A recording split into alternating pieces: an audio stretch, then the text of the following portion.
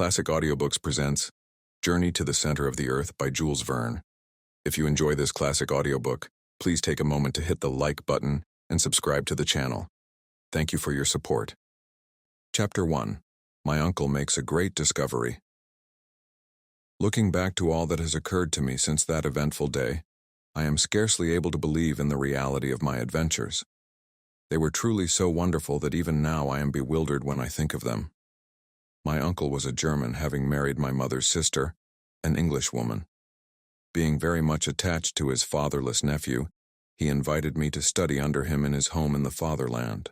This home was in a large town, and my uncle a professor of philosophy, chemistry, geology, mineralogy, and many other ologies. One day, after passing some hours in the laboratory, my uncle being absent at the time, I suddenly felt the necessity of renovating the tissues, i.e., I was hungry, and was about to rouse up our old French cook, when my uncle, Professor von Hardwigg, suddenly opened the street door and came rushing upstairs. Now Professor Hardwigg, my worthy uncle, is by no means a bad sort of man. He is, however, choleric and original. To bear with him means to obey, and scarcely had his heavy feet resounded within our joint domicile than he shouted for me to attend upon him. "Harry! Harry! Harry!" I hastened to obey, but before I could reach his room, jumping 3 steps at a time, he was stamping his right foot upon the landing. "Harry!" he cried in a frantic tone. "Are you coming up?" Now, to tell the truth, at that moment I was far more interested in the question as to what was to constitute our dinner than in any problem of science. To me, soup was more interesting than soda, an omelette more tempting than arithmetic, and an artichoke of 10 times more value than any amount of asbestos. But my uncle was not a man to be kept waiting, so adjourning therefore all minor questions, I presented myself before him. He was a very learned man. Now most persons in this category supply themselves with information, as peddlers do with goods for the benefit of others, and lay up stores in order to diffuse them abroad for the benefit of society in general. Not so my excellent uncle, Professor Hardwigg. He studied, he consumed the midnight oil, he pored over heavy tomes and digested huge quartos and folios in order to keep the knowledge acquired to himself. There was a reason, and it may be regarded as a good one, why my uncle objected to display his learning more than was absolutely necessary.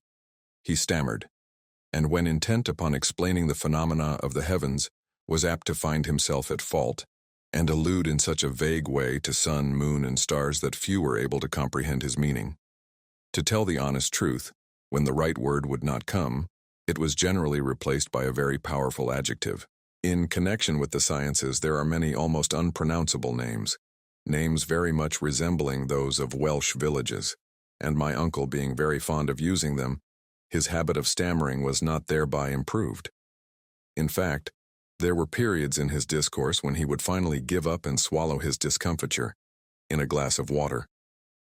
As I said, my uncle, Professor Hardwigg, was a very learned man, and I now add a most kind relative. I was bound to him by the double ties of affection and interest.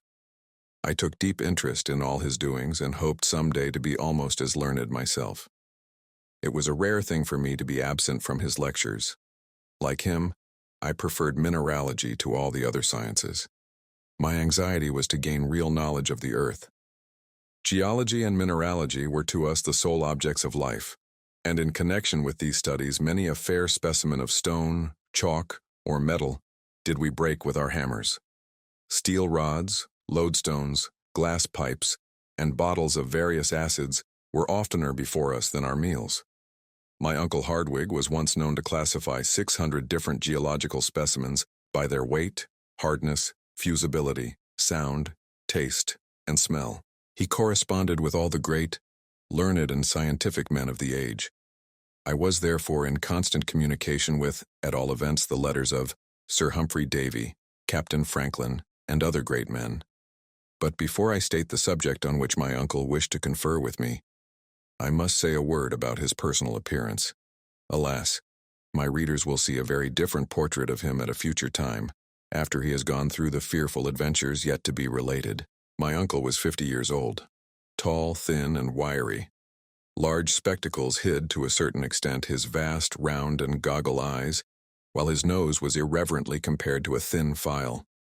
So much indeed did it resemble that useful article, that a compass was said in his presence to have made considerable nasal deviation. The truth being told, however, the only article really attracted to my uncle's nose was tobacco.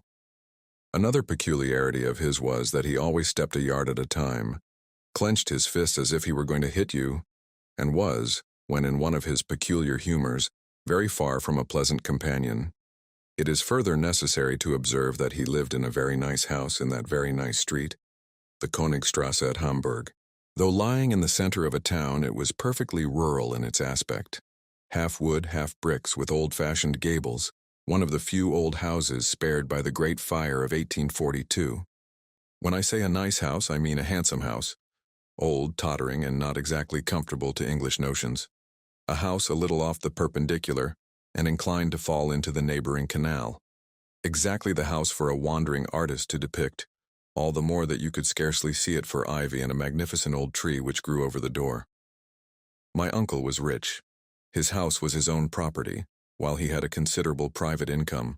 To my notion, the best part of his possessions was his goddaughter, Gretchen, and the old cook, the young lady, the professor and I were the sole inhabitants. I loved mineralogy.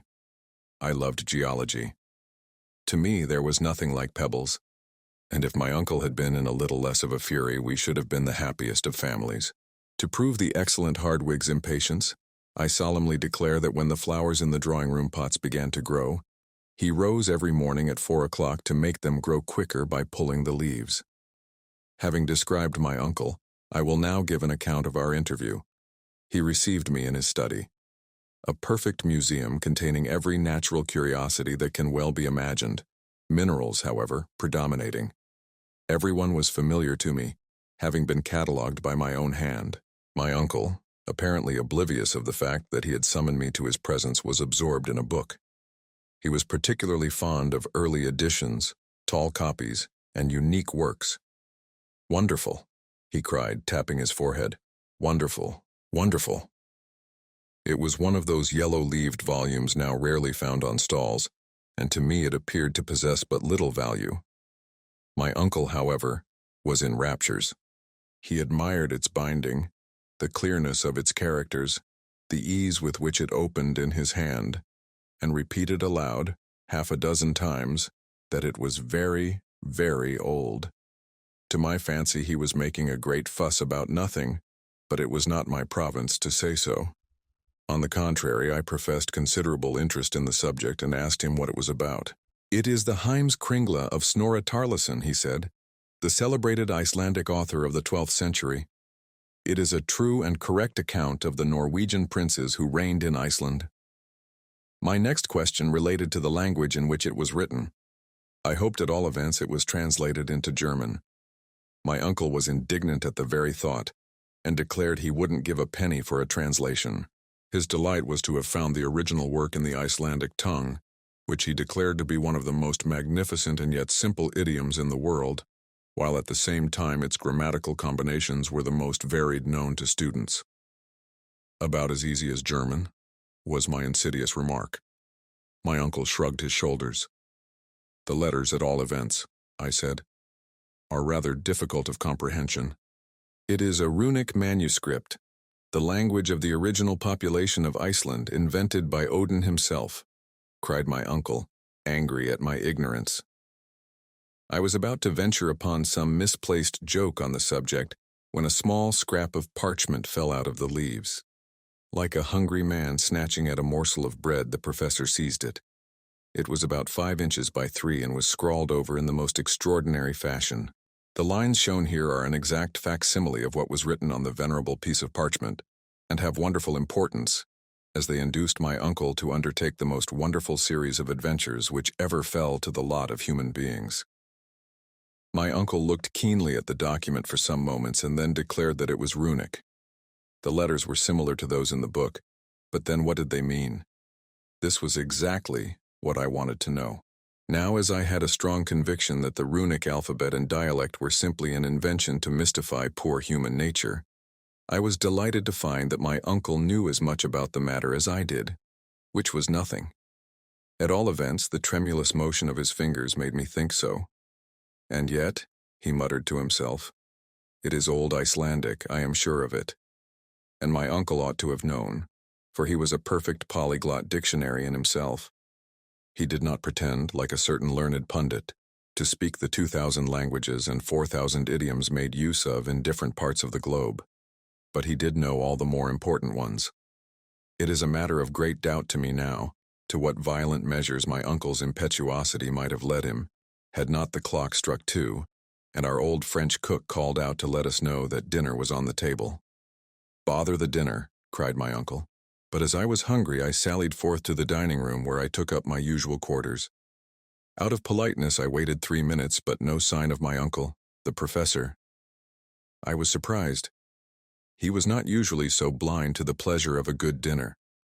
It was the acme of German luxury: parsley soup, a ham omelette with sorrel trimmings, an oyster of veal stewed with prunes, delicious fruit, and sparkling Moselle.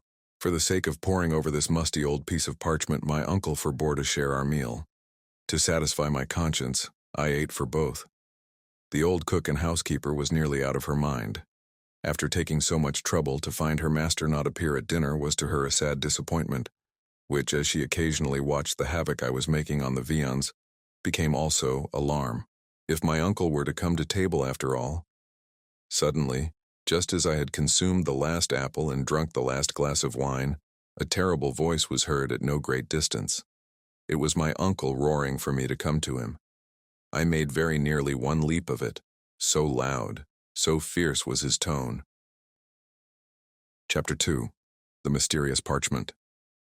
"I declare," cried my uncle, striking the table fiercely with his fist, "I declare to you it is Runic, and contains some wonderful secret, which I must get at any price."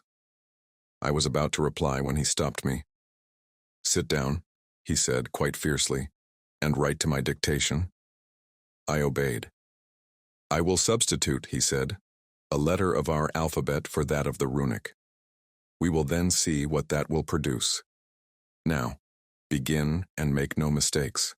The dictation commenced with the following incomprehensible result: Marnels Esruel siek disgutsmf untief niederkekti, samnatrates, saudran emtnai ainuek teril satvar, skarkiabs kidermi utul frantudit yakosebo. Katie, scarcely giving me time to finish, my uncle snatched the document from my hands and examined it with the most rapt and deep attention. "I should like to know what it means," he said after a long period. I certainly could not tell him, nor did he expect me to, his conversation being uniformly answered by himself. "I declare it puts me in mind of a cryptograph," he cried, "unless indeed the letters have been written without any real meaning. And yet why take so much trouble? Who knows but I may be on the verge of some great discovery." My candid opinion was that it was all rubbish, but this opinion I kept carefully to myself, as my uncle's choler was not pleasant to bear. All this time he was comparing the book with the parchment. "The manuscript volume and the smaller document are written in different hands," he said. "The cryptograph is of much later date than the book. There is an undoubted proof of the correctness of my surmise, an irrefragable proof I took it to be. The first letter is a double M, which was only added to the Icelandic language in the 12th century. This makes the parchment 200 years posterior to the volume. The circumstances appeared very probable and very logical, but it was all surmise to me. To me, it appears probable that this sentence was written by some owner of the book. Now, who was the owner is the next important question. Perhaps by great good luck it may be written somewhere in the volume." With these words, Professor Hardwigg took off his spectacles, and taking a powerful magnifying glass, examined the book carefully. On the flyleaf was what appeared to be a blot of ink, but on examination proved to be a line of writing almost effaced by time. This was what he sought, and after some considerable time he made out these letters. "Arne Saknusem," he cried in a joyous and triumphant tone. "That is not only an Icelandic name, but of a learned professor of the 16th century, a celebrated alchemist." I bowed as a sign of respect. "These alchemists," he continued, "Avicenna, Bacon, Lully, Paracelsus, were the only learned men of the day. They made surprising discoveries. May not this Saknussemm nephew mine have hidden on this bit of parchment some astounding invention? I believe the cryptograph to have a profound meaning which I must make out. My uncle walked about the room in a state of excitement almost impossible to describe. It may be so, sir, I timidly observed, but why conceal it from posterity, if it be a useful, a worthy discovery? Why, how should I know? Did not Galileo make a secret of his discoveries in connection with Saturn? But we shall see. Until I discover the meaning of this sentence, I will neither eat nor sleep. My dear uncle, I began. Nor you neither, he added. It was lucky I had taken double allowance that day. In the first place, he continued, there must be a clue to the meaning. If we could find that, the rest would be easy enough. I began seriously to reflect. The prospect of going without food and sleep was not a promising one, so I determined to do my best to solve the mystery. My uncle, meanwhile, went on with his soliloquy. The way to discover it is easy enough. In this document there are 132 letters, giving 79 consonants to 53 vowels. This is about the proportion found in most southern languages, the idioms of the north being much more rich in consonants. We may confidently predict, therefore, that we have to deal with a southern dialect. Nothing could be more logical. Now, said Professor Hardwigg, to trace the particular language. As Shakespeare says, that is the question, was my rather satirical reply. This man Saknussemm, he continued, was a very learned man.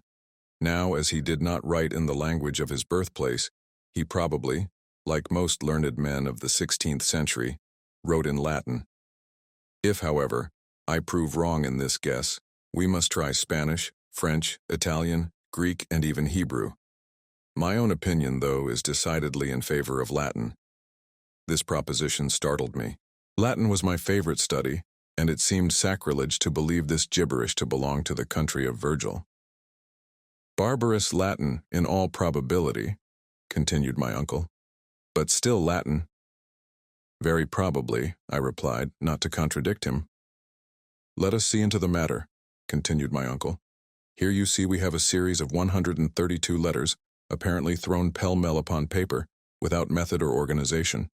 There are words which are composed wholly of consonants, such as mount.nlls, others which are nearly all vowels. The fifth, for instance, which is untif, and one of the last osebo. This appears an extraordinary combination. Probably we shall find that the phrase is arranged according to some mathematical plan. No doubt a certain sentence has been written out and then jumbled up, some plan to which some figure is the clue. Now, Harry, to show your English wit. What is that figure? I could give him no hint. My thoughts were indeed far away. While he was speaking, I had caught sight of the portrait of my cousin Gretchen, and was wondering when she would return. We were affianced and loved one another very sincerely, but my uncle, who never thought even of such sublunary matters, knew nothing of this. Without noticing my abstraction, the professor began reading the puzzling cryptograph all sorts of ways, according to some theory of his own. Presently, rousing my wandering attention, he dictated one precious attempt to me. I mildly handed it over to him. It read as follows. Mesunka san reda iseftuke dak segnitamurtien echercerete rotaiv sadua ednek sedzadne lakartni iler j siratraxarb mutabiledmek meritark siluko islefen seni. I could scarcely keep from laughing, while my uncle, on the contrary, got in a towering passion, struck the table with his fist, darted out of the room, out of the house, and then, taking to his heels, was presently lost to sight. Chapter 3. An Astounding Discovery. What is the matter? Cried the cook, entering the room. When will master have his dinner? Never. And his supper? I don't know. He says he will eat no more, neither shall I. My uncle has determined to fast, and make me fast until he makes out this abominable inscription, I replied. You will be starved to death, she said. I was very much of the same opinion, but not liking to say so, sent her away, and began some of my usual work of classification. But try as I might, nothing could keep me from thinking alternately of the stupid manuscript and of the pretty Gretchen. Several times I thought of going out, but my uncle would have been angry at my absence. At the end of an hour, my allotted task was done. How to pass the time? I began by lighting my pipe. Like all other students, I delighted in tobacco, and seating myself in the great armchair, I began to think. Where was my uncle? I could easily imagine him tearing along some solitary road, gesticulating, talking to himself, cutting the air with his cane, and still thinking of the absurd bit of hieroglyphics. Would he hit upon some clue? Would he come home in better humor? While these thoughts were passing through my brain, I mechanically took up the execrable puzzle and tried every imaginable way of grouping the letters. I put them together by 2s, by 3s, 4s, and 5s, in vain. Nothing intelligible came out except that the 14th, 15th, and 16th made ice in English. The 84th, 85th, and 86th, the word sir. Then at last I seemed to find the Latin words rota, mutabile, ira, nec, atra. Ha, there seems to be some truth in my uncle's notion, thought I. Then again I seemed to find the word luco, which means sacred wood. Then in the third line I appeared to make out labeled, a perfect Hebrew word, and at the last the syllables mir, are, mir, which were French. It was enough to drive one mad. 4 different idioms in this absurd phrase. What connection could there be between ice, sir, anger, cruel, sacred wood, changing mother, R, and C?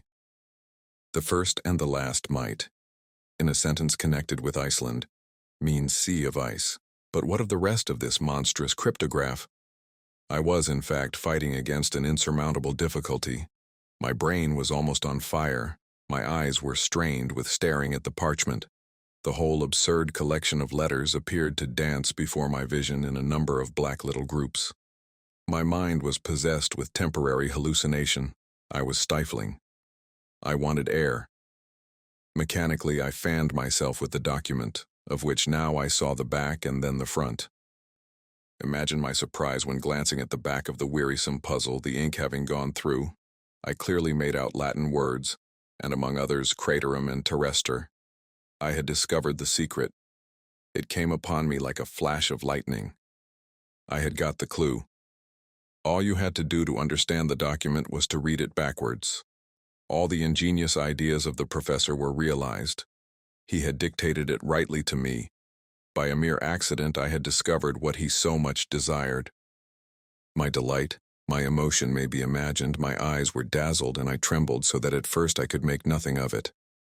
One look, however, would tell me all I wished to know. Let me read, I said to myself, after drawing a long breath. I spread it before me on the table. I passed my finger over each letter. I spelled it through. In my excitement, I read it out. What horror and stupefaction took possession of my soul. I was like a man who had received a knockdown blow. Was it possible that I really read the terrible secret, and it had really been accomplished? A man had dared to do what no living being should ever know. Never, cried I, jumping up. Never shall my uncle be made aware of the dread secret. He would be quite capable of undertaking the terrible journey. Nothing would check him, nothing stop him. Worse, he would compel me to accompany him, and we should be lost forever. But no, such folly and madness cannot be allowed. I was almost beside myself with rage and fury. My worthy uncle is already nearly mad, I cried aloud. This would finish him. By some accident he may make the discovery, in which case we are both lost. Perish the fearful secret, let the flames forever bury it in oblivion. I snatched up book and parchment and was about to cast them into the fire when the door opened and my uncle entered. I had scarcely time to put down the wretched documents before my uncle was by my side. He was profoundly absorbed. His thoughts were evidently bent on the terrible parchment.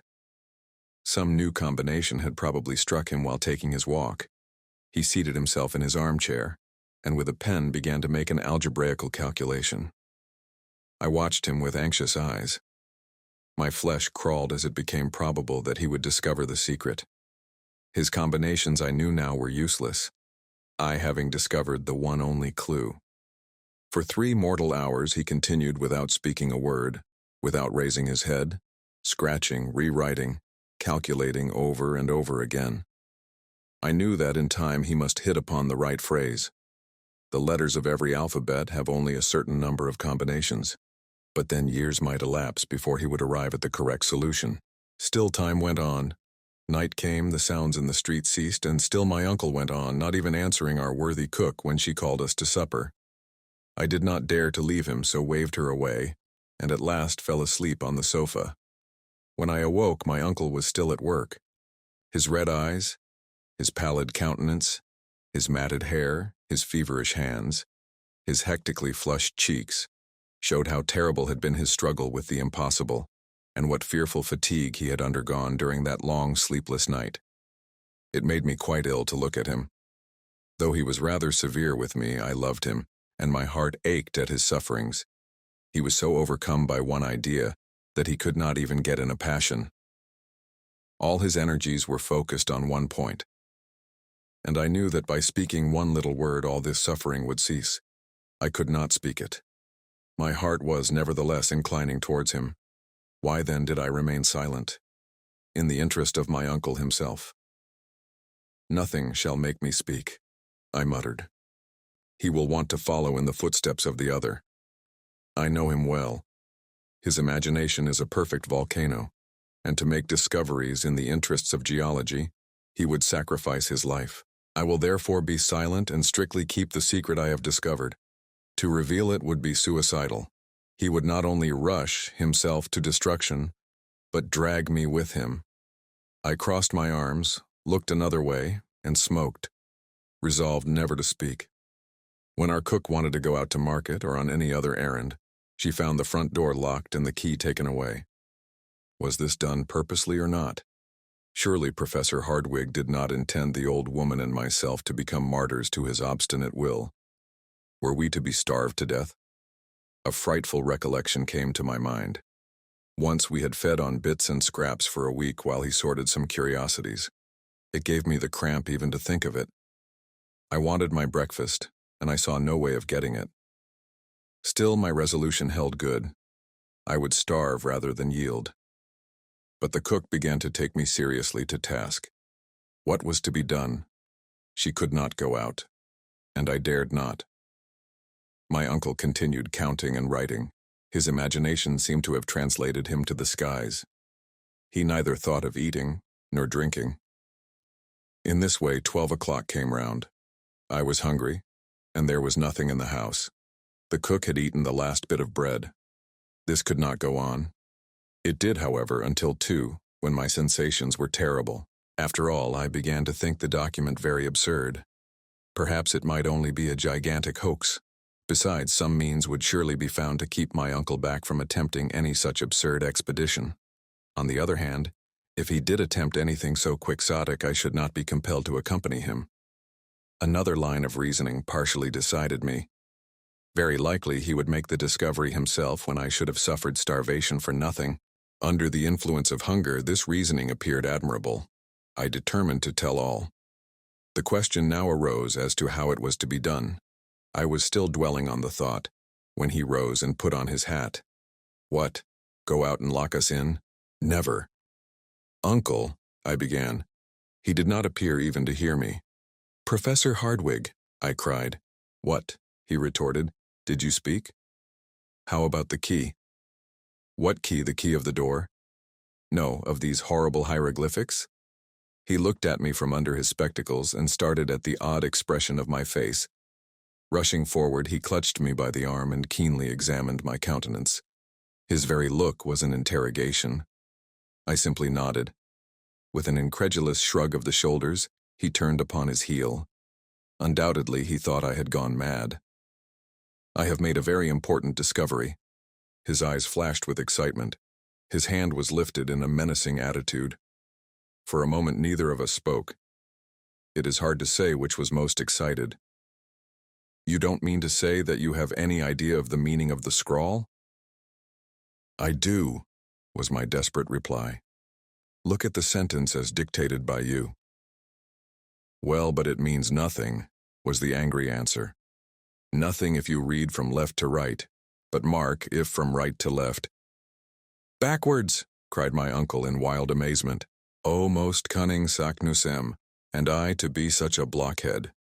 He snatched up the document, gazed at it with haggard eye, and read it out as I had done. It read as follows.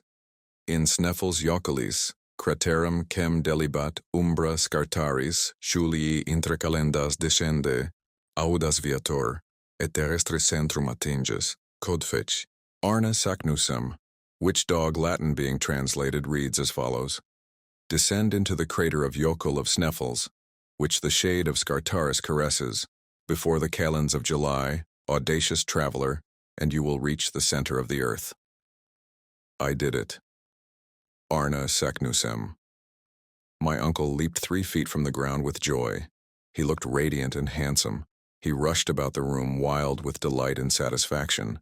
He knocked over tables and chairs. He threw his books about until at last, utterly exhausted, he fell into his armchair. What's o'clock?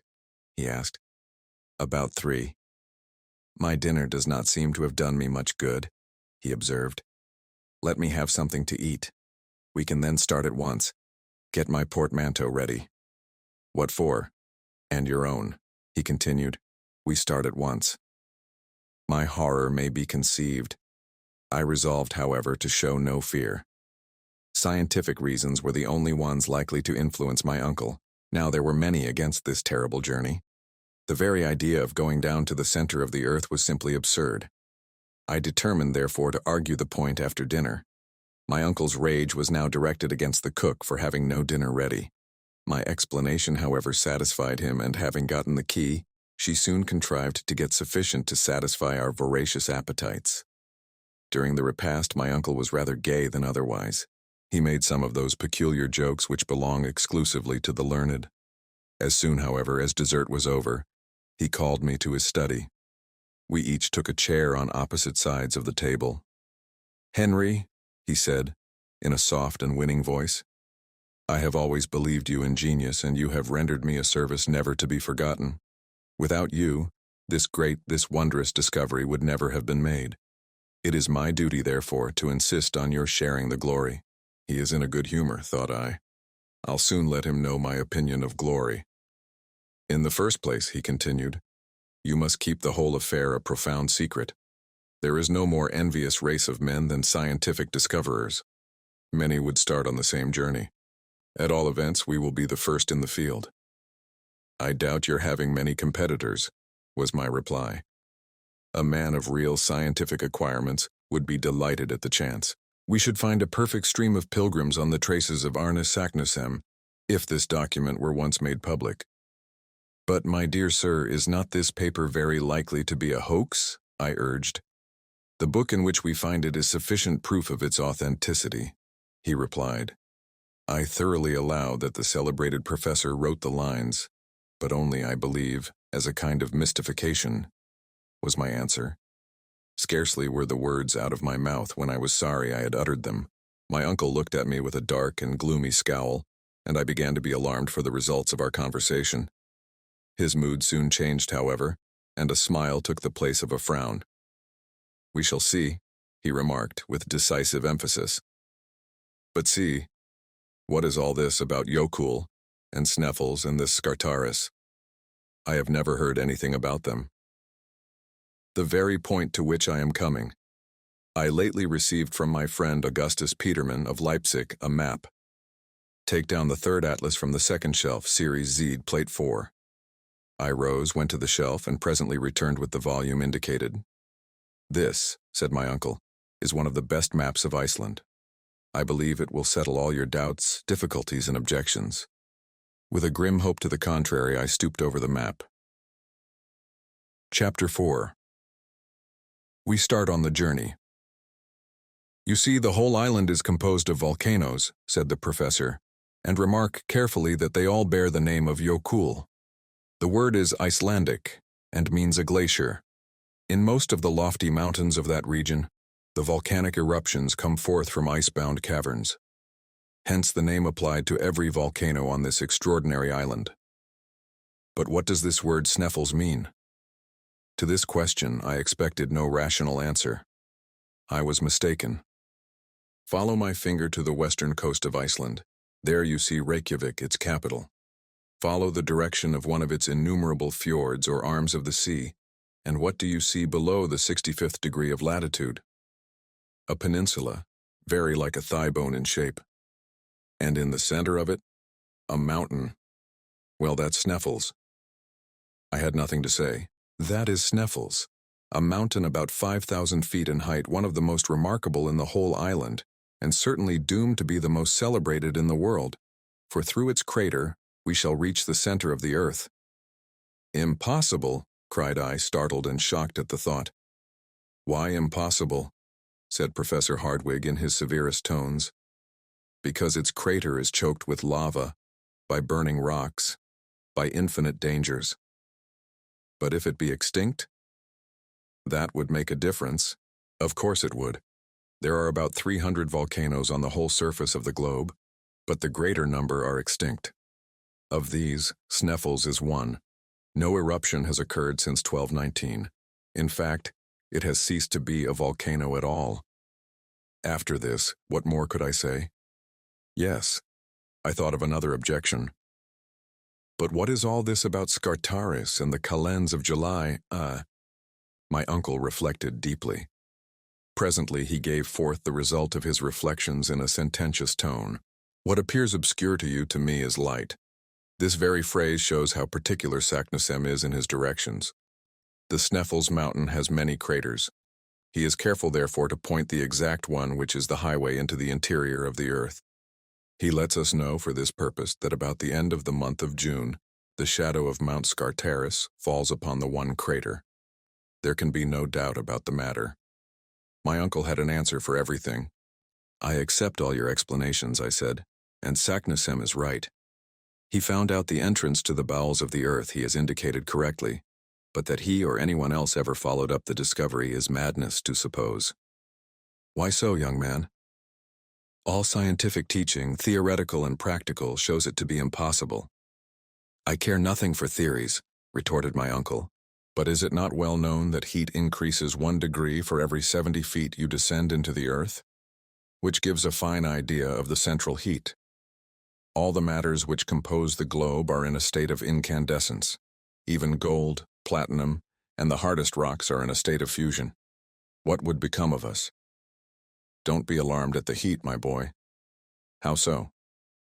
Neither you nor anybody else know anything about the real state of the Earth's interior. All modern experiments tend to explode the older theories.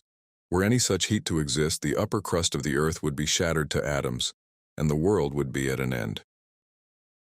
A long, learned, and not uninteresting discussion followed, which ended in this wise. I do not believe in the dangers and difficulties which you, Henry, seem to multiply, and the only way to learn is, like Arne Saknussemm, to go and see. Well, cried I, overcome at last, let us go and see, though how we can do that in the dark is another mystery. Fear nothing. We shall overcome these and many other difficulties. Besides, as we approach the center, I expect to find it luminous. Nothing is impossible. And now that we have come to a thorough understanding, not a word to any living soul. Our success depends on secrecy and dispatch. Thus ended our memorable conference, which roused a perfect fever in me. Leaving my uncle, I went forth like one possessed. Reaching the banks of the Elbe, I began to think. Was all I had heard really and truly possible? Was my uncle in his sober senses, and could the interior of the earth be reached? Was I the victim of a madman, or was he a discoverer of rare courage and grandeur of conception? To a certain extent, I was anxious to be off. I was afraid my enthusiasm would cool. I determined to pack up at once. At the end of an hour, however, on my way home, I found that my feelings had very much changed. I'm all abroad, I cried. 'Tis a nightmare, I must have dreamed it. At this moment I came face to face with Gretchen, whom I warmly embraced. So you have come to meet me, she said. How good of you, but what is the matter? Well, it was no use mincing the matter, I told her all. She listened with awe, and for some minutes she could not speak. "Well?" I at last said, rather anxiously. What a magnificent journey, if I were only a man. A journey worthy of the nephew of Professor Hardwigg. I should look upon it as an honor to accompany him. My dear Gretchen, I thought you would be the first to cry out against this mad enterprise. No, on the contrary, I glory in it. It is magnificent, splendid, an idea worthy of my father. Henry Lawson, I envy you.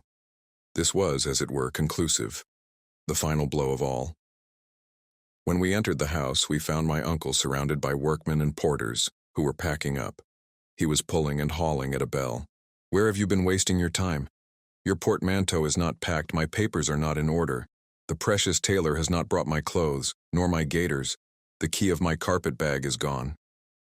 I looked at him stupefied, and still he tugged away at the bell. "We are really off, then?" I said. "Yes, of course. And yet you go out for a stroll, unfortunate boy." "And when do we go?" "The day after tomorrow, at daybreak." I heard no more, but darted off to my little bedchamber and locked myself in. There was no doubt about it now. My uncle had been hard at work all the afternoon. The garden was full of ropes, rope ladders, torches, gourds, iron clamps, crowbars, alpenstocks, and pickaxes, enough to load 10 men. I passed a terrible night. I was called early the next day to learn that the resolution of my uncle was unchanged and irrevocable. I also found my cousin and affianced wife as warm on the subject as was her father. Next day, at 5 o'clock in the morning, the postchaise was at the door. Gretchen and the old cook received the keys of the house, and, scarcely pausing to wish anyone goodbye, we started on our adventurous journey into the center of the earth. Chapter 5. First Lessons in Climbing.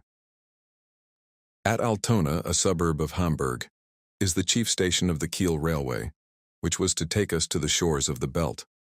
In 20 minutes from the moment of our departure, we were in Holstein, and our carriage entered the station. Our heavy luggage was taken out, weighed, labeled, and placed in a huge van. We then took our tickets, and exactly at 7 o'clock, were seated opposite each other in a first-class railway carriage. My uncle said nothing. He was too busy examining his papers, among which, of course, was the famous parchment, and some letters of introduction from the Danish consul, which were to pave the way to an introduction to the governor of Iceland. My only amusement was looking out of the window.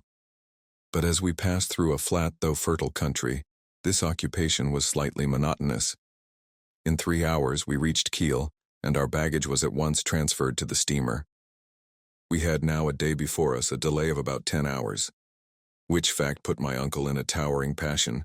We had nothing to do but to walk about the pretty town and bay. At length, however, we went on board, and at 10:30 were steaming down the Great Belt. It was a dark night, with a strong breeze and a rough sea, nothing being visible but the occasional fires on shore, with here and there a lighthouse. At 7 in the morning we left Korsør, a little town on the western side of Sealand. Here we took another railway, which in 3 hours brought us to the capital, Copenhagen, where, scarcely taking time for refreshment, my uncle hurried out to present one of his letters of introduction. It was to the director of the Museum of Antiquities who, having been informed that we were tourists bound for Iceland, did all he could to assist us. One wretched hope sustained me now. Perhaps no vessel was bound for such distant parts. Alas, a little Danish schooner, the Valkyrie, was to sail on the 2nd of June for Reykjavik. The captain, Monsieur Bjarne, was on board, and was rather surprised at the energy and cordiality with which his future passenger shook him by the hand. To him, a voyage to Iceland was merely a matter of course. My uncle, on the other hand, considered the event of sublime importance. The honest sailor took advantage of the professor's enthusiasm to double the fare. "On Tuesday morning at 7 o'clock be on board," said Monsieur Bjarne, handing us our receipts. "Excellent! Capital! Glorious!" remarked my uncle as we sat down to a late breakfast. "Refresh yourself, my boy, and we will take a run through the town." Our meal concluded, we went to the Kongens Nye Torv, to the king's magnificent palace, to the beautiful bridge over the canal near the museum, to the immense cenotaph of Thorwaldsen with its hideous naval groups, to the castle of Rosenberg, and to all the other lions of the place, none of which my uncle even saw. So absorbed was he in his anticipated triumphs. But one thing struck his fancy, and that was a certain singular steeple situated on the island of Amak, which is the southeast quarter of the city of Copenhagen. My uncle at once ordered me to turn my steps that way, and accordingly we went on board the steam ferry boat which does duty on the canal, and very soon reached the noted dockyard quay. In the first instance we crossed some narrow streets where we met numerous groups of galley slaves, with parti-colored trousers, gray and yellow, working under the orders and the sticks of severe taskmasters, and finally reached the Vorfrelsers Kirk. This church exhibited nothing remarkable in itself. In fact, the worthy professor had only been attracted to it by one circumstance, which was that its rather elevated steeple started from a circular platform, after which there was an exterior staircase, which wound round to the very summit. "Let us ascend," said my uncle. "But I never could climb church towers," I cried. "I am subject to dizziness in my head." "The very reason why you should go up. I want to cure you of a bad habit." "But my good sir," "I tell you to come. What is the use of wasting so much valuable time?" It was impossible to dispute the dictatorial commands of my uncle. I yielded with a groan. On payment of a fee, a verger gave us the key. He, for one, was not partial to the ascent. My uncle at once showed me the way, running up the steps like a schoolboy. I followed as well as I could, though no sooner was I outside the tower than my head began to swim. There was nothing of the eagle about me. The earth was enough for me, and no ambitious desire to soar ever entered my mind. Still, things did not go badly until I had ascended 150 steps and was near the platform, when I began to feel the rush of cold air. I could scarcely stand when, clutching the railings, I looked upwards. The railing was frail enough, but nothing to those which skirted the terrible winding staircase that appeared from where I stood to ascend to the skies. "Now then, Henry." "I can't do it," I cried in accents of despair. "Are you after all a coward, sir?" said my uncle in a pitiless tone. "Go up, I say." To this there was no reply possible, and yet the keen air acted violently on my nervous system. Sky, earth, all seemed to swim round, while the steeple rocked like a ship. My legs gave way like those of a drunken man. I crawled upon my hands and knees. I hauled myself up slowly, crawling like a snake. Presently I closed my eyes and allowed myself to be dragged upwards. "Look around you," said my uncle in a stern voice. "Heaven knows what profound abysses you may have to look down. This is excellent practice." Slowly, and shivering all the while with cold, I opened my eyes. What then did I see?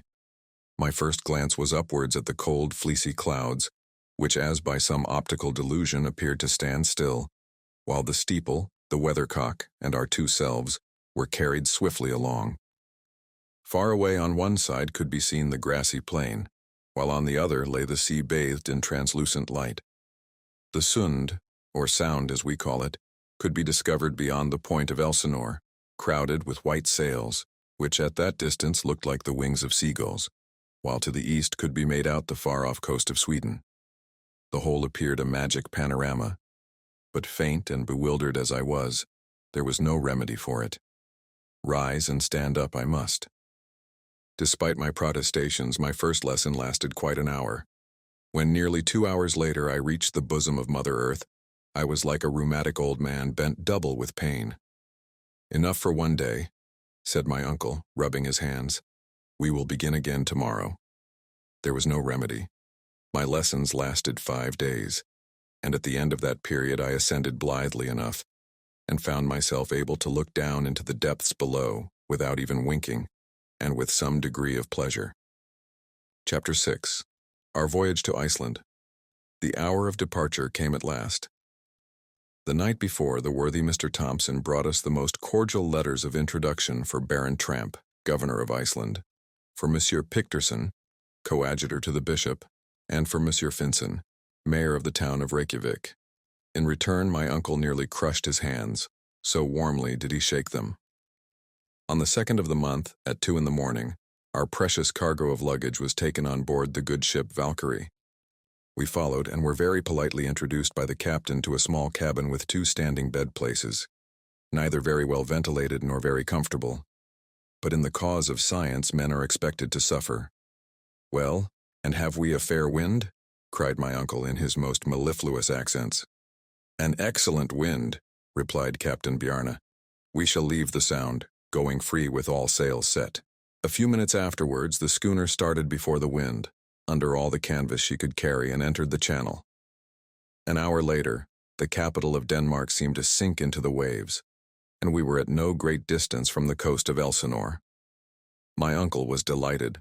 For myself, moody and dissatisfied, I appeared almost to expect a glimpse of the ghost of Hamlet. "Sublime madman," thought I, "you doubtless would approve our proceedings. You might perhaps even follow us to the center of the earth, there to resolve your eternal doubts." But no ghost or anything else appeared upon the ancient walls. The fact is, the castle is much later than the time of the heroic Prince of Denmark. It is now the residence of the keeper of the Strait of the Sound, and through that sound more than 15,000 vessels of all nations pass every year. The castle of Kronborg soon disappeared in the murky atmosphere, as well as the Tower of Helsingborg, which raises its head on the Swedish bank.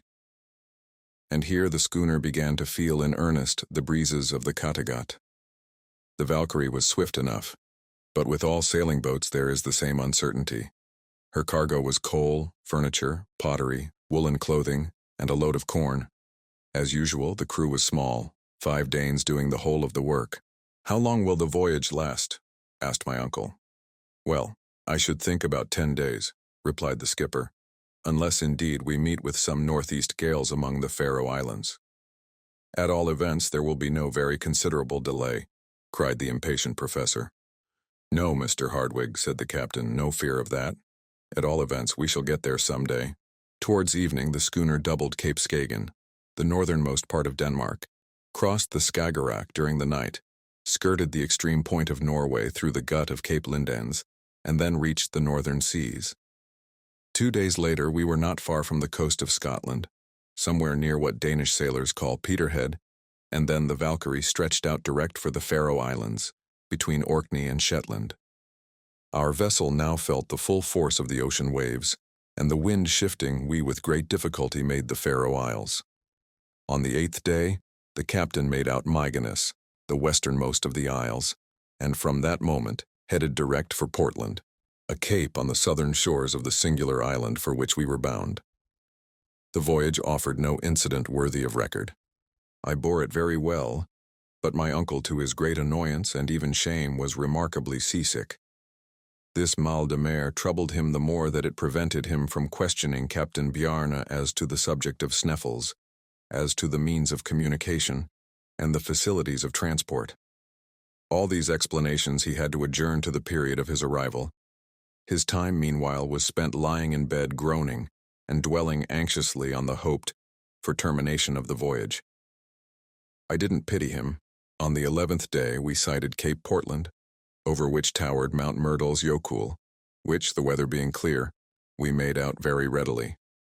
The cape itself is nothing but a huge mount of granite standing naked and alone to meet the Atlantic waves. The Valkyrie kept off the coast, steering to the westward. On all sides were to be seen whole schools of whales and sharks.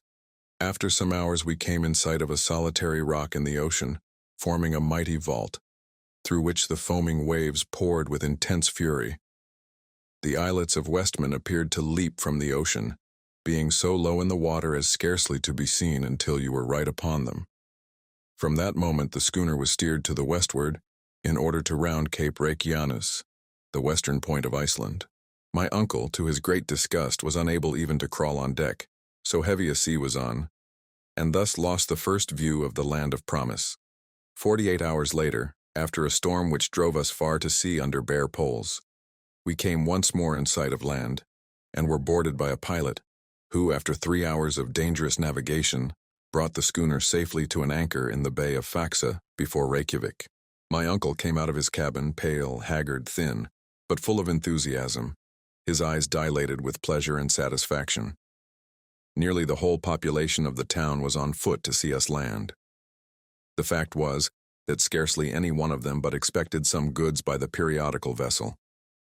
Professor Hardwigg was in haste to leave his prison, or rather as he called it, his hospital. But before he attempted to do so, he caught hold of my hand, led me to the quarterdeck of the schooner, took my arm with his left hand, and pointed inland with his right over the northern part of the bay, to where rose a high, two-peaked mountain, a double cone covered with eternal snow. "Behold," he whispered in an awe-stricken voice, "behold Mount Sneffels."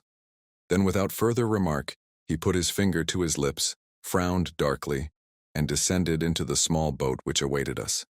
I followed, and in a few minutes we stood upon the soil of mysterious Iceland.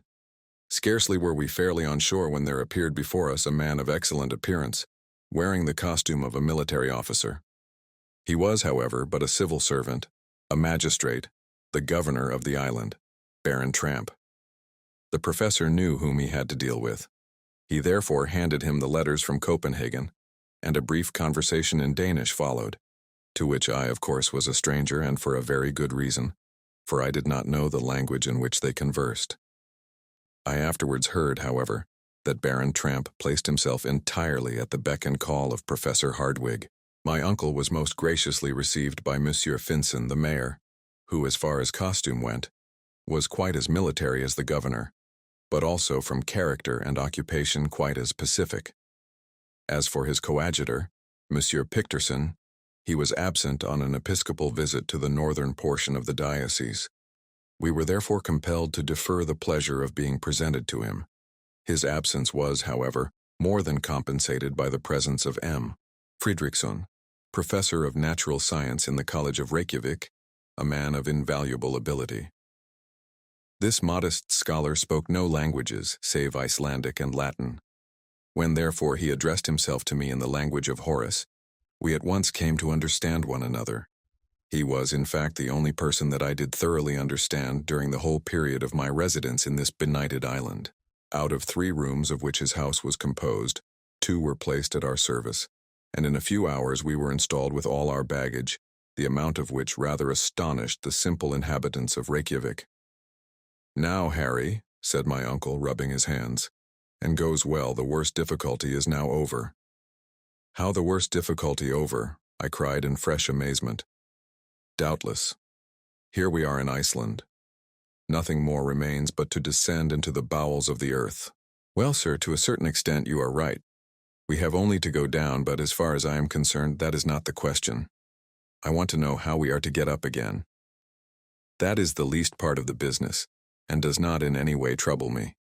In the meantime, there is not an hour to lose. I am about to visit the public library. Very likely I may find there some manuscripts from the hand of Saknussemm. I shall be glad to consult them.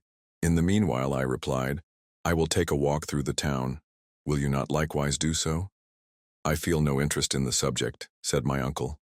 "What for me is curious in this island is not what is above the surface, but what is below." I bowed by way of reply, put on my hat and furred cloak, and went out. It was not an easy matter to lose oneself in the 2 streets of Reykjavik. I had therefore no need to ask my way. The town lies on a flat and marshy plain between 2 hills. A vast field of lava skirts it on one side, falling away in terraces towards the sea. On the other hand is the large bay of Faxa, bordered on the north by the enormous glacier of Sneffels, and in which bay the Valkyrie was then the only vessel at anchor. Generally, there were 1 or 2 English or French gunboats to watch and protect the fisheries in the offing. They were now, however, absent on duty. The longest of the streets of Reykjavik runs parallel to the shore. In this street the merchants and traders live in wooden huts made with beams of wood, painted red, mere log huts, such as you find in the wilds of America. The other street, situated more to the west, runs toward a little lake between the residences of the bishop and the other personages not engaged in commerce. I had soon seen all I wanted of these weary and dismal thoroughfares. Here and there was a strip of discolored turf like an old worn-out bit of woolen carpet, and now and then a bit of kitchen garden, in which grew potatoes, cabbage, and lettuce, almost diminutive enough to suggest the idea of Lilliput. In the center of the new commercial street, I found the public cemetery, enclosed by an earthen wall. Though not very large, it appeared not likely to be filled for centuries. From hence I went to the house of the governor, a mere hut in comparison with the mansion house of Hamburg, but a palace alongside the other Icelandic houses. Between the little lake and the town was the church, built in simple Protestant style, and composed of calcined stones thrown up by volcanic action. I have not the slightest doubt that in high winds its red tiles were blown out, to the great annoyance of the pastor and congregation. Upon an eminence close at hand was the national school, in which were taught Hebrew, English, French, and Danish. In 3 hours my tour was complete. The general impression upon my mind was sadness. No trees, no vegetation, so to speak, on all sides volcanic peaks, the huts of turf and earth, more like roofs than houses. Thanks to the heat of these residences, grass grows on the roof, which grass is carefully cut for hay. I saw but few inhabitants during my excursion, but I met a crowd on the beach, drying, salting, and loading codfish, the principal article of exportation. The men appeared robust but heavy, fair-haired like Germans, but of pensive mien, exiles of a higher scale in the ladder of humanity than the Eskimos, but I thought much more unhappy, since with superior perceptions they are compelled to live within the limits of the polar circle. Sometimes they gave vent to a convulsive laugh, but by no chance did they smile. Their costume consists of a coarse capote of black wool, known in Scandinavian countries as the vadmel, a broad-brimmed hat, trousers of red serge, and a piece of leather tied with strings for a shoe, a coarse kind of moccasin. The women, though sad-looking and mournful, had rather agreeable features without much expression. They wear a bodice and petticoat of somber vadmel.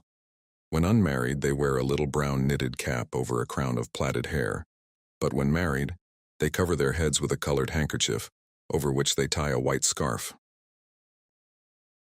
Chapter 7. Conversation and Discovery. When I returned, dinner was ready. This meal was devoured by my worthy relative with avidity and voracity. His shipboard diet had turned his interior into a perfect gulf. The repast, which was more Danish than Icelandic, was in itself nothing, but the excessive hospitality of our host made us enjoy it doubly. The conversation turned upon scientific matters, and Monsieur Friedrichsen asked my uncle what he thought of the public library. "Library, sir?" cried my uncle. "It appears to me a collection of useless odd volumes, and a beggarly amount of empty shelves." "What?" cried Monsieur Friedrichsen. "Why, we have 8,000 volumes of most rare and valuable works, some in the Scandinavian language besides all the new publications from Copenhagen." 8,000 volumes, my dear sir. Why, where are they?" cried my uncle. "Scattered over the country, Professor Hardwig. We are very studious, my dear sir, though we do live in Iceland. Every farmer, every laborer, every fisherman can both read and write, and we think that books, instead of being locked up in cupboards, far from the sight of students, should be distributed as widely as possible. The books of our library are therefore passed from hand to hand without returning to the library shelves, perhaps for years. Then when foreigners visit you, there is nothing for them to see? Well, sir, foreigners have their own libraries, and our first consideration is that our humbler classes should be highly educated. Fortunately, the love of study is innate in the Icelandic people. In 1816, we founded a literary society and mechanics institute. Many foreign scholars of eminence are honorary members. We publish books destined to educate our people, and these books have rendered valuable services to our country. Allow me to have the honor, Professor Hardwig, to enroll you as an honorary member." My uncle, who already belonged to nearly every literary and scientific institution in Europe, immediately yielded to the amiable wishes of good Monsieur Friedrichsen. "And now," he said after many expressions of gratitude and goodwill, "if you will tell me what books you expected to find, perhaps I may be of some assistance to you." I watched my uncle keenly. For a minute or two he hesitated, as if unwilling to speak. To speak openly was, perhaps, to unveil his projects. Nevertheless, after some reflection, he made up his mind. "Well, Friedrichsen," he said in an easy, unconcerned kind of way, "I was desirous of ascertaining if, among other valuable works, you had any of the learned Arne Saknussemm." "Arne Saknussemm," cried the professor of Reykjavik. "You speak of one of the most distinguished scholars of the 16th century, of the great naturalist, the great alchemist, the great traveler." "Exactly so." one of the most distinguished men connected with Icelandic science and literature, as you say, sir. A man illustrious above all. Yes, sir, all this is true, but his works? We have none of them. Not in Iceland? There are none in Iceland or elsewhere, answered the other sadly. Why so? Because Arne Saknussemm was persecuted for heresy, and in 1573 his works were publicly burnt at Copenhagen by the hands of the common hangman. Very good, capital, murmured my uncle, to the great astonishment of the worthy Icelander. You said, sir. Yes, yes, all is clear. I see the link in the chain. Everything is explained, and I now understand why Arne Saknussemm, put out of court, forced to hide his magnificent discoveries, was compelled to conceal beneath the veil of an incomprehensible cryptograph the secret. What secret? A secret which, stammered my uncle. Have you discovered some wonderful manuscript? Cried Monsieur Friedrichsen. No, no, I was carried away by my enthusiasm. A mere supposition. Very good, sir. But really, to turn to another subject, I hope you will not leave our island without examining into its mineralogical riches. Well, the fact is, I am rather late. So many learned men have been here before me. Yes, yes, but there is still much to be done, cried Monsieur Friedrichsen. You think so? Said my uncle, his eyes twinkling with hidden satisfaction. Yes, you have no idea how many unknown mountains, glaciers, volcanoes there are which remain to be studied. Without moving from where we sit, I can show you one. Yonder on the edge of the horizon you see Sneffels. Oh yes, Sneffels, said my uncle, one of the most curious volcanoes in existence, the crater of which has been rarely visited. Extinct? Extinct, any time these 500 years, was the ready reply. Well, said my uncle, who dug his nails into his flesh and pressed his knees tightly together to prevent himself leaping up with joy, I have a great mind to begin my studies with an examination of the geological mysteries of this Mount Sneffels. Faisal, what do you call it? Sneffels, my dear sir. This portion of the conversation took place in Latin, and I therefore understood all that had been said. I could scarcely keep my countenance when I found my uncle so cunningly concealing his delight and satisfaction. I must confess that his artful grimaces, put on to conceal his happiness, made him look like a new Mephistopheles. Yes, yes, he continued. Your proposition delights me. I will endeavor to climb to the summit of Sneffels and, if possible, will descend into its crater. I very much regret, continued Monsieur Friedrichsen, that my occupation will entirely preclude the possibility of my accompanying you. It would have been both pleasurable and profitable if I could have spared the time.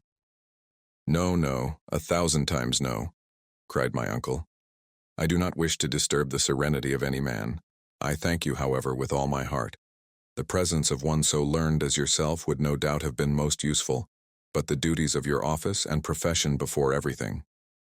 In the innocence of his simple heart, our host did not perceive the irony of these remarks. I entirely approve your project, continued the Icelander, after some further remarks. It is a good idea to begin by examining this volcano. You will make a harvest of curious observations. In the first place, how do you propose to get to Sneffels? By sea. I shall cross the bay. Of course, that is the most rapid route. Of course, but still it cannot be done. Why? We have not an available boat in all Reykjavik, replied the other. What is to be done? You must go by land along the coast. It is longer but much more interesting. Then I must have a guide. Of course, and I have your very man. Somebody on whom I can depend.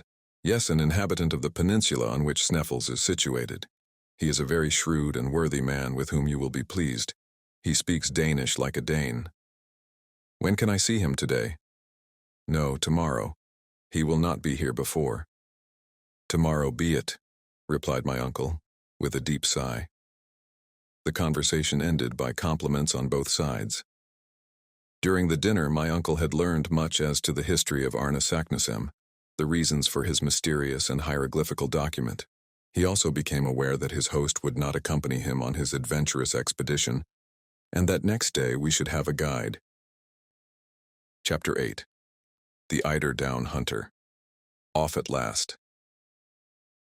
That evening I took a brief walk on the shore near Reykjavik, after which I returned to an early sleep on my bed of coarse planks, where I slept the sleep of the just. When I awoke, I heard my uncle speaking loudly in the next room. I rose hastily and joined him. He was talking in Danish with a man of tall stature and of perfectly Herculean build. This man appeared to be possessed of very great strength. His eyes, which started rather prominently from a very large head, the face belonging to which was simple and naive, appeared very quick and intelligent. Very long hair, which even in England would have been accounted exceedingly red, fell over his athletic shoulders. This native of Iceland was active and supple in appearance, though he scarcely moved his arms, being in fact one of those men who despise the habit of gesticulation common to southern people. Everything in this man's manner revealed a calm and phlegmatic temperament. There was nothing indolent about him, but his appearance spoke of tranquility. He was one of those who never seemed to expect anything from anybody, who liked to work when he thought proper, and whose philosophy nothing could astonish or trouble. I began to comprehend his character, simply from the way in which he listened to the wild and impassioned verbiage of my worthy uncle. While the excellent professor spoke sentence after sentence, he stood with folded arms utterly still, motionless to all my uncle's gesticulations. When he wanted to say no, he moved his head from left to right. When he acquiesced, he nodded, so slightly that you could scarcely see the undulation of his head. This economy of motion was carried to the length of avarice.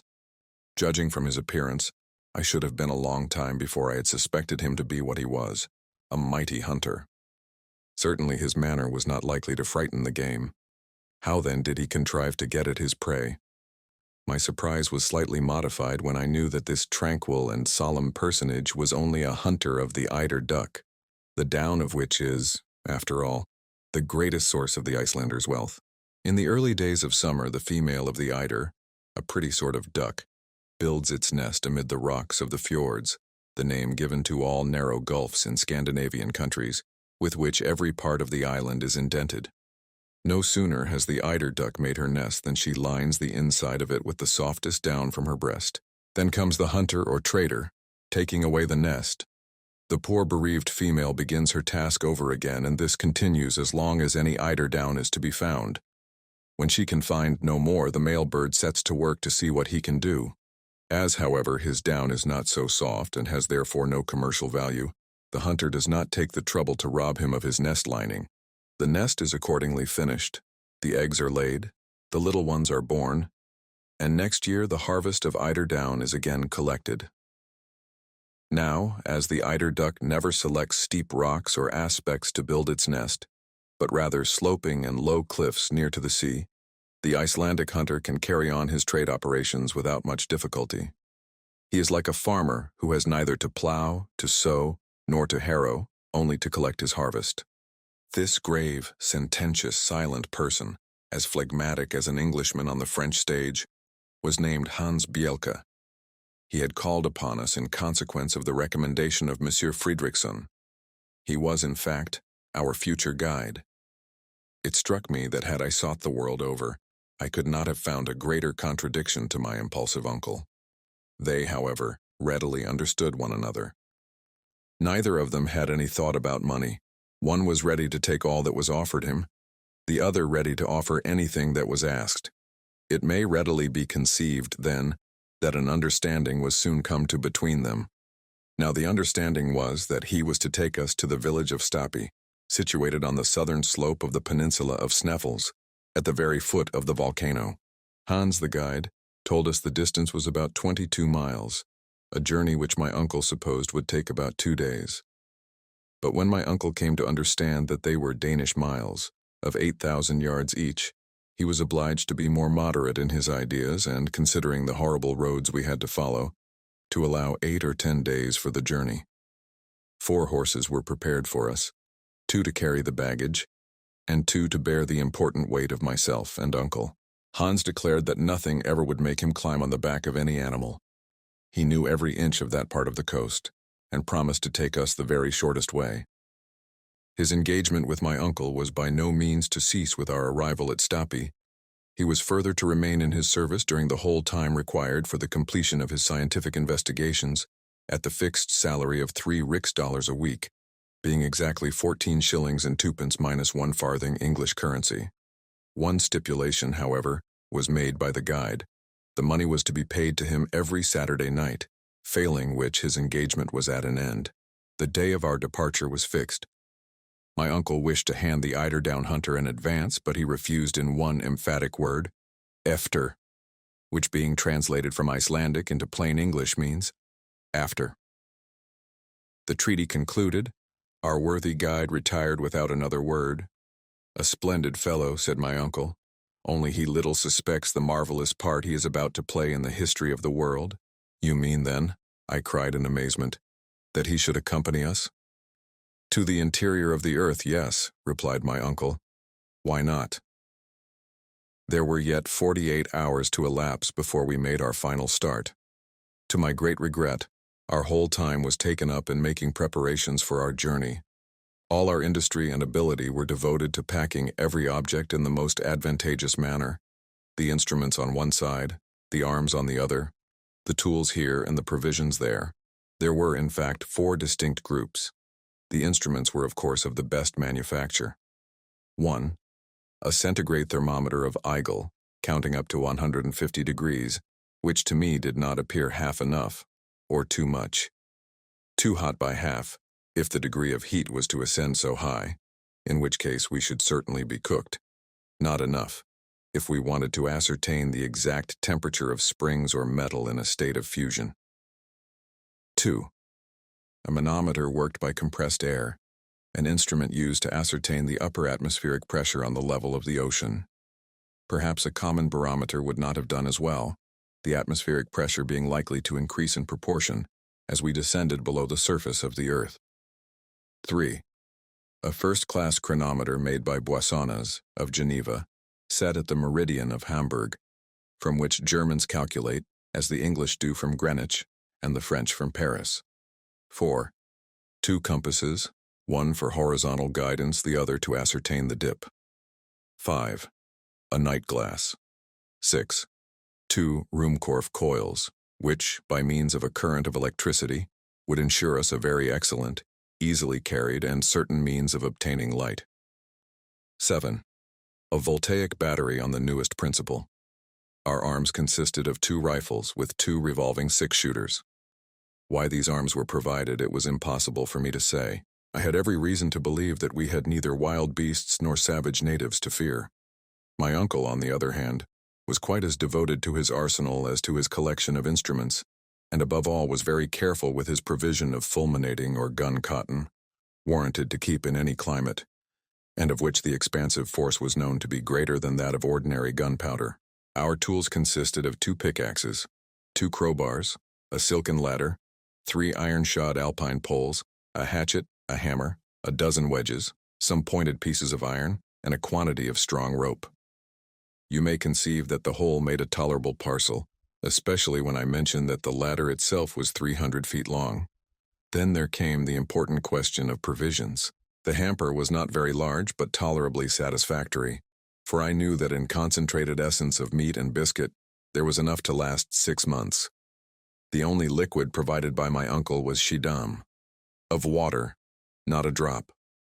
We had, however, an ample supply of gourds, and my uncle counted on finding water, and enough to fill them, as soon as we commenced our downward journey.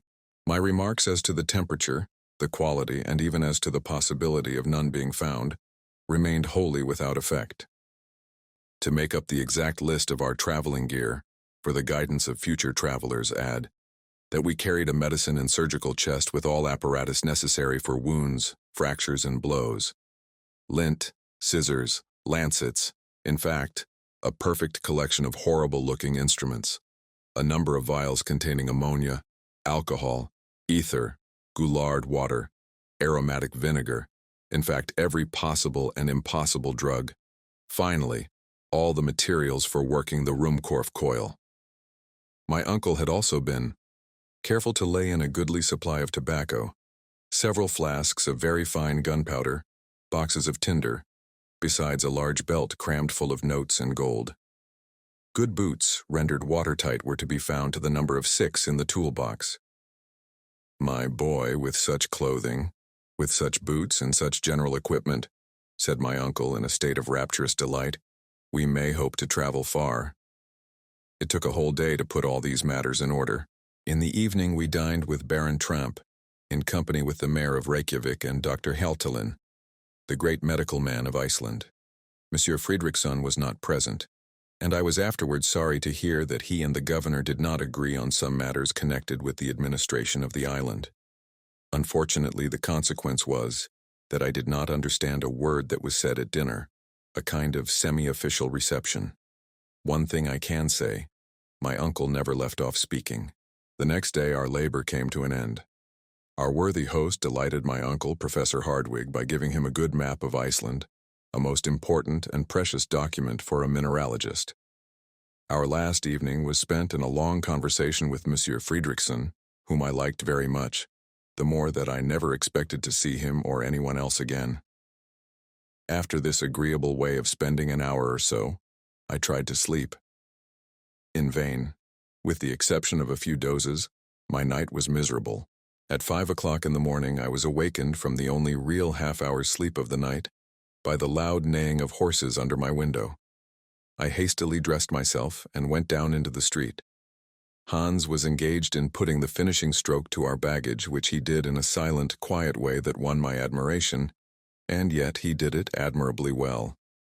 My uncle wasted a great deal of breath in giving him directions, but worthy Hans took not the slightest notice of his words. At 6 o'clock all our preparations were completed, and Monsieur Fridriksson shook hands heartily with us. My uncle thanked him warmly, in the Icelandic language, for his kind hospitality, speaking truly from the heart. As for myself, I put together a few of my best Latin phrases and paid him the highest compliments I could. This fraternal and friendly duty performed, we sallied forth and mounted our horses. As soon as we were quite ready, Fridriksson advanced and by way of farewell called after me in the words of Virgil, words which appeared to have been made for us, travelers starting for an uncertain destination, et quacunque viam dederit fortuna sequamur, and whichsoever way thou goest may fortune follow. Chapter 9. Our start. We meet with adventures by the way. The weather was overcast but settled when we commenced our adventurous and perilous journey. We had neither to fear fatiguing heat nor drenching rain. It was, in fact, real tourist weather. As there was nothing I liked better than horse exercise, the pleasure of riding through an unknown country caused the early part of our enterprise to be particularly agreeable to me. I began to enjoy the exhilarating delight of traveling, a life of desire, gratification, and liberty. The truth is that my spirits rose so rapidly that I began to be indifferent to what had once appeared to be a terrible journey. After all, I said to myself, what do I risk? Simply to take a journey through a curious country, to climb a remarkable mountain, and if the worst comes to the worst, to descend into the crater of an extinct volcano. There could be no doubt that this was all this terrible Saknussemm had done. As to the existence of a gallery, or of subterraneous passages leading into the interior of the earth, the idea was simply absurd, the hallucination of a distempered imagination. All then that may be required of me I will do cheerfully and will create no difficulty. It was just before we left Reykjavik that I came to this decision. Hans, our extraordinary guide, went first, walking with a steady, rapid, unvarying step. Our 2 horses with the luggage followed of their own accord, without requiring whip or spur. My uncle and I came behind, cutting a very tolerable figure upon our small but vigorous animals. Iceland is one of the largest islands in Europe. It contains 30,000 square miles of surface and has about 70,000 inhabitants. Geographers have divided it into 4 parts, and we had to cross the southwest quarter, which in the vernacular is called Sudvesturfjordungur. Hans, on taking his departure from Reykjavik, had followed the line of the sea. We took our way through poor and sparse meadows, which made a desperate effort every year to show a little green. They very rarely succeed in a good show of yellow. The rugged summits of the rocky hills were dimly visible on the edge of the horizon, through the misty fogs. Every now and then some heavy flakes of snow showed conspicuous in the morning light, while certain lofty and pointed rocks were first lost in the gray, low clouds, their summits clearly visible above like jagged reefs rising from a troublous sea. Every now and then a spur of rock came down through the arid ground, leaving us scarcely room to pass. Our horses, however, appeared not only well acquainted with the country, but by a kind of instinct, knew which was the best road. My uncle had not even the satisfaction of urging forward his steed by whip, spur, or voice. It was utterly useless to show any signs of impatience. I could not help smiling to see him look so big on his little horse. His long legs now and then touching the ground made him look like a 6-footed centaur. Good beast, he would cry. I assure you that I begin to think no animal is more intelligent than an Icelandic horse. Snow, tempest, impracticable roads, rocks, icebergs, nothing stops him. He is brave, he is sober, he is safe. He never makes a false step, never glides or slips from his path. I dare to say that if any river, any fjord has to be crossed, and I have no doubt there will be many, you will see him enter the water without hesitation like an amphibious animal, and reach the opposite side in safety. We must not, however, attempt to hurry him. We must allow him to have his own way, and I will undertake to say that between us, we shall do our 10 leagues a day. We may do so, was my reply, but what about our worthy guide? I have not the slightest anxiety about him. That sort of people go ahead without knowing even what they are about. Look at Hans. He moves so little that it is impossible for him to become fatigued. Besides, if he were to complain of weariness, he could have the loan of my horse. I should have a violent attack of the cramp if I were not to have some sort of exercise. My arms are right, but my legs are getting a little stiff. All this while we were advancing at a rapid pace. The country we had reached was already nearly a desert. Here and there could be seen an isolated farm, some solitary burr, or Icelandic house built of wood, earth, fragments of lava, looking like beggars on the highway of life. These wretched and miserable huts excited in us such pity that we felt half disposed to leave alms at every door. In this country there are no roads, paths are nearly unknown, and vegetation, poor as it was, slowly as it reached perfection, soon obliterated all traces of the few travelers who passed from place to place. Nevertheless, this division of the province, situated only a few miles from the capital, is considered one of the best cultivated and most thickly peopled in all Iceland. What, then, must be the state of the less known and more distant parts of the island? After traveling fully half a Danish mile, we had met neither a farmer at the door of his hut, nor even a wandering shepherd with his wild and savage flock. A few stray cows and sheep were only seen occasionally. What, then, must we expect when we come to the upheaved regions, to the districts broken and roughened from volcanic eruptions and subterraneous commotions? We were to learn this all in good time. I saw, however, on consulting the map, that we avoided a good deal of this rough country by following the winding and desolate shores of the sea. In reality, the great volcanic movement of the island and all its attendant phenomena are concentrated in the interior of the island. There, horizontal layers or strata of rocks, piled one upon the other, eruptions of basaltic origin and streams of lava, have given this country a kind of supernatural reputation. Little did I expect, however, the spectacle which awaited us when we reached the peninsula of Sneffels, where agglomerations of nature's ruins form a kind of terrible chaos. Some 2 hours or more after we had left the city of Reykjavik, we reached the little town called Alkirkja, or the principal church. It consists simply of a few houses, not what in England or Germany we should call a hamlet. Hans stopped here 1/2 hour. He shared our frugal breakfast, answered yes and no to my uncle's questions as to the nature of the road, and at last, when asked where we were to pass the night, was as laconic as usual. Gardar was his one-worded reply. I took occasion to consult the map, to see where Gardar was to be found. After looking keenly, I found a small town of that name on the borders of the Hvalfjord, about 4 miles from Reykjavik. I pointed this out to my uncle, who made a very energetic grimace. Only 4 miles out of 22? Why, it is only a little walk. He was about to make some energetic observation to the guide, But Hans, without taking the slightest notice of him, went in front of the horses and walked ahead with the same imperturbable phlegm he had always exhibited. 3 hours later, still traveling over those apparently interminable and sandy prairies, we were compelled to go round the Kollafjord, an easier and shorter cut than crossing the gulfs. Shortly after we entered a place of communal jurisdiction called Ejulberg, and the clock of which would then have struck 12, if any Icelandic church had been rich enough to possess so valuable and useful an article. These sacred edifices are, however, very much like these people who do without watches and never miss them. Here the horses were allowed to take some rest and refreshment. Then, following a narrow strip of shore between high rocks and the sea, they took us without further halt to the Avalkirkja of Brantar, and after another mile to Saurbor Annexia, a chapel of ease, situated on the southern bank of the Hvalfjord. It was 4 o'clock in the evening, and we had traveled 4 Danish miles, about equal to 20 English. The fjord was in this place about half a mile in width. The sweeping and broken waves came rolling in upon the pointed rocks. The gulf was surrounded by rocky walls, a mighty cliff, 3,000 feet in height, remarkable for its brown strata, separated here and there by beds of tufa of a reddish hue. Now, whatever may have been the intelligence of our horses, I had not the slightest reliance upon them as a means of crossing a stormy arm of the sea.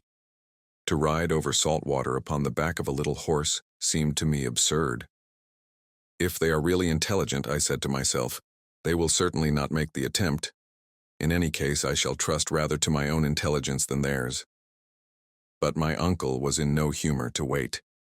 He dug his heels into the sides of his steed and made for the shore. His horse went to the very edge of the water, sniffed at the approaching wave, and retreated. My uncle, who was, sooth to say, quite as obstinate as the beast he bestrode, insisted on his making the desired advance. This attempt was followed by a new refusal on the part of the horse, which quietly shook his head.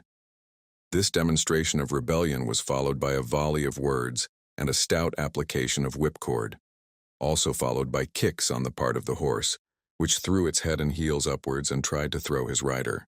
At length the sturdy little pony, spreading out his legs in a stiff and ludicrous attitude, got from under the professor's legs and left him standing, with both feet on a separate stone, like the Colossus of Rhodes.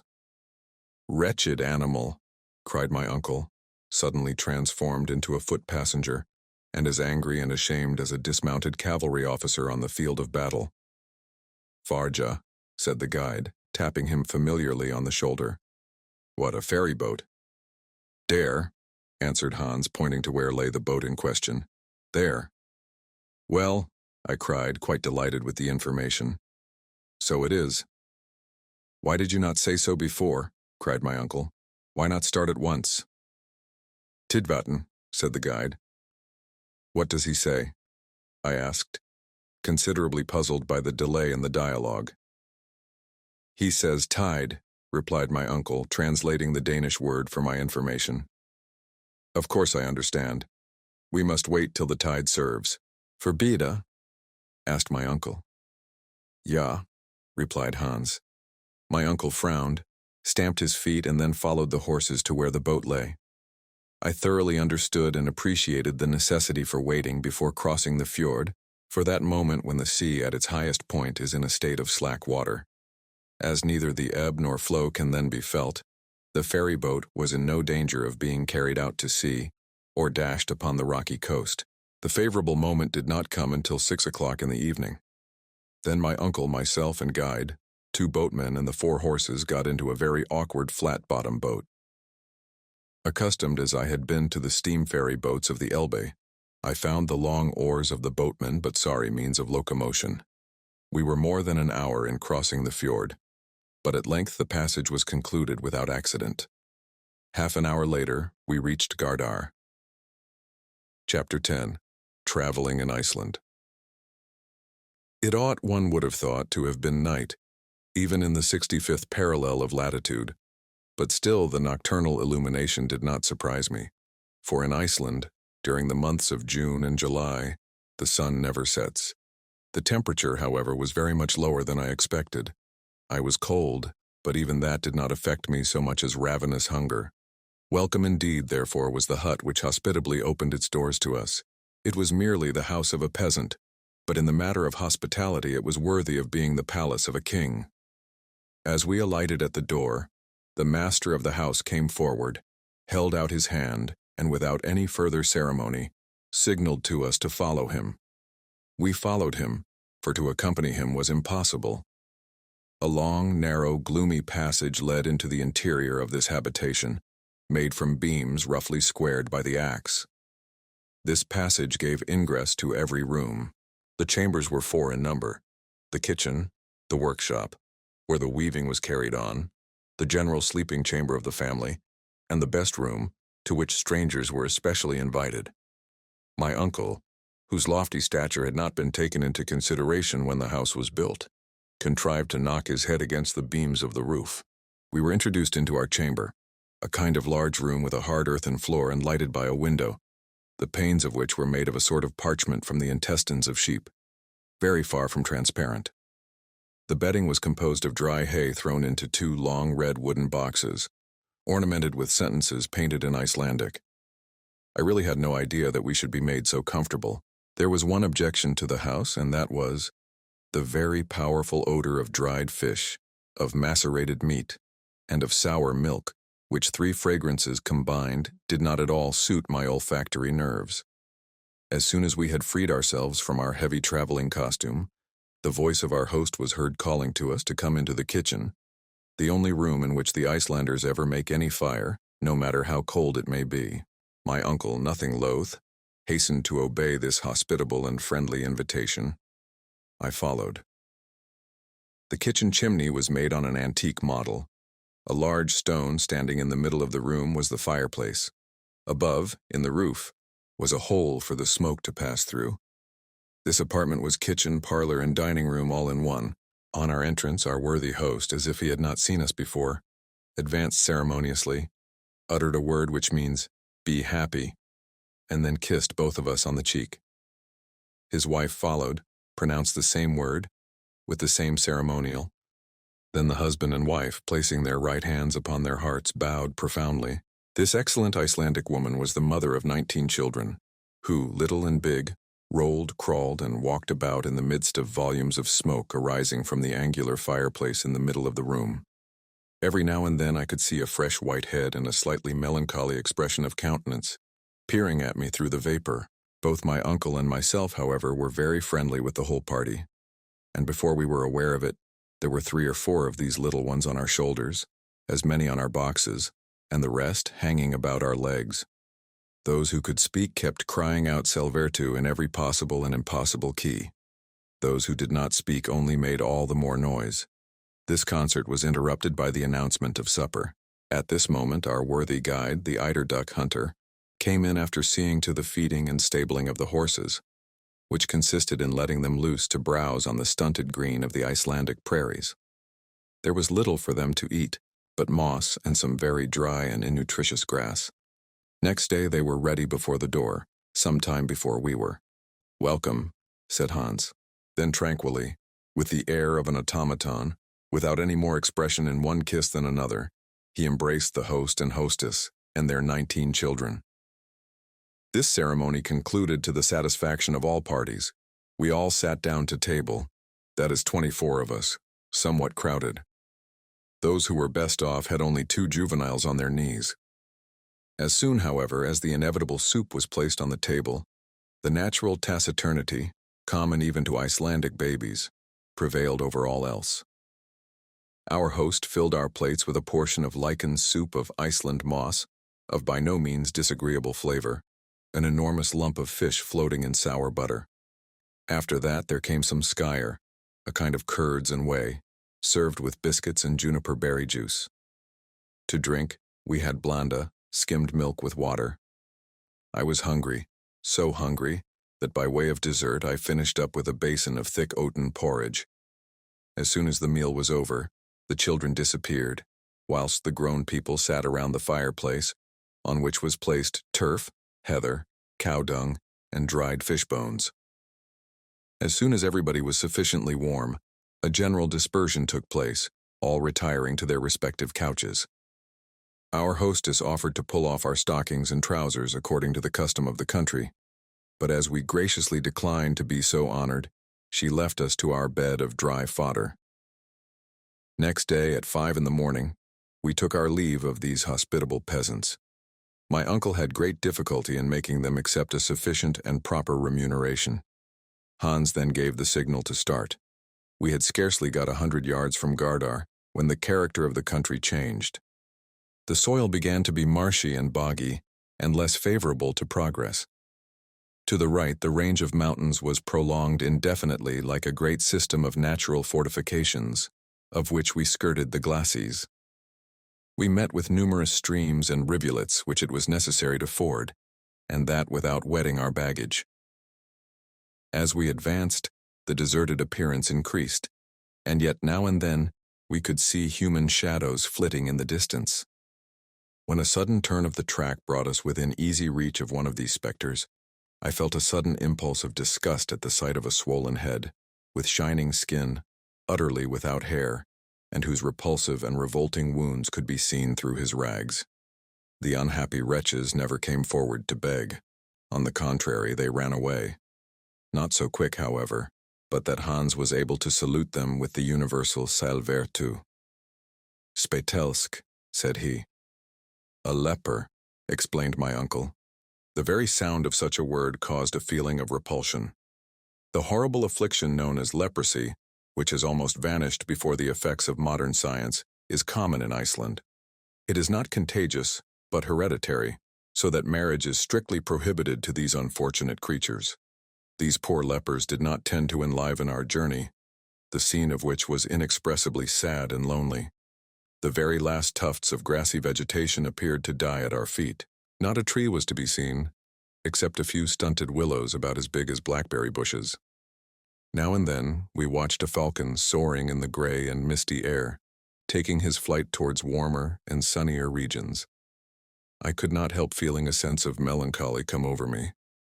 I sighed for my own native land, and wished to be back with Gretchen. We were compelled to cross several little fjords, and at last came to a real gulf.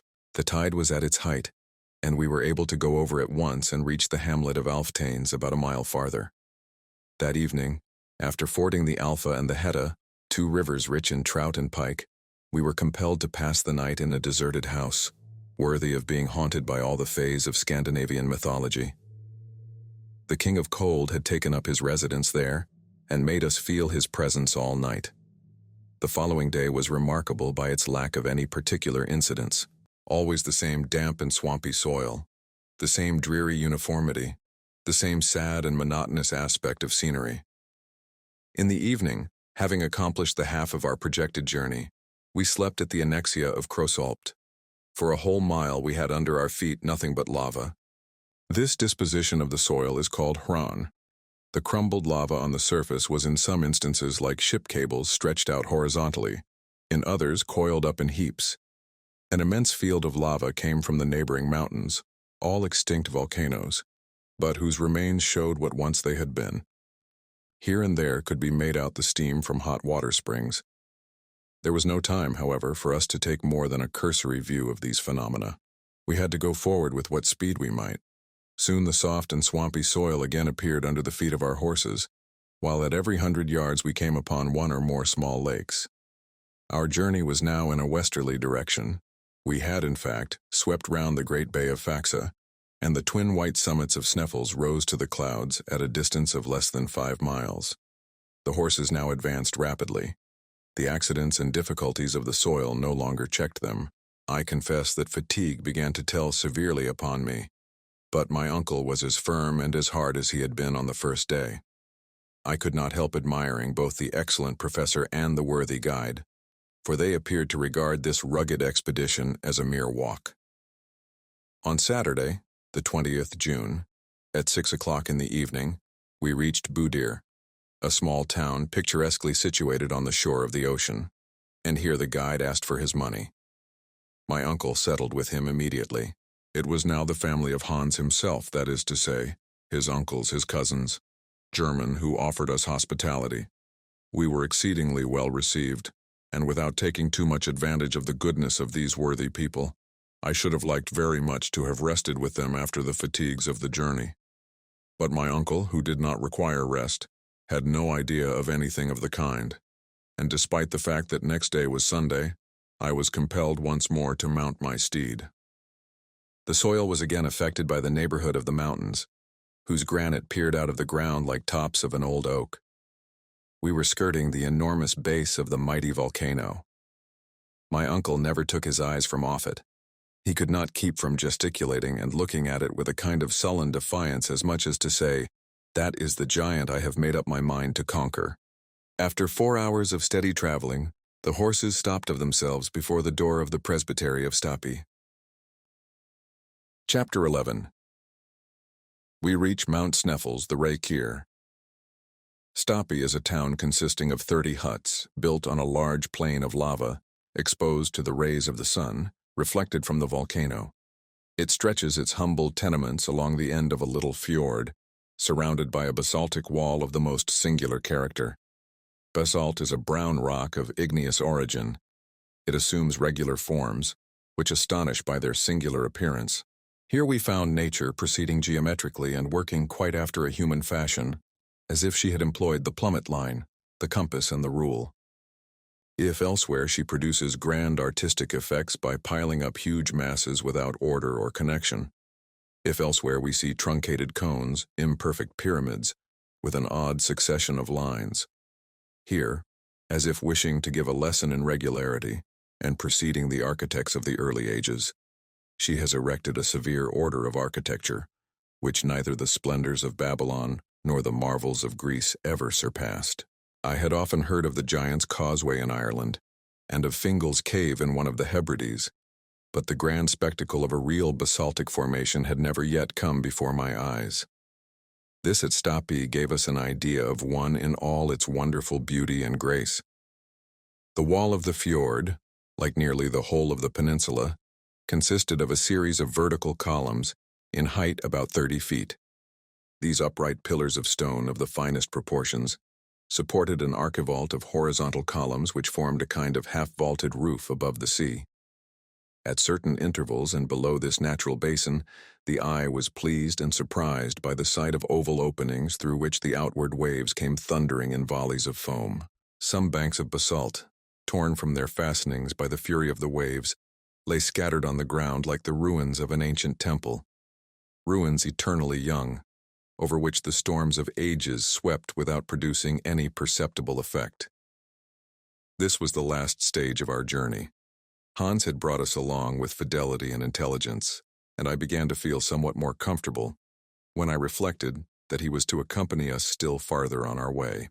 When we halted before the house of the rector, a small and incommodious cabin, neither handsome nor more comfortable than those of his neighbors, I saw a man in the act of shoeing a horse, a hammer in his hand, and a leathern apron tied round his waist. "Be happy," said the eider-down hunter, using his national salutation in his own language. "God dag, good day," replied the former, in excellent Danish. "Kirkoherde," cried Hans, turning round and introducing him to my uncle. "The rector," repeated the worthy professor. "It appears, my dear Harry, that this worthy man is the rector, and is not above doing his own work."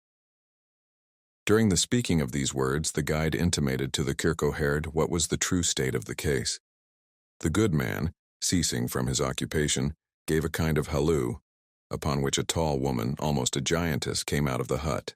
She was at least 6 feet high, which in that region is something considerable. My first impression was one of horror. I thought she had come to give us the Icelandic kiss. I had, however, nothing to fear, for she did not even show much inclination to receive us into her house. The room devoted to strangers appeared to me to be by far the worst in the presbytery. It was narrow, dirty, and offensive. There was, however, no choice about the matter. The rector had no notion of practicing the usual cordial and antique hospitality. Far from it. Before the day was over, I found we had to deal with a blacksmith, a fisherman, a hunter, a carpenter, anything but a clergyman. It must be said in his favor that we had caught him on a weekday. Probably he appeared to greater advantage on the Sunday. These poor priests receive from the Danish government a most ridiculously inadequate salary, and collect 1/4 of the tithe of their parish, not more than 60 marks current, or about L310s, sterling. Hence the necessity of working to live. In truth, we soon found that our host did not count civility among the cardinal virtues. My uncle soon became aware of the kind of man he had to deal with. Instead of a worthy and learned scholar, he found a dull, ill-mannered peasant. He therefore resolved to start on his great expedition as soon as possible.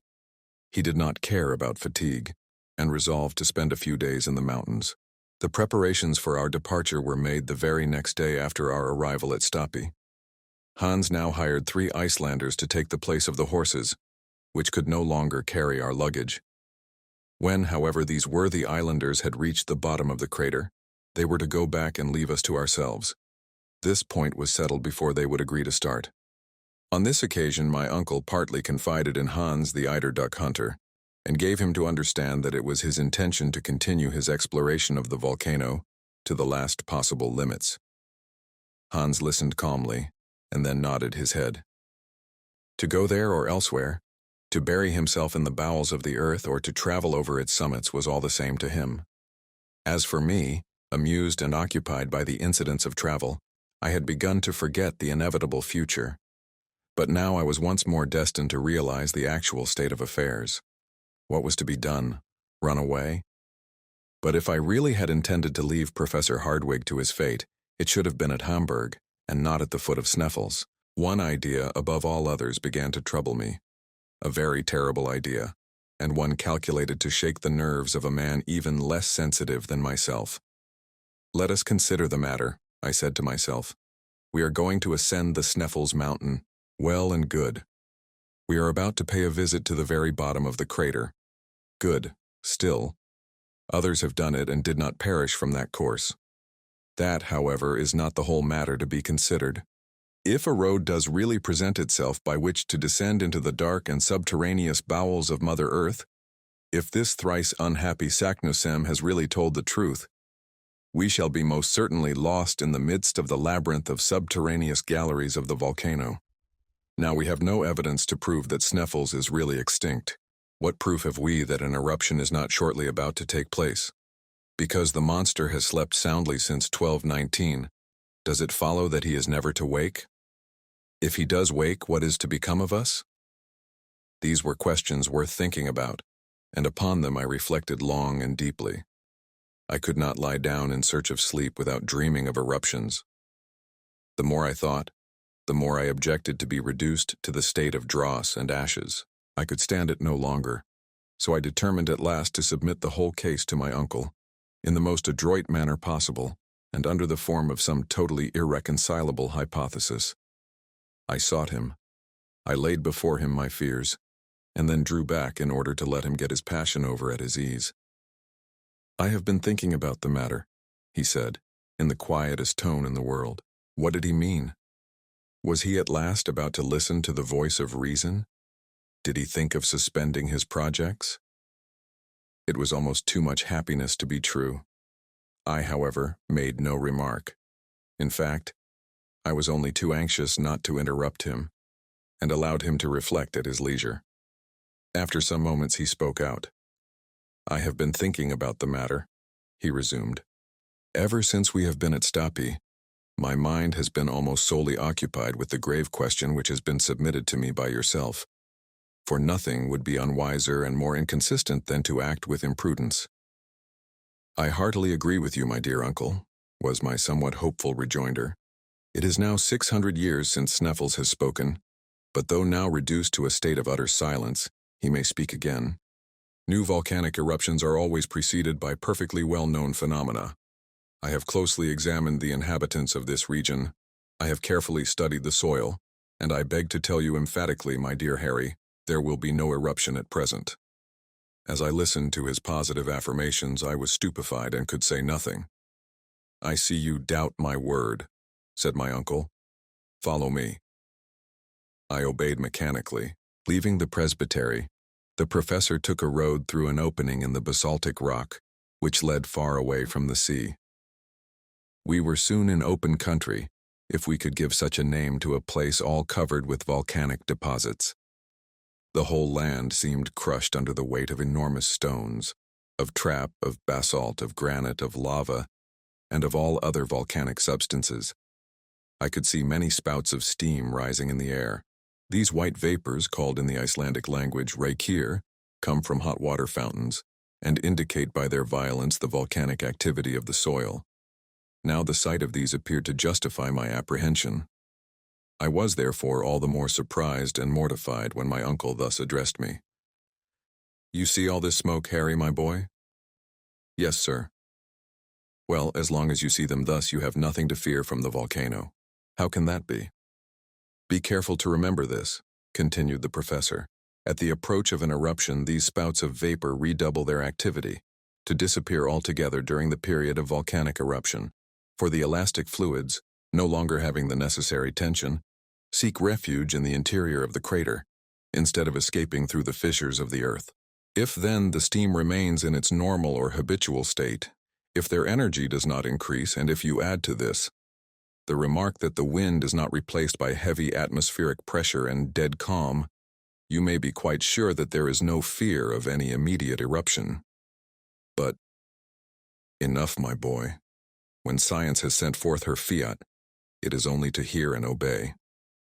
I came back to the house quite downcast and disappointed.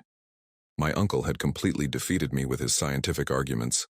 Nevertheless, I had still one hope, and that was, when once we were at the bottom of the crater, that it would be impossible, in default of a gallery or tunnel, to descend any deeper, and this, despite all the learned Saknussemms in the world.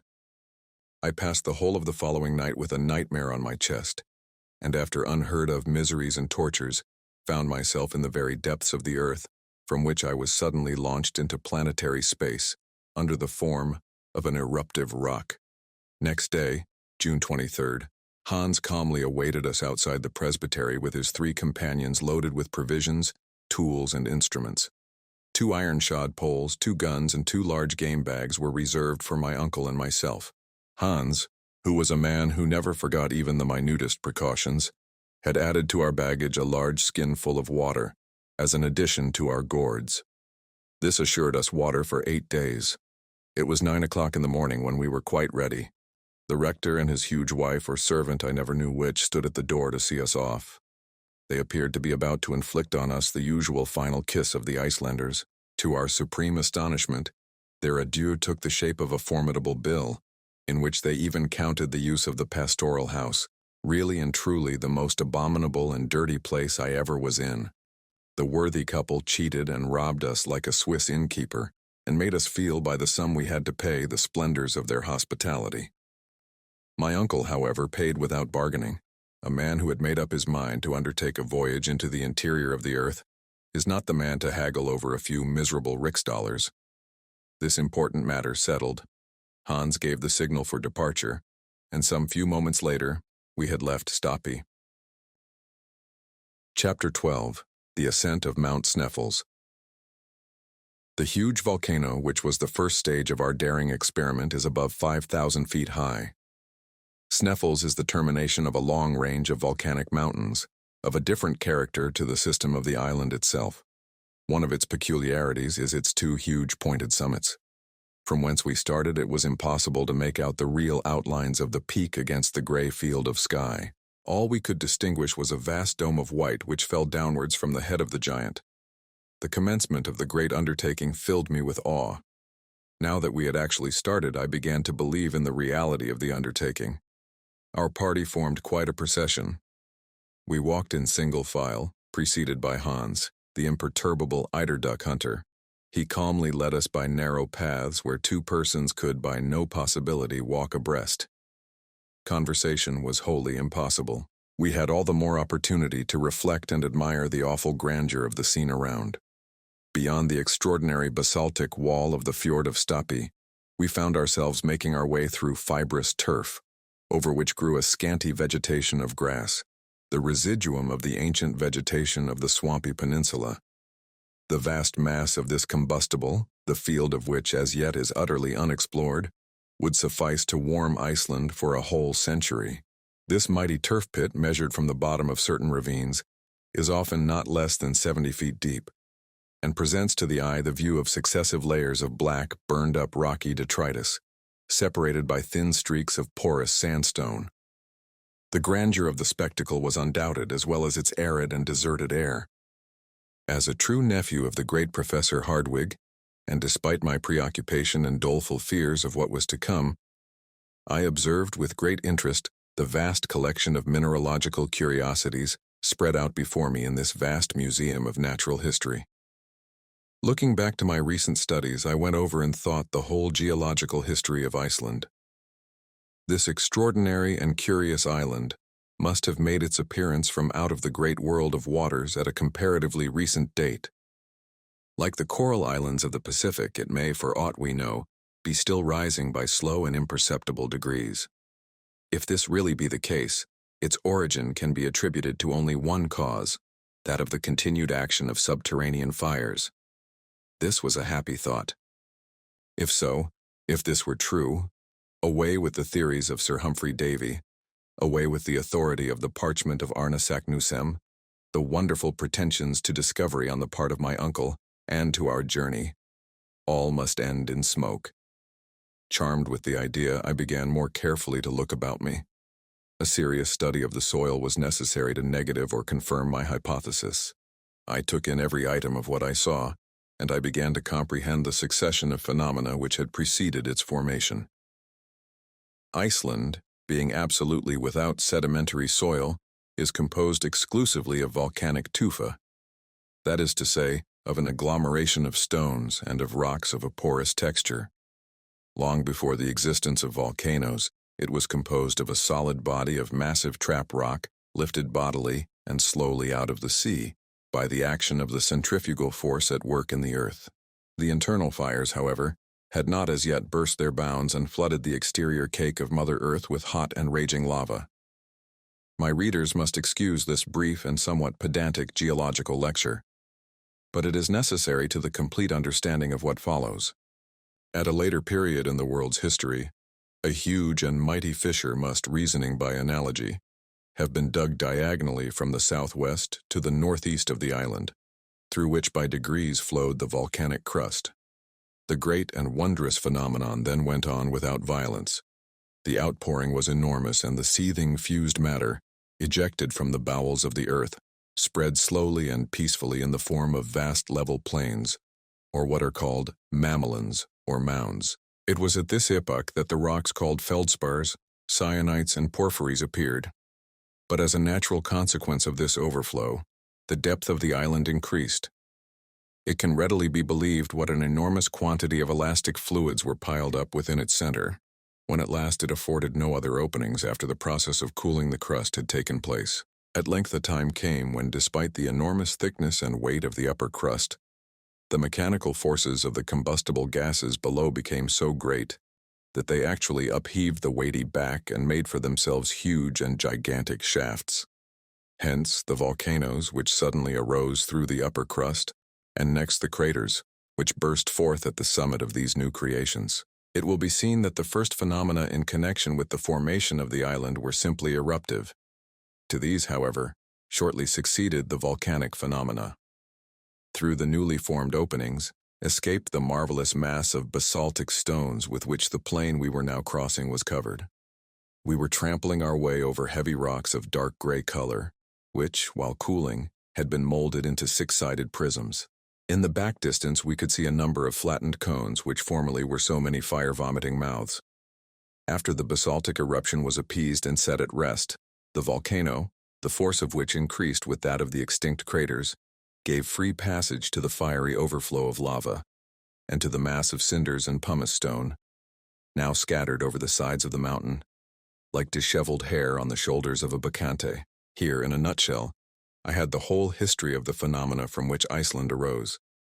All take their rise in the fierce action of interior fires, and to believe that the central mass did not remain in a state of liquid fire, white hot, was simply and purely madness. This being satisfactorily proved, QED, what insensate folly to pretend to penetrate into the interior of the mighty earth. This mental lecture delivered to myself while proceeding on a journey did me good, I was quite reassured as to the fate of our enterprise, and therefore went, like a brave soldier mounting a bristling battery, to the assault of old Sneffels. As we advanced, the road became every moment more difficult. The soil was broken and dangerous. The rocks broke and gave way under our feet, and we had to be scrupulously careful in order to avoid dangerous and constant falls. Hans advanced as calmly as if he had been walking over Salisbury Plain. Sometimes he would disappear behind huge blocks of stone, and we momentarily lost sight of him. There was a little period of anxiety, and then there was a shrill whistle just to tell us where to look for him. Occasionally he would take it into his head to stop to pick up lumps of rock and silently pile them up into small heaps in order that we might not lose our way on our return. He had no idea of the journey we were about to undertake. At all events, the precaution was a good one, though how utterly useless and unnecessary, but I must not anticipate. 3 hours of terrible fatigue, walking incessantly, had only brought us to the foot of the great mountain. This will give some notion of what we had still to undergo. Suddenly, however, Hans cried a halt. That is, he made signs to that effect, and a summary kind of breakfast was laid out on the lava before us. My uncle, who now was simply Professor Hardwigg, was so eager to advance that he bolted his food like a greedy clown. This halt for refreshment was also a halt for repose. The professor was therefore compelled to wait the good pleasure of his imperturbable guide, who did not give the signal for departure for a good hour. The 3 Icelanders, who were as taciturn as their comrade, did not say a word, but went on eating and drinking very quietly and soberly. From this, our first real stage, we began to ascend the slopes of the Sneffels volcano. Its magnificent snowy nightcap, as we began to call it, by an optical delusion very common in mountains, appeared to me to be close at hand, and yet how many long, weary hours must elapse before we reached its summit? What unheard-of fatigue must we endure? The stones on the mountainside, held together by no cement of soil, bound together by no roots or creeping herbs, gave way continually under our feet, and went rushing below into the plains like a series of small avalanches. In certain places, the sides of this stupendous mountain were at an angle so steep that it was impossible to climb upwards, and we were compelled to get round these obstacles as best we might. Those who understand alpine climbing will comprehend our difficulties. Often we were obliged to help each other along by means of our climbing poles. I must say this for my uncle, that he stuck as close to me as possible. He never lost sight of me, and on many occasions his arm supplied me with firm and solid support. He was strong, wiry, and apparently insensible to fatigue. Another great advantage with him was that he had the innate sentiment of equilibrium, for he never slipped or failed in his steps. The Icelanders, though heavily loaded, climbed with the agility of mountaineers. Looking up every now and then at the height of the great volcano of Sneffels, it appeared to me wholly impossible to reach to the summit on that side. At all events, if the angle of inclination did not speedily change. Fortunately, after an hour of unheard-of fatigues and of gymnastic exercises that would have been trying to an acrobat, we came to a vast field of ice, which wholly surrounded the bottom of the cone of the volcano. The natives called it the tablecloth, probably from some such reason as the dwellers in the Cape of Good Hope call their mountain Table Mountain and their roads Table Bay. Here, to our mutual surprise, we found an actual flight of stone steps, which wonderfully assisted our ascent. This singular flight of stairs was, like everything else, volcanic. It had been formed by one of those torrents of stones cast up by the eruptions, and of which the Icelandic name is Stina. If this singular torrent had not been checked in its descent by the peculiar shape of the flanks of the mountain, it would have swept into the sea, and would have formed new islands. Such as it was, it served us admirably. The abrupt character of the slopes momentarily increased, but these remarkable stone steps, a little less difficult than those of the Egyptian pyramids, were the one simple natural means by which we were enabled to proceed. About 7 in the evening of that day, after having clambered up 2,000 of these rough steps, we found ourselves overlooking a kind of spur or projection of the mountain, a sort of buttress upon which the cone-like crater, properly so called, leaned for support.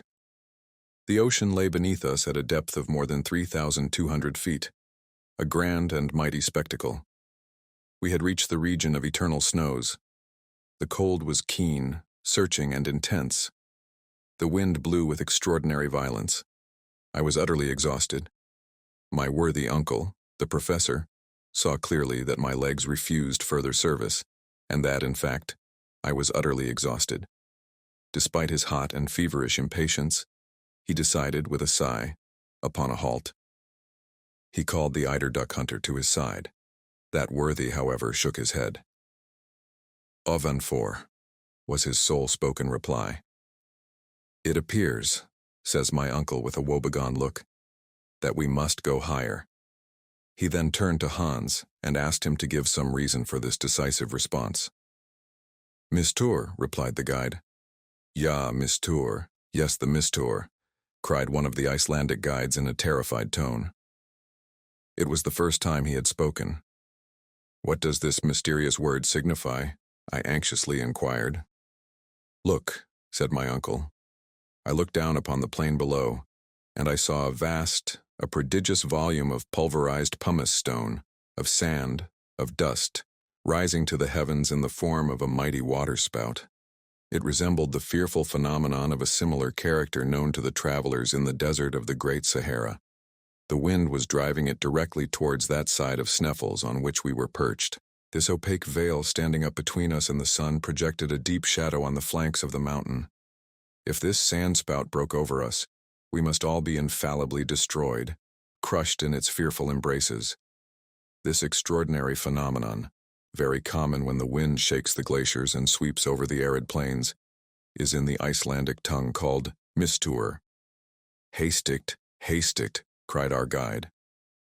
Now I certainly knew nothing of Danish, but I thoroughly understood that his gestures were meant to quicken us. The guide turned rapidly in a direction which would take us to the back of the crater, all the while ascending slightly. We followed rapidly despite our excessive fatigue. A quarter of an hour later, Hans paused to enable us to look back. The mighty whirlwind of sand was spreading up the slope of the mountain to the very spot where we had proposed to halt. Huge stones were caught up, cast into the air and thrown about as during an eruption. We were happily a little out of the direction of the wind, and therefore out of reach of danger. But for the precaution and knowledge of our guide, our dislocated bodies, our crushed and broken limbs, would have been cast to the wind like dust from some unknown meteor. Hans, however, did not think it prudent to pass the night on the bare side of the cone. We therefore continued our journey in a zigzag direction. The 1,500 feet which remained to be accomplished took us at least 5 hours. The turnings and windings, the no-thoroughfares, the marches and marches, turned that insignificant distance into at least 3 leagues. I never felt such misery, fatigue, and exhaustion in my life. I was ready to faint from hunger and cold. The rarefied air at the same time painfully acted upon my lungs. At last, when I thought myself at my last gasp about 11 at night, it being in that region quite dark, we reached the summit of Mount Sneffels. It was in an awful mood of mind, that despite my fatigue, before I descended into the crater which was to shelter us for the night, I paused to behold the sun rise at midnight on the very day of its lowest declension, and enjoyed the spectacle of its ghastly pale rays cast upon the isle which lay sleeping at our feet. I no longer wondered at people, traveling all the way from England to Norway, to behold this magical and wondrous spectacle. Chapter 13. The Shadow of Scartaris. Our supper was eaten with ease and rapidity, after which everybody did the best he could for himself within the hollow of the crater. The bed was hard, the shelter unsatisfactory, the situation painful, lying in the open air 5,000 feet above the level of the sea. Nevertheless, it has seldom happened to me to sleep so well as I did on that particular night. I did not even dream. So much for the effects of what my uncle called wholesome fatigue. Next day, when we awoke under the rays of a bright and glorious sun, we were nearly frozen by the keen air. I left my granite couch and made one of the party to enjoy a view of the magnificent spectacle which developed itself, panorama-like, at our feet.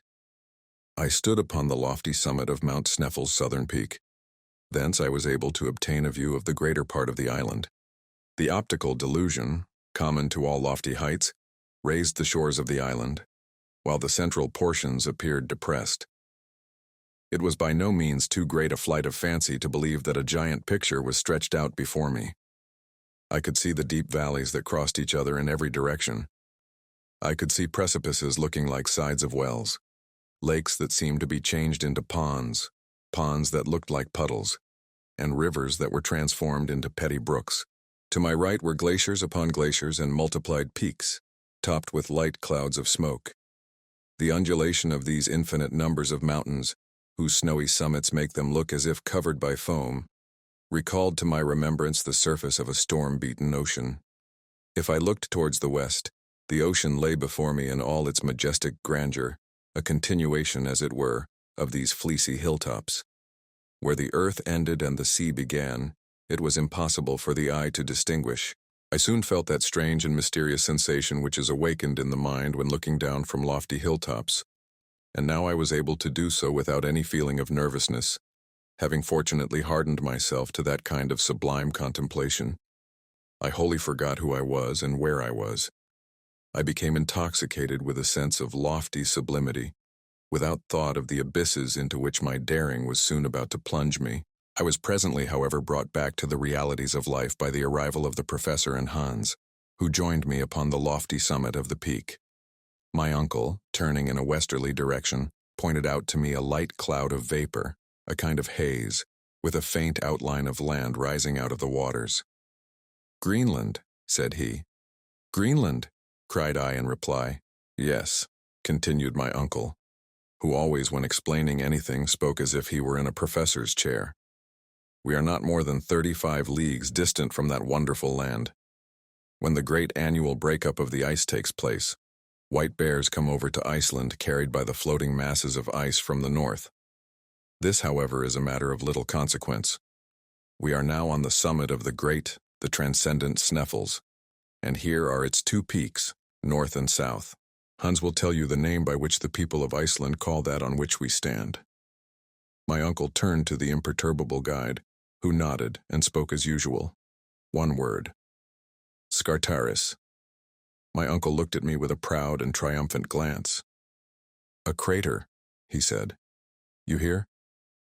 I did hear, but I was totally unable to make reply. The crater of Mount Sneffels represented an inverted cone, the gaping orifice apparently half a mile across, the depth indefinite feet. Conceive what this hole must have been like when full of flame and thunder and lightning. The bottom of the funnel-shaped hollow was about 500 feet in circumference, by which it will be seen that the slope from the summit to the bottom was very gradual, and we were therefore clearly able to get there without much fatigue or difficulty. Involuntarily, I compared this crater to an enormous loaded cannon, and the comparison completely terrified me. To descend into the interior of a cannon, I thought to myself, when perhaps it is loaded and will go off at the least shock, is the act of a madman. But there was no longer any opportunity for me to hesitate. Hans, with a perfectly calm and indifferent air, took his usual post at the head of the adventurous little band. I followed without uttering a syllable. I felt like the lamb led to the slaughter. In order to render the descent less difficult, Hans took his way down the interior of the cone in rather a zigzag fashion, making, as the sailors say, long tracks to the eastward, followed by equally long ones to the west. It was necessary to walk through the midst of eruptive rocks, some of which, shaken in their balance, went rolling down with thundering clamor to the bottom of the abyss. These continual falls awoke echoes of singular power and effect. Many portions of the cone consisted of inferior glaciers. Hans, whenever he met with one of these obstacles, advanced with a great show of precaution, sounding the soil with his long iron pole in order to discover fissures and layers of deep, soft snow. In many doubtful or dangerous places it became necessary for us to be tied together by a long rope, in order that should any one of us be unfortunate enough to slip, he would be supported by his companions. This connecting link was doubtless a prudent precaution, but not by any means unattended with danger. Nevertheless, and despite all the manifold difficulties of the descent, along slopes with which our guide was wholly unacquainted, we made considerable progress without accident. One of our great parcels of rope slipped from one of the Iceland porters and rushed by a short cut to the bottom of the abyss. By midday, we were at the end of our journey. I looked upwards and saw only the upper orifice of the cone, which served as a circular frame to a very small portion of the sky, a portion which seemed to me singularly beautiful. Should I ever again gaze on that lovely sunlit sky? The only exception to this extraordinary landscape was the peak of Scartaris, which seemed lost in the great void of the heavens. The bottom of the crater was composed of 3 separate shafts, through which, during periods of eruption, when Sneffels was in action, the great central furnace sent forth its burning lava and poisonous vapors. Each of these chimneys or shafts gaped open-mouthed in our path. I kept as far away from them as possible, not even venturing to take the faintest peep downwards. As for the professor, after a rapid examination of their disposition and characteristics, he became breathless and panting. He ran from one to the other like a delighted schoolboy, gesticulating wildly, and uttering incomprehensible and disjointed phrases in all sorts of languages. Hans, the guide, and his humbler companions seated themselves on some piles of lava and looked silently on. They clearly took my uncle for a lunatic, and waited the result. Suddenly the professor uttered a wild, unearthly cry.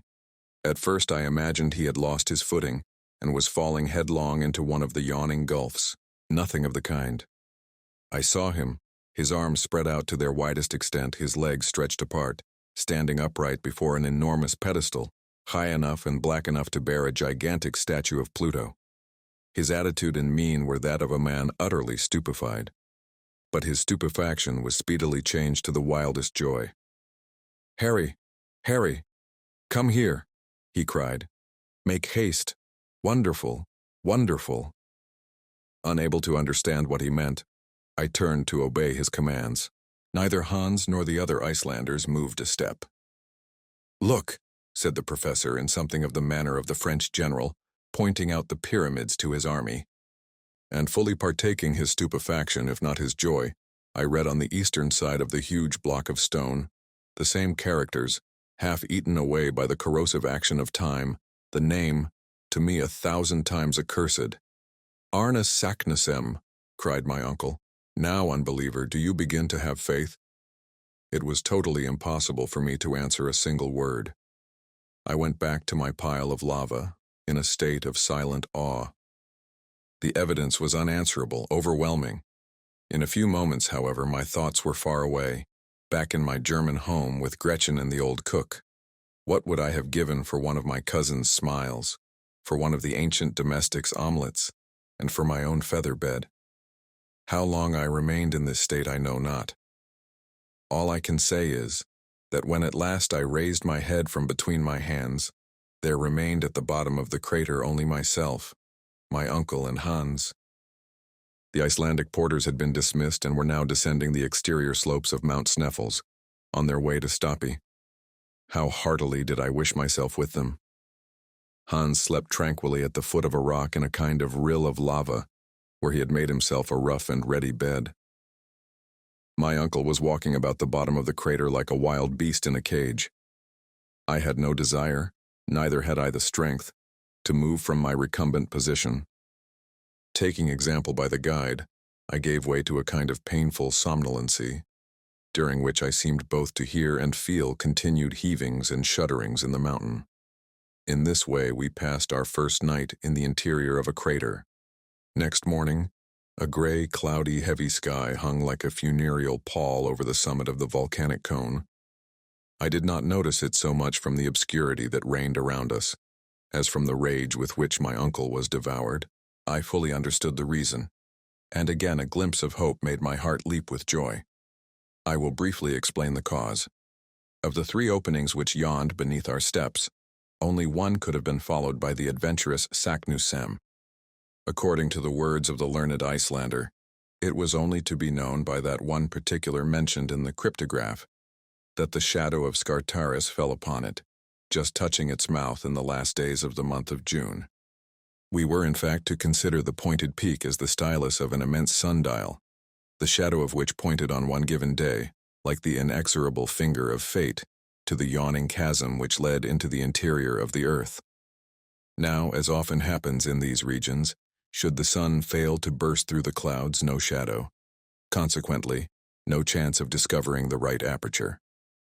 We had already reached the 25th of June. If the kindly heavens would only remain densely clouded for 6 more days, we should have to put off our voyage of discovery for another year, when certainly there would be 1 person fewer in the party. I already had sufficient of the mad and monstrous enterprise. It would be utterly impossible to depict the impotent rage of Professor Hardwigg. The day passed away, and not the faintest outline of a shadow could be seen at the bottom of the crater. Hans the guide never moved from his place. He must have been curious to know what we were about, if indeed he could believe we were about anything. As for my uncle, he never addressed a word to me. He was nursing his wrath to keep it warm. His eyes fixed on the black and foggy atmosphere, his complexion hideous with suppressed passion. Never had his eyes appeared so fierce, his nose so aquiline, his mouth so hard and firm. On the 26th, no change for the better. A mixture of rain and snow fell during the whole day. Hans very quietly built himself a hut of lava into which he retired like Diogenes into his tub. I took a malicious delight in watching the 1,000 little cascades that flowed down the side of the cone, carrying with them at times a stream of stones into the vasty deep below. My uncle was almost frantic. To be sure, it was enough to make even a patient man angry. He had reached to a certain extent the goal of his desires, and yet he was likely to be wrecked in port. But if the heavens and the elements are capable of causing us much pain and sorrow, there are 2 sides to a medal, and there was reserved for Professor Hardwigg a brilliant and sudden surprise which was to compensate him for all his sufferings.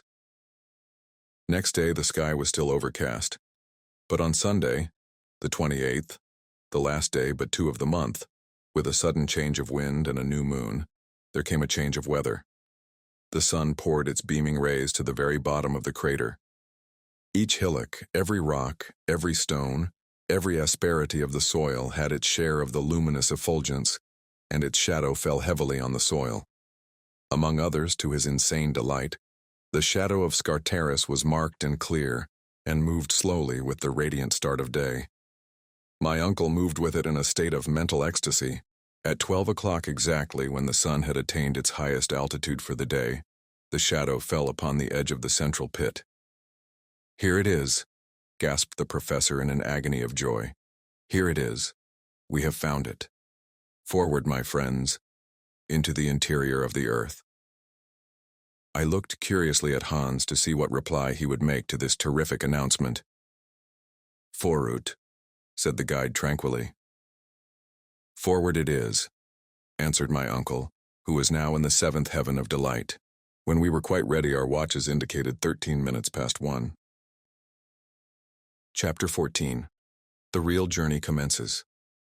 Our real journey had now commenced. Hitherto our courage and determination had overcome all difficulties. We were fatigued at times, and that was all. Now we were about to encounter unknown and fearful dangers.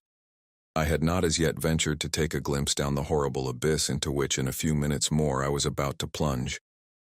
The fatal moment had, however, at last arrived. I had still the option of refusing or accepting a share in this foolish and audacious enterprise, but I was ashamed to show more fear than the eider-duck hunter. Hans seemed to accept the difficulties of the journey so tranquilly, with such calm indifference, with such perfect recklessness of all danger, that I actually blushed to appear less of a man than he. Had I been alone with my uncle, I should certainly have sat down and argued the point fully, but in the presence of the guide I held my tongue. I gave one moment to the thought of my charming cousin, and then I advanced to the mouth of the central shaft. It measured about 100 feet in diameter, which made about 300 in circumference. I leaned over a rock which stood on its edge and looked down. My hair stood on end. My teeth chattered, my limbs trembled. I seemed utterly to lose my center of gravity, while my head was in a sort of whirl like that of a drunken man. There is nothing more powerful than this attraction towards an abyss. I was about to fall headlong into the gaping well, when I was drawn back by a firm and powerful hand. It was that of Hans. Chapter 14. The real journey commences. Our real journey had now commenced. Hitherto our courage and determination had overcome all difficulties. We were fatigued at times, and that was all. Now we were about to encounter unknown and fearful dangers. I had not as yet ventured to take a glimpse down the horrible abyss into which in a few minutes more I was about to plunge. The fatal moment had, however, at last arrived. I had still the option of refusing or accepting a share in this foolish and audacious enterprise, but I was ashamed to show more fear than the eider-duck hunter. Hans seemed to accept the difficulties of the journey so tranquilly, with such calm indifference, with such perfect recklessness of all danger, that I actually blushed to appear less of a man than he. Had I been alone with my uncle, I should certainly have sat down and argued the point fully, but in the presence of the guide I held my tongue. I gave one moment to the thought of my charming cousin, and then I advanced to the mouth of the central shaft. It measured about 100 feet in diameter, which made about 300 in circumference. I leaned over a rock which stood on its edge and looked down. My hair stood on end, my teeth chattered, my limbs trembled. I seemed utterly to lose my center of gravity, while my head was in a sort of whirl like that of a drunken man. There is nothing more powerful than this attraction towards an abyss. I was about to fall headlong into the gaping well, when I was drawn back by a firm and powerful hand. It was that of Hans. I had not taken lessons enough at the Frelsers Kirk of Copenhagen in the art of looking down from lofty eminences without blinking. However few as the minutes were during which I gazed down this tremendous and even wondrous shaft, I had a sufficient glimpse of it to give me some idea of its physical conformation. Its sides, which were almost as perpendicular as those of a well, presented numerous projections which doubtless would assist our descent. It was a sort of wild and savage staircase, without banister or fence. A rope fastened above, near the surface, would certainly support our weight and enable us to reach the bottom. But how, when we had arrived at its utmost depth, were we to loosen it above? This was, I thought, a question of some importance. My uncle, however, was one of those men who are nearly always prepared with expedients. He hit upon a very simple method of obviating this difficulty. He unrolled a cord about as thick as my thumb, and at least 400 feet in length. He allowed about half of it to go down the pit and catch in a hitch over a great block of lava which stood on the edge of the precipice. This done, he threw the second half after the first. Each of us could now descend by catching the two cords in one hand. When about 200 feet below, all the explorer had to do was to let go one end and pull away at the other, when the cord would come falling at his feet. In order to go down farther, all that was necessary was to continue the same operation. This was a very excellent proposition and no doubt a correct one. Going down appeared to me easy enough. It was the coming up again that now occupied my thoughts. "Now," said my uncle as soon as he had completed this important preparation, "let us see about the baggage. It must be divided into 3 separate parcels, and each of us must carry one on his back. I allude to the more important and fragile articles." My worthy and ingenious uncle did not appear to consider that we came under the denomination. "Hans," he continued, "you will take charge of the tools and some of the provisions. You, Harry, must take possession of another third of the provisions and of the arms. I will load myself with the rest of the eatables, and with the more delicate instruments." "But," I exclaimed, "our clothes, this mass of cord and ladders, who will undertake to carry them down?"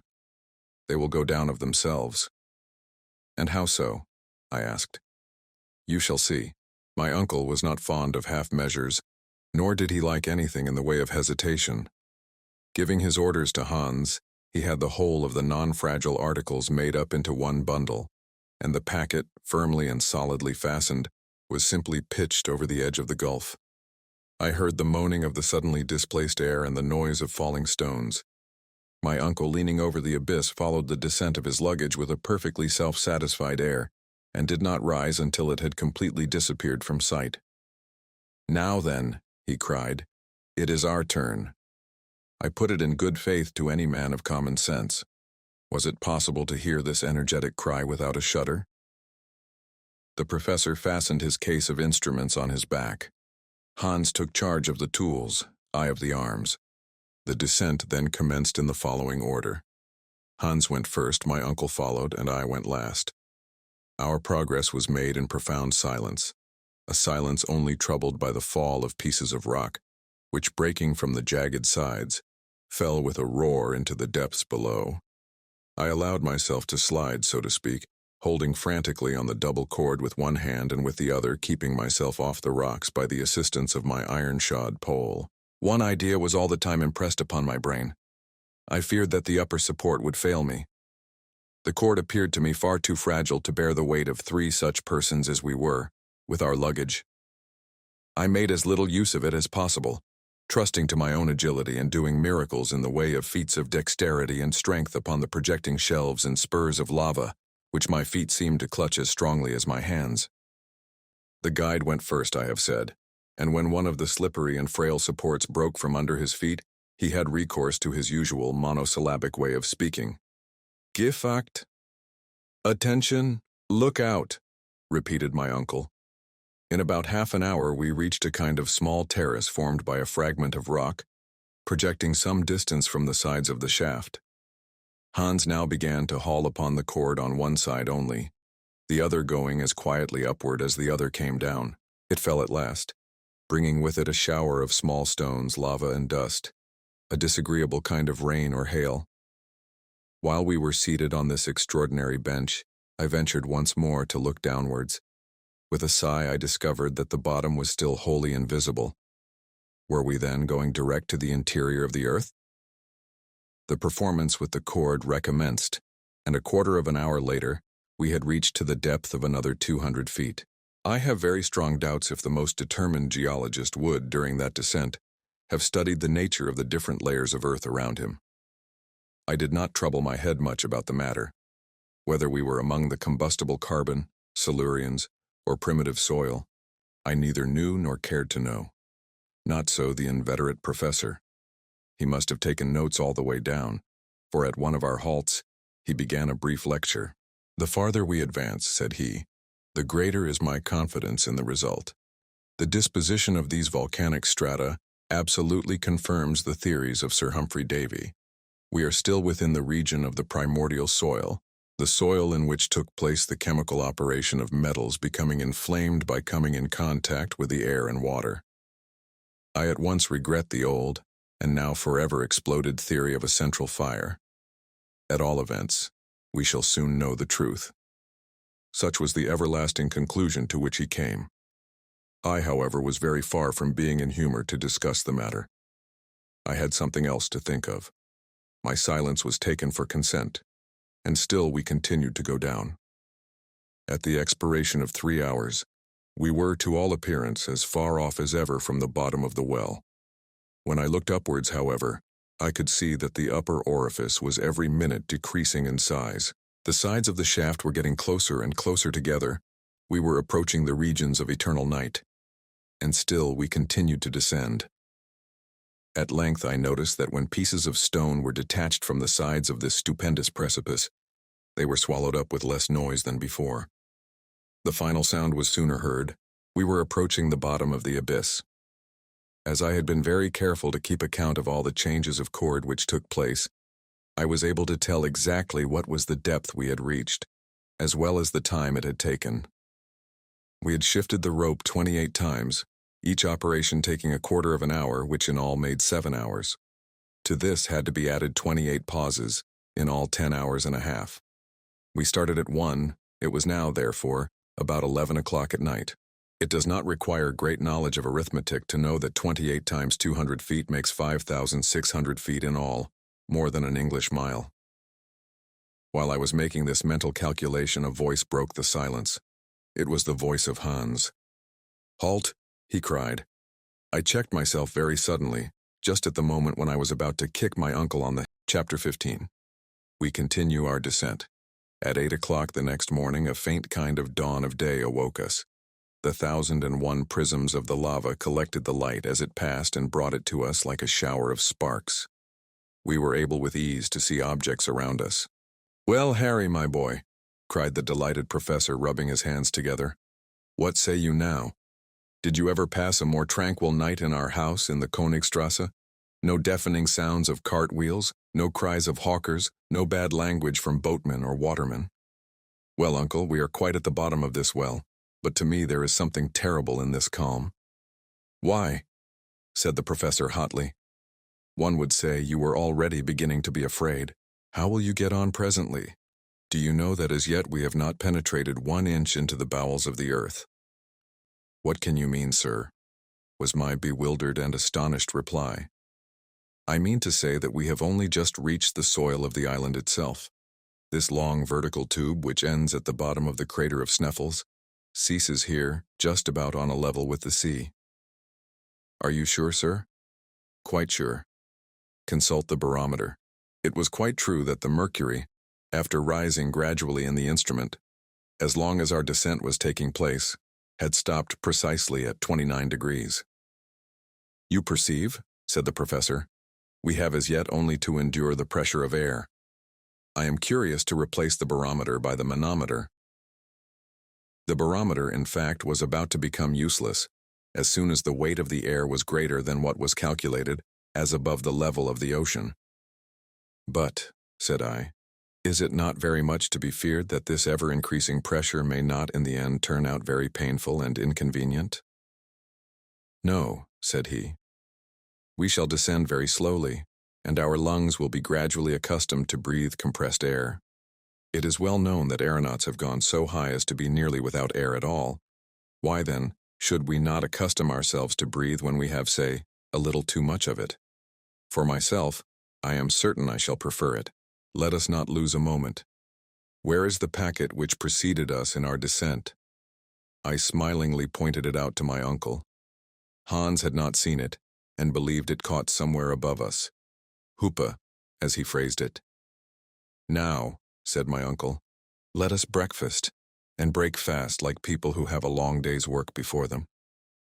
Biscuit and dried meat, washed down by some mouthfuls of water flavored with schiedam, was the material of our luxurious meal.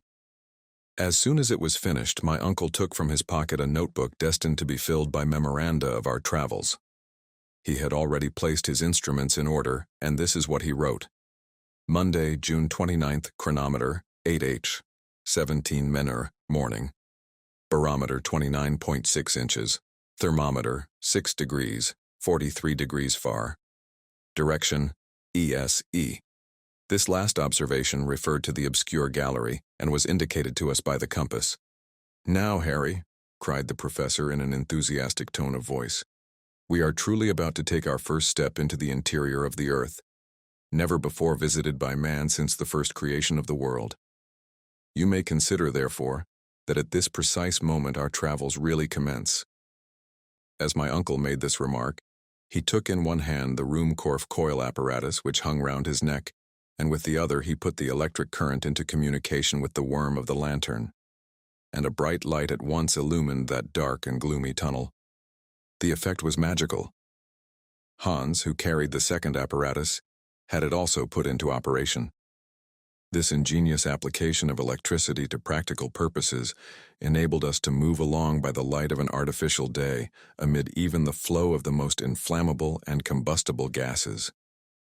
"Forward!" cried my uncle. Each took up his burden.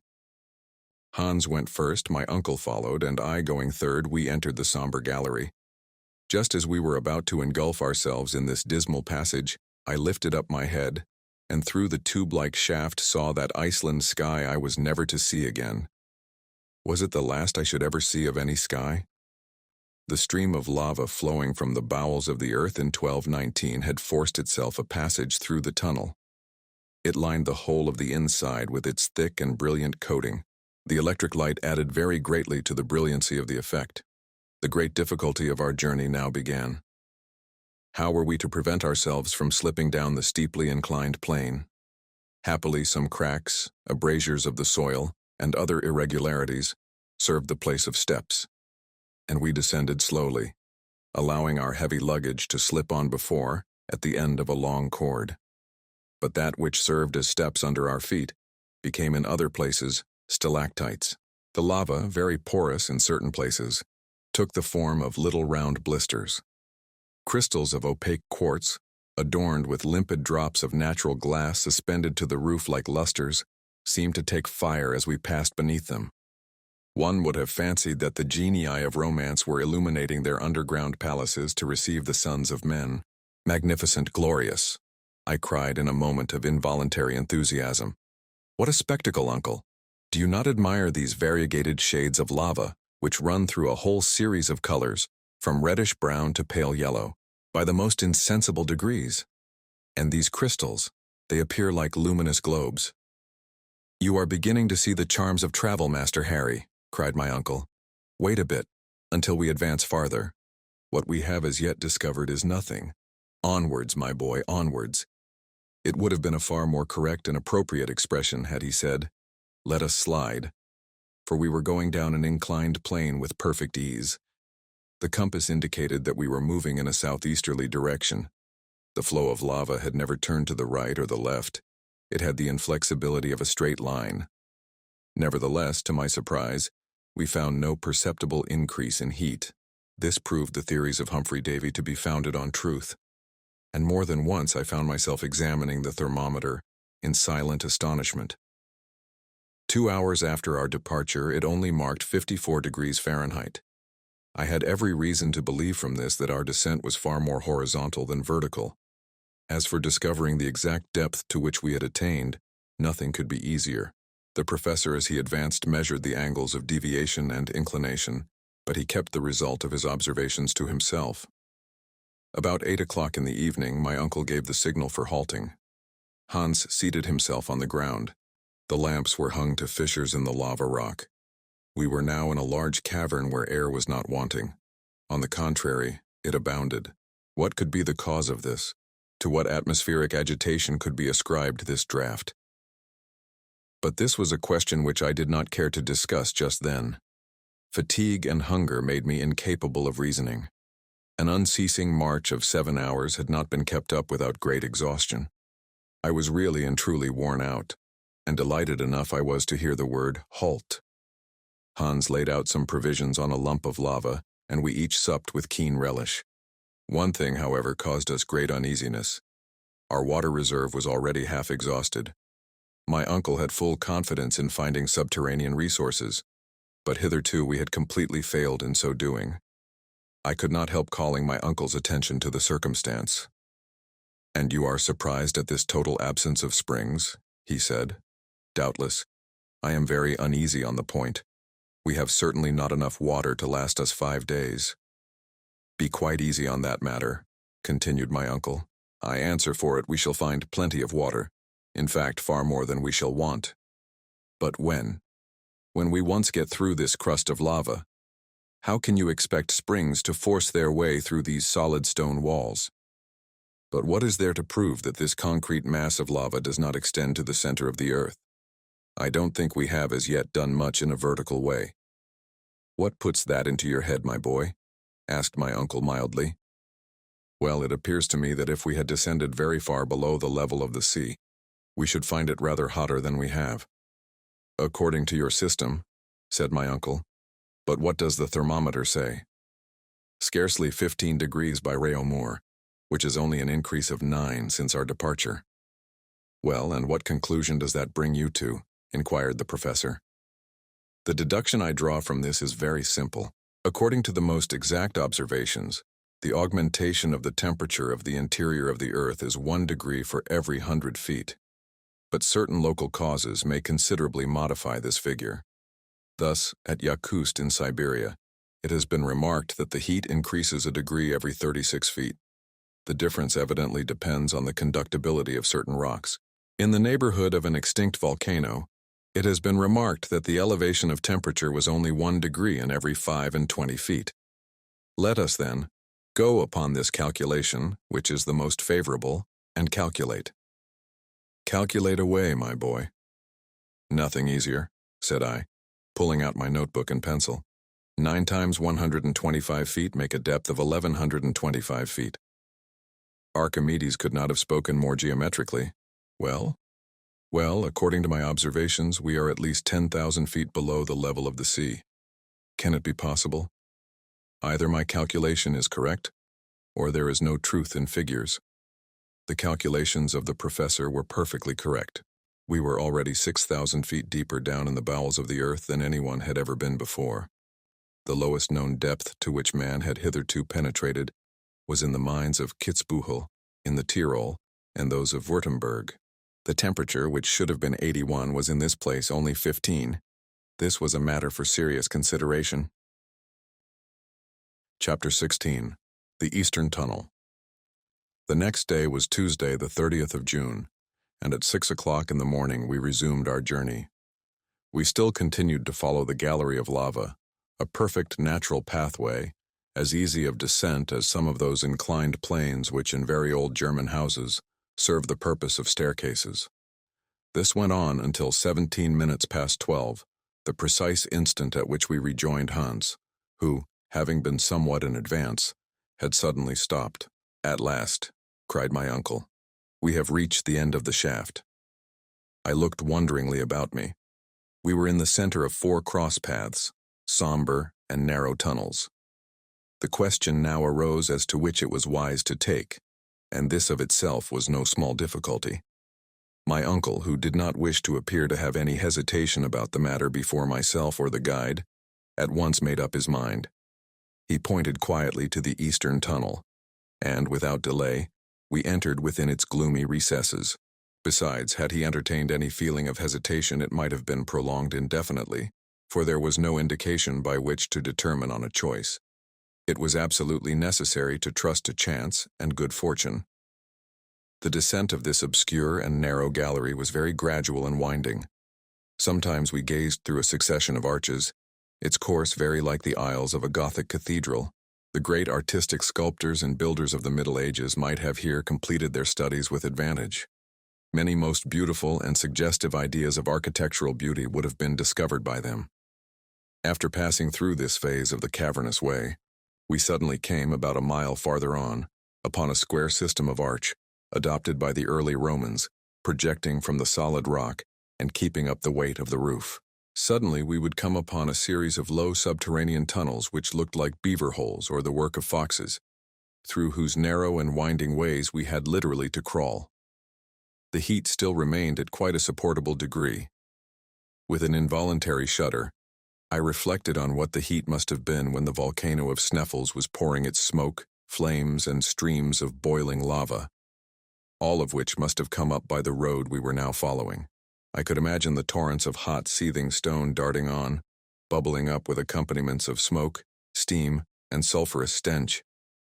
Only to think of the consequences, I mused, if the old volcano were once more to set to work. I did not communicate these rather unpleasant reflections to my uncle. He not only would not have understood them, but would have been intensely disgusted. His only idea was to go ahead. He walked, he slid, he clambered over piles of fragments, he rolled down heaps of broken lava, with an earnestness and conviction it was impossible not to admire. At 6 o'clock in the evening, after a very wearisome journey, but one not so fatiguing as before, we had made 6 miles towards the southward, but had not gone more than a mile downwards. My uncle, as usual, gave the signal to halt. We ate our meal in thoughtful silence, and then retired to sleep. Our arrangements for the night were very primitive and simple. A traveling rug in which each rolled himself was all our bedding. We had no necessity to fear cold or any unpleasant visit. Travelers who bury themselves in the wilds and depths of the African desert, who seek profit and pleasure in the forests of the New World, are compelled to take it in turn to watch during the hours of sleep. But in this region of the earth, absolute solitude and complete security reigned supreme. We had nothing to fear either from savages or from wild beasts. After a night's sweet repose, we awoke fresh and ready for action. There being nothing to detain us, we started on our journey. We continued to burrow through the lava tunnel as before. It was impossible to make out through what soil we were making way. The tunnel, moreover, instead of going down into the bowels of the earth, became absolutely horizontal. I even thought, after some examination, that we were actually tending upwards. About 10 o'clock in the day, this state of things became so clear that, finding the change very fatiguing, I was obliged to slacken my pace and finally come to a halt. "Well," said the professor quickly, "What is the matter?" "The fact is, I am dreadfully tired," was my earnest reply. "What?" cried my uncle. "Tired after a 3 hours' walk and by so easy a road?" "Easy enough, I dare say, but very fatiguing." "But how can that be when all we have to do is to go downwards?" "I beg your pardon, sir. For some time I have noticed that we are going upwards." "Upwards?" cried my uncle, shrugging his shoulders. "How can that be?" "There can be no doubt about it.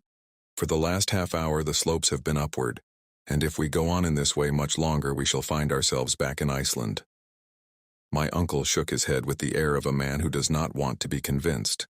I tried to continue the conversation. He would not answer me, but once more gave the signal for departure. His silence, I thought, was only caused by concentrated ill temper. However this might be, I once more took up my load, and boldly and resolutely followed Hans, who was now in advance of my uncle. I did not like to be beaten or even distanced. I was naturally anxious not to lose sight of my companions. The very idea of being left behind, lost in that terrible labyrinth, made me shiver as with the ague. Besides, if the ascending path was more arduous and painful to clamber, I had one source of secret consolation and delight. It was to all appearance taking us back to the surface of the earth. That of itself was hopeful. Every step I took confirmed me in my belief, and I began already to build castles in the air in relation to my marriage with my pretty little cousin. About 12 o'clock there was a great and sudden change in the aspect of the rocky sides of the gallery. I first noticed it from the diminution of the rays of light which cast back the reflection of the lamp. From being coated with shining and resplendent lava, it became living rock. The sides were sloping walls, which sometimes became quite vertical. We were now in what the geological professors call a state of transition, in the period of Silurian stones, so called because this specimen of early formation is very common in England in the counties formerly inhabited by the Celtic nation known as Silures. "I can see clearly now," I cried. "The sediment from the waters which once covered the whole earth formed during the second period of its existence these schists and these calcareous rocks. We are turning our backs on the granite rocks and are like people from Hamburg who would go to Lübeck by way of Hanover. I might just as well have kept my observations to myself." My geological enthusiasm got the better, however, of my cooler judgment, and Professor Hardwigg heard my observations. "What is the matter now?" he said, in a tone of great gravity. "Well," cried I, "do you not see these different layers of calcareous rocks and the first indication of slate strata?" "Well, what then?" "We have arrived at that period of the world's existence when the first plants and the first animals made their appearance." "You think so?" "Yes, look, examine and judge for yourself." I induced the professor with some difficulty to cast the light of his lamp on the sides of the long, winding gallery. I expected some exclamation to burst from his lips. I was very much mistaken. The worthy professor never spoke a word. It was impossible to say whether he understood me or not. Perhaps it was possible that in his pride, my uncle and a learned professor, he did not like to own that he was wrong in having chosen the eastern tunnel, or was he determined at any price to go to the end of it? It was quite evident we had left the region of lava, and that the road by which we were going could not take us back to the great crater of Mount Sneffels. As we went along, I could not help ruminating on the whole question, and asked myself if I did not lay too great a stress on these sudden and peculiar modifications of the earth's crust. After all, I was very likely to be mistaken, and it was within the range of probability and possibility that we were not making our way through the strata of rocks which I believed I recognized, piled on the lower layer of granitic formation. At all events, if I am right, I thought to myself, I must certainly find some remains of primitive plants, and it will be absolutely necessary to give way to such indubitable evidence. Let us have a good search. I accordingly lost no opportunity of searching, and had not gone more than about 100 yards when the evidence I sought for cropped up in the most incontestable manner before my eyes. It was quite natural that I should expect to find these signs, for during the Silurian period the seas contained no fewer than 1,500 different animal and vegetable species. My feet, so long accustomed to the hard and arid lava soil, suddenly found themselves treading on a kind of soft dust, the remains of plants and shells. Upon the walls themselves I could clearly make out the outline, as plain as a sun picture, of the fucus and the lycopods. The worthy and excellent Professor Hardwigg could not, of course, make any mistake about the matter, but I believe he deliberately closed his eyes and continued on his way with a firm and unalterable step. I began to think that he was carrying his obstinacy a great deal too far. I could no longer act with prudence or composure. I stooped on a sudden and picked up an almost perfect shell, which had undoubtedly belonged to some animal very much resembling some of the present day. Having secured the prize, I followed in the wake of my uncle. "Do you see this?" I said. "Well," said the professor with the most imperturbable tranquility, "it is the shell of a crustaceous animal of the extinct order of the trilobites. Nothing more, I assure you." "But," cried I, much troubled at his coolness, "do you draw no conclusion from it?" "Well, if I may ask, what conclusion do you draw from it yourself?" "Well, I thought—" "I know, my boy, what you would say, and you are right, perfectly and incontestably right. We have finally abandoned the crust of lava and the road by which the lava ascended. It is quite possible that I may have been mistaken, but I shall be unable to discover my error until I get to the end of this gallery." "You are quite right as far as that is concerned," I replied, "and I should highly approve of your decision if we had not to fear the greatest of all dangers." "And what is that?" "Want of water." "Well, my dear Henry, it can't be helped. We must put ourselves on rations." And on he went. Chapter 17. Deeper and Deeper. The Coal Mine. In truth, we were compelled to put ourselves upon rations. Our supply would certainly last not more than 3 days. I found this out about supper time. The worst part of the matter was that in what is called the transition rocks it was hardly to be expected we should meet with water. I had read of the horrors of thirst, and I knew that where we were, a brief trial of its sufferings would put an end to our adventures and our lives. But it was utterly useless to discuss the matter with my uncle. He would have answered by some axiom from Plato. During the whole of next day we proceeded on our journey through this interminable gallery, arch after arch, tunnel after tunnel. We journeyed without exchanging a word. We had become as mute and reticent as Hans, our guide. The road had no longer an upward tendency. At all events, if it had, it was not to be made out very clearly. Sometimes there could be no doubt that we were going downwards, but this inclination was scarcely to be distinguished, and was by no means reassuring to the professor, because the character of the strata was in no wise modified, and the transition character of the rocks became more and more marked. It was a glorious sight to see how the electric light brought out the sparkles in the walls of the calcareous rocks and the old red sandstone. One might have fancied oneself in one of those deep cuttings in Devonshire, which have given their name to this kind of soil. Some magnificent specimens of marble projected from the sides of the gallery, some of an agate gray with white veins of variegated character, others of a yellow-spotted color with red veins. Farther off might be seen samples of color in which cherry-tinted seams were to be found in all their brightest shades. The greater number of these marbles were stamped with the marks of primitive animals. Since the previous evening, nature and creation had made considerable progress. Instead of the rudimentary trilobites, I perceived the remains of a more perfect order. Among others, the fish in which the eye of a geologist has been able to discover the first form of the reptile. The Devonian seas were inhabited by a vast number of animals of this species, which were deposited in tens of thousands in the rocks of new formation. It was quite evident to me that we were ascending the scale of animal life of which man forms the summit. My excellent uncle, the professor, appeared not to take notice of these warnings. He was determined at any risk to proceed. He must have been in expectation of one of two things: either that a vertical well was about to open under his feet, and thus allow him to continue his descent, or that some insurmountable obstacle would compel us to stop and go back by the road we had so long traveled. But evening came again, and to my horror neither hope was doomed to be realized. On Friday, after a night when I began to feel the gnawing agony of thirst, and when in consequence appetite decreased, our little band rose and once more followed the turnings and windings, the ascents and descents of this interminable gallery. All were silent and gloomy. I could see that even my uncle had ventured too far. After about 10 hours of further progress, a progress dull and monotonous to the last degree. I remarked that the reverberation and reflection of our lamps upon the sides of the tunnel had singularly diminished.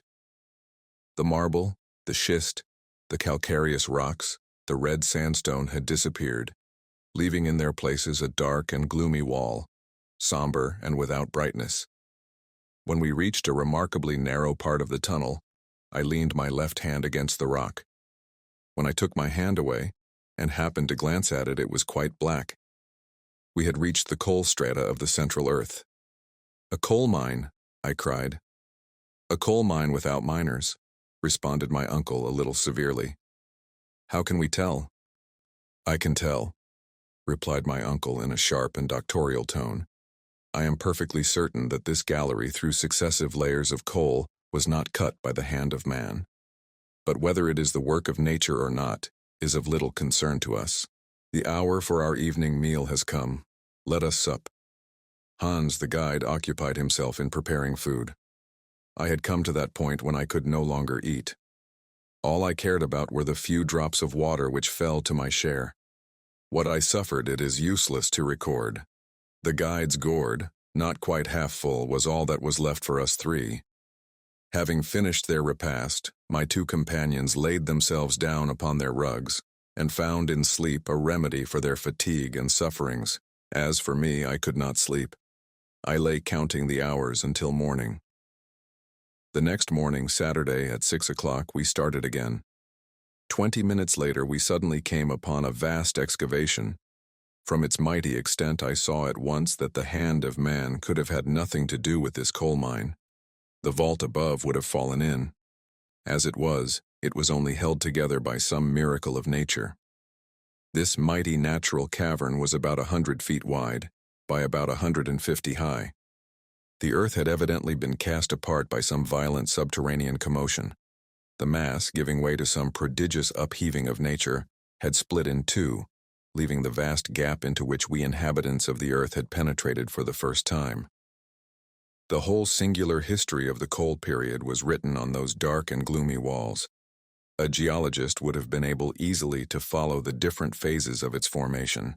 The seams of coal were separated by strata of sandstone, a compact clay, which appeared to be crushed down by the weight from above. At that period of the world which preceded the secondary epoch, the earth was covered by a coating of enormous and rich vegetation due to the double action of tropical heat and perpetual humidity. A vast atmospheric cloud of vapor surrounded the earth on all sides, preventing the rays of the sun from ever reaching it. Hence the conclusion that these intense heats did not arise from this new source of caloric. Perhaps even the star of day was not quite ready for its brilliant work to illumine a universe. Climates did not as yet exist, and a level heat pervaded the whole surface of the globe. The same heat existing at the North Pole as at the equator. Whence did it come? From the interior of the earth. In spite of all the learned theories of Professor Hardwigg, a fierce and vehement fire certainly burned within the entrails of the great spheroid. Its action was felt even to the very topmost crust of the earth. The plants then in existence, being deprived of the vivifying rays of the sun, had neither buds nor flowers nor odor, but their roots drew a strong and vigorous life from the burning earth of early days. There were but few of what may be called trees, only herbaceous plants, immense turfs, briars, mosses, rare families which, however, in those days were counted by tens and tens of thousands. It is entirely to this exuberant vegetation that coal owes its origin. The crust of the vast globe still yielded under the influence of the seething, boiling mass, which was forever at work beneath. Hence arose numerous fissures and continual falling in of the upper earth. The dense mass of plants being beneath the waters soon formed themselves into vast agglomerations. Then came about the action of natural chemistry. In the depths of the ocean, the vegetable mass at first became turf. Then, thanks to the influence of gases and subterranean fermentation, they underwent the complete process of mineralization. In this manner, in early days, were formed those vast and prodigious layers of coal, which in ever-increasing consumption must utterly use up in about 3 centuries more, if people do not find some more economic light than gas, and some cheaper motive power than steam. All these reflections, the memories of my school studies, came to my mind while I gazed upon these mighty accumulations of coal, whose riches, however, are scarcely likely to be ever utilized. The working of these mines could only be carried out at an expense that would never yield a profit. The matter, however, is scarcely worthy consideration when coal is scattered over the whole surface of the globe within a few yards of the upper crust.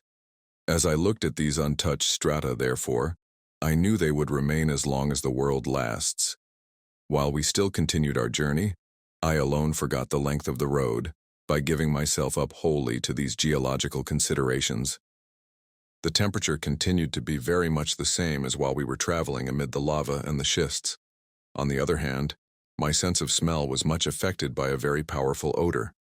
I immediately knew that the gallery was filled to overflowing with that dangerous gas the miners call fire damp, the explosion of which has caused such fearful and terrible accidents, making 100 widows and hundreds of orphans in a single hour. Happily, we were able to illumine our progress by means of the Ruhmkorff apparatus.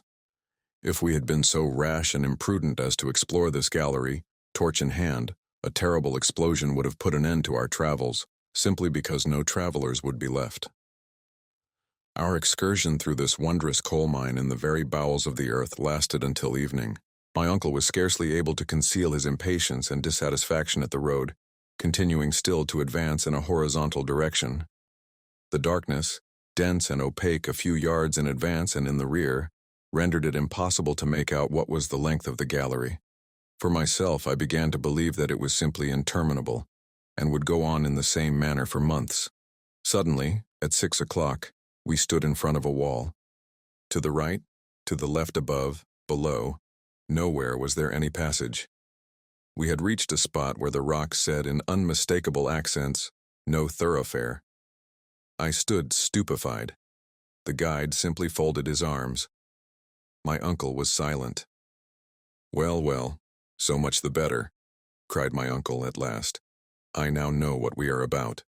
We are decidedly not upon the road followed by Saknussemm. All we have to do is to go back. Let us take one night's good rest, and before 3 days are over, I promise you we shall have regained the point where the galleries divided." "Yes, we may, if our strength lasts as long," I cried in a lamentable voice. "And why not? Tomorrow, among us three there will not be a drop of water. It is just gone." "And your courage with it?" said my uncle, speaking in a severe tone. What could I say? I turned round on my side and from sheer exhaustion fell into a heavy sleep disturbed by dreams of water, and I awoke unrefreshed. I would have bartered a diamond mine for a glass of pure spring water. But Chapter 18. The Wrong Road. Next day our departure took place at a very early hour. There was no time for the least delay. According to my account, we had 5 days' hard work to get back to the place where the galleries divided. I can never tell all the sufferings we endured upon our return. My uncle bore them like a man who has been in the wrong, that is, with concentrated and suppressed anger. Hans with all the resignation of his pacific character, and I confess that I did nothing but complain and despair. I had no heart for this bad fortune, but there was one consolation. Defeat at the outset would probably upset the whole journey. As I had expected from the first, our supply of water gave completely out on our first day's march. Our provision of liquids was reduced to our supply of Schiedam. But this horrible, nay, I will say it, this infernal liquor burnt the throat, and I could not even bear the sight of it. I found the temperature to be stifling. I was paralyzed with fatigue. More than once I was about to fall insensible to the ground. The whole party then halted, and the worthy Icelander and my excellent uncle did their best to console and comfort me. I could, however, plainly see that my uncle was contending painfully against the extreme fatigues of our journey, and the awful torture generated by the absence of water. At length a time came when I ceased to recollect anything, when all was one awful, hideous, fantastic dream.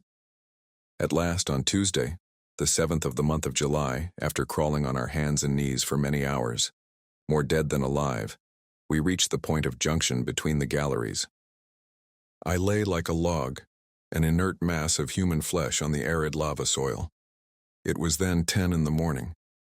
Hans and my uncle, leaning against the wall, tried to nibble away at some pieces of biscuit, while deep groans and sighs escaped from my scorched and swollen lips. Then I fell off into a kind of deep lethargy. Presently I felt my uncle approach and lift me up tenderly in his arms. "Poor boy," I heard him say in a tone of deep commiseration. I was profoundly touched by these words, being by no means accustomed to signs of womanly weakness in the professor. I caught his trembling hands in mine and gave them a gentle pressure. He allowed me to do so without resistance, looking at me kindly all the time. His eyes were wet with tears. I then saw him take the gourd which he wore at his side. To my surprise, or rather to my stupefaction, he placed it to my lips. "Drink, my boy," he said. Was it possible my ears had not deceived me? Was my uncle mad?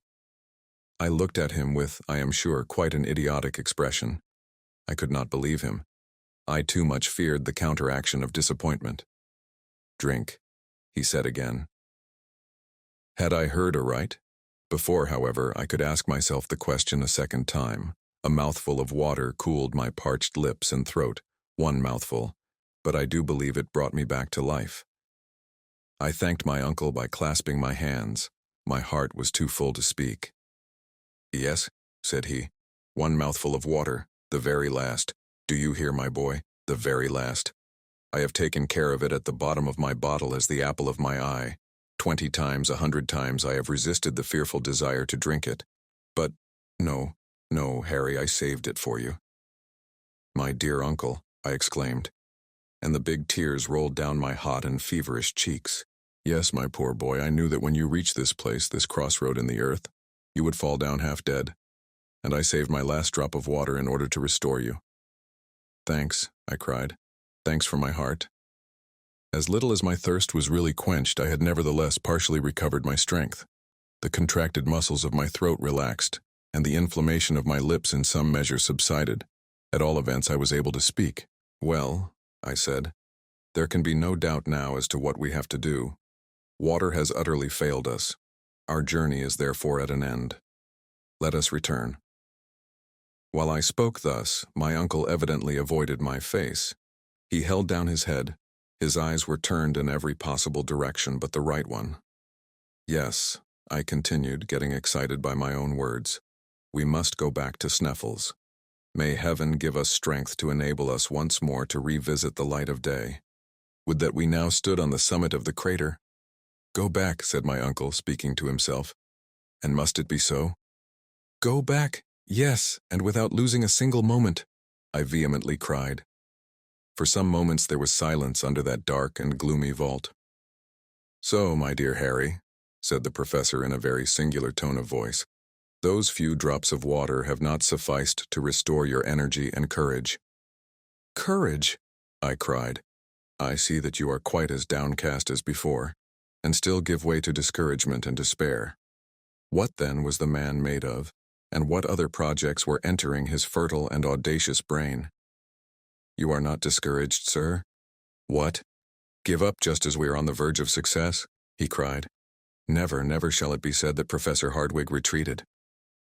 "Then we must make up our minds to perish," I cried with a helpless sigh. "No, Harry, my boy, certainly not. Go, leave me. I am very far from desiring your death. Take Hans with you. I will go on alone." "You ask us to leave you?" "Leave me, I say. I have undertaken this dangerous and perilous adventure.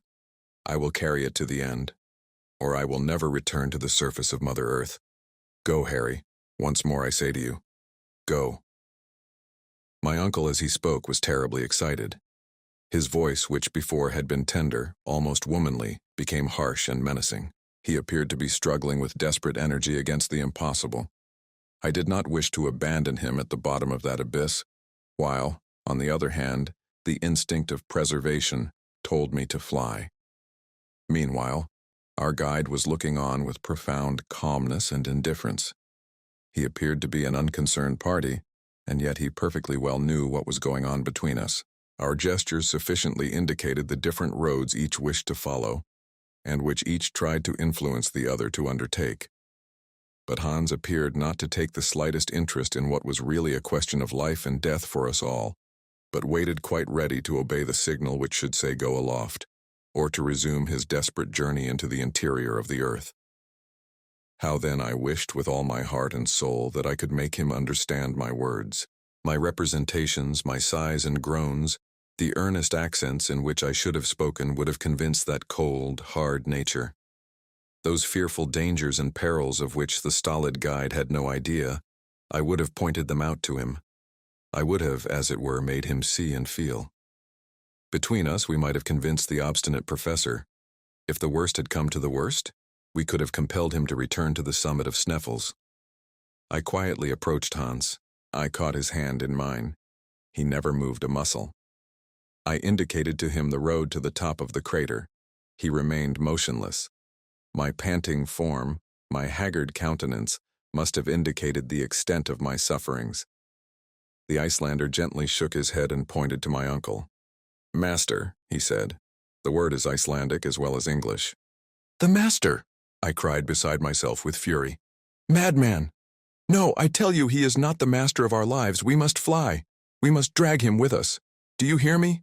Do you understand me, I say?" I have already explained that I held Hans by the arm. I tried to make him rise from his seat. I struggled with him and tried to force him away. My uncle now interposed. "My good Henry, be calm," he said. "You will obtain nothing from my devoted follower, therefore listen to what I have to say." I folded my arms as well as I could, and looked my uncle full in the face. "This wretched want of water," he said, "is the sole obstacle to the success of my project. In the entire gallery, made of lava, schist, and coal, it is true we found not one liquid molecule. It is quite possible that we may be more fortunate in the western tunnel." My sole reply was to shake my head with an air of deep incredulity. "Listen to me to the end," said the professor in his well-known lecturing voice. "While you lay yonder without life or motion, I undertook a reconnoitering journey into the conformation of this other gallery. I have discovered that it goes directly downwards into the bowels of the earth, and in a few hours will take us to the old granitic formation. In this we shall undoubtedly find innumerable springs. The nature of the rock makes this a mathematical certainty, and instinct agrees with logic to say that it is so. Now this is the serious proposition which I have to make to you. When Christopher Columbus asked of his men 3 days to discover the land of promise, his men ill, terrified, and hopeless, yet gave him 3 days, and the New World was discovered. Now I, the Christopher Columbus of this subterranean region, only ask of you 1 more day. If when that time is expired, I have not found the water of which we are in search, I swear to you, I will give up my mighty enterprise and return to the earth's surface." Despite my irritation and despair, I knew how much it cost my uncle to make this proposition and to hold such conciliatory language. Under the circumstances, what could I do but yield? "Well," I cried, "let it be as you wish, and may heaven reward your superhuman energy. But as unless we discover water our hours are numbered, let us lose no time but go ahead." Chapter 19. The Western Gallery. A New Route. Our descent was now resumed by means of the second gallery. Hans took up his post in front as usual. We had not gone more than 100 yards when the professor carefully examined the walls. "This is the primitive formation. We are on the right road. Onwards is our hope."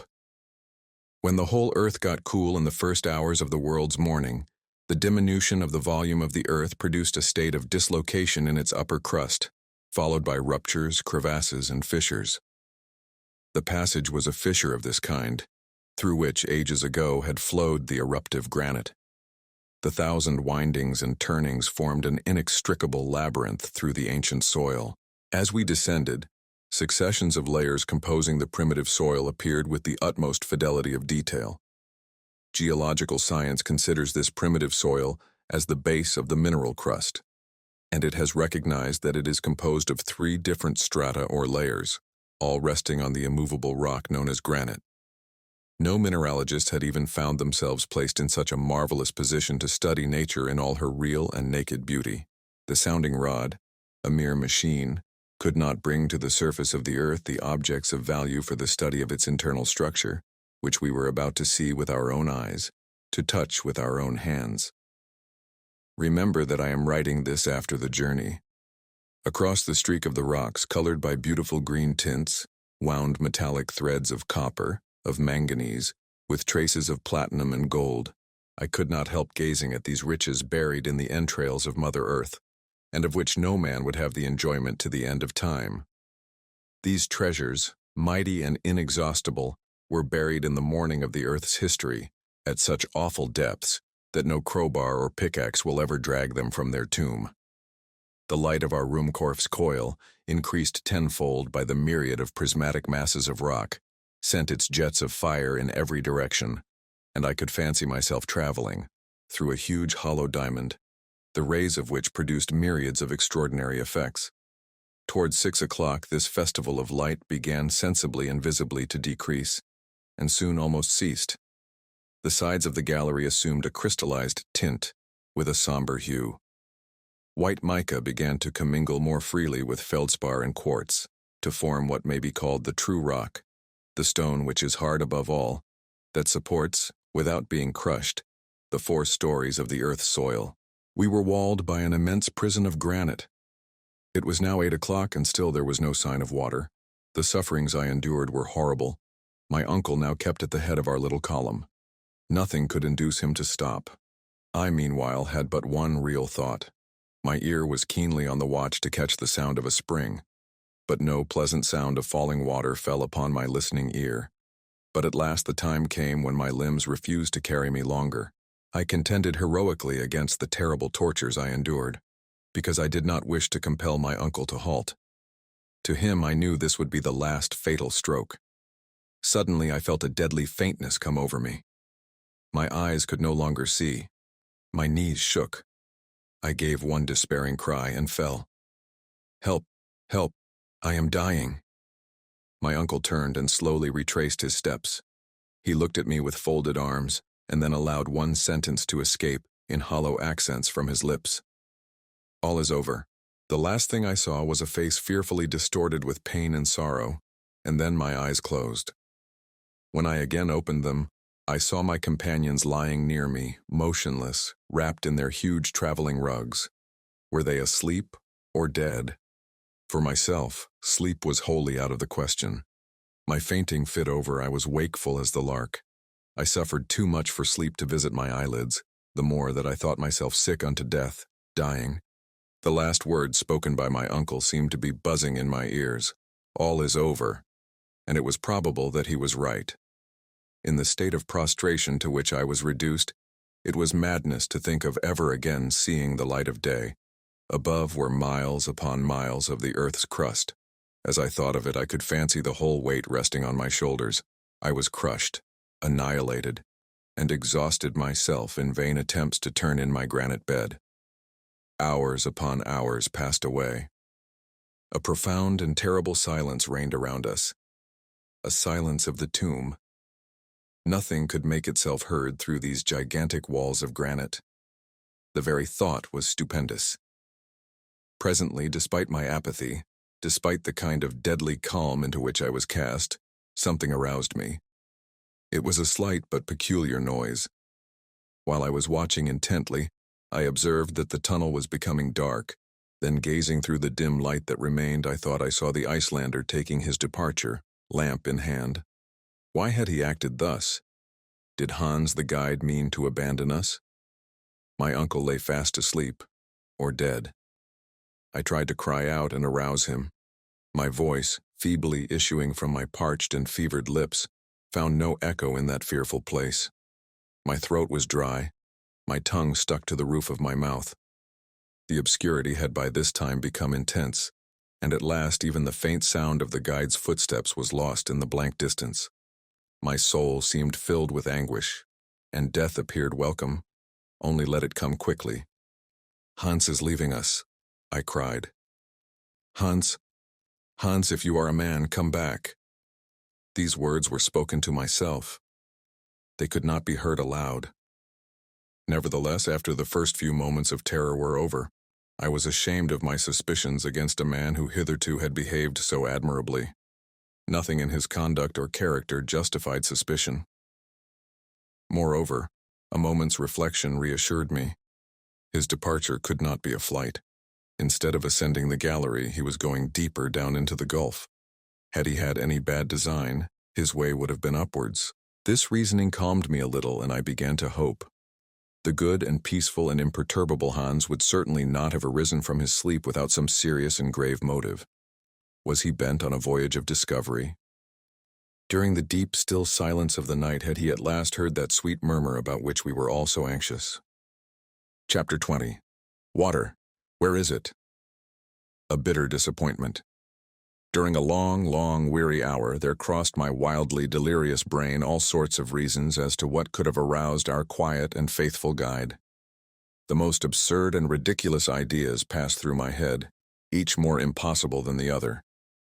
I believe I was either half or wholly mad. Suddenly, however, there arose, as it were from the depths of the earth, a voice of comfort. It was the sound of footsteps. Hans was returning. Presently the uncertain light began to shine upon the walls of the passage, and then it came in view far down the sloping tunnel. At length, Hans himself appeared. He approached my uncle, placed his hand upon his shoulder, and gently awakened him. My uncle, as soon as he saw who it was, instantly arose. "Well," exclaimed the professor. "Vatten," said the hunter. I did not know a single word of the Danish language, and yet by a sort of mysterious instinct I understood what the guide had said. "Water, water!" I cried in a wild and frantic tone, clapping my hands and gesticulating like a madman. "Water," murmured my uncle, in a voice of deep emotion and gratitude. "Var? Where?" "Nedat. Below." "Where?" "Below." I understood every word. I had caught the hunter by the hands, and I shook them heartily, while he looked on with perfect calmness. The preparations for our departure did not take long, and we were soon making a rapid descent into the tunnel. An hour later we had advanced 1,000 yards and descended 2,000 feet. At this moment I heard an accustomed and well-known sound running along the floors of the granite rock, a kind of dull and sullen roar, like that of a distant waterfall.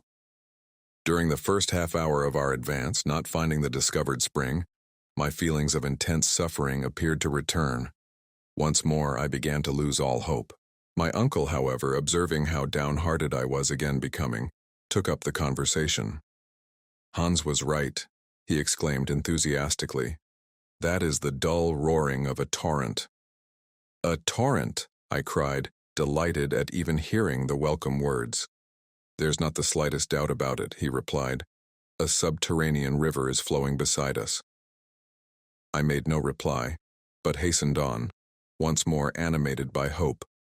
I began not even to feel the deep fatigue, which hitherto had overpowered me. The very sound of this glorious murmuring water already refreshed me. We could hear it increasing in volume every moment. The torrent, which for a long time could be heard flowing over our heads, now ran distinctly along the left wall, roaring, rushing, spluttering, and still falling. Several times I passed my hand across the rock, hoping to find some trace of humidity, of the slightest percolation. Alas, in vain. Again a half-hour passed in the same weary toil. Again we advanced. It now became evident that the hunter, during his absence, had not been able to carry his researches any farther. Guided by an instinct peculiar to the dwellers in mountain regions and water-finders, he smelt the living spring through the rock. Still he had not seen the precious liquid. He had neither quenched his own thirst nor brought us one drop in his gourd. Moreover, we soon made the disastrous discovery that, if our progress continued, we should soon be moving away from the torrent, the sound of which gradually diminished. We turned back. Hans halted at the precise spot where the sound of the torrent appeared nearest. I could bear the suspense and suffering no longer, and seated myself against the wall, behind which I could hear the water seething and effervescing not 2 feet away. But a solid wall of granite still separated us from it. Hans looked keenly at me, and strange enough, for once I thought I saw a smile on his imperturbable face. He rose from a stone on which he had been seated, and took up the lamp.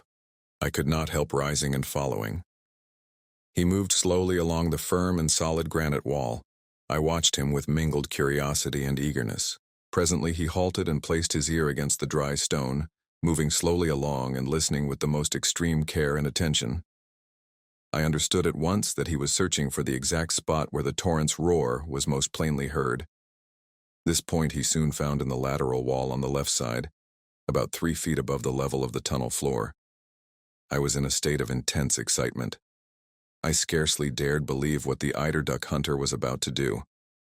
It was, however, impossible in a moment more not to both understand and applaud, and even to smother him in my embraces, when I saw him raise the heavy crowbar and commence an attack upon the rock itself. "Saved," I cried. "Yes," cried my uncle, even more excited and delighted than myself. "Hans is quite right. Oh, the worthy, excellent man. We should never have thought of such an idea. And nobody else, I think, would have done so. Such a process, simple as it seemed, would most certainly not have entered our heads. Nothing could be more dangerous than to begin to work with pickaxes in that particular part of the globe. Supposing while he was at work a breakup were to take place, and supposing the torrent, once having gained an inch, were to take an ell, and come pouring bodily through the broken rock. Not one of these dangers was chimerical. They were only too real. But at that moment no fear of falling in of the roof or even of inundation was capable of stopping us. Our thirst was so intense that to quench it we would have dug below the bed of old ocean itself. Hans went quietly to work, a work which neither my uncle nor I would have undertaken at any price. Our impatience was so great that if we had once begun with pickaxe and crowbar, the rock would soon have split into 100 fragments. The guide, on the contrary, calm, ready, moderate, wore away the hard rock by little steady blows of his instrument, making no attempt at a larger hole than about 6 inches. As I stood, I heard, or I thought I heard, the roar of the torrent momentarily increasing in loudness, and at times I almost felt the pleasant sensation of water upon my parched lips. At the end of what appeared an age, Hans had made a hole which enabled his crowbar to enter 2 feet into the solid rock. He had been at work exactly an hour. It appeared a dozen. I was getting wild with impatience. My uncle began to think of using more violent measures. I had the greatest difficulty in checking him. He had indeed just got hold of his crowbar when a loud and welcome hiss was heard. Then a stream, or rather jet, of water burst through the wall and came out with such force as to hit the opposite side. Hans, the guide, who was half upset by the shock, was scarcely able to keep down a cry of pain and grief. I understood his meaning when, plunging my hands into the sparkling jet, I myself gave a wild and frantic cry. The water was scalding hot. "Boiling!" I cried, in bitter disappointment. "Well, never mind," said my uncle. "It will soon get cool." The tunnel began to be filled by clouds of vapor, while a small stream ran away into the interior of the earth. In a short time we had some sufficiently cool to drink. We swallowed it in huge mouthfuls. Oh, what exalted delight! What rich and incomparable luxury! What was this water? Whence did it come? To us, what was that? The simple fact was, it was water, and though still with a tingle of warmth about it, it brought back to the heart that life which, but for it, must surely have faded away. I drank greedily, almost without tasting it. When, however, I had almost quenched my ravenous thirst, I made a discovery. "Why, it is chalybeate water." "A most excellent stomachic," replied my uncle, "and highly mineralized. Here is a journey worth 20 to Spa." "It's very good," I replied. "I should think so. Water found 6 miles underground. There is a peculiarly inky flavor about it, which is by no means disagreeable. Hans may congratulate himself on having made a rare discovery. What do you say, nephew, according to the usual custom of travelers, to name the stream after him?" "Good," said I. And the name of Hansbach, Hans Brook, was at once agreed upon.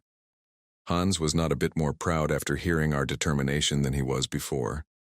After having taken a very small modicum of the welcome refreshment, he had seated himself in a corner with his usual imperturbable gravity. "Now," said I, "it is not worth while letting this water run to waste." "What is the use?" replied my uncle. "The source from which this river rises is inexhaustible." Never mind, I continued. Let us fill our goat skin and gourds, and then try to stop the opening up. My advice, after some hesitation, was followed, or attempted to be followed.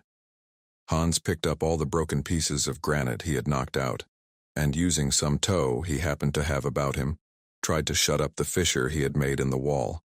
All he did was to scald his hands. The pressure was too great, and all our attempts were utter failures. It is evident, I remarked, that the upper surface of these springs is situated at a very great height above, as we may fairly infer from the great pressure of the jet. That is by no means doubtful, replied my uncle. If this column of water is about 32,000 feet high, the atmospheric pressure must be something enormous. But a new idea has just struck me. And what is that? Why be at so much trouble to close this aperture? Because I hesitated and stammered, having no real reason. When our water bottles are empty, we are not at all sure that we shall be able to fill them, observed my uncle. I think that is very probable. Well then, let this water run. It will, of course, naturally follow in our track, and will serve to guide and refresh us. I think the idea a good one, I cried in reply. And with this rivulet as a companion, there is no further reason why we should not succeed in our marvelous project. Ah, my boy, said the professor, laughing, after all you are coming round. More than that, I am now confident of ultimate success. One moment, nephew mine. Let us begin by taking some hours of repose. I had utterly forgotten that it was night. The chronometer, however, informed me of the fact. Soon we were sufficiently restored and refreshed, and had all fallen into a profound sleep. Chapter 21. Under the Ocean. By the next day we had nearly forgotten our past sufferings. The first sensation I experienced was surprise at not being thirsty, and I actually asked myself the reason. The running stream, which flowed in rippling wavelets at my feet, was the satisfactory reply. We breakfasted with a good appetite and then drank our fill of the excellent water. I felt myself quite a new man, ready to go anywhere my uncle chose to lead. I began to think, why should not a man as seriously convinced as my uncle succeed with so excellent a guide as worthy Hans, and so devoted a nephew as myself? These were the brilliant ideas which now invaded my brain.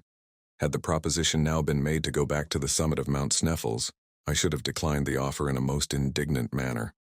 But fortunately there was no question of going up.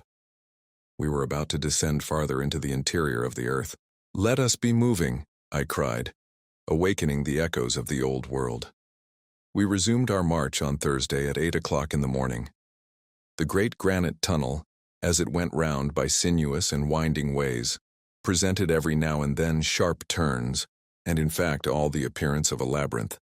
Its direction, however, was in general towards the southwest. My uncle made several pauses in order to consult his compass. The gallery now began to trend downwards in a horizontal direction, with about 2 inches of fall in every furlong. The murmuring stream flowed quietly at our feet. I could not but compare it to some familiar spirit, guiding us through the earth, and I dabbled my fingers in its tepid water, which sang like a naiad as we progressed. My good humor began to assume a mythological character. As for my uncle, he began to complain of the horizontal character of the road. His route, he found, began to be indefinitely prolonged instead of sliding down the celestial ray, according to his expression. But we had no choice. And as long as our road led towards the center, however little progress we made, there was no reason to complain. Moreover, from time to time the slopes were much greater, the naiads sang more loudly, and we began to dip downwards in earnest. As yet, however, I felt no painful sensation. I had not got over the excitement of the discovery of water. That day and the next we did a considerable amount of horizontal and relatively very little vertical traveling. On Friday evening, the 10th of July, according to our estimation, we ought to have been 30 leagues to the southeast of Reykjavik and about 2.5 leagues deep. We now received a rather startling surprise. Under our feet there opened a horrible well. My uncle was so delighted that he actually clapped his hands as he saw how steep and sharp was the descent. Ah, he cried in rapturous delight. This will take us a long way. Look at the projections of the rock. Ha! He exclaimed. It's a fearful staircase. Hans, however, who in all our troubles had never given up the ropes, took care so to dispose of them as to prevent any accidents. Our descent then began. I dare not call it a perilous descent, for I was already too familiar with that sort of work to look upon it as anything but a very ordinary affair. This well was a kind of narrow opening in the massive granite of the kind known as a fissure. The contraction of the terrestrial scaffolding, when it suddenly cooled, had been evidently the cause.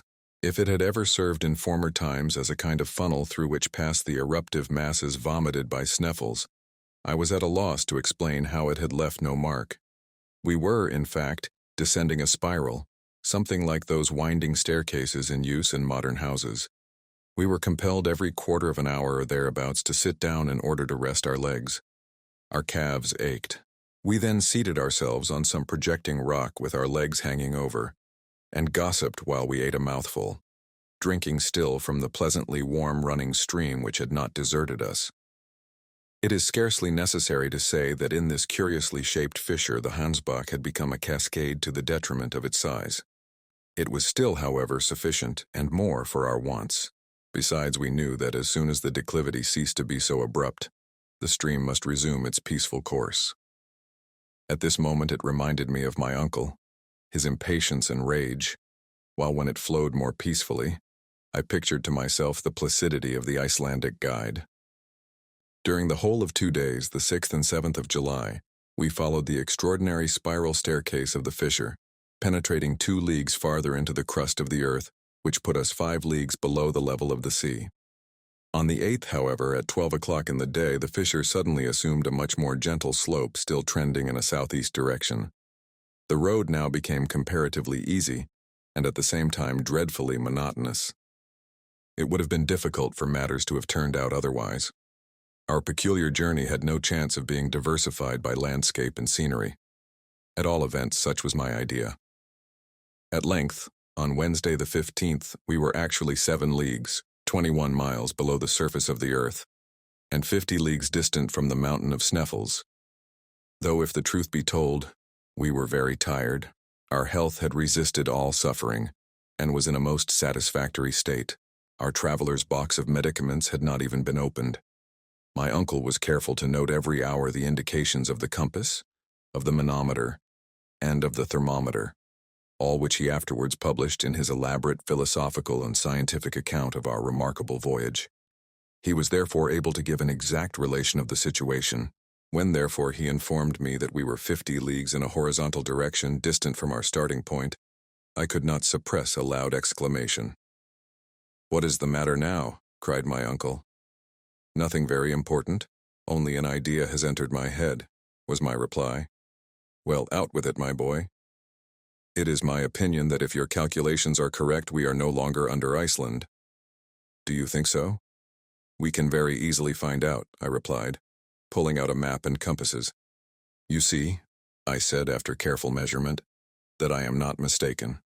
We are far beyond Cape Portland, and those 50 leagues to the southeast will take us into the open sea." "Under the open sea," cried my uncle, rubbing his hands with a delighted air. "Yes," I cried. "No doubt old ocean flows over our heads.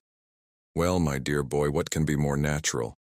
Do you not know that in the neighborhood of Newcastle there are coal mines which have been worked far out under the sea?" Now my worthy uncle, the professor, no doubt regarded this discovery as a very simple fact, but to me the idea was by no means a pleasant one, and yet when one came to think the matter over seriously, what mattered it whether the plains and mountains of Iceland were suspended over our devoted heads, or the mighty billows of the Atlantic Ocean? The whole question rested on the solidity of the granite roof above us. However, I soon got used to the ideal for the passage, now level, now running down, and still, always to the southeast, kept going deeper and deeper into the profound abysses of Mother Earth. 3 days later, on the 18th day of July, on a Saturday, we reached a kind of vast grotto.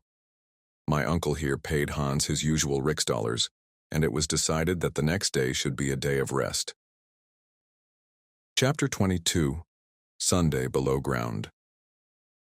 I awoke on Sunday morning without any sense of hurry and bustle attendant on an immediate departure, though the day to be devoted to repose and reflection was spent under such strange circumstances, and in so wonderful a place. The idea was a pleasant one.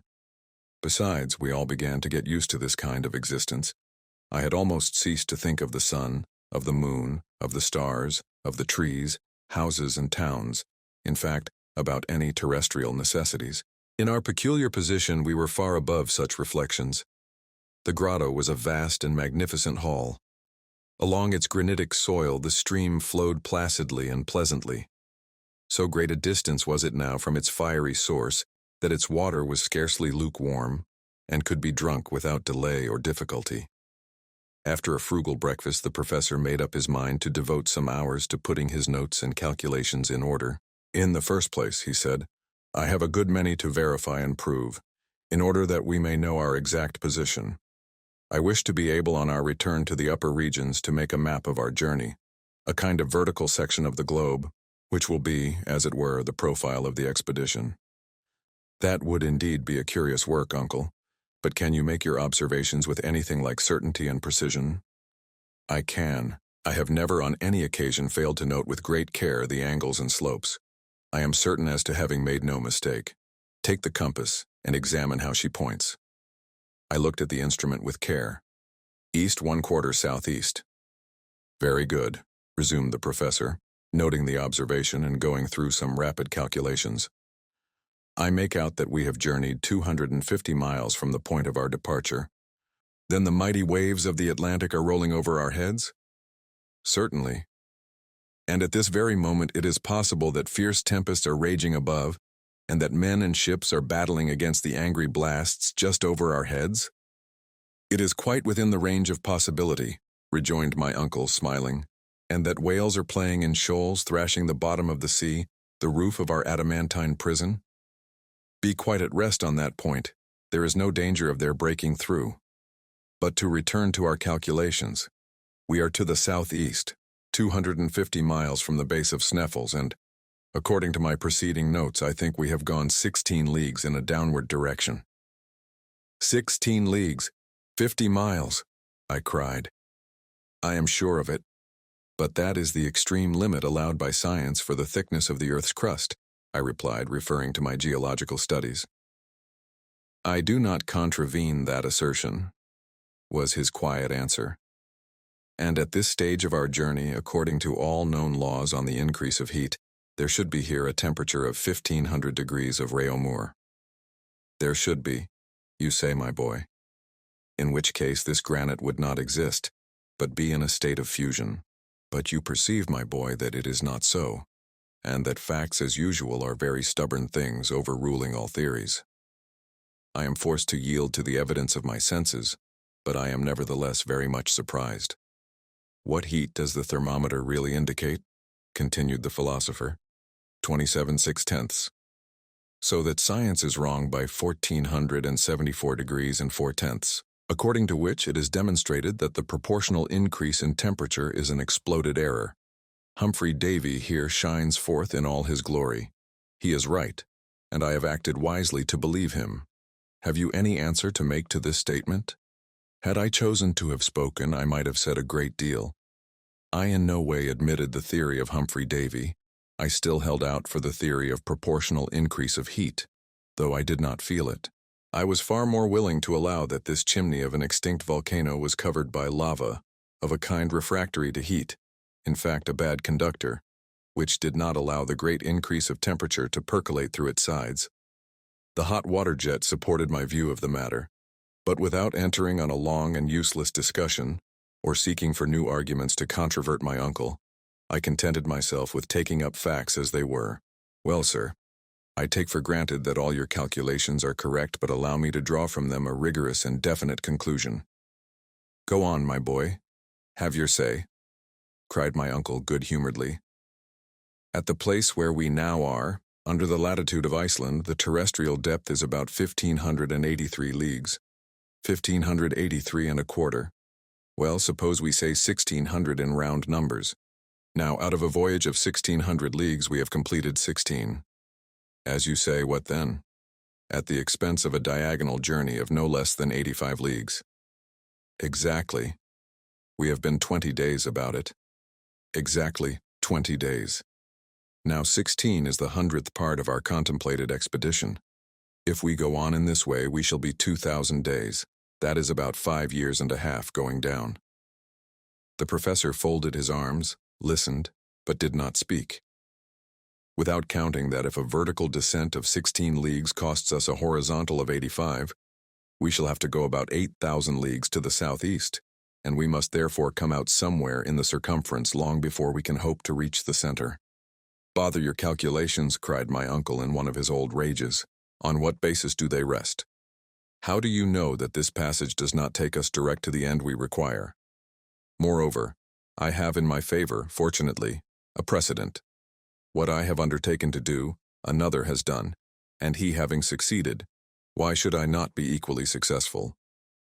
I hope indeed you will, but still I suppose I may be allowed to." "You are allowed to hold your tongue," cried Professor Hardwigg, "when you talk so unreasonably as this." I saw at once that the old doctorial professor was still alive in my uncle, and fearful to rouse his angry passions, I dropped the unpleasant subject. "Now then," he explained, "consult the manometer. What does that indicate?" "A considerable amount of pressure." "Very good. You see then that by descending slowly and by gradually accustoming ourselves to the density of this lower atmosphere, we shall not suffer." "Well, I suppose not, except it may be a certain amount of pain in the ears," was my rather grim reply.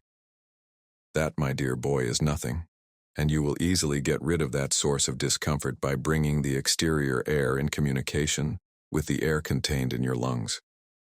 "Perfectly," said I, for I had quite made up my mind in no wise to contradict my uncle. I should fancy almost that I should experience a certain amount of satisfaction in making a plunge into this dense atmosphere. Have you taken note of how wonderfully sound is propagated? Of course I have. There can be no doubt that a journey into the interior of the earth would be an excellent cure for deafness. But then, uncle, I ventured mildly to observe, this density will continue to increase. Yes, according to a law which, however, is scarcely defined. It is true that the intensity of weight will diminish just in proportion to the depth to which we go. You know very well that it is on the surface of the earth that its action is most powerfully felt, while on the contrary, in the very center of the earth, bodies cease to have any weight at all. I know that is the case, but as we progress, will not the atmosphere finally assume the density of water? I know it. When placed under the pressure of 710 atmospheres, cried my uncle with imperturbable gravity. And when we are still lower down? I asked with natural anxiety. Well, lower down the density will become even greater. Then how shall we be able to make our way through this atmospheric fog? Well, my worthy nephew, we must ballast ourselves by filling our pockets with stones, said Professor Hardwigg.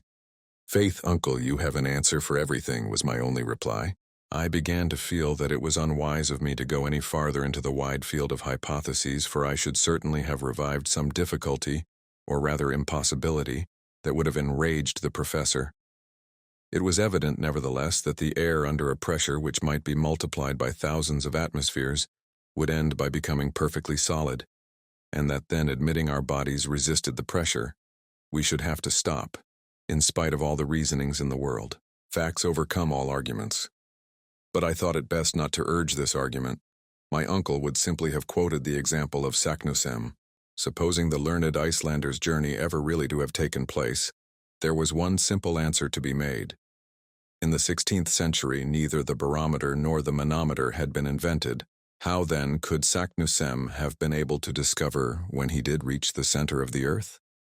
This unanswerable and learned objection I, however, kept to myself, and bracing up my courage, awaited the course of events, little aware of how adventurous yet were to be the incidents of our remarkable journey. The rest of this day of leisure and repose was spent in calculation and conversation.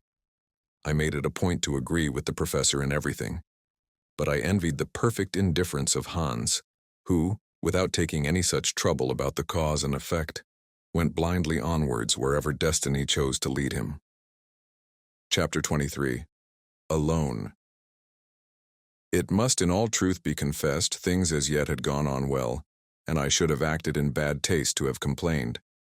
If the true medium of our difficulties did not increase, it was within the range of possibility that we might ultimately reach the end of our journey. Then what glory would be ours?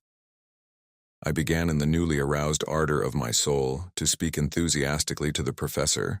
Well, was I serious? The whole state in which we existed was a mystery, and it was impossible to know whether or not I was in earnest. For several days after our memorable halt, the slopes became more rapid. Some were even of a most frightful character, almost vertical, so that we were forever going down into the solid interior mass. During some days, we actually descended 1.5 leagues, even 2 leagues towards the center of the earth. The descents were sufficiently perilous, and while we were engaged in them, we learned fully to appreciate the marvelous coolness of our guide, Hans. Without him, we should have been wholly lost. The grave and impassible Icelander devoted himself to us with the most incomprehensible sang-froid and ease, and thanks to him many a dangerous pass was got over, where, but for him, we should inevitably have stuck fast. His silence increased every day. I think that we began to be influenced by this peculiar trait in his character. It is certain that the inanimate objects by which you are surrounded have a direct action on the brain. It must be that a man who shuts himself up between 4 walls must lose the faculty of associating ideas and words. How many persons condemned to the horrors of solitary confinement have gone mad, simply because the thinking faculties have lain dormant? During the 2 weeks that followed our last interesting conversation, there occurred nothing worthy of being especially recorded. I have, while writing these memoirs, taxed my memory in vain for one incident of travel during this particular period. But the next event to be related is terrible indeed. Its very memory even now makes my soul shudder, and my blood run cold. It was on the 7th of August. Our constant and successive descents had taken us quite 30 leagues into the interior of the earth. That is to say that there were above us 30 leagues, nearly 100 miles of rocks and oceans and continents and towns, to say nothing of living inhabitants. We were in a southeasterly direction, about 200 leagues from Iceland. On that memorable day, the tunnel had begun to assume an almost horizontal course. I was on this occasion walking on in front. My uncle had charge of one of the Ruhmkorff coils. I had possession of the other. By means of its light, I was busy examining the different layers of granite. I was completely absorbed in my work. Suddenly halting and turning round, I found that I was alone. Well, thought I to myself, I have certainly been walking too fast, or else Hans and my uncle have stopped to rest. The best thing I can do is to go back and find them. Luckily, there is very little ascent to tire me. I accordingly retraced my steps, and while doing so, walked for at least 1/4 hour. Rather uneasy, I paused and looked eagerly around. Not a living soul.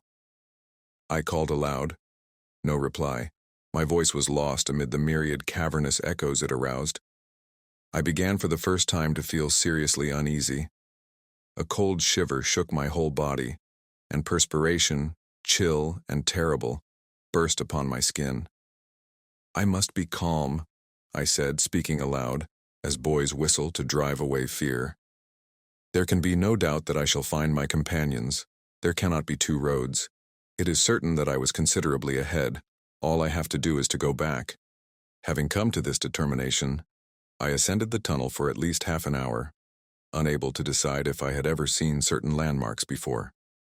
Every now and then I paused to discover if any loud appeal was made to me, well knowing that in that dense and intensified atmosphere, I should hear it a long way off. But no. The most extraordinary silence reigned in this immense gallery. Only the echoes of my own footsteps could be heard. At last I stopped. I could scarcely realize the fact of my isolation. I was quite willing to think that I had made a mistake, but not that I was lost.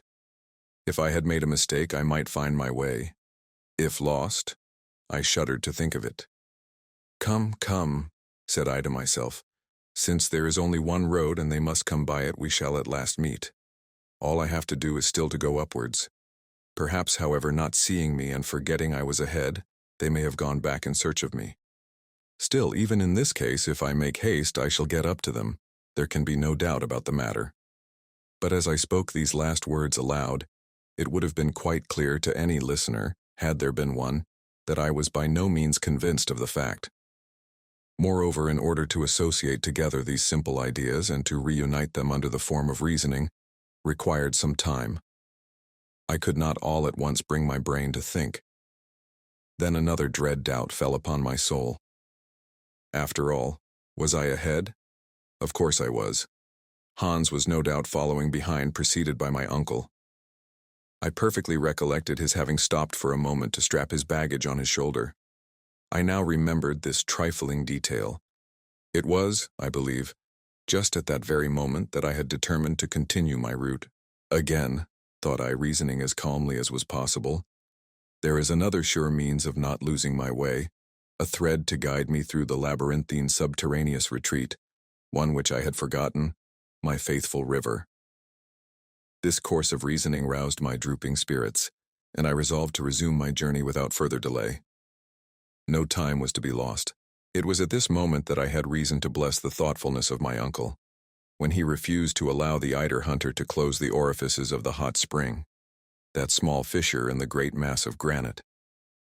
This beneficent spring, after having saved us from thirst during so many days, would now enable me to regain the right road. Having come to this mental decision, I made up my mind, before I started upwards, that ablution would certainly do me a great deal of good. I stopped to plunge my hands and forehead in the pleasant water of the Hansbach stream, blessing its presence as a certain consolation. Conceive my horror and stupefaction. I was treading a hard, dusty, shingly road of granite. The stream on which I reckoned had wholly disappeared. Chapter 24. Lost. No words in any human language can depict my utter despair. I was literally buried alive, with no other expectation before me but to die in all the slow, horrible torture of hunger and thirst. Mechanically I crawled about, feeling the dry and arid rock. Never to my fancy had I ever felt anything so dry.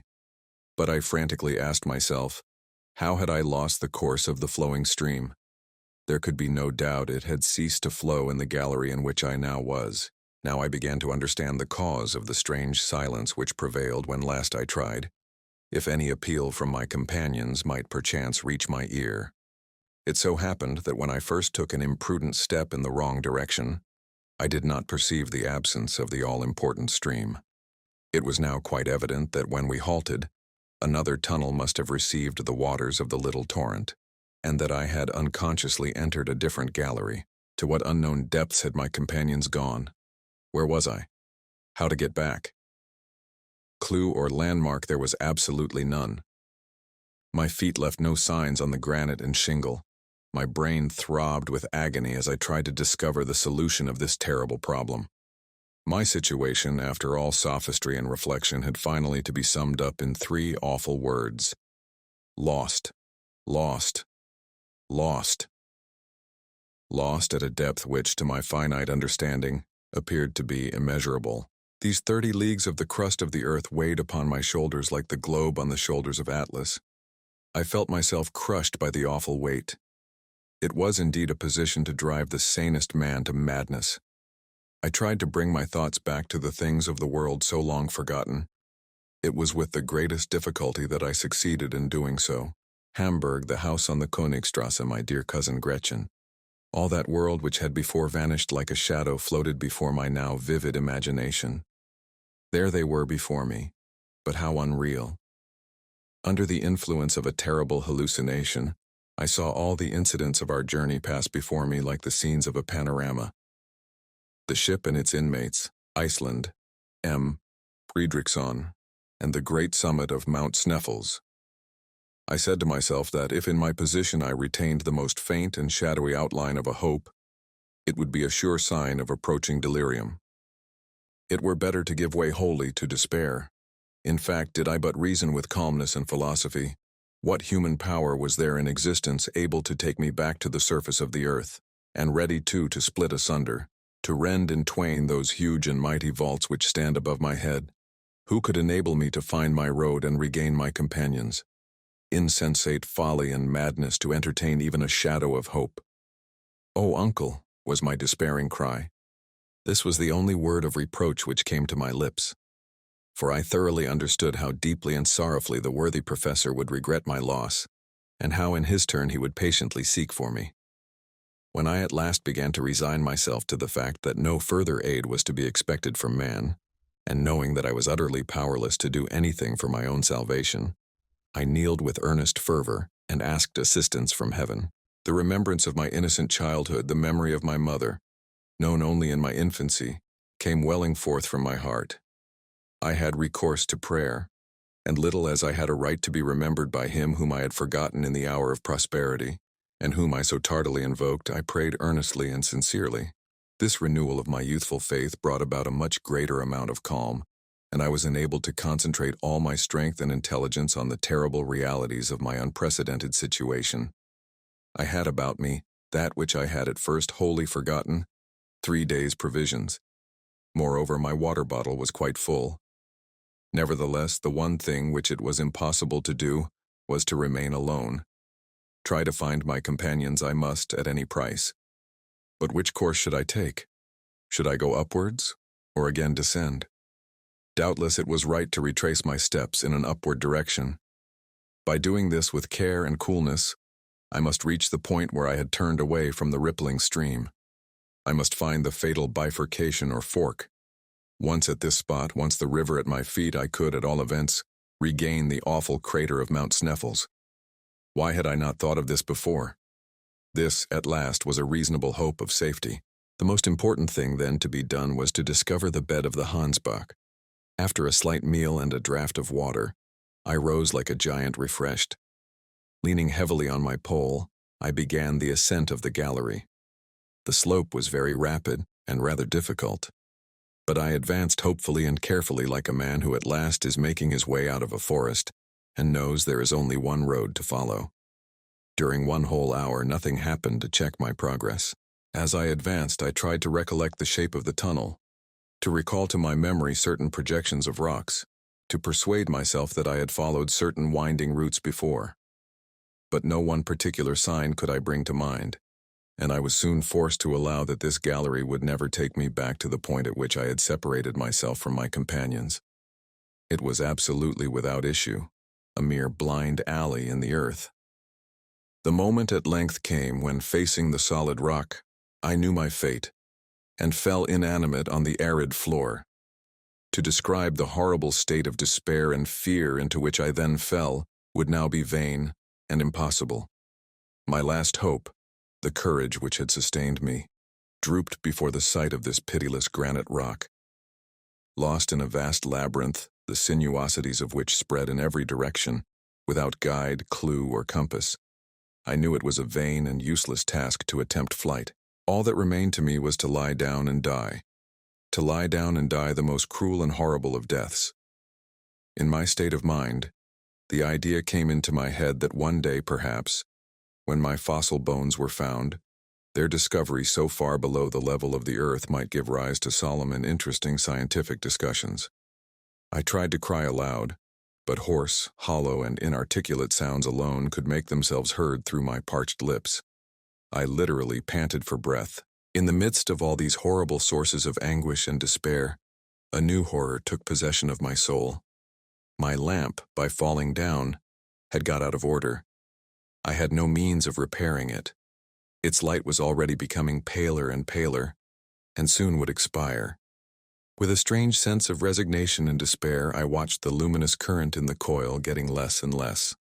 A procession of shadows moved, flashing along the granite wall. I scarcely dared to lower my eyelids, fearing to lose the last spark of this fugitive light.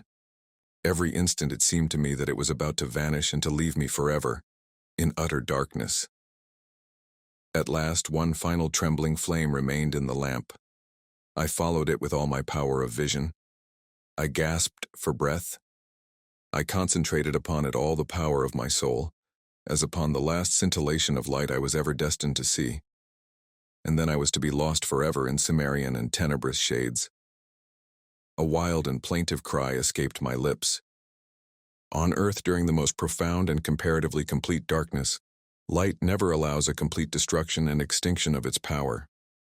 Light is so diffuse, so subtle, that it permeates everywhere, and whatever little may remain, The retina of the eye will succeed in finding it. In this place nothing. The absolute obscurity made me blind in every sense. My head was now wholly lost. I raised my arms, trying the effects of the feeling and getting against the cold stone wall. It was painful in the extreme. Madness must have taken possession of me. I knew not what I did. I began to run, to fly, rushing at haphazard in this inextricable labyrinth, always going downwards, running wildly underneath the terrestrial crust, like an inhabitant of the subterranean furnaces, screaming, roaring, howling, until bruised by the pointed rocks, falling and picking myself up all covered with blood, seeking madly to drink the blood which dripped from my torn features, mad because this blood only trickled over my face, and watching always for this horrid wall which ever presented to me the fearful obstacle against which I could not dash my head. Where was I going? It was impossible to say. I was perfectly ignorant of the matter. Several hours passed in this way. After a long time, having utterly exhausted my strength, I fell a heavy inert mass along the side of the tunnel and lost consciousness. Chapter 25. The Whispering Gallery. When at last I came back to a sense of life and being, my face was wet, but wet, as I soon knew, with tears. How long this state of insensibility lasted, it is quite impossible for me now to say. I had no means left to me of taking any account of time.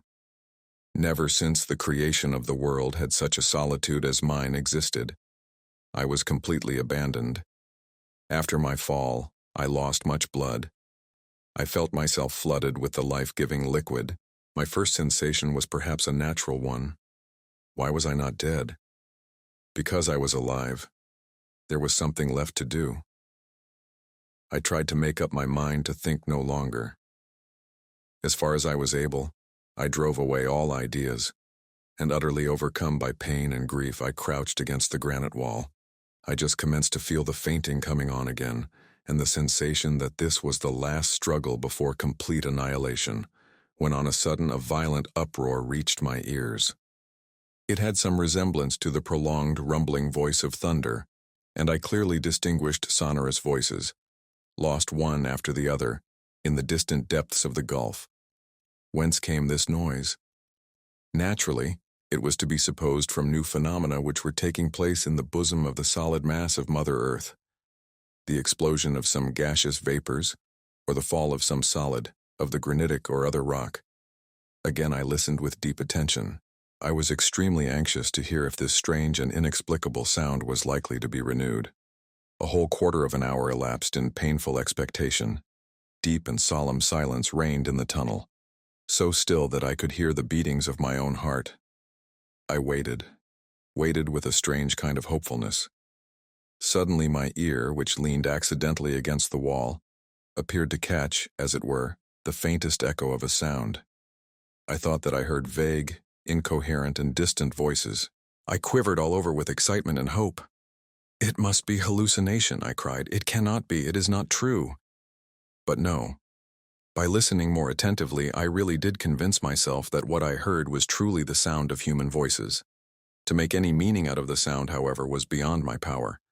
I was too weak even to hear distinctly. Still, it was a positive fact that someone was speaking. Of that I was quite certain. There was a moment of fear. A dread fell upon my soul that it might be my own words brought back to me by a distant echo. Perhaps without knowing it, I might have been crying aloud. I resolutely closed my lips, and once more placed my ear to the huge granite wall. Yes, for certain. It was in truth the sound of human voices. I now, by the exercise of great determination, dragged myself along the sides of the cavern, until I reached a point where I could hear more distinctly. But though I could detect the sound, I could only make out uncertain, strange, and incomprehensible words. They reached my ear as if they had been spoken in a low tone, murmured, as it were, afar off. At last, I made out the word, Forlarad, repeated several times in a tone betokening great mental anguish and sorrow. What could this word mean, and who was speaking it? It must be either my uncle or the guide Hans. If, therefore, I could hear them, they must surely be able to hear me. "Help!" I cried at the top of my voice. "Help! I am dying!"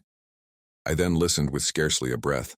I panted for the slightest sound in the darkness, a cry, a sigh, a question. But silence reigned supreme. No answer came. In this way, some minutes passed. A whole flood of ideas flashed through my mind. I began to fear that my voice, weakened by sickness and suffering, could not reach my companions who were in search of me. "It must be they," I cried. "Who else could by any possibility be buried 100 miles below the level of the earth?" The mere supposition was preposterous. I began, therefore, to listen again with the most breathless attention. As I moved my ears along the side of the place I was in, I found a mathematical point, as it were, where the voices appeared to attain their maximum of intensity. The word "forlerad" again distinctly reached my ear. Then came again that rolling noise like thunder which had awakened me out of torpor. "I begin to understand," I said to myself after some little time devoted to reflection. "It is not through the solid mass that the sound reaches my ears. The walls of my cavernous retreat are of solid granite, and the most fearful explosion would not make uproar enough to penetrate them. The sound must come along the gallery itself. The place I was in must possess some peculiar acoustic properties of its own." Again I listened, and this time, yes, this time, I heard my name distinctly pronounced, cast as it were into space. It was my uncle, the professor, who was speaking. He was in conversation with the guide, and the word which had so often reached my ears, "forlerad," was a Danish expression. Then I understood it all. In order to make myself heard, I too must speak as it were along the side of the gallery, which would carry the sound of my voice just as the wire carries the electric fluid from point to point. But there was no time to lose. If my companions were only to remove a few feet from where they stood, the acoustic effect would be over. My whispering gallery would be destroyed. I again, therefore, crawled towards the wall and said as clearly and distinctly as I could, "Uncle Hardwigg." I then awaited a reply. Sound does not possess the property of traveling with such extreme rapidity. Besides, the density of the air at that depth from light and motion was very far from adding to the rapidity of circulation. Several seconds elapsed, which to my excited imagination appeared ages, and these words reached my eager ears and moved my wildly beating heart. "Harry, my boy, is that you?" A short delay between question and answer. "Yes, yes." "Where are you?" "Lost." "And your lamp?" "Out." "But the guiding stream?" "Is lost." "Keep your courage, Harry. We will do our best." "One moment, my uncle," I cried. "I have no longer strength to answer your questions, but, for heaven's sake, do you continue to speak to me?" Absolute silence, I felt, would be annihilation. "Keep up your courage," said my uncle. "As you are so weak, do not speak. We have been searching for you in all directions, both by going upwards and downwards in the gallery. My dear boy, I had begun to give over all hope, and you can never know what bitter tears of sorrow and regret I have shed.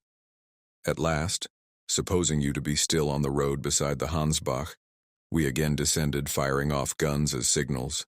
Now, however, that we have found you, and that our voices reach each other, it may be a long time before we actually meet. We are conversing by means of some extraordinary acoustic arrangement of the labyrinth. But do not despair, my dear boy. It is something gained even to hear each other." While he was speaking, my brain was at work reflecting. A certain undefined hope, vague and shapeless as yet, made my heart beat wildly. In the first place, it was absolutely necessary for me to know one thing. I once more, therefore, leaned my head against the wall, which I almost touched with my lips, and again spoke. "Uncle." "My boy," was his answer after a few moments. "It is of the utmost consequence that we should know how far we are asunder." "That is not difficult." "You have your chronometer at hand?" I asked. "Certainly." "Well, take it into your hand. Pronounce my name, noting exactly the second at which you speak. I will reply as soon as I hear your words, and you will then note exactly the moment at which my reply reaches you. Very good, and the mean time between my question and your answer will be the time occupied by my voice in reaching you. That is exactly what I mean, Uncle, was my eager reply. Are you ready? Yes. Well, make ready, I am about to pronounce your name, said the professor. I applied my ear close to the sides of the cavernous gallery, and as soon as the word Harry reached my ear, I turned round and, placing my lips to the wall, repeated the sound. 40 seconds, said my uncle.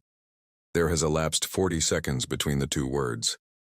The sound, therefore, takes 20 seconds to ascend. Now, allowing 1,020 feet for every second, we have 20,400 feet, a league and a half and 1/8. These words fell on my soul like a kind of death knell. A league and a half, I muttered in a low and despairing voice. It shall be got over, my boy, cried my uncle in a cheery tone. Depend on us. But do you know whether to ascend or descend? I asked faintly enough. We have to descend, and I will tell you why. You have reached a vast open space, a kind of bare crossroad, from which galleries diverge in every direction. That in which you are now lying must necessarily bring you to this point, for it appears that all these mighty fissures, these fractures of the globe's interior, radiate from the vast cavern which we at this moment occupy. Rouse yourself, then, have courage, and continue your route. Walk if you can, if not drag yourself along. Slide if nothing else is possible. The slope must be rather rapid, and you will find strong arms to receive you at the end of your journey. Make a start, like a good fellow. These words served to rouse some kind of courage in my sinking frame. Farewell for the present, good uncle. I'm about to take my departure. As soon as I start, our voices will cease to commingle. Farewell, then, until we meet again. Adieu, Harry. Until we say welcome. Such were the last words which reached my anxious ears before I commenced my weary and almost hopeless journey. This wonderful and surprising conversation which took place through the vast mass of the earth's labyrinth. These words exchanged, the speakers being about 5 miles apart, ended with hopeful and pleasant expressions. I breathed one more prayer to heaven. I sent up words of thanksgiving, believing in my inmost heart that he had led me to the only place where the voices of my friends could reach my ears. This apparently astounding acoustic mystery is easily explainable by simple natural laws. It arose from the conductibility of the rock. There are many instances of this singular propagation of sound which are not perceptible in its less immediate positions. In the interior gallery of St. Paul's and amid the curious caverns in Sicily, these phenomena are observable. The most marvelous of them all is known as the ear of Dionysius. These memories of the past, of my early reading and studies, came fresh to my thoughts. Moreover, I began to reason that if my uncle and I could communicate at so great a distance, no serious obstacle could exist between us. All I had to do was to follow the direction whence the sound had reached me, and logically putting it, I must reach him if my strength did not fail. I accordingly rose to my feet. I soon found, however, that I could not walk, that I must drag myself along. The slope, as I expected, was very rapid, but I allowed myself to slip down. Soon the rapidity of the descent began to assume frightful proportions and menaced a fearful fall. I clutched at the sides. I grasped at projections of rocks. I threw myself backwards, all in vain. My weakness was so great I could do nothing to save myself. Suddenly, earth failed me. I was first launched into a dark and gloomy void. I then struck against the projecting asperities of a vertical gallery, a perfect well. My head bounded against a pointed rock, and I lost all knowledge of existence. As far as I was concerned, death had claimed me for his own. Chapter 26. A rapid recovery. When I returned to the consciousness of existence, I found myself surrounded by a kind of semi-obscurity, lying on some thick and soft coverlets. My uncle was watching, his eyes fixed intently on my countenance, a grave expression on his face, a tear in his eye. At the first sigh which struggled from my bosom, he took hold of my hand. When he saw my eyes open and fix themselves upon his, he uttered a loud cry of joy. "He lives! He lives!" "Yes, my good uncle," I whispered. My dear boy, continued the grim professor, clasping me to his heart, you are saved. I was deeply and unaffectedly touched by the tone in which these words were uttered, and even more by the kindly care which accompanied them. The professor, however, was one of those men who must be severely tried in order to induce any display of affection or gentle emotion. At this moment, our friend Hans, the guide, joined us. He saw my hand in that of my uncle, and I venture to say that, taciturn as he was, his eyes beamed with lively satisfaction. "God dag," he said. "Good day, Hans. Good day," I replied, in as hearty a tone as I could assume. "And now, uncle, that we are together, tell me where we are. I have lost all idea of our position, as of everything else." "Tomorrow, Harry. Tomorrow," he replied. "Today you are far too weak. Your head is surrounded with bandages and poultices that must not be touched. Sleep, my boy, sleep, and tomorrow you will know all that you require." "But," I cried, "let me know what o'clock it is, what day it is." "It is now 11 o'clock at night, and this is once more Sunday. It is now the 9th of the month of August, and I distinctly prohibit you from asking any more questions until the 10th of the same." I was, if the truth were told, very weak indeed, and my eyes soon closed involuntarily. I did require a good night's rest, and I went off reflecting at the last moment that my perilous adventure in the interior of the earth, in total darkness, had lasted 4 days. On the morning of the next day, at my awakening, I began to look around me. My sleeping place, made of all our traveling bedding, was in a charming grotto, adorned with magnificent stalagmites, glittering in all the colors of the rainbow, the floor of soft and silvery sand. A dim obscurity prevailed. No torch, no lamp was lighted, and yet certain unexplained beams of light penetrated from without, and made their way through the opening of the beautiful grotto. I, moreover, heard a vague and indefinite murmur, like the ebb and flow of waves upon a strand, and sometimes I verily believed I could hear the sighing of the wind. I began to believe that instead of being awake I must be dreaming. Surely my brain had not been affected by my fall, and all that occurred during the last 24 hours was not the frenzied visions of madness. And yet, after some reflection, a trial of my faculties, I came to the conclusion that I could not be mistaken.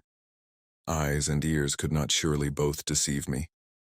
"It is a ray of the blessed daylight," I said to myself, "which has penetrated through some mighty fissure in the rocks. But what is the meaning of this murmur of waves, this unmistakable moaning of the salt sea billows? I can hear, too, plainly enough, the whistling of the wind. But can I be altogether mistaken? If my uncle, during my illness, has but carried me back to the surface of the earth, has he, on my account, given up his wondrous expedition, or in some strange manner has it come to an end?" I was puzzling my brain over these and other questions when the professor joined me. "Good day, Harry," he cried in a joyous tone. "I fancy you are quite well." "I am very much better," I replied, actually sitting up in my bed.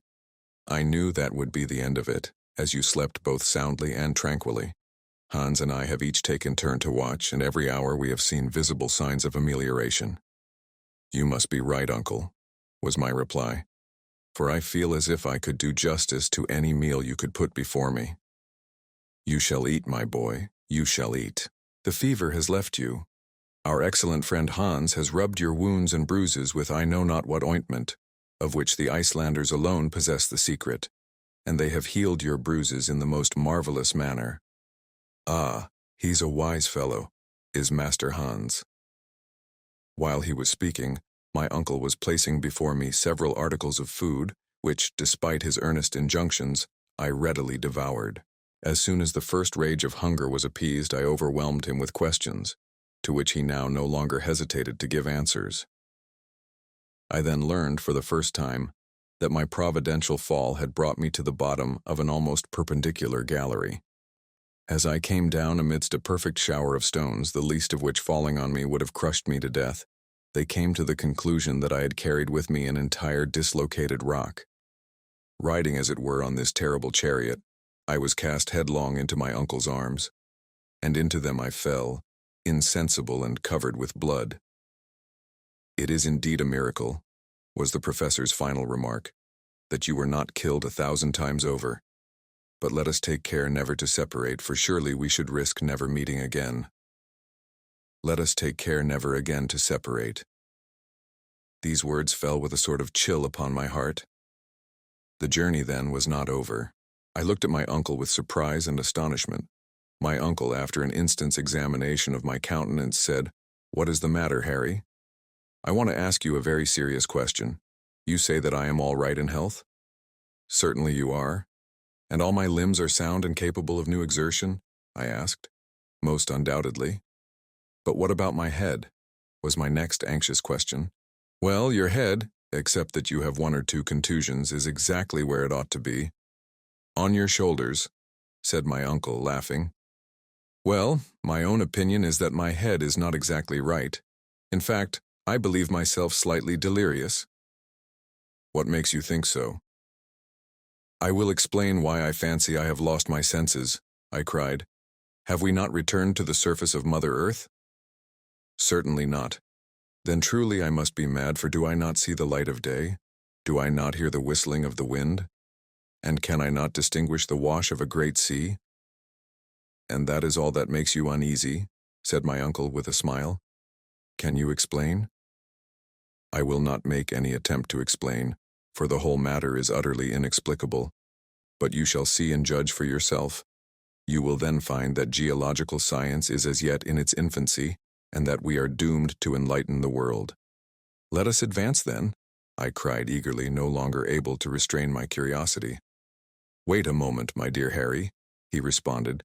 "You must take precautions after your illness before going into the open air." "The open air?" "Yes, my boy.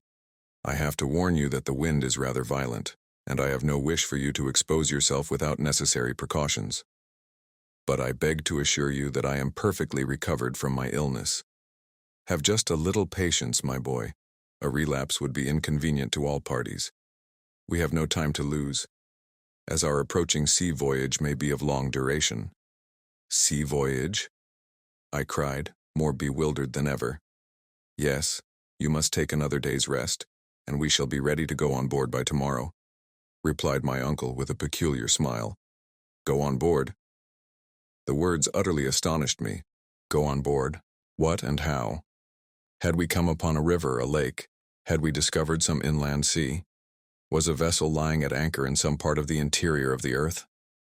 My curiosity was worked up to the very highest pitch. My uncle made vain attempts to restrain me. When at last, however, he discovered that my feverish impatience would do more harm than good, and that the satisfaction of my wishes could alone restore me to a calm state of mind, he gave way. I dressed myself rapidly, and then, taking the precaution to please my uncle of wrapping myself in one of the coverlets, I rushed out of the grotto. Chapter 27. The Central Sea. At first I saw absolutely nothing. My eyes, wholly unused to the effulgence of light, could not bear the sudden brightness, and I was compelled to close them. When I was able to reopen them, I stood still, far more stupefied than astonished. Not all the wildest effects of imagination could have conjured up such a scene. The sea, I cried. "Yes," replied my uncle in a tone of pardonable pride. "The Central Sea. No future navigator will deny the fact of my having discovered it, and hence of acquiring a right of giving it a name." It was quite true. A vast, limitless expanse of water, the end of a lake if not of an ocean, spread before us until it was lost in the distance. The shore, which was very much indented, consisted of a beautiful soft golden sand mixed with small shells, the long deserted home of some of the creatures of a past age. The waves broke incessantly, and with a peculiarly sonorous murmur to be found in underground localities. A slight frothy flake arose as the wind blew along the pellucid waters, and many a dash of spray was blown into my face. The mighty superstructure of rock which rose above to an inconceivable height left only a narrow opening, but where we stood, there was a large margin of strand. On all sides were capes and promontories and enormous cliffs, partially worn by the eternal breaking of the waves through countless ages, and as I gazed from side to side, the mighty rocks faded away like a fleecy film of cloud. It was in reality an ocean, with all the usual characteristics of an inland sea, only horribly wild, so rigid, cold, and savage. One thing startled and puzzled me greatly. How was it that I was able to look upon that vast sheet of water instead of being plunged in utter darkness? The vast landscape before me was lit up like day, but there was wanting the dazzling brilliancy, the splendid irradiation of the sun, the pale cold illumination of the moon, the brightness of the stars. The illuminating power in this subterranean region, from its trembling and rickering character, its clear, dry whiteness, the very slight elevation of its temperature, its great superiority to that of the moon, was evidently electric, something in the nature of the aurora borealis, only that its phenomena were constant and able to light up the whole of the ocean cavern. The tremendous vault above our heads, the sky so to speak, appeared to be composed of a conglomeration of nebulous vapors in constant motion. I should originally have supposed that under such an atmospheric pressure as must exist in that place, the evaporation of water could not really take place. And yet from the action of some physical law, which escaped my memory, there were heavy and dense clouds rolling along that mighty vault, partially concealing the roof. Electric currents produced astonishing play of light and shade in the distance, especially around the heavier clouds. Deep shadows were cast beneath, and then suddenly, between two clouds, there would come a ray of unusual beauty and remarkable intensity. And yet it was not like the sun, for it gave no heat. The effect was sad and excruciatingly melancholy. Instead of a noble firmament of blue, studded with stars, there was above me a heavy roof of granite, which seemed to crush me. Gazing around, I began to think of the theory of the English captain who compared the earth to a vast hollow sphere, in the interior of which the air is retained in a luminous state by means of atmospheric pressure, while two stars, Pluto and Proserpine, circled there in their mysterious orbits. After all, suppose the old fellow was right. In truth, we were imprisoned, bound as it were in a vast excavation. Its width it was impossible to make out, the shore on either hand widening rapidly until lost to sight, while its length was equally uncertain. A haze on the distant horizon bounded our view. As to its height, we could see that it must be many miles to the roof. Looking upward, it was impossible to discover where the stupendous roof began. The lowest of the clouds must have been floating at an elevation of 2,000 yards, a height greater than that of terrestrial vapors, which circumstance was doubtless owing to the extreme density of the air. I use the word cavern in order to give an idea of the place. I cannot describe its awful grandeur. Human language fails to convey an idea of its savage sublimity. Whether this singular vacuum had or had not been caused by the sudden cooling of the earth when in a state of fusion, I could not say. I had read of most wonderful and gigantic caverns, but none in any way like this. The great grotto of Guachara in Colombia, visited by the learned Humboldt, the vast and partially explored Mammoth Cave in Kentucky. What were these holes in the earth to that in which I stood in speechless admiration, with its vapory clouds, its electric light, and the mighty ocean slumbering in its bosom?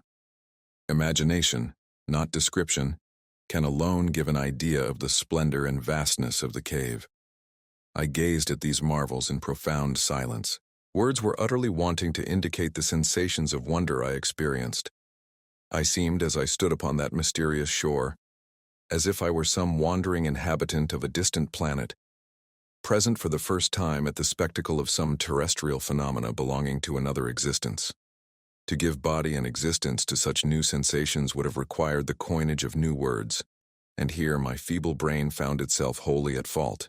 I looked on, I thought, I reflected, I admired, in a state of stupefaction not altogether unmingled with fear. The unexpected spectacle restored some color to my pallid cheeks. I seemed to be actually getting better under the influence of this novelty. Moreover, the vivacity of the dense atmosphere reanimated my body by inflating my lungs with unaccustomed oxygen. It will be readily conceived that after an imprisonment of 47 days, in a dark and miserable tunnel, it was with infinite delight that I breathed this saline air. It was like the genial, reviving influence of the salt sea waves. My uncle had already got over the first surprise. With the Latin poet Horace, his idea was that, not to admire is all the art I know, to make man happy and to keep him so. Well, he said, after giving me time thoroughly to appreciate the marvels of this underground sea, do you feel strong enough to walk up and down? Certainly, was my ready answer. Nothing would give me greater pleasure. Well then, my boy, he said, lean on my arm, and we will stroll along the beach. I accepted his offer eagerly, and we began to walk along the shores of this extraordinary lake. To our left were abrupt rocks piled one upon the other, a stupendous titanic pile. Down their sides leaped innumerable cascades which at last, becoming limpid and murmuring streams, were lost in the waters of the lake. Light vapors, which rose here and there, and floated in fleecy clouds from rock to rock, indicated hot springs, which also poured their superfluity into the vast reservoir at our feet. Among them I recognized our old and faithful stream, the Hansbach, which lost in that wild basin seemed as if it had been flowing since the creation of the world. We shall miss our excellent friend, I remarked with a deep sigh. Bah, said my uncle testily. What matters it? That or another, it is all the same. I thought the remark ungrateful, and felt almost inclined to say so, but I forbore. At this moment my attention was attracted by an unexpected spectacle. After we had gone about 500 yards, we suddenly turned a steep promontory, and found ourselves close to a lofty forest. It consisted of straight trunks with tufted tops, in shape like parasols. The air seemed to have no effect upon these trees, which in spite of a tolerable breeze remained as still and motionless as if they had been petrified.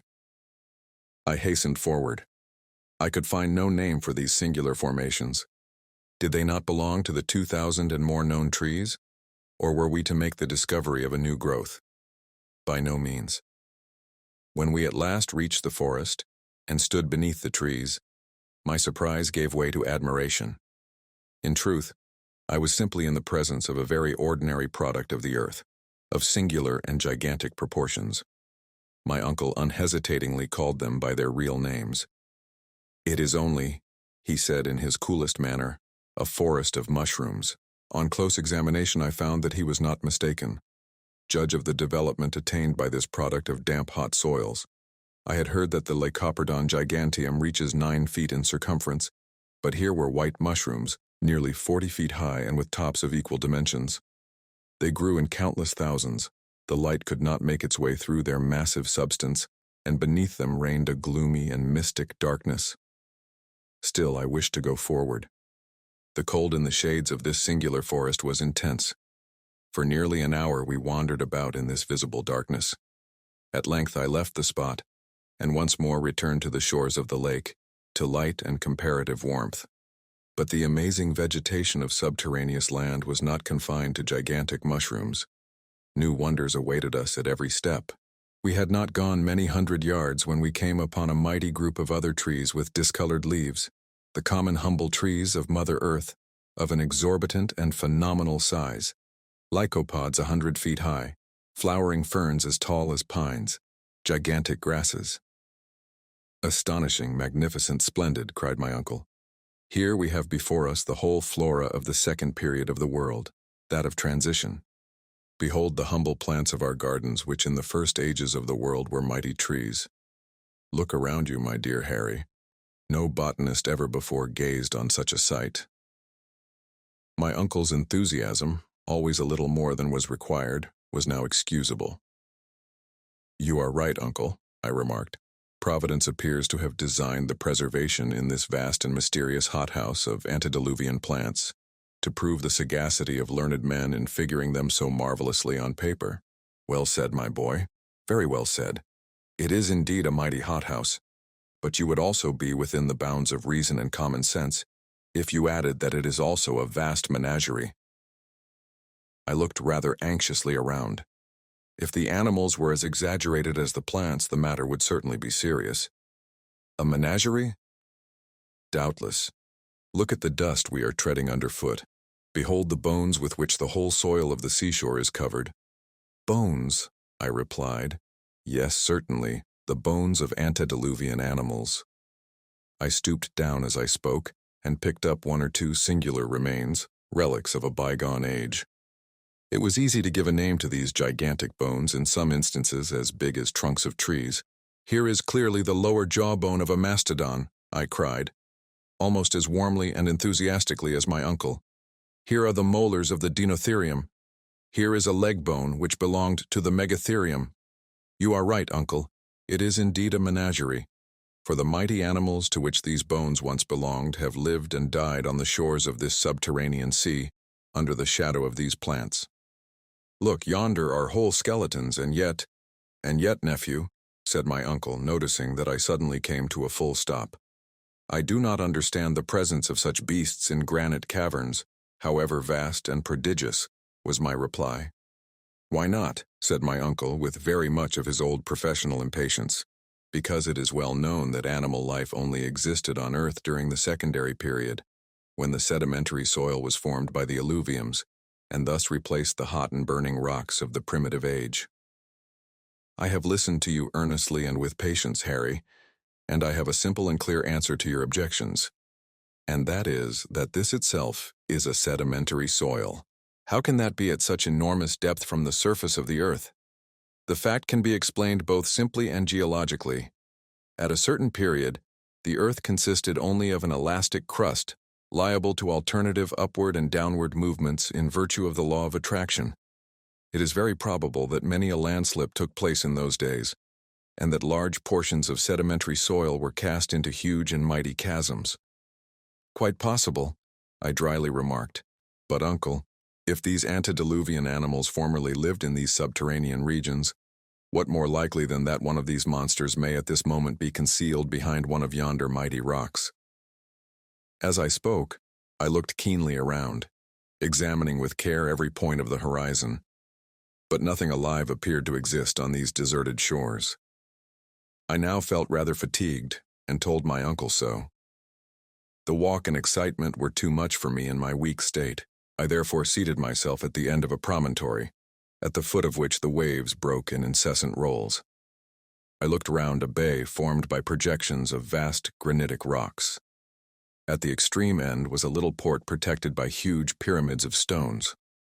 A brig and 3 or 4 schooners might have lain there with perfect ease. So natural did it seem, that every minute my imagination induced me to expect a vessel coming out under all sail, and making for the open sea under the influence of a warm southerly breeze. But the fantastic illusion never lasted more than a minute. We were the only living creatures in this subterranean world. During certain periods there was an utter cessation of wind, when a silence deeper, more terrible than the silence of the desert, fell upon these solitary and arid rocks, and seemed to hang like a leaden weight upon the waters of this singular ocean. I sought, amid the awful stillness, to penetrate through the distant fog, to tear down the veil which concealed the mysterious distance. What unspoken words were murmured by my trembling lips? What questions did I wish to ask and did not? Where did this sea end? To what did it lead? Should we ever be able to examine its distant shores? But my uncle had no doubts about the matter. He was convinced that our enterprise would in the end be successful. For my part, I was in a state of painful indecision. I desired to embark on the journey and to succeed, and still I feared the result.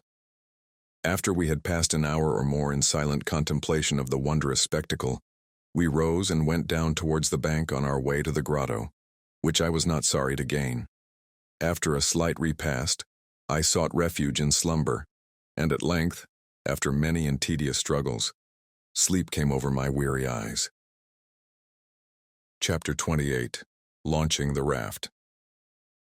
On the morning of the next day, to my great surprise, I awoke completely restored.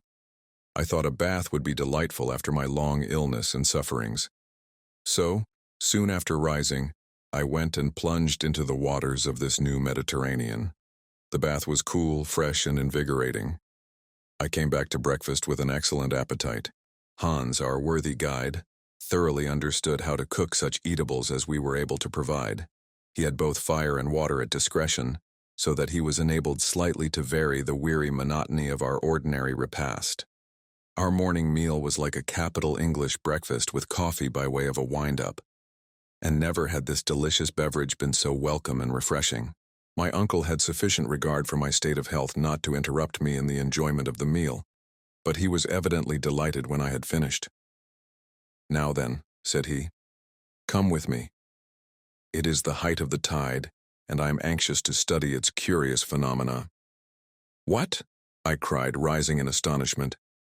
"Did you say the tide, uncle?" "Certainly I did."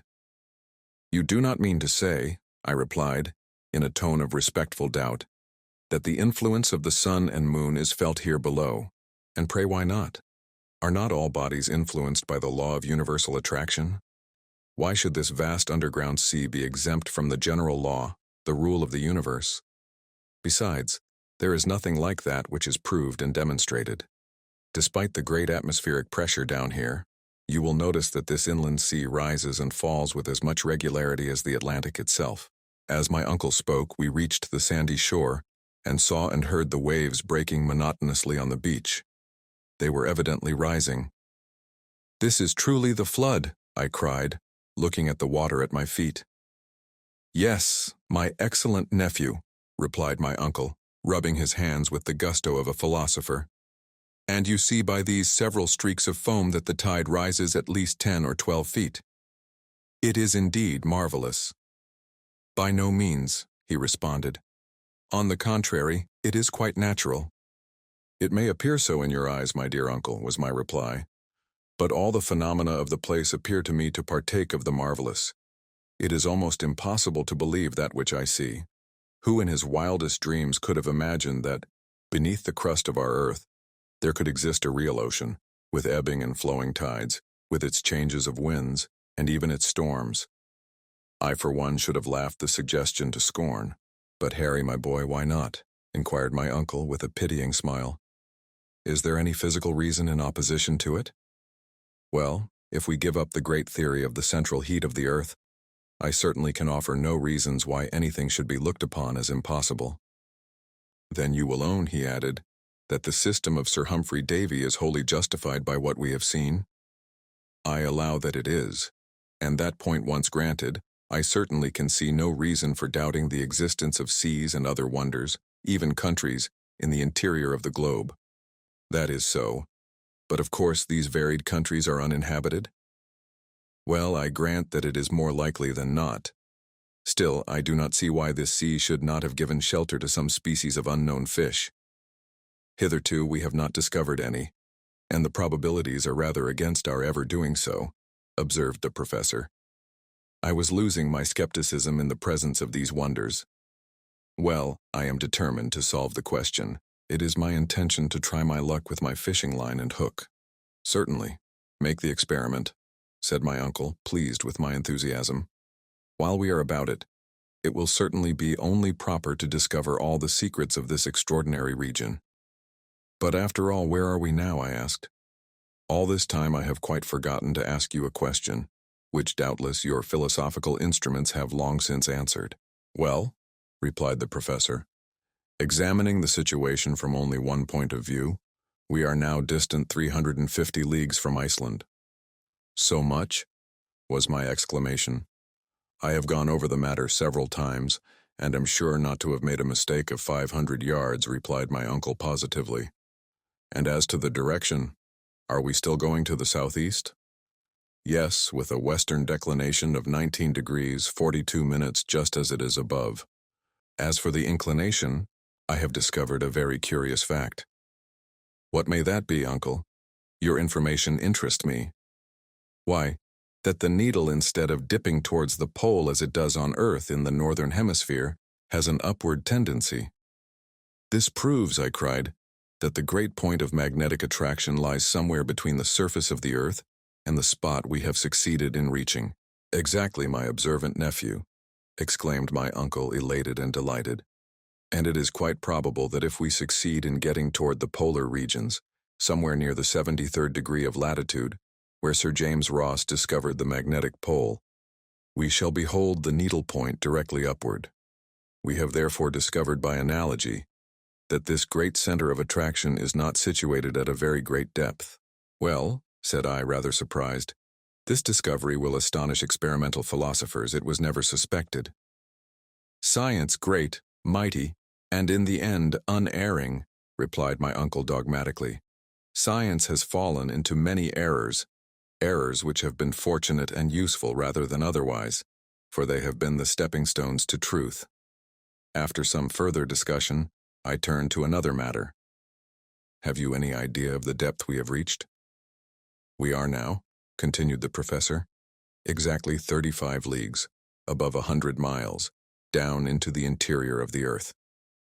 So, said I, after measuring the distance on the map, we are now beneath the Scottish Highlands and have over our heads the lofty Grampian Hills. You are quite right, said the professor, laughing.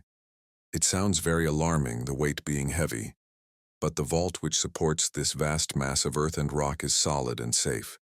The mighty architect of the universe has constructed it of solid materials. Man, even in his highest flights of vivid and poetic imagination, never thought of such things. What are the finest arches of our bridges, what the vaulted roofs of our cathedrals, to that mighty dome above us, and beneath which floats an ocean with its storms and calms and tides. I admire it all as much as you can, uncle, and have no fear that our granite sky will fall upon our heads. But now that we have discussed matters of science and discovery, what are your future intentions? Are you not thinking of getting back to the surface of our beautiful earth? This was said more as a feeler than with any hope of success. Go back, nephew, cried my uncle in a tone of alarm. You are not surely thinking of anything so absurd or cowardly. No, my intention is to advance and continue our journey. We have as yet been singularly fortunate, and henceforth I hope we shall be more so. But, said I, how are we to cross yonder liquid plain? It is not my intention to leap into it head foremost, or even to swim across it, like Leander over the Hellespont. But as oceans are, after all, only great lakes, inasmuch as they are surrounded by land, so does it stand to reason that this central sea is circumscribed by granite surroundings. Doubtless, was my natural reply. Well then, do you not think that when once we reach the other end we shall find some means of continuing our journey? Probably, but what extent do you allow to this internal ocean? Well, I should fancy it to extend about 40 or 50 leagues, more or less. But even supposing this approximation to be a correct one, what then? I asked. My dear boy, we have no time for further discussion. We shall embark tomorrow. I looked around with surprise and incredulity. I could see nothing in the shape of boat or vessel. What? I cried. We are about to launch out upon an unknown sea, and where, if I may ask, is the vessel to carry us? Well, my dear boy, it will not be exactly what you would call a vessel. For the present we must be content with a good and solid raft. A raft, I cried incredulously.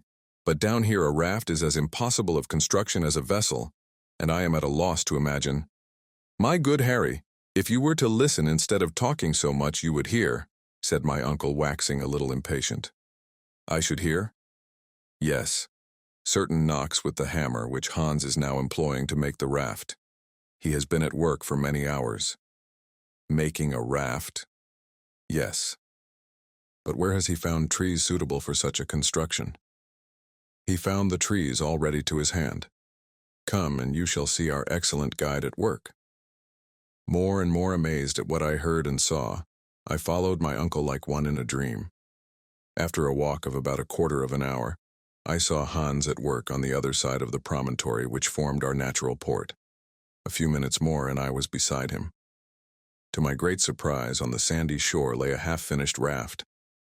It was made from beams of a very peculiar wood, and a great number of limbs, joints, boughs, and pieces lay about, sufficient to have constructed a fleet of ships and boats. I turned to my uncle, silent with astonishment and awe.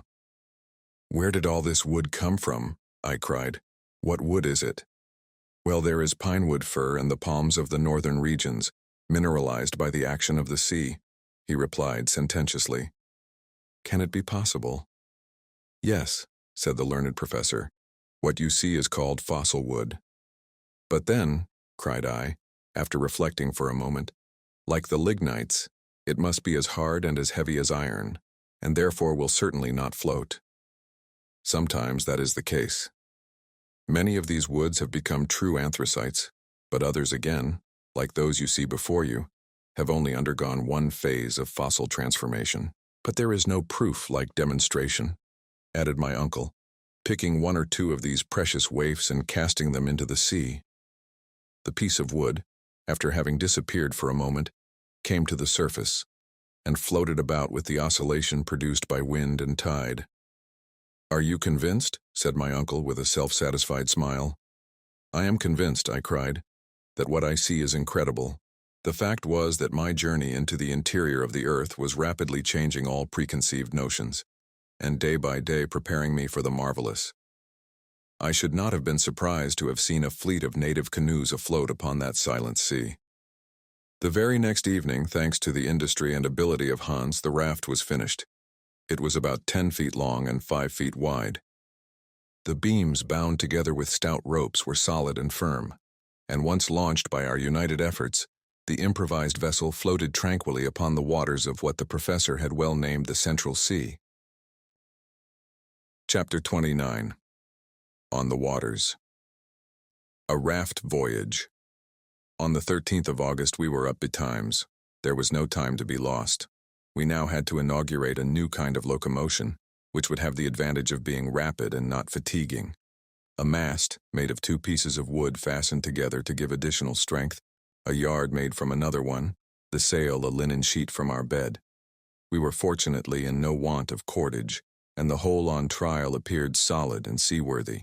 At 6 o'clock in the morning, when the eager and enthusiastic professor gave the signal to embark, the victuals, the luggage, all our instruments, our weapons, and a goodly supply of sweet water, which we had collected from springs in the rocks, were placed on the raft.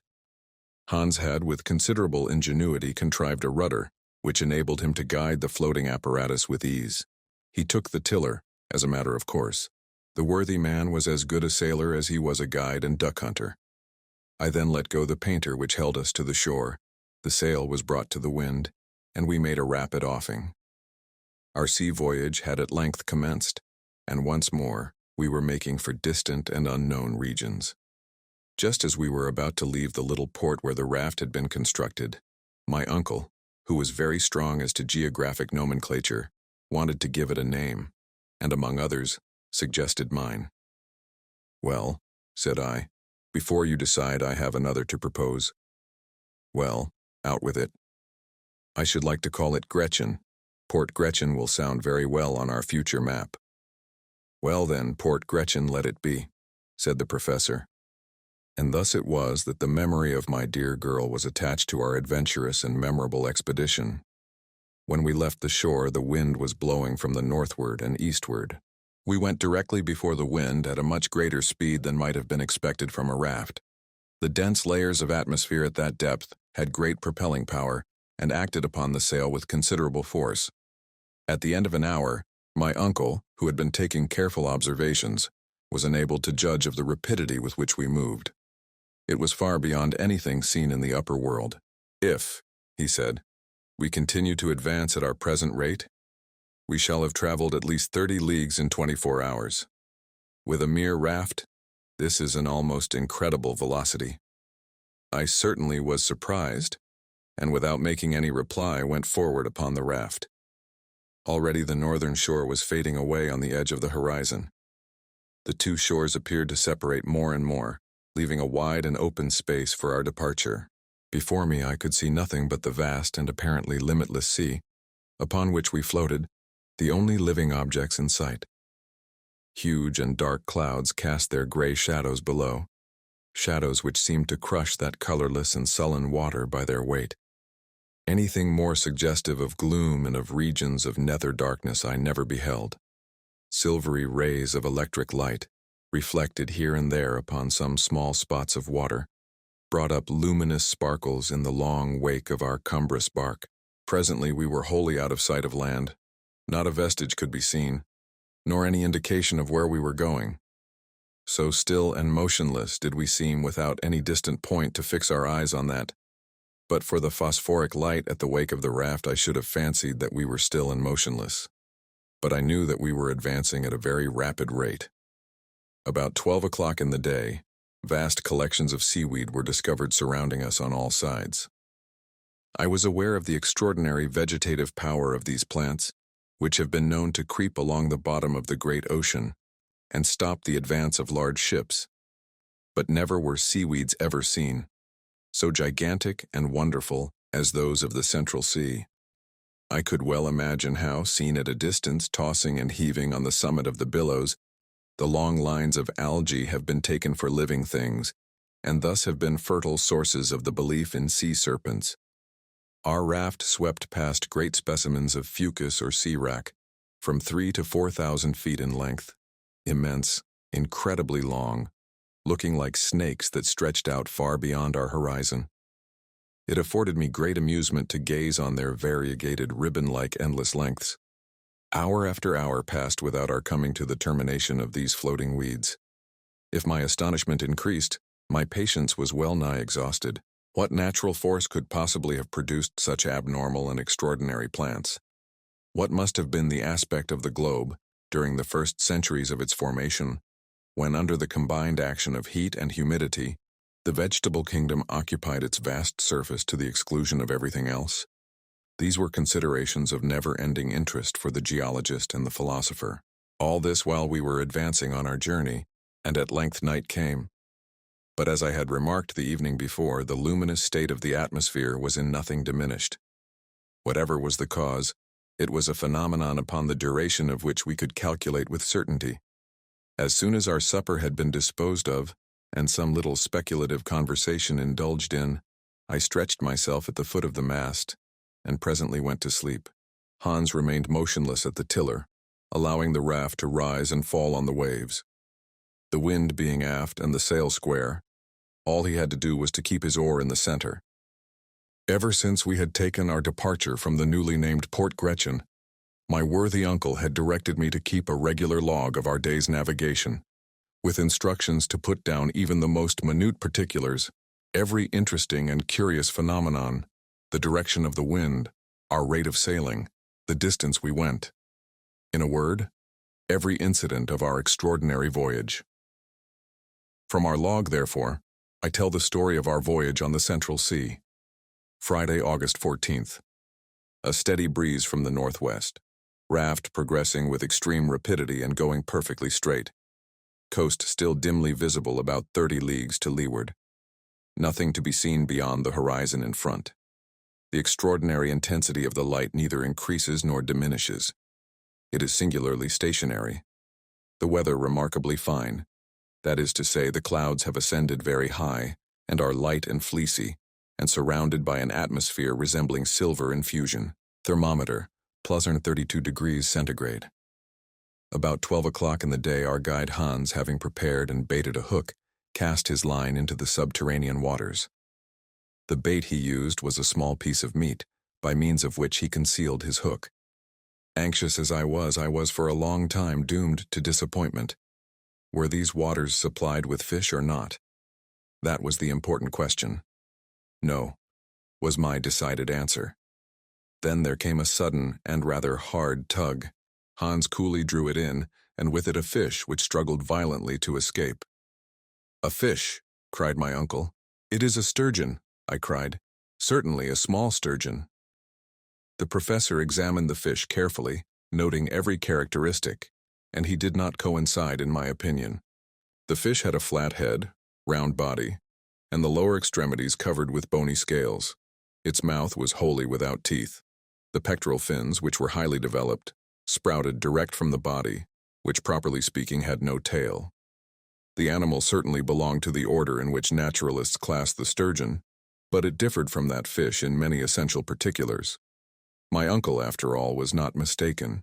After a long and patient examination, he said, "This fish, my dear boy, belongs to a family which has been extinct for ages, and of which no trace has ever been found on Earth, except fossil remains in the Devonian strata." "You do not mean to say," I cried, "that we have captured a live specimen of a fish belonging to the primitive stock that existed before the deluge?" "We have," said the professor, who all this time was continuing his observations, "and you may see by careful examination that these fossil fish have no identity with existing species. To hold in one's hand, therefore, a living specimen of the order, is enough to make a naturalist happy for life. But, cried I, to what family does it belong? To the order of Ganoides, an order of fish having angular scales covered with bright enamel, forming one of the family of the cephalaspides, of the genus. Well, sir, I remarked, as I noticed my uncle hesitated to conclude. To the genus Pterictis, yes, I am certain of it. Still, though I am confident of the correctness of my surmise, this fish offers to our notice a remarkable peculiarity, never known to exist in any other fish but those which are the natives of subterranean waters, wells, lakes, in caverns, and such like hidden pools. And what may that be? It is blind. Blind, I cried, much surprised. Not only blind, continued the professor, but absolutely without organs of sight. I now examined our discovery for myself. It was singular, to be sure, but it was really a fact. This, however, might be a solitary instance, I suggested. The hook was baited again and once more thrown into the water. This subterranean ocean must have been tolerably well supplied with fish, for in 2 hours we took a large number of pterictis, as well as other fish belonging to another supposed extinct family, the dipterides, a genus of fish, furnished with 2 fins only, whence the name. Though my uncle could not class it exactly, all without exception, however, were blind. This unexpected capture enabled us to renew our stock of provisions in a very satisfactory way. We were now convinced that this subterranean sea contained only fish known to us as fossil specimens, and fish and reptiles alike were all the more perfect the farther back they dated their origin. We began to hope that we should find some of those saurians which science has succeeded in reconstructing from bits of bone or cartilage. I took up the telescope and carefully examined the horizon, looked over the whole sea. It was utterly and entirely deserted. Doubtless we were still too near the coast. After an examination of the ocean, I looked upward, towards the strange and mysterious sky. Why should not one of the birds reconstructed by the immortal Cuvier flap his stupendous wings aloft in the dull strata of subterranean air?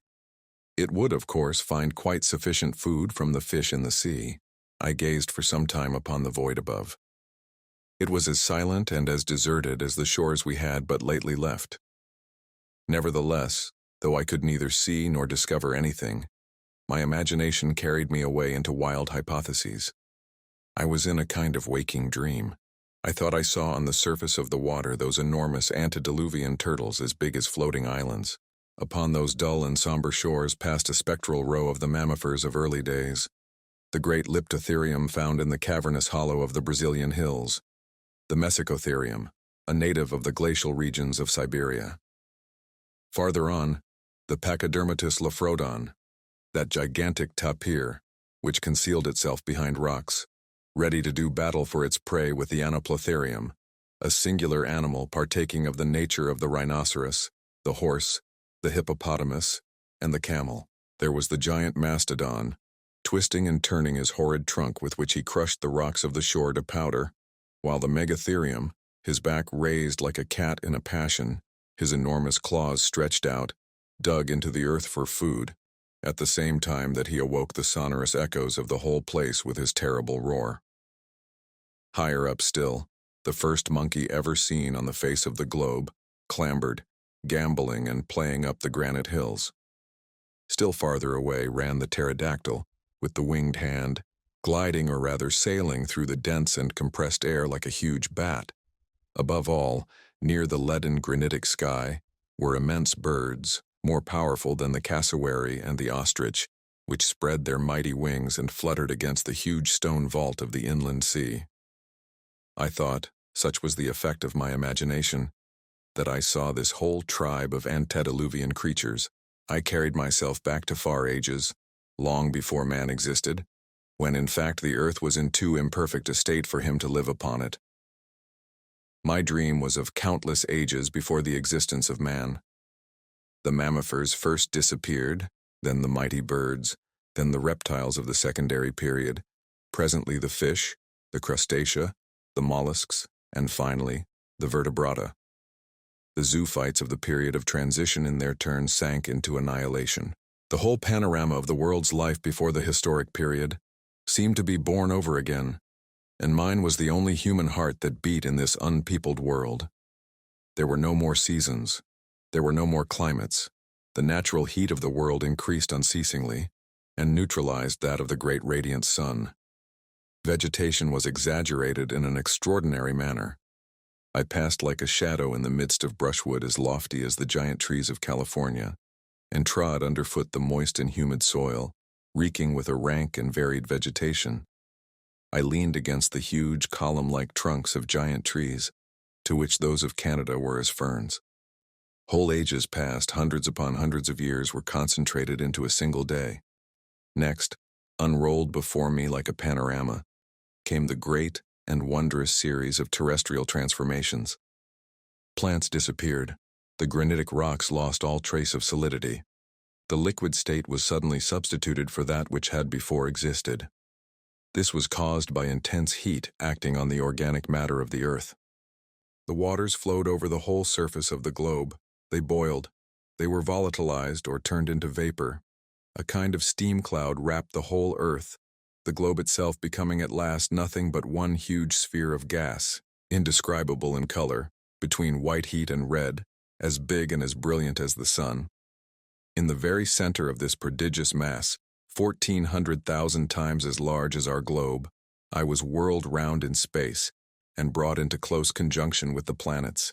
My body was subtilized, or rather became volatile, and commingled in a state of atomic vapor with the prodigious clouds which rushed forward like a mighty comet into infinite space. What an extraordinary dream! Where would it finally take me? My feverish hand began to write down the marvelous details more like the imaginings of a lunatic than anything sober and real. I had during this period of hallucination forgotten everything, the professor, the guide, and the raft on which we were floating. My mind was in a state of semi-oblivion. "What is the matter, Harry?" said my uncle suddenly. My eyes, which were wide opened like those of a somnambulist, were fixed upon him, but I did not see him, nor could I clearly make out anything around me. "Take care, my boy," again cried my uncle. "You will fall into the sea." As he uttered these words, I felt myself seized on the other side by the firm hand of our devoted guide. Had it not been for the presence of mind of Hans, I must infallibly have fallen into the waves and been drowned. "Have you gone mad?" cried my uncle, shaking me on the other side. What is the matter?" I said at last, coming to myself. "Are you ill, Henry?" continued the professor in an anxious tone. No, but I have had an extraordinary dream. It, however, has passed away. All now seems well," I added, looking around me with strangely puzzled eyes. "All right," said my uncle. "A beautiful breeze, a splendid sea. We are going along at a rapid rate, and if I am not out in my calculations, we shall soon see land. I shall not be sorry to exchange the narrow limits of our raft for the mysterious strand of the subterranean ocean." As my uncle uttered these words, I rose and carefully scanned the horizon. But the line of water was still confounded with the lowering clouds that hung aloft, and in the distance appeared to touch the edge of the water. Chapter 30. Terrific Saurian Combat, Saturday, August 15th. The sea still retains its uniform monotony, the same leaden hue, the same eternal glare from above. No indication of land being in sight. The horizon appears to retreat before us, more and more as we advance. My head still dull and heavy from the effects of my extraordinary dream, which I cannot as yet banish from my mind. The professor, who has not dreamed, is, however, in one of his morose and unaccountable humors, spends his time in scanning the horizon, at every point of the compass.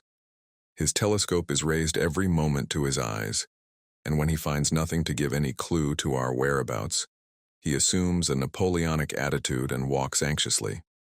I remarked that my uncle, the professor, had a strong tendency to resume his old impatient character, and I could not but make a note of this disagreeable circumstance in my journal.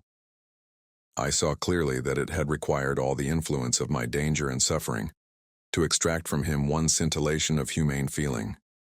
Now that I was quite recovered, his original nature had conquered and obtained the upper hand. And after all, what had he to be angry and annoyed about now more than at any other time? Was not the journey being accomplished under the most favorable circumstances? Was not the raft progressing with the most marvelous rapidity? What then could be the matter? After one or two preliminary hems, I determined to inquire. "You seem uneasy, uncle," said I, when for about the 100th time he put down his telescope and walked up and down, muttering to himself. "No, I am not uneasy," he replied in a dry, harsh tone. "By no means." "Perhaps I should have said impatient," I replied, softening the force of my remark. "Enough to make me so, I think."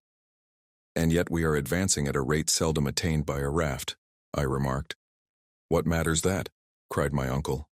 "I am not vexed at the rate we go at, but I am annoyed to find the sea so much vaster than I expected." I then recollected that the professor, before our departure, had estimated the length of this subterranean ocean as at most about 30 leagues. Now we had traveled at least over thrice that distance without discovering any trace of the distant shore. I began to understand my uncle's anger. "We are not going down," suddenly exclaimed the professor. "We are not progressing with our great discoveries. All this is utter loss of time. After all, I did not come from home to undertake a party of pleasure. This voyage on a raft over a pond annoys and wearies me." He called this adventurous journey a party of pleasure, and this great inland sea a pond. "But," argued I, "if we have followed the route indicated by the great Saknussemm, we cannot be going far wrong. That is the question, as the immortal Shakespeare has it. Are we following the route indicated by that wondrous sage?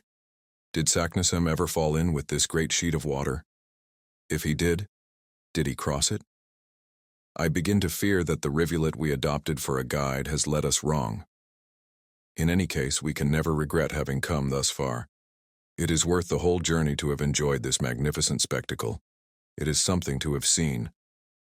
I care nothing about seeing, nor about magnificent spectacles. I came down into the interior of the earth with an object, and that object I mean to attain. Don't talk to me about admiring scenery or any other sentimental trash.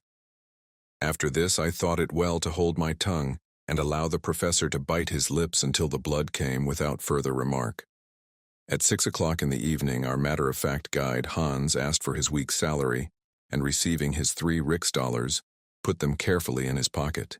He was perfectly contented and satisfied. Sunday, August 16th. Nothing new to record. The same weather as before. The wind has a slight tendency to freshen up, with signs of an approaching gale. When I awoke, my first observation was in regard to the intensity of the light. I keep on fearing day after day that the extraordinary electric phenomenon should become first obscured and then go wholly out, leaving us in total darkness. Nothing, however, of the kind occurs. The shadow of the raft, its mast and sails, is clearly distinguished on the surface of the water. This wondrous sea is, after all, infinite in its extent. It must be quite as wide as the Mediterranean, or perhaps even as the great Atlantic Ocean. Why, after all, should it not be so? My uncle has, on more than one occasion, tried deep-sea soundings. He tied the cross of one of our heaviest crowbars to the extremity of a cord, which he allowed to run out to the extent of 200 fathoms. We had the greatest difficulty in hoisting in our novel kind of lead. When the crowbar was finally dragged on board, Hans called my attention to some singular marks upon its surface. The piece of iron looked as if it had been crushed between 2 very hard substances. I looked at our worthy guide with an inquiring glance. "Tander," said he. Of course, I was at a loss to understand. I turned round towards my uncle, absorbed in gloomy reflections. I had little wish to disturb him from his reverie. I accordingly turned once more towards our worthy Icelander. Hans very quietly and significantly opened his mouth once or twice, as if in the act of biting, and in this way made me understand his meaning.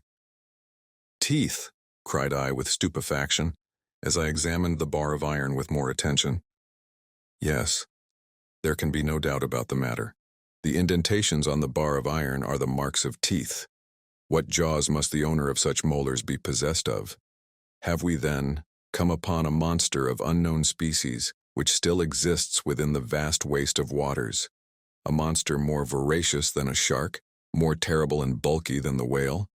I am unable to withdraw my eyes from the bar of iron, actually half crushed. Is, then, my dream about to come true? A dread and terrible reality? All day my thoughts were bent upon these speculations, and my imagination scarcely regained a degree of calmness and power of reflection until after a sleep of many hours. This day, as on other Sundays, we observed as a day of rest and pious meditation. Monday, August 17th. I have been trying to realize from memory the particular instincts of those antediluvian animals of the secondary period, which, succeeding to the mollusca, to the crustacea, and to the fish, preceded the appearance of the race of mammifers. The generation of reptiles then reigned supreme upon the earth. These hideous monsters ruled everything in the seas of the secondary period, which formed the strata of which the Jura Mountains are composed. Nature had endowed them with perfect organization. What a gigantic structure was theirs! What vast and prodigious strength they possessed! The existing saurians, which include all such reptiles as lizards, crocodiles, and alligators, even the largest and most formidable of their class, are but feeble imitations of their mighty sires, the animals of ages long ago. If there were giants in the days of old, there were also gigantic animals. I shuddered as I evolved from my mind the idea and recollection of these awful monsters. No eye of man had seen them in the flesh. They took their walks abroad upon the face of the earth thousands of ages before man came into existence, and their fossil bones, discovered in the limestone, have allowed us to reconstruct them anatomically, and thus to get some faint idea of their colossal formation. I recollect once seeing in the Great Museum of Hamburg the skeleton of one of these wonderful saurians. It measured no less than 30 feet from the nose to the tail. Am I then an inhabitant of the earth of the present day, destined to find myself face to face with a representative of this antediluvian family? I can scarcely believe it possible. I can hardly believe it true. And yet these marks of powerful teeth upon the bar of iron, can there be a doubt from their shape that the bite is the bite of a crocodile? My eyes stare wildly and with terror upon the subterranean sea. Every moment I expect one of these monsters to rise from its vast cavernous depths. I fancy that the worthy professor in some measure shares my notions, if not my fears, for after an attentive examination of the crowbar, he cast his eyes rapidly over the mighty and mysterious ocean. What could possess him to leave the land, I thought, as if the depth of this water was of any importance to us. No doubt he has disturbed some terrible monster in his watery home, and perhaps we may pay dearly for our temerity. Anxious to be prepared for the worst, I examined our weapons, and saw that they were in a fit state for use. My uncle looked on at me and nodded his head approvingly. He too has noticed what we have to fear. Already the uplifting of the waters on the surface indicates that something is in motion below. The danger approaches. It comes nearer and nearer. It behooves us to be on the watch. Tuesday, August 18th. Evening came at last, the hour when the desire for sleep caused our eyelids to be heavy. Night there is not, properly speaking, in this place, any more than there is in summer in the Arctic regions. Hans, however, is immovable at the rudder. When he snatches a moment of rest, I really cannot say. I take advantage of his vigilance to take some little repose. But 2 hours after I was awakened from a heavy sleep by an awful shock. The raft appeared to have struck upon a sunken rock. It was lifted right out of the water by some wondrous and mysterious power, and then started off 20 fathoms distant. "Hey, what is it?" cried my uncle, starting up. "Are we shipwrecked or what?" Hans raised his hand and pointed to where, about 200 yards off, a large black mass was moving up and down. I looked with awe. My worst fears were realized. "It is a colossal monster," I cried, clasping my hands. "Yes," cried the agitated professor, "and there yonder is a huge sea lizard of terrible size and shape. And farther on behold a prodigious crocodile. Look at his hideous jaws and that row of monstrous teeth. Ha! He has gone." "A whale! A whale!" shouted the professor. "I can see her enormous fins. See how she blows air and water." 2 liquid columns rose to a vast height above the level of the sea, into which they fell with a terrific crash, waking up the echoes of that awful place. We stood still, surprised, stupefied, terror-stricken at the sight of this group of fearful marine monsters, more hideous in the reality than in my dream. They were of supernatural dimensions. The very smallest of the whole party could with ease have crushed our raft and ourselves with a single bite. Hans, seizing the rudder which had flown out of his hand, puts it hard aweather in order to escape from such dangerous vicinity. But no sooner does he do so than he finds he is flying from Scylla to Charybdis. To leeward is a turtle about 40 feet wide, and a serpent quite as long with an enormous and hideous head peering from out the waters. Look which way we will, it is impossible for us to fly. The fearful reptiles advanced upon us. They turned and twisted about the raft with awful rapidity. They formed around our devoted vessel a series of concentric circles. I took up my rifle in desperation. But what effect can a rifle ball produce upon the armor scales with which the bodies of these horrid monsters are covered? We remain still and dumb from utter horror. They advance upon us, nearer and nearer. Our fate appears certain, fearful and terrible. On one side the mighty crocodile, on the other the great sea serpent. The rest of the fearful crowd of marine prodigies have plunged beneath the briny waves and disappeared. I am about to fire at any risk and try the effect of a shot. Hans, the guide, however, interfered by a sign to check me. The two hideous and ravenous monsters passed within 50 fathoms of the raft, and then made a rush at one another, their fury and rage preventing them from seeing us. The combat commenced. We distinctly made out every action of the two hideous monsters, but to my excited imagination the other animals appeared about to take part in the fierce and deadly struggle. The monster, the whale, the lizard, and the turtle. I distinctly saw them every moment. I pointed them out to the Icelander, but he only shook his head. "Tiva," he said. "What? Two only, does he say? Surely he is mistaken," I cried in a tone of wonder. "He is quite right," replied my uncle coolly and philosophically, examining the terrible duel with his telescope and speaking as if he were in a lecture room. "How can that be?" "Yes, it is so. The first of these hideous monsters has the snout of a porpoise, the head of a lizard, the teeth of a crocodile. And it is this that has deceived us. It is the most fearful of all antediluvian reptiles, the world-renowned ichthyosaurus or great fish lizard. And the other? The other is a monstrous serpent concealed under the hard-vaulted shell of the turtle, the terrible enemy of its fearful rival, the plesiosaurus, or sea crocodile." Hans was quite right. The two monsters only disturbed the surface of the sea. At last have mortal eyes gazed upon two reptiles of the great primitive ocean. I see the flaming red eyes of the ichthyosaurus, each as big or bigger than a man's head.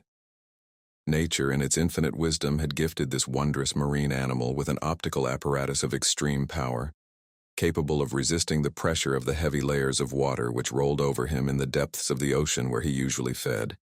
It has by some authors truly been called the whale of the saurian race, for it is as big and quick in its motions as our king of the seas.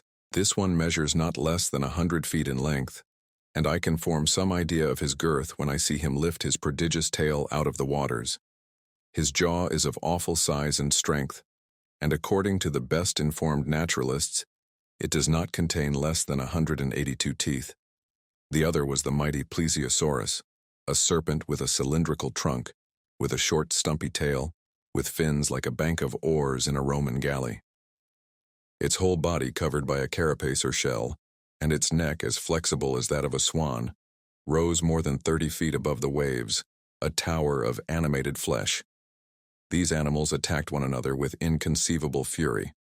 Such a combat was never seen before by mortal eyes, and to us who did see it, it appeared more like the phantasmagoric creation of a dream than anything else.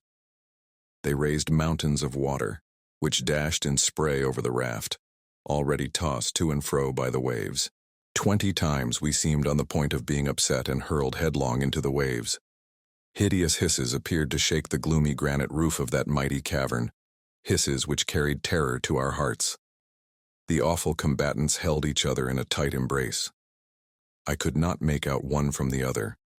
Still the combat could not last forever, and woe unto us, whichsoever became the victor. 1 hour, 2 hours, 3 hours passed away, without any decisive result. The struggle continued with the same deadly tenacity, but without apparent result. The deadly opponents now approached, now drew away from the raft. Once or twice we fancied they were about to leave us altogether, but instead of that, they came nearer and nearer. We crouched on the raft ready to fire at them at a moment's notice, poor as the prospect of hurting or terrifying them was. Still, we were determined not to perish without a struggle. Suddenly, the ichthyosaurus and the plesiosaurus disappeared beneath the waves, leaving behind them a maelstrom in the midst of the sea. We were nearly drawn down by the indraft of the water. Several minutes elapsed before anything was again seen. Was this wonderful combat to end in the depths of the ocean? Was the last act of this terrible drama to take place without spectators? It was impossible for us to say. Suddenly, at no great distance from us, an enormous mass rises out of the waters, the head of the great plesiosaurus. The terrible monster is now wounded unto death.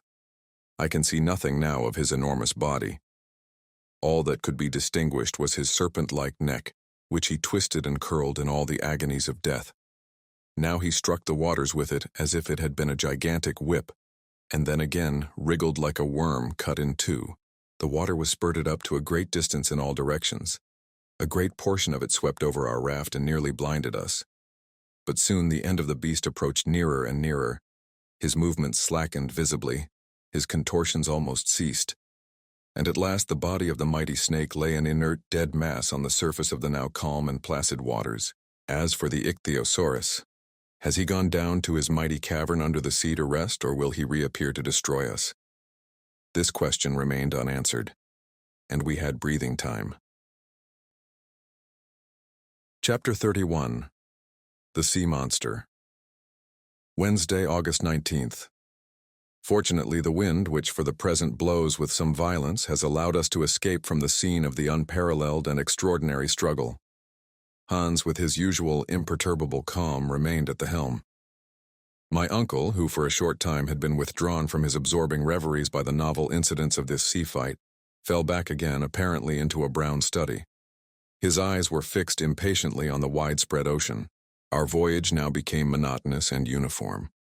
Dull as it has become, I have no desire to have it broken by any repetition of the perils and adventures of yesterday. Thursday, August 20th. The wind is now NNE and blows very irregularly. It has changed to fitful gusts. The temperature is exceedingly high. We are now progressing at the average rate of about 10 miles and a half per hour. About 12 o'clock, a distant sound as of thunder fell upon our ears. I make a note of the fact without even venturing a suggestion as to its cause. It was one continued roar, as of a sea falling over mighty rocks. Far off in the distance, said the professor dogmatically, there is some rock or some island against which the sea, lashed to fury by the wind, is breaking violently. Hans, without saying a word, clambered to the top of the mast, but could make out nothing. The ocean was level in every direction as far as the eye could reach. 3 hours passed away without any sign to indicate what might be before us. The sound began to assume that of a mighty cataract. I expressed my opinion on this point strongly to my uncle. He merely shook his head. I, however, am strongly impressed by a conviction that I am not wrong. Are we advancing towards some mighty waterfall which shall cast us into the abyss? Probably this mode of descending into the abyss may be agreeable to the professor, because it would be something like the vertical descent he is so eager to make. I entertain a very different opinion.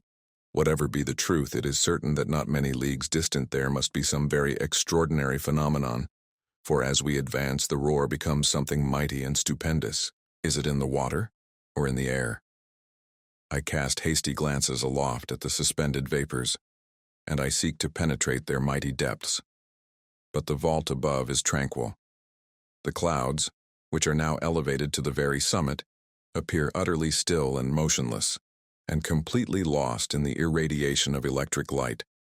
It is necessary, therefore, to seek for the cause of this phenomenon elsewhere.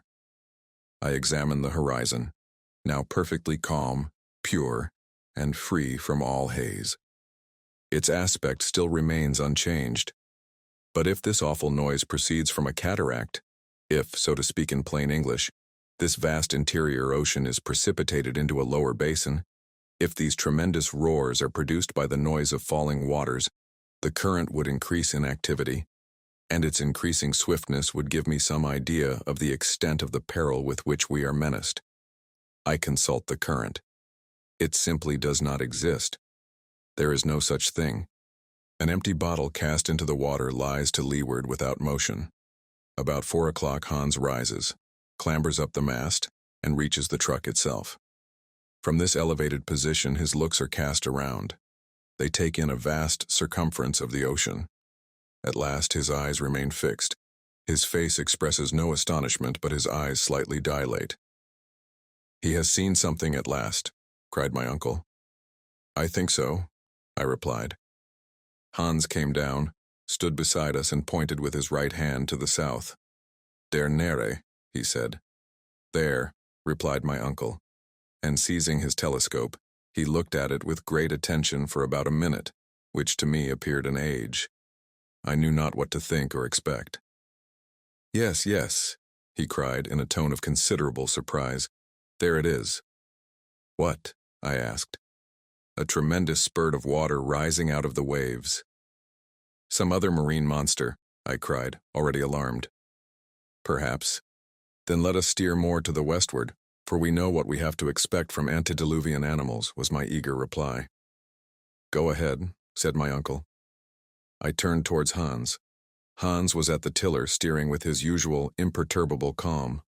Nevertheless, if from the distance which separated us from this creature, a distance which must be estimated at not less than a dozen leagues, one could see the column of water spurting from the blowhole of the great animal, his dimensions must be something preternatural. To fly is therefore the course to be suggested by ordinary prudence. But we have not come into that part of the world to be prudent. Such is my uncle's determination. We, accordingly, continued to advance. The nearer we come, the loftier is the spouting water. What monster can fill himself with such huge volumes of water, and then unceasingly spout them out in such lofty jets? At 8 o'clock in the evening, reckoning as above ground, where there is day and night, we are not more than 2 leagues from the mighty beast. Its long, black, enormous, mountainous body lies on the top of the water like an island. But then sailors have been said to have gone ashore on sleeping whales, mistaking them for land. Is it illusion, or is it fear? Its length cannot be less than 1,000 fathoms. What then is this cetaceous monster of which no Cuvier ever thought? It is quite motionless and presents the appearance of sleep. The sea seems unable to lift him upwards. It is rather the waves which break on his huge and gigantic frame. The waterspout, rising to a height of 500 feet, breaks in spray with a dull, sullen roar. We advance like senseless lunatics towards this mighty mass. I honestly confess that I was abjectly afraid. I declared that I would go no farther. I threatened in my terror to cut the sheet of the sail. I attacked the professor with considerable acrimony, calling him foolhardy, mad, I know not what. He made no answer. Suddenly the imperturbable Hans once more pointed his finger to the menacing object. "Home! An island!" cried my uncle. "An island?" I replied, shrugging my shoulders at this poor attempt at deception. "Of course it is," cried my uncle, bursting into a loud and joyous laugh. "But the waterspout?" "Geyser," said Hans. "Yes, of course, a geyser," replied my uncle, still laughing. "A geyser like those common in Iceland. Jets like this are the great wonders of the country." At first I would not allow that I had been so grossly deceived. What could be more ridiculous than to have taken an island for a marine monster? But kick as one may, one must yield to evidence, and I was finally convinced of my error. It was nothing, after all, but a natural phenomenon. As we approached nearer and nearer, the dimensions of the liquid sheaf of waters became truly grand and stupendous. The island had, at a distance, presented the appearance of an enormous whale, whose head rose high above the waters. The geyser, a word the Icelanders pronounce geysir, and which signifies fury, rose majestically from its summit.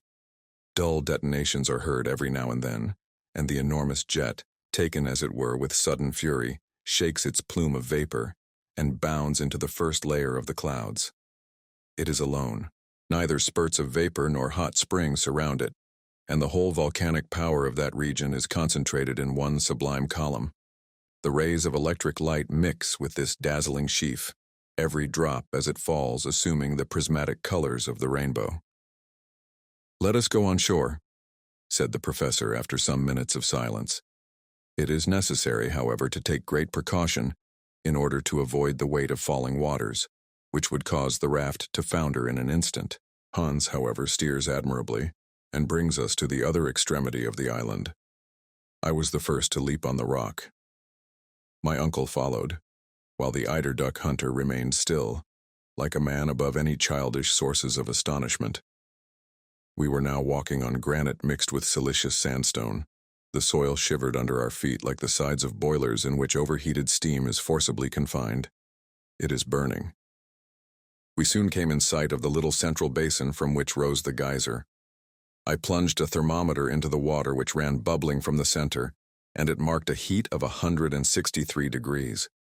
This water, therefore, came from some place where the heat was intense. This was singularly in contradiction with the theories of Professor Hardwigg. I could not help telling him my opinion on the subject. "Well," said he sharply, "and what does this prove against my doctrine?" "Nothing," replied I dryly, seeing that I was running my head against a foregone conclusion.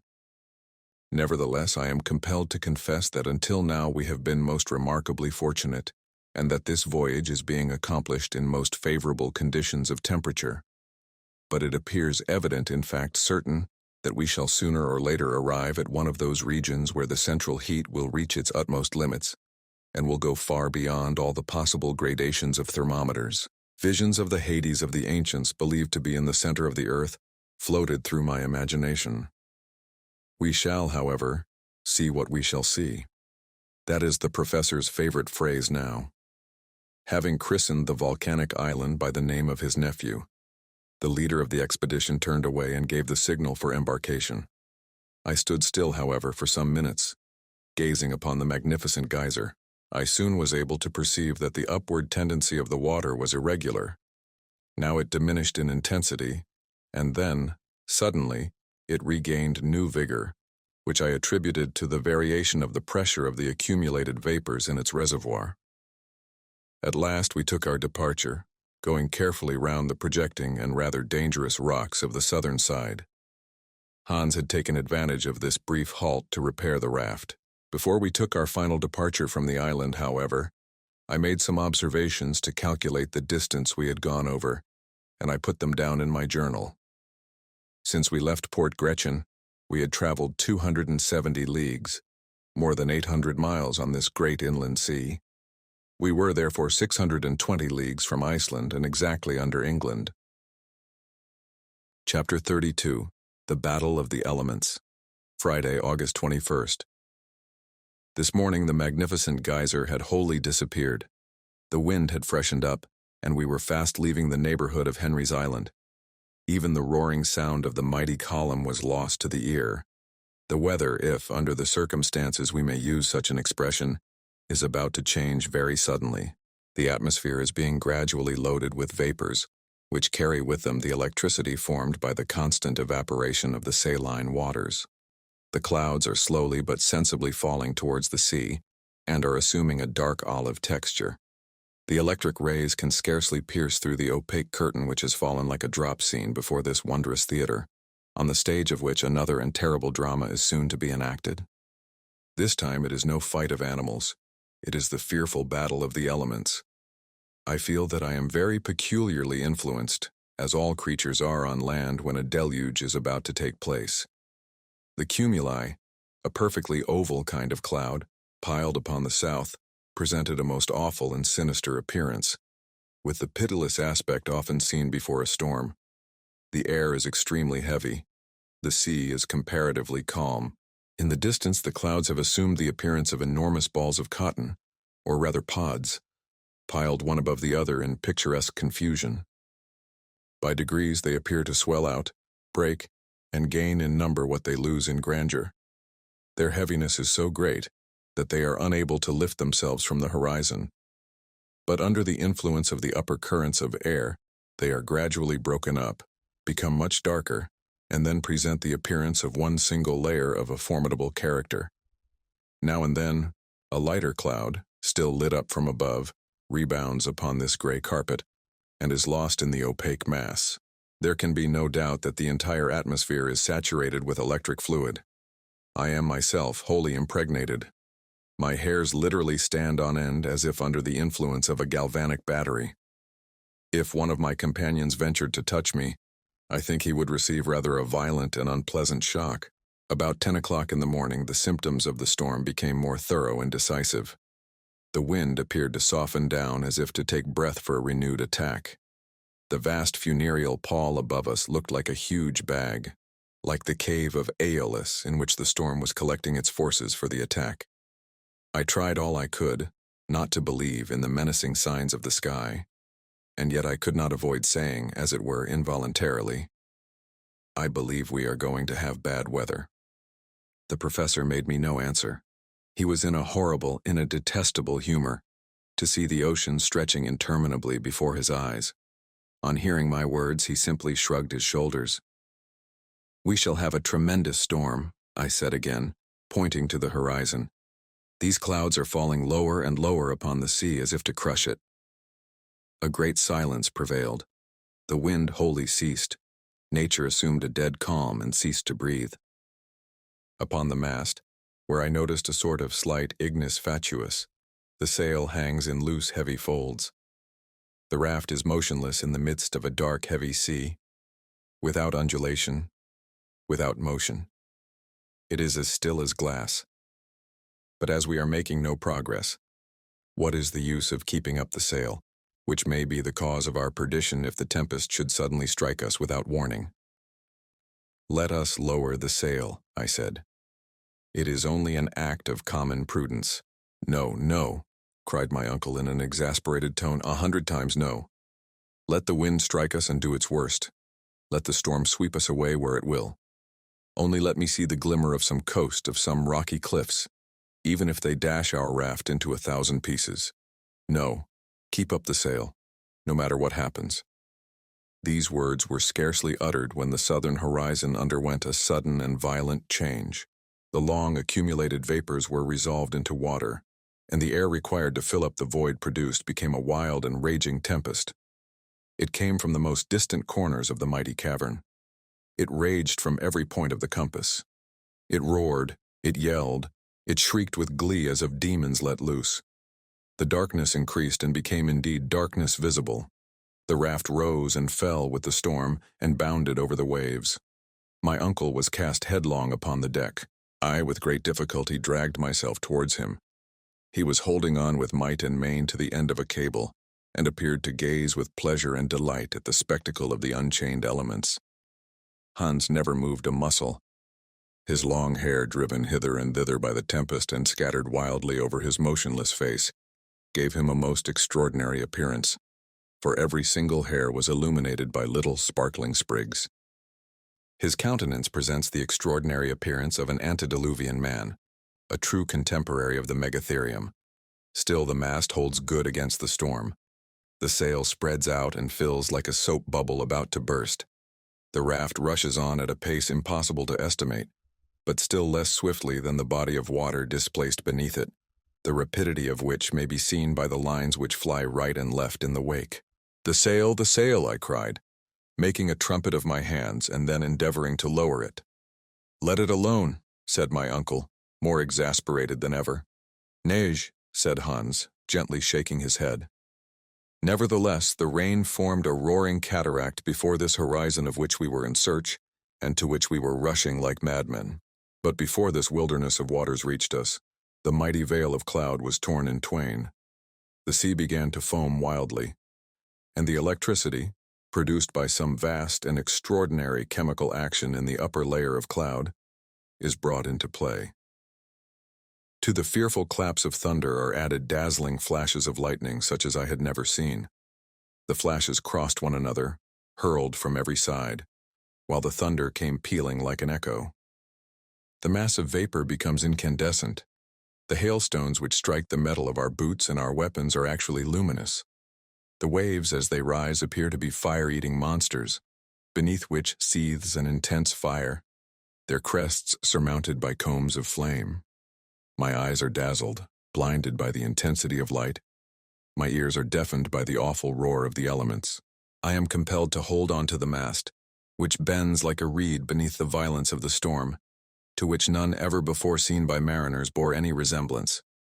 Here my traveling notes become very incomplete, loose and vague.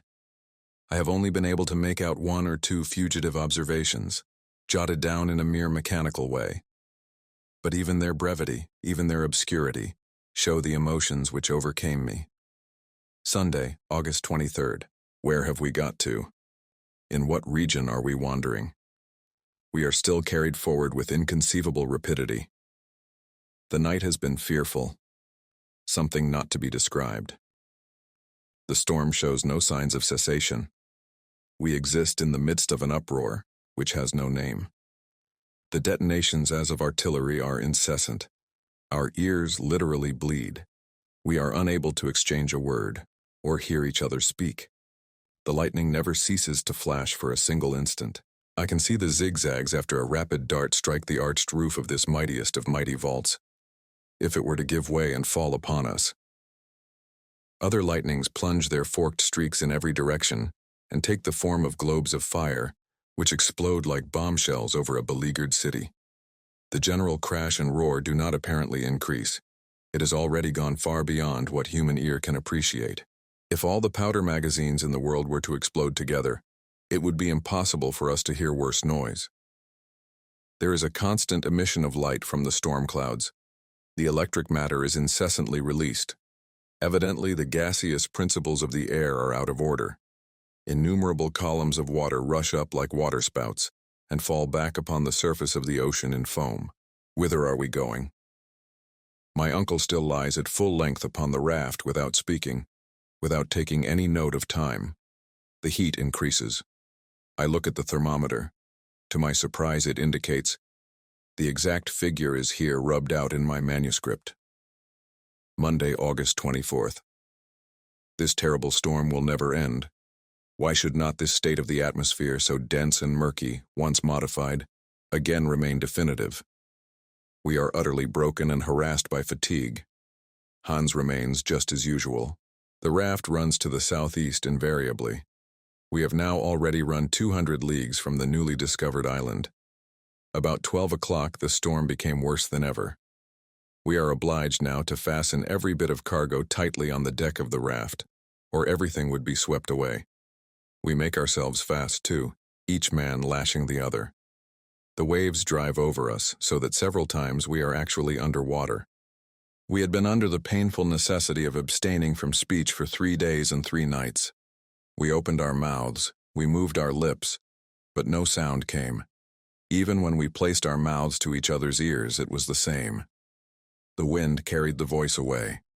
My uncle once contrived to get his head close to mine after several almost vain endeavors. He appeared to my nearly exhausted senses to articulate some word. I had a notion, more from intuition than anything else, that he said to me, "We are lost." I took out my notebook, from which under the most desperate circumstances I never parted, and wrote a few words as legibly as I could. "Take in sail." With a deep sigh, he nodded his head and acquiesced. His head had scarcely time to fall back in the position from which he had momentarily raised it, then a disk or ball of fire appeared on the very edge of the raft, our devoted, our doomed craft. The mast and sail are carried away bodily, and I see them swept away to a prodigious height like a kite. We were frozen, actually shivered with terror. The ball of fire, half white, half azure-colored, about the size of a 10-inch bombshell, moved along, turning with prodigious rapidity to leeward of the storm. It ran about here, there, and everywhere. It clambered up one of the bulwarks of the raft. It leaped upon the sack of provisions and then finally descended lightly, fell like a football, and landed on our powder barrel. Horrible situation. An explosion, of course, was now inevitable. By heaven's mercy, it was not so. The dazzling disk moved on one side. It approached Hans, who looked at it with singular fixity. Then it approached my uncle, who cast himself on his knees to avoid it. It came towards me, as I stood pale and shuddering in the dazzling light and heat. It pirouetted round my feet, which I endeavored to withdraw. An odor of nitrous gas filled the whole air. It penetrated to the throat, to the lungs. I felt ready to choke. Why is it that I cannot withdraw my feet? Are they riveted to the flooring of the raft? No. The fall of the electric globe has turned all the iron on board into lodestones. The instruments, the tools, the arms are clanging together with awful and horrible noise. The nails of my heavy boots adhere closely to the plate of iron incrustated in the wood. I cannot withdraw my foot. It is the old story again of the mountain of adamant. At last, by a violent and almost superhuman effort, I tear it away just as the ball, which is still executing its giratory motions, is about to run round it and drag me with it. Oh, what intense, stupendous light! The globe of fire bursts. We are enveloped in cascades of living fire, which flood the space around with luminous matter. Then all went out, and darkness once more fell upon the deep. I had just time to see my uncle once more cast apparently senseless on the flooring of the raft, Hans at the helm, spitting fire under the influence of the electricity which seemed to have gone through him. "Whither are we going?" I ask, and Echo answers, "Whither?" Tuesday, August 25th. I have just come out of a long fainting fit. The awful and hideous storm still continues. The lightning has increased in vividness and pours out its fiery wrath like a brood of serpents let loose in the atmosphere. Are we still upon the sea? Yes, and being carried along with incredible velocity. We have passed under England, under the Channel, under France, probably under the whole extent of Europe. Another awful clamor in the distance. This time it is certain that the sea is breaking upon the rocks at no great distance. Then, Chapter 33, Our Route Reversed. Here ends what I call my journal of our voyage on board the raft, which journal was happily saved from the wreck. I proceed with my narrative as I did before I commenced my daily notes. What happened when the terrible shock took place, when the raft was cast upon the rocky shore? It would be impossible for me now to say. I felt myself precipitated violently into the boiling waves, and if I escaped from a certain and cruel death, it was wholly owing to the determination of the faithful Hans, who, clutching me by the arm, saved me from the yawning abyss. The courageous Icelander then carried me in his powerful arms far out of the reach of the waves, and laid me down upon a burning expanse of sand, where I found myself some time afterwards in the company of my uncle, the professor. Then he quietly returned towards the fatal rocks, against which the furious waves were beating in order to save any stray waifs from the wreck. This man was always practical and thoughtful. I could not utter a word. I was quite overcome with emotion. My whole body was broken and bruised with fatigue.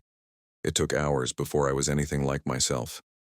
Meanwhile, there fell a fearful deluge of rain, drenching us to the skin. Its very violence, however, proclaimed the approaching end of the storm. Some overhanging rocks afforded us a slight protection from the torrents.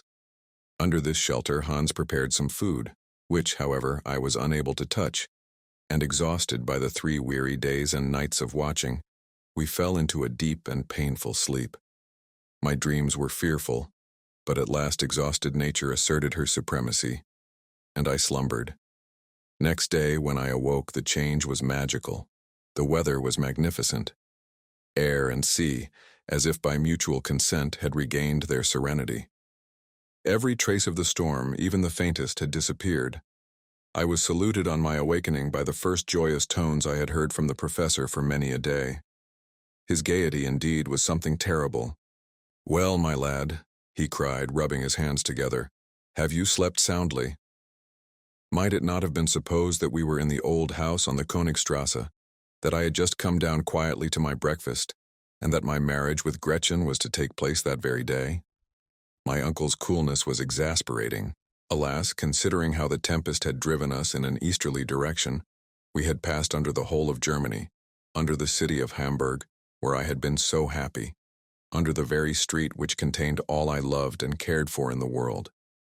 It was a positive fact that I was only separated from her by a distance of 40 leagues, but these 40 leagues were of hard, impenetrable granite. All these dreary and miserable reflections passed through my mind before I attempted to answer my uncle's question. "Why, what is the matter?" he cried. Cannot you say whether you have slept well or not?" "I have slept very well," was my reply, "but every bone in my body aches. I suppose that will lead to nothing." "Nothing at all, my boy. It is only the result of the fatigue of the last few days, that is all. You appear, if I may be allowed to say so, to be very jolly this morning," I said. "Delighted, my dear boy, delighted. Was never happier in my life. We have at last reached the wished-for port." "The end of our expedition?" cried I in a tone of considerable surprise. "No, but to the confines of that sea which I began to fear would never end, but go round the whole world. We will now tranquilly resume our journey by land, and once again endeavor to dive into the center of the earth." "My dear uncle," I began in a hesitating kind of way, "allow me to ask you one question." "Certainly, Harry. A dozen if you think proper." "One will suffice. How about getting back?" I asked. "How about getting back? What a question to ask. We have not as yet reached the end of our journey." "I know that. All I want to know is how you propose we shall manage the return voyage?" "In the most simple manner in the world," said the imperturbable professor.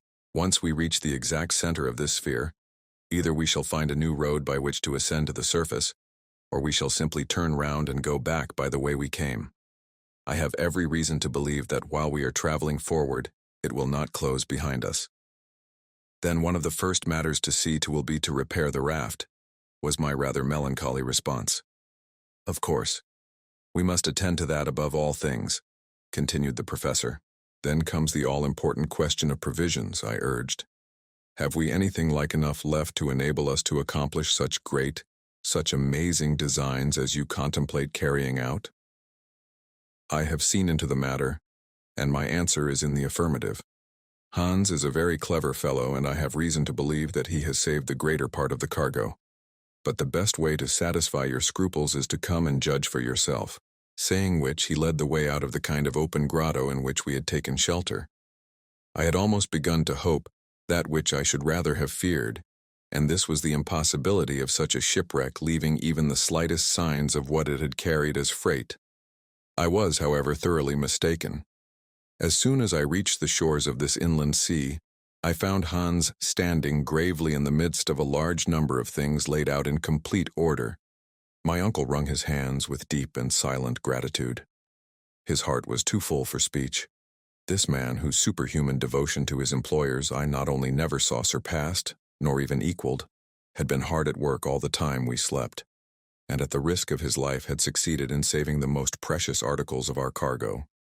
Of course, under the circumstances, we necessarily experienced several severe losses. Our weapons had wholly vanished, but experience had taught us to do without them.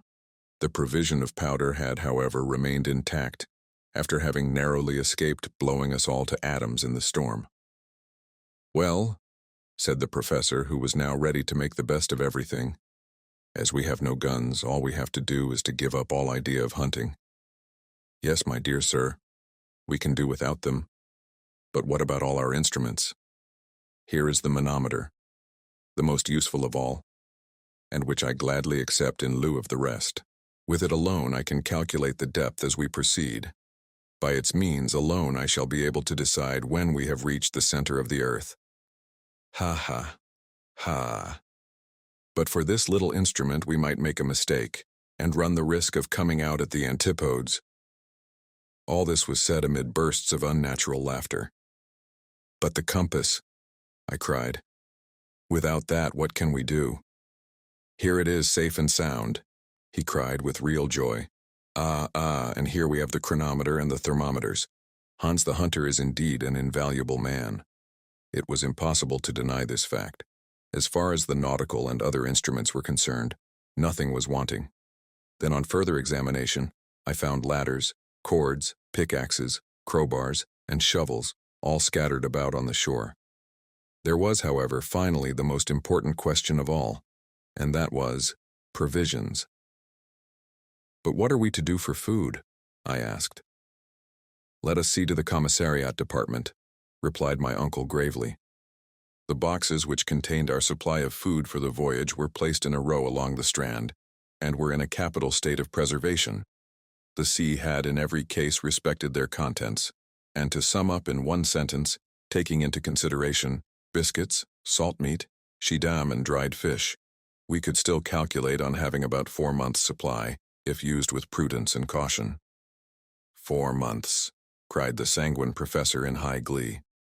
Then we shall have plenty of time both to go and to come, and with what remains I undertake to give a grand dinner to my colleagues of the Johanneum.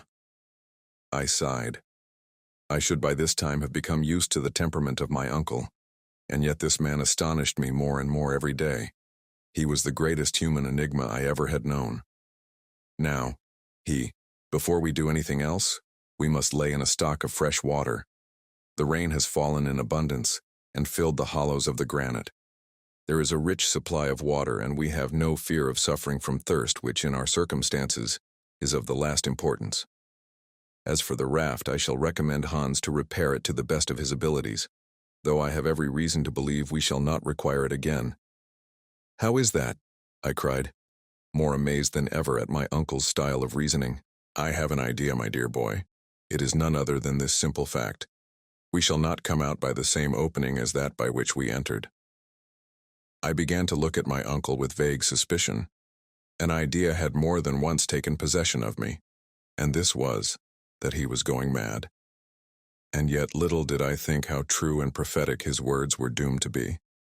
And now, he said, having seen to all these matters of detail, to breakfast. I followed him to a sort of projecting cape, after he had given his last instructions to our guide. In this original position, with dried meat, biscuit, and a delicious cup of tea, we made a satisfactory meal. I may say one of the most welcome and pleasant I ever remember. Exhaustion, the keen atmosphere, the state of calm after so much agitation, all contributed to give me an excellent appetite.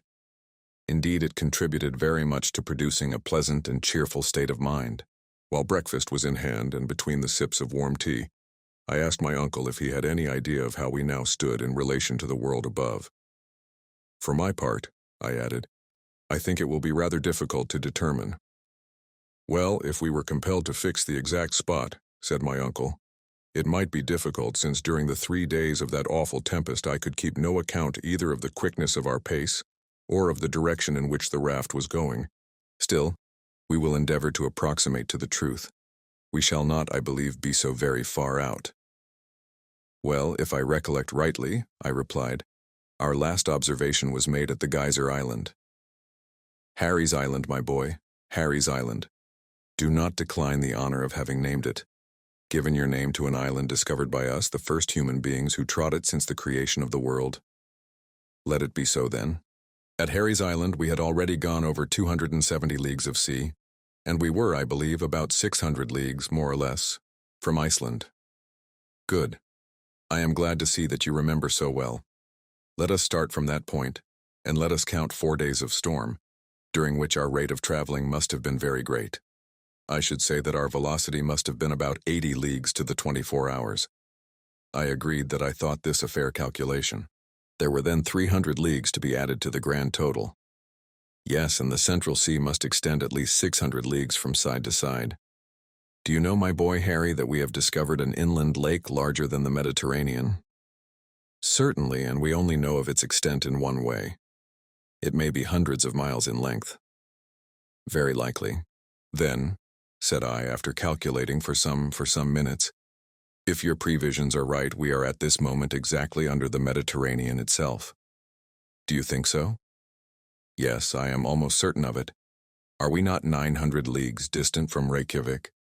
That is perfectly true, and a famous bit of road we have traveled, my boy. But why we should be under the Mediterranean more than under Turkey or the Atlantic Ocean can only be known when we are sure of not having deviated from our course, and of this we know nothing. I do not think we were driven very far from our course. The wind appears to me to have been always about the same. My opinion is that this shore must be situated to the southeast of Port Gretchen. Good. I hope so. It will, however, be easy to decide the matter by taking the bearings from our departure by means of the compass. Come along, and we will consult that invaluable invention. The professor now walked eagerly in the direction of the rock, where the indefatigable Hans had placed the instruments in safety. My uncle was gay and light-hearted. He rubbed his hands and assumed all sorts of attitudes. He was to all appearance once more a young man. Since I had known him, never had he been so amiable and pleasant. I followed him, rather curious to know whether I had made any mistake in my estimation of our position. As soon as we had reached the rock, my uncle took the compass, placed it horizontally before him, and looked keenly at the needle. As he had at first shaken it to give it vivacity, it oscillated considerably, and then slowly assumed its right position under the influence of the magnetic power. The professor bent his eyes curiously over the wondrous instrument. A violent start immediately showed the extent of his emotion. He closed his eyes, rubbed them, and took another and a keener survey. Then he turned slowly round to me, stupefaction depicted on his countenance. "What is the matter?" said I, beginning to be alarmed. He could not speak. He was too overwhelmed for words.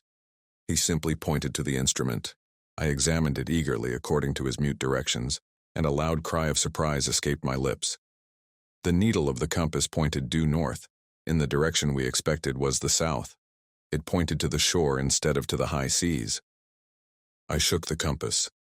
I examined it with a curious and anxious eye. It was in a state of perfection. No blemish in any way explained the phenomenon. Whatever position we forced the needle into, it returned invariably to the same unexpected point. It was useless attempting to conceal from ourselves the fatal truth. There could be no doubt about it, unwelcome as was the fact that during the tempest there had been a sudden slant of wind, of which we had been unable to take any account, and thus the raft had carried us back to the shores we had left, apparently forever, so many days before. Chapter 34. A Voyage of Discovery. It would be altogether impossible for me to give any idea of the utter astonishment which overcame the professor on making this extraordinary discovery. Amazement, incredulity, and rage were blended in such a way as to alarm me. During the whole course of my life I had never seen a man at first so chapfallen, and then so furiously indignant. The terrible fatigues of our sea voyage, the fearful dangers we had passed through, had all gone for nothing. We had to begin them all over again. Instead of progressing as we fondly expected during a voyage of so many days, we had retreated. Every hour of our expedition on the raft had been so much lost time. Presently, however, the indomitable energy of my uncle overcame every other consideration. "So," he said between his set teeth, "fatality will play me these terrible tricks. The elements themselves conspire to overwhelm me with mortification. Air, fire, and water combine their united efforts to oppose my passage. Well, they shall see what the earnest will of a determined man can do. I will not yield, I will not retreat even 1 inch, and we shall see who shall triumph in this great contest, man or nature." Standing upright on a rock, irritated and menacing, Professor Hardwigg, like the ferocious Ajax, seemed to defy the fates. I, however, took upon myself to interfere and to impose some sort of check upon such insensate enthusiasm. "Listen to me, uncle," I said in a firm but temperate tone of voice. "There must be some limit to ambition here below. It is utterly useless to struggle against the impossible. Pray listen to reason. We are utterly unprepared for a sea voyage. It is simply madness to think of performing a journey of 500 leagues upon a wretched pile of beams, with a counterpane for a sail, a paltry stick for a mast, and a tempest to contend with. As we are totally incapable of steering our frail craft, we shall become the mere plaything of the storm, and it is acting the part of madmen if we, a second time, run any risk upon this dangerous and treacherous central sea. These are only a few of the reasons and arguments I put together, reasons and arguments which to me appeared unanswerable. I was allowed to go on without interruption for about 10 minutes. The explanation to this I soon discovered. The professor was not even listening and did not hear a word of all my eloquence. "To the raft!" he cried in a hoarse voice, when I paused for a reply. Such was the result of my strenuous effort to resist his iron will. I tried again. I begged and implored him. I got into a passion, but I had to deal with a will more determined than my own. I seemed to feel like the waves which fought and battled against the huge mass of granite at our feet, which had smiled grimly for so many ages at their puny efforts. Hans, meanwhile, without taking part in our discussion, had been repairing the raft. One would have supposed that he instinctively guessed at the further projects of my uncle. By means of some fragments of cordage, he had again made the raft seaworthy. While I had been speaking, he had hoisted a new mast and sail, the latter already fluttering and waving in the breeze. The worthy professor spoke a few words to our imperturbable guide, who immediately began to put our baggage on board and to prepare for our departure. The atmosphere was now tolerably clear and pure, and the northeast wind blew steadily and serenely. It appeared likely to last for some time. What then could I do? Could I undertake to resist the iron will of two men? It was simply impossible if even I could have hoped for the support of Hans. This, however, was out of the question. It appeared to me that the Icelander had set aside all personal will and identity. He was a picture of abnegation. I could hope for nothing from one so infatuated with and devoted to his master. All I could do, therefore, was to swim with the stream. In a mood of stolid and sullen resignation, I was about to take my accustomed place on the raft when my uncle placed his hand upon my shoulder. "There is no hurry, my boy," he said. "We shall not start until tomorrow." I looked the picture of resignation to the dire will of fate. "Under the circumstances," he said, "I ought to neglect no precautions. As fate has cast me upon these shores, I shall not leave without having completely examined them." In order to understand this remark, I must explain that though we had been driven back to the northern shore, we had landed at a very different spot from that which had been our starting point. Port Gretchen must, we calculated, be very much to the westward. Nothing, therefore, was more natural and reasonable than that we should reconnoiter this new shore upon which we had so unexpectedly landed.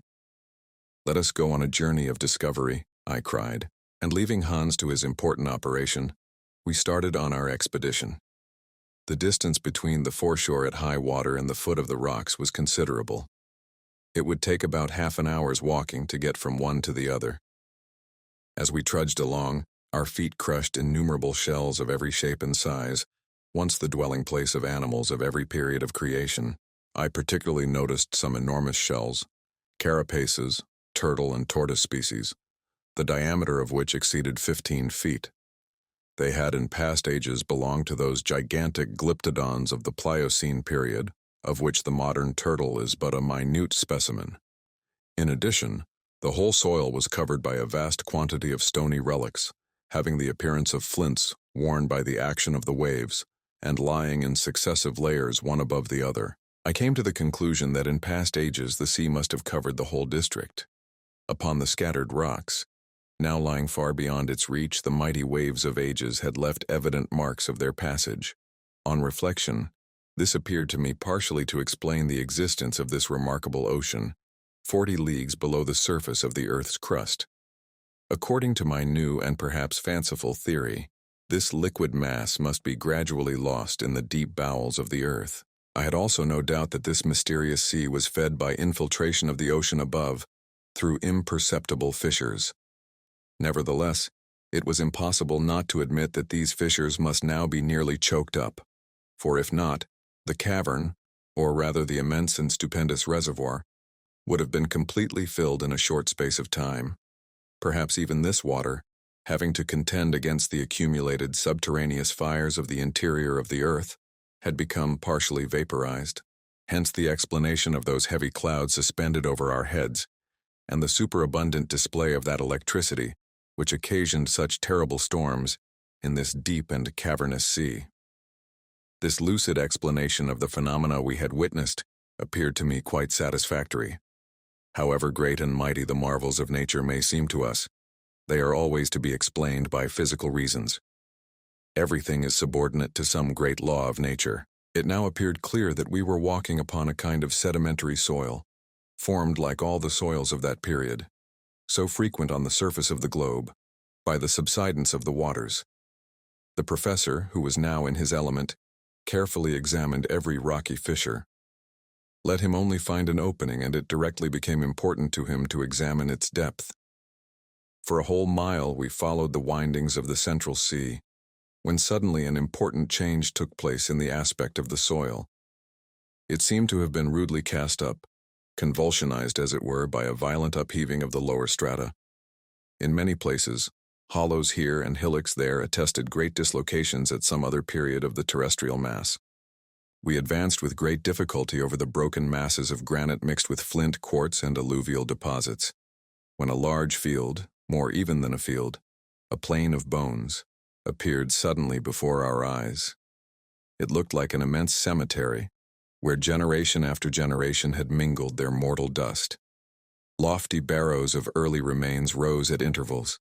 They undulated away to the limits of the distant horizon and were lost in a thick and brown fog.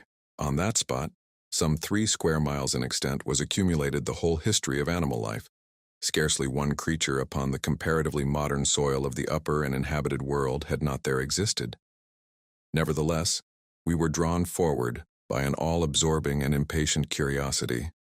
Our feet crushed with a dry and crackling sound the remains of those prehistoric fossils for which the museums of great cities quarrel, even when they obtain only rare and curious morsels.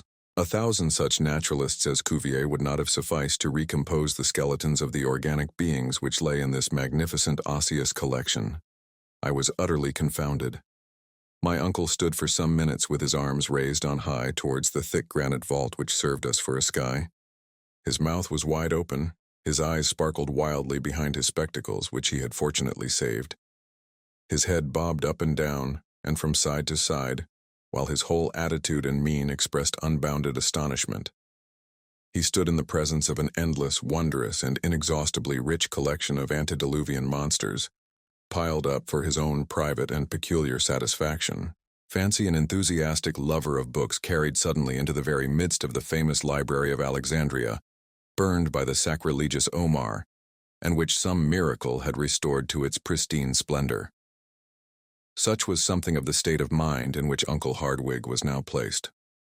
For some time he stood thus, literally aghast at the magnitude of his discovery, but it was even a greater excitement when, darting wildly over this mass of organic dust, he caught up a naked skull and addressed me in a quivering voice. "Harry, my boy, Harry, this is a human head." "A human head, Uncle?" I said, no less amazed and stupefied than himself. "Yes, nephew. Ah, Mr. Milne Edwards, ah, Mr. de Quatrefages, why are you not here where I am, I, Professor Hardwigg?" Chapter 35. Discovery upon Discovery. In order fully to understand the exclamation made by my uncle, and his allusions to these illustrious and learned men, it will be necessary to enter into certain explanations in regard to a circumstance of the highest importance to paleontology, or the science of fossil life, which had taken place a short time before our departure from the upper regions of the earth. On the 28th of March, 1863, some navigators under the direction of M. Boucher de Perthes were at work in the great quarries of Moulin-Quignon near Abbeville in the department of the Somme in France. While at work, they unexpectedly came upon a human jawbone buried 14 feet below the surface of the soil. It was the first fossil of the kind that had ever been brought to the light of day. Near this unexpected human relic were found stone hatchets and carved flints, colored and clothed by time in one uniform brilliant tint of verdigris. The report of this extraordinary and unexpected discovery spread not only all over France but over England and Germany. Many learned men belonging to various scientific bodies, and noteworthy among others, Messrs. Milne Edwards and de Quatrefages, took the affair very much to heart, demonstrated the incontestable authenticity of the bone in question, and became, to use the phrase then recognized in England, the most ardent supporters of the jawbone question. To the eminent geologists of the United Kingdom who looked upon the fact as certain, Messrs. Falconer, Buck, Carpenter, and others, were soon united the learned men of Germany, and among those in the first rank, the most eager, the most enthusiastic, was my worthy uncle, Professor Hardwigg. The authenticity of a human fossil of the Quaternary period seemed then to be incontestably demonstrated, and even to be admitted by the most skeptical. This system or theory, call it what you will, had, it is true, a bitter adversary in Monsieur Élie de Beaumont. This learned man, who holds such a high place in the scientific world, holds that the soil of Moulin-Quignon does not belong to the diluvium but to a much less ancient stratum, and in accordance with Cuvier in this respect, He would by no means admit that the human species was contemporary with the animals of the Quaternary epoch. My worthy uncle, Professor Hardwigg, in concert with the great majority of geologists, had held firm, had disputed, discussed, and finally, after considerable talking and writing, Monsieur Élie de Beaumont had been pretty well left alone in his opinions. We were familiar with all the details of this discussion, but were far from being aware then that since our departure, the matter had entered upon a new phase. Other similar jawbones, though belonging to individuals of varied types and very different natures, had been found in the movable gray sands of certain grottos in France, Switzerland, and Belgium, together with arms, utensils, tools, bones of children, of men in the prime of life, and of old men. The existence of men in the Quaternary period became therefore more positive every day, but this was far from being all. New remains dug up from the Pliocene or Tertiary deposits had enabled the more far-seeing or audacious among learned men to assign even a far greater degree of antiquity to the human race. These remains, it is true, were not those of men, that is, were not the bones of men, but objects decidedly having served the human race, shin bones, thigh bones of fossil animals, regularly scooped out, and in fact sculptured, bearing the unmistakable signs of human handiwork. By means of these wondrous and unexpected discoveries, man ascended endless centuries in the scale of time. He, in fact, preceded the mastodon, became the contemporary of the Elephas meridionalis, the southern elephant, acquired an antiquity of over 100,000 years, since that is the date given by the most eminent geologists to the Pliocene period of the Earth. Such was then the state of paleontologic science, and what we moreover knew sufficed to explain our attitude before this great cemetery of the plains of the Hardwigg Ocean. It will now be easy to understand the professor's mingled astonishment and joy when, on advancing about 20 yards, he found himself in the presence of, I may say face to face with, a specimen of the human race actually belonging to the Quaternary period. It was indeed a human skull, perfectly recognizable. Had a soil of very peculiar nature, like that of the cemetery of Saint Michel at Bordeaux, preserved it during countless ages? This was the question I asked myself, but which I was wholly unable to answer. But this head with stretched and parchmenty skin, with the teeth whole, the hair abundant, was before our eyes as in life. I stood mute, almost paralyzed with wonder and awe, before this dread apparition of another age. My uncle, who on almost every occasion was a great talker, remained for a time completely dumbfounded. He was too full of emotion for speech to be possible. After a while, however, we raised up the body to which the skull belonged. We stood it on end. It seemed to our excited imaginations to look at us with its terrible hollow eyes. After some minutes of silence, the man was vanquished by the professor. Human instincts succumbed to scientific pride and exultation. Professor Hardwigg, carried away by his enthusiasm, forgot all the circumstances of our journey, the extraordinary position in which we were placed, the immense cavern which stretched far away over our heads. There can be no doubt that he thought himself at the institution addressing his attentive pupils, for he put on his most doctorial style, waved his hand, and began, "Gentlemen, I have the honor on this auspicious occasion to present to you a man of the Quaternary period of our globe. Many learned men have denied his very existence, while other able persons, perhaps of even higher authority, have affirmed their belief in the reality of his life. If the St. Thomases of paleontology were present, they would reverentially touch him with their fingers and believe in his existence, thus acknowledging their obstinate heresy. I know that science should be careful in relation to all discoveries of this nature. I am not without having heard of the many Barnums and other quacks who have made a trade of such-like pretended discoveries. I have, of course, heard of the discovery of the knee bones of Ajax, of the pretended finding of the body of Orestes by the Spartiates, and of the body of Asterius, 10 spans long, 15 feet, of which we read in Pausanias. I have read everything in relation to the skeleton of Trapani, discovered in the 14th century, and which many persons chose to regard as that of Polyphemus, and the history of the giant dug up during the 16th century in the environs of Palmyra. You are well aware, as I am, gentlemen, of the existence of the celebrated analysis made near Lucerne in 1577 of the great bones which the celebrated Dr. Felix Plater declared belonged to a giant about 19 feet high.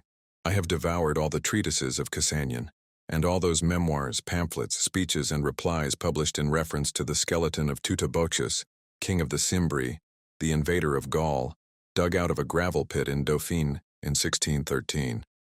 In the 18th century, I should have denied with Peter Campet the existence of the pre-Adamites of Reykir. I have had in my hands the writing called gigans. Here my uncle was afflicted by the natural infirmity, which prevented him from pronouncing difficult words in public. It was not exactly stuttering, but a strange sort of constitutional hesitation. The writing named gigans, he repeated. He, however, could get no further. Giganteo. Impossible. The unfortunate word would not come out. There would have been great laughter at the institution had the mistake happened there. Gigantosteology, at last exclaimed Professor Hardwigg between two savage growls. Having got over our difficulty, and getting more and more excited, yes, gentlemen, I am well acquainted with all these matters, and know also that Cuvier and Blumenbach fully recognized in these bones the undeniable remains of mammoths of the Quaternary period. But after what we now see, to allow a doubt is to insult scientific inquiry. There is the body. You can see it. You can touch it. It is not a skeleton. It is a complete and uninjured body, preserved with an anthropological object. I did not attempt to controvert this singular and astounding assertion. If I could but wash this corpse in a solution of sulfuric acid, continued my uncle, I would undertake to remove all the earthy particles and these resplendent shells, which are encrusted all over this body. But I am without this precious dissolving medium. Nevertheless, such as it is, this body will tell its own history. Here the professor held up the fossil body and exhibited it with rare dexterity. No professional showman could have shown more activity. As on examination you will see, my uncle continued, it is only about 6 feet in length, which is a long way from the pretended giants of early days. As to the particular race to which it belonged, it is incontestably Caucasian. It is of the white race, that is, of our own. The skull of this fossil being is a perfect ovoid without any remarkable or prominent development of the cheekbones, and without any projection of the jaw. It presents no indication of the prognathism which modifies the facial angle. Measure the angle for yourselves and you will find that it is just 90 degrees. But I will advance still farther on the road of inquiry and deduction, and I dare venture to say that this human sample or specimen belongs to the Japhetic family, which spread over the world from India to the uttermost limits of Western Europe. There is no occasion, gentlemen, to smile at my remarks.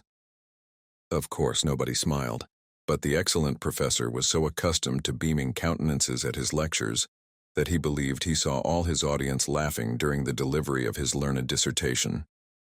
Yes, he continued with renewed animation, this is a fossil man, a contemporary of the mastodons with the bones of which this whole amphitheater is covered.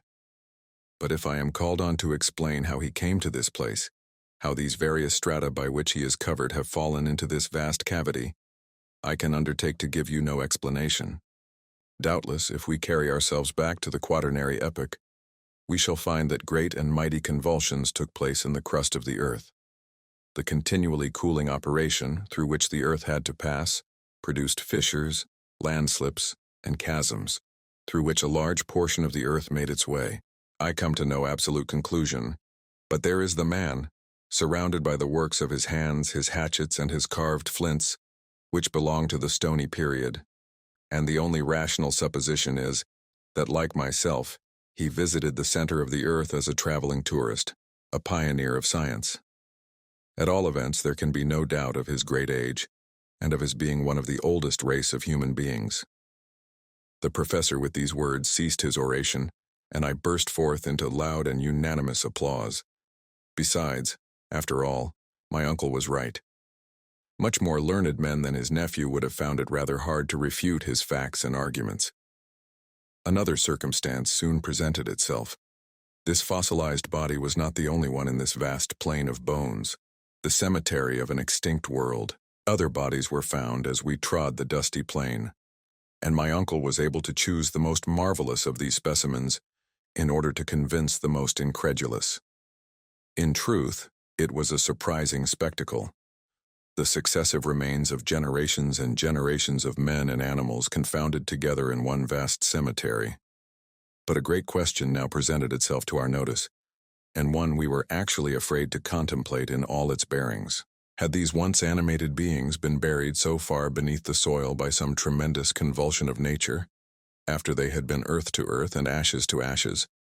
Or had they lived here below, in this subterranean world, under this factitious sky, born, married, and given in marriage, and died at last, just like ordinary inhabitants of the earth?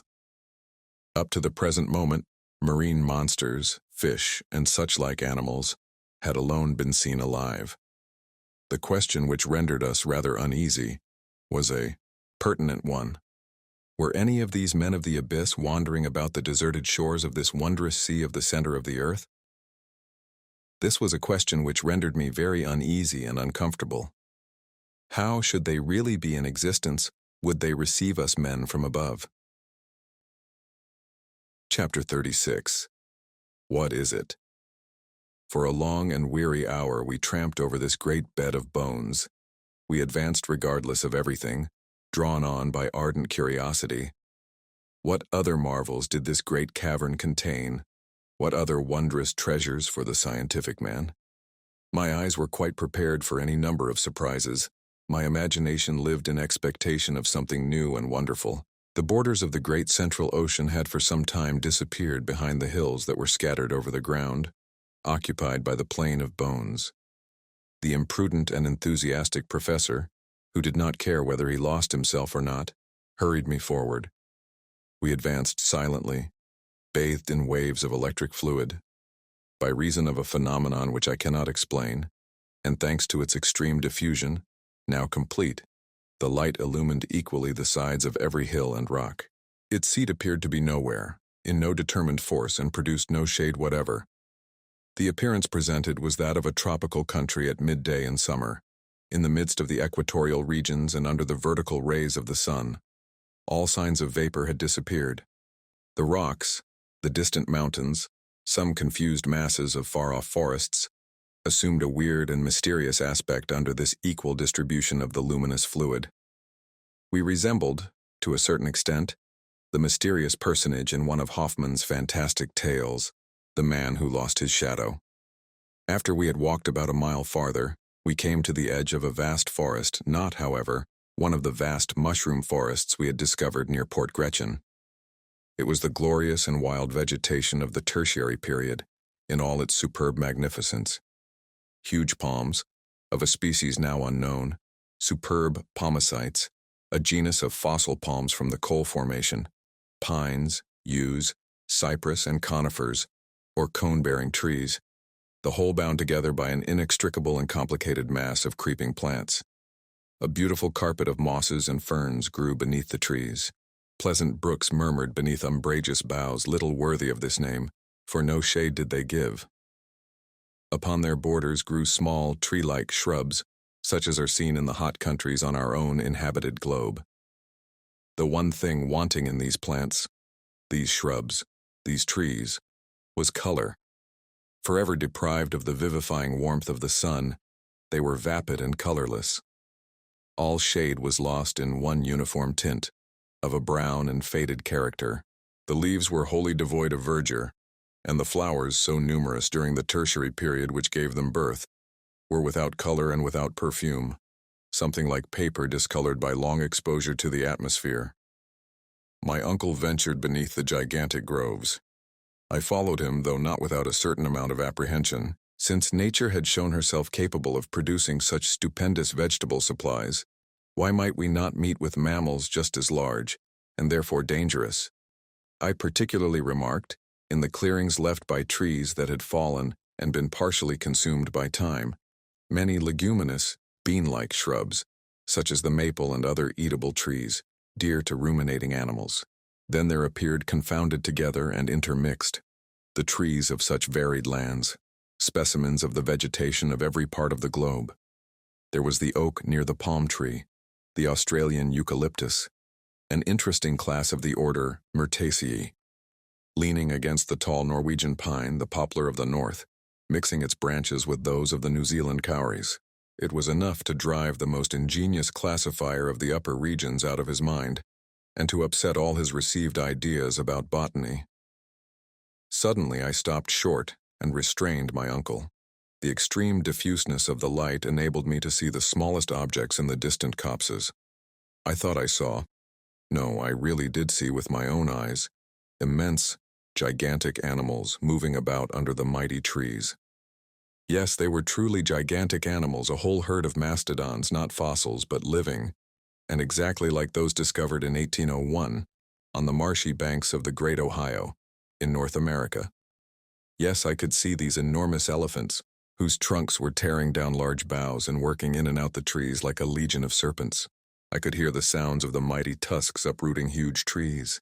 The boughs crackled, and the whole masses of leaves and green branches went down the capacious throats of these terrible monsters.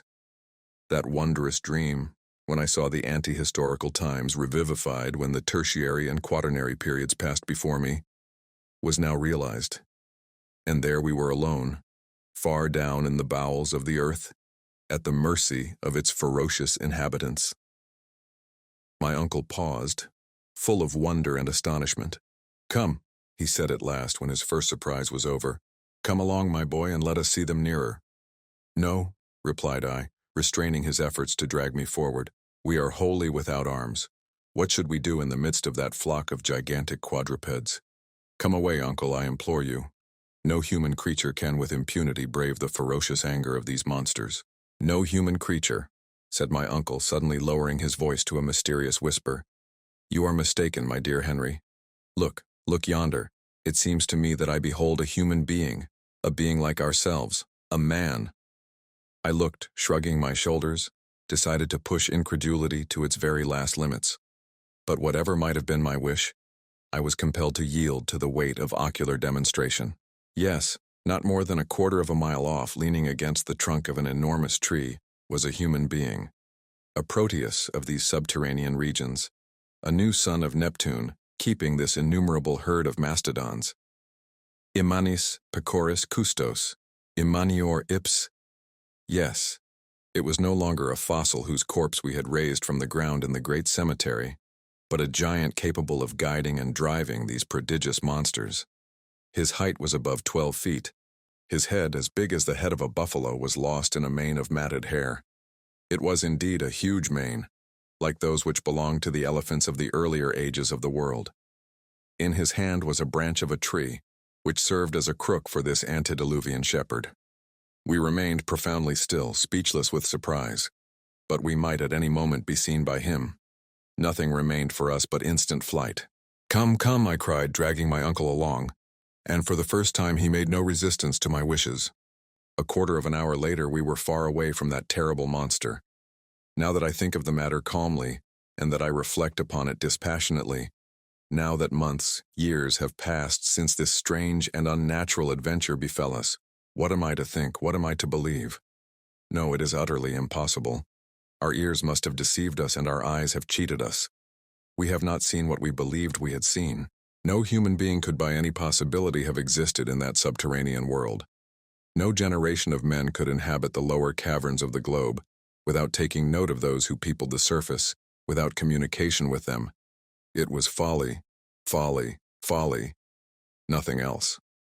I am rather inclined to admit the existence of some animal resembling in structure the human race, of some monkey of the first geological epochs, like that discovered by Monsieur Lartet in the ossiferous deposit of Sansan. But this animal, or being whichsoever it was, surpassed in height all things known to modern science. Never mind. However unlikely it may be, it might have been a monkey, but a man, a living man, and with him a whole generation of gigantic animals, buried in the entrails of the earth. It was too monstrous to be believed. Chapter 37. The Mysterious Dagger. During this time we had left the bright and transparent forest far behind us, We were mute with astonishment, overcome by a kind of feeling which was next door to apathy. We kept running in spite of ourselves. It was a perfect right, which resembled one of those horrible sensations we sometimes meet with in our dreams.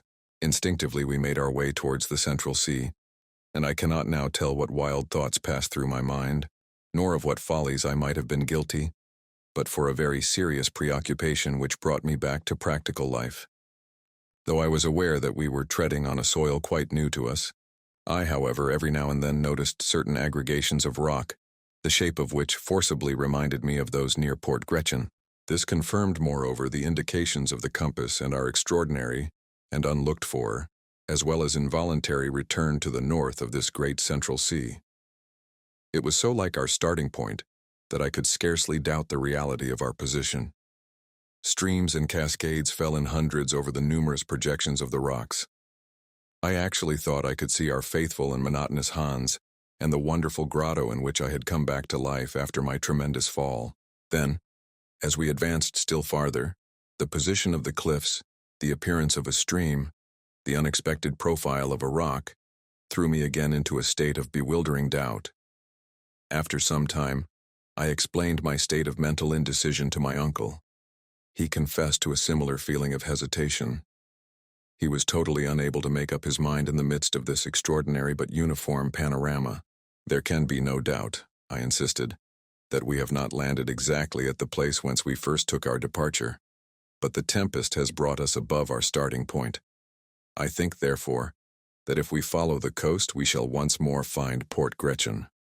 In that case, cried my uncle, it is useless to continue our exploration.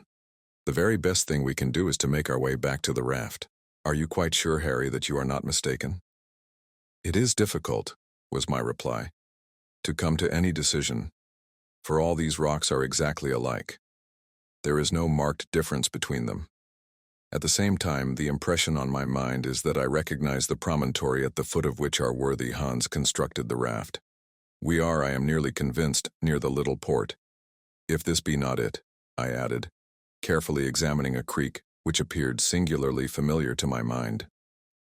My dear Harry, if this were the case we should find traces of our own footsteps, some signs of our passage, and I can really see nothing to indicate our having passed this way.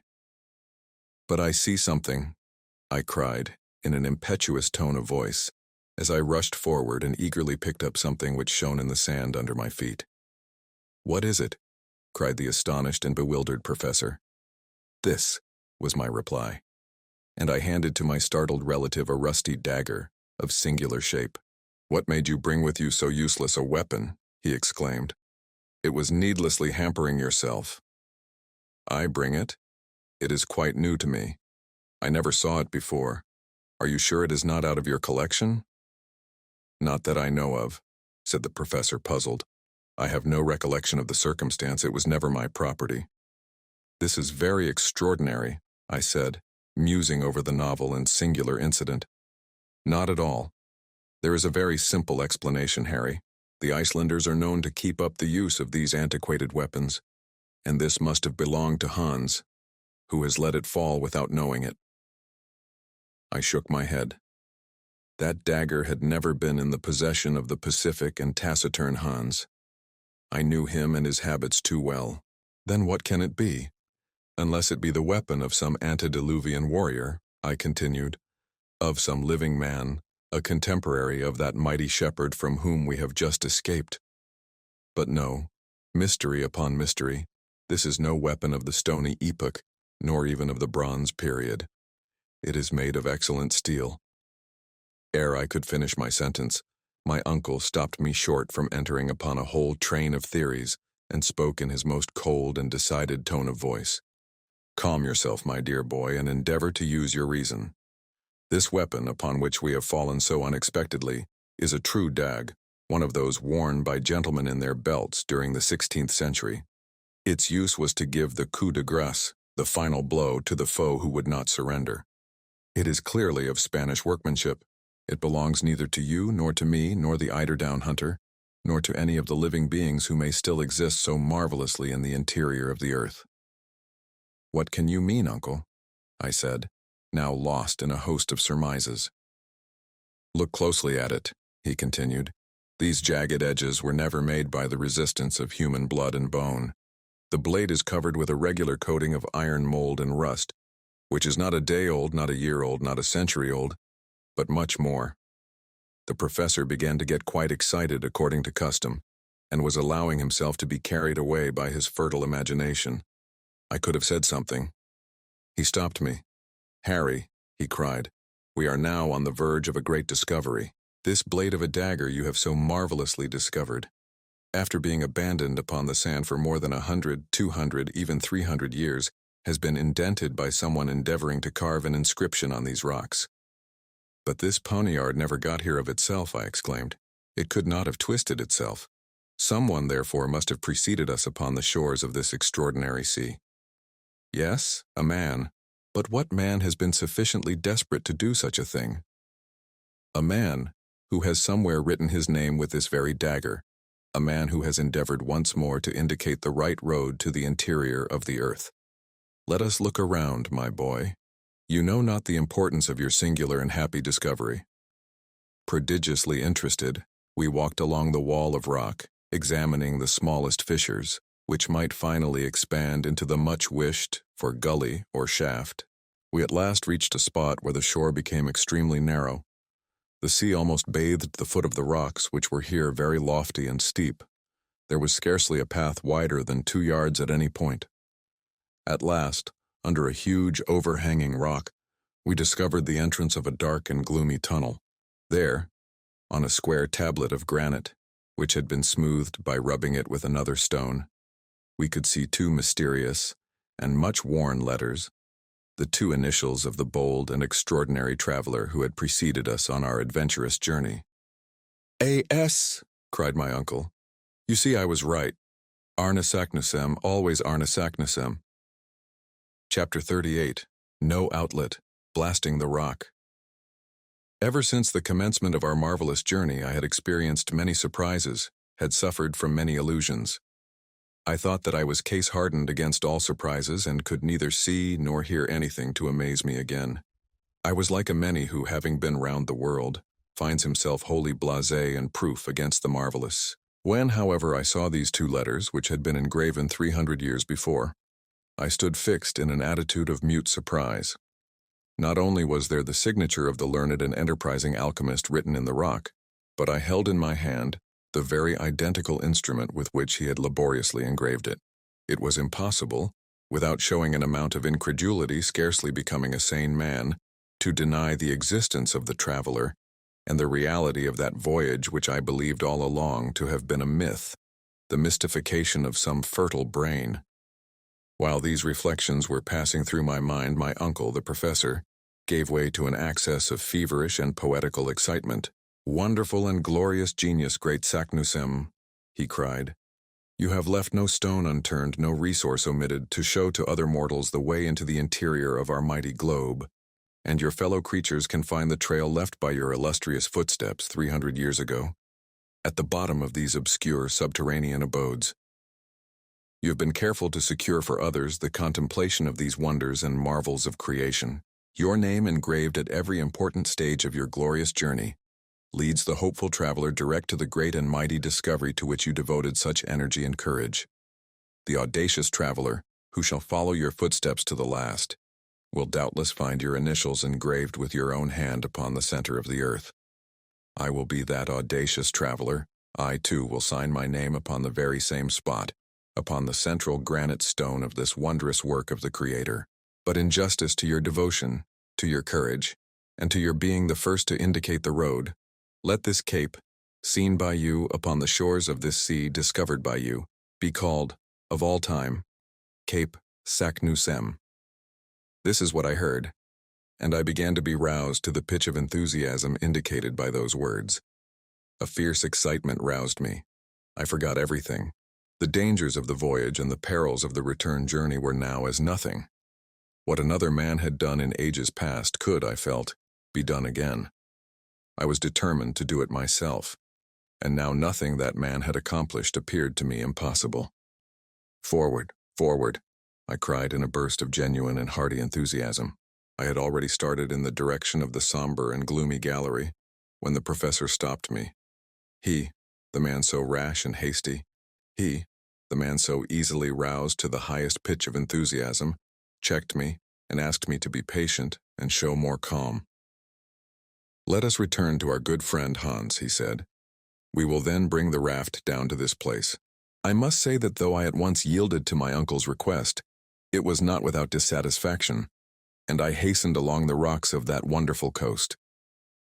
"Do you know, my dear uncle," I said as we walked along, "that we have been singularly helped by a concurrence of circumstances, right up to this very moment?"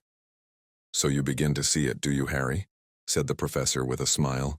"Doubtless," I responded, "and strangely enough, even the tempest has been the means of putting us on the right road.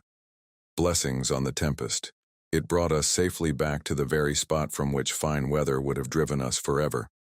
Supposing we had succeeded in reaching the southern and distant shores of this extraordinary sea, what would have become of us? The name of Saknussemm would never have appeared to us, and at this moment we should have been cast away upon an inhospitable coast, probably without an outlet. Yes, Harry, my boy, there is certainly something providential in that wandering at the mercy of wind and waves towards the south. We have come back exactly north, and what is better still, we fall upon this great discovery of Cape Saknussemm. I mean to say that it is more than surprising. There is something in it which is far beyond my comprehension. The coincidence is unheard of, marvelous. What matter? It is not our duty to explain facts, but to make the best possible use of them. Doubtless, my boy, but if you will allow me, said the really delighted professor. Excuse me, sir, but I see exactly how it will be. We shall take the northern route.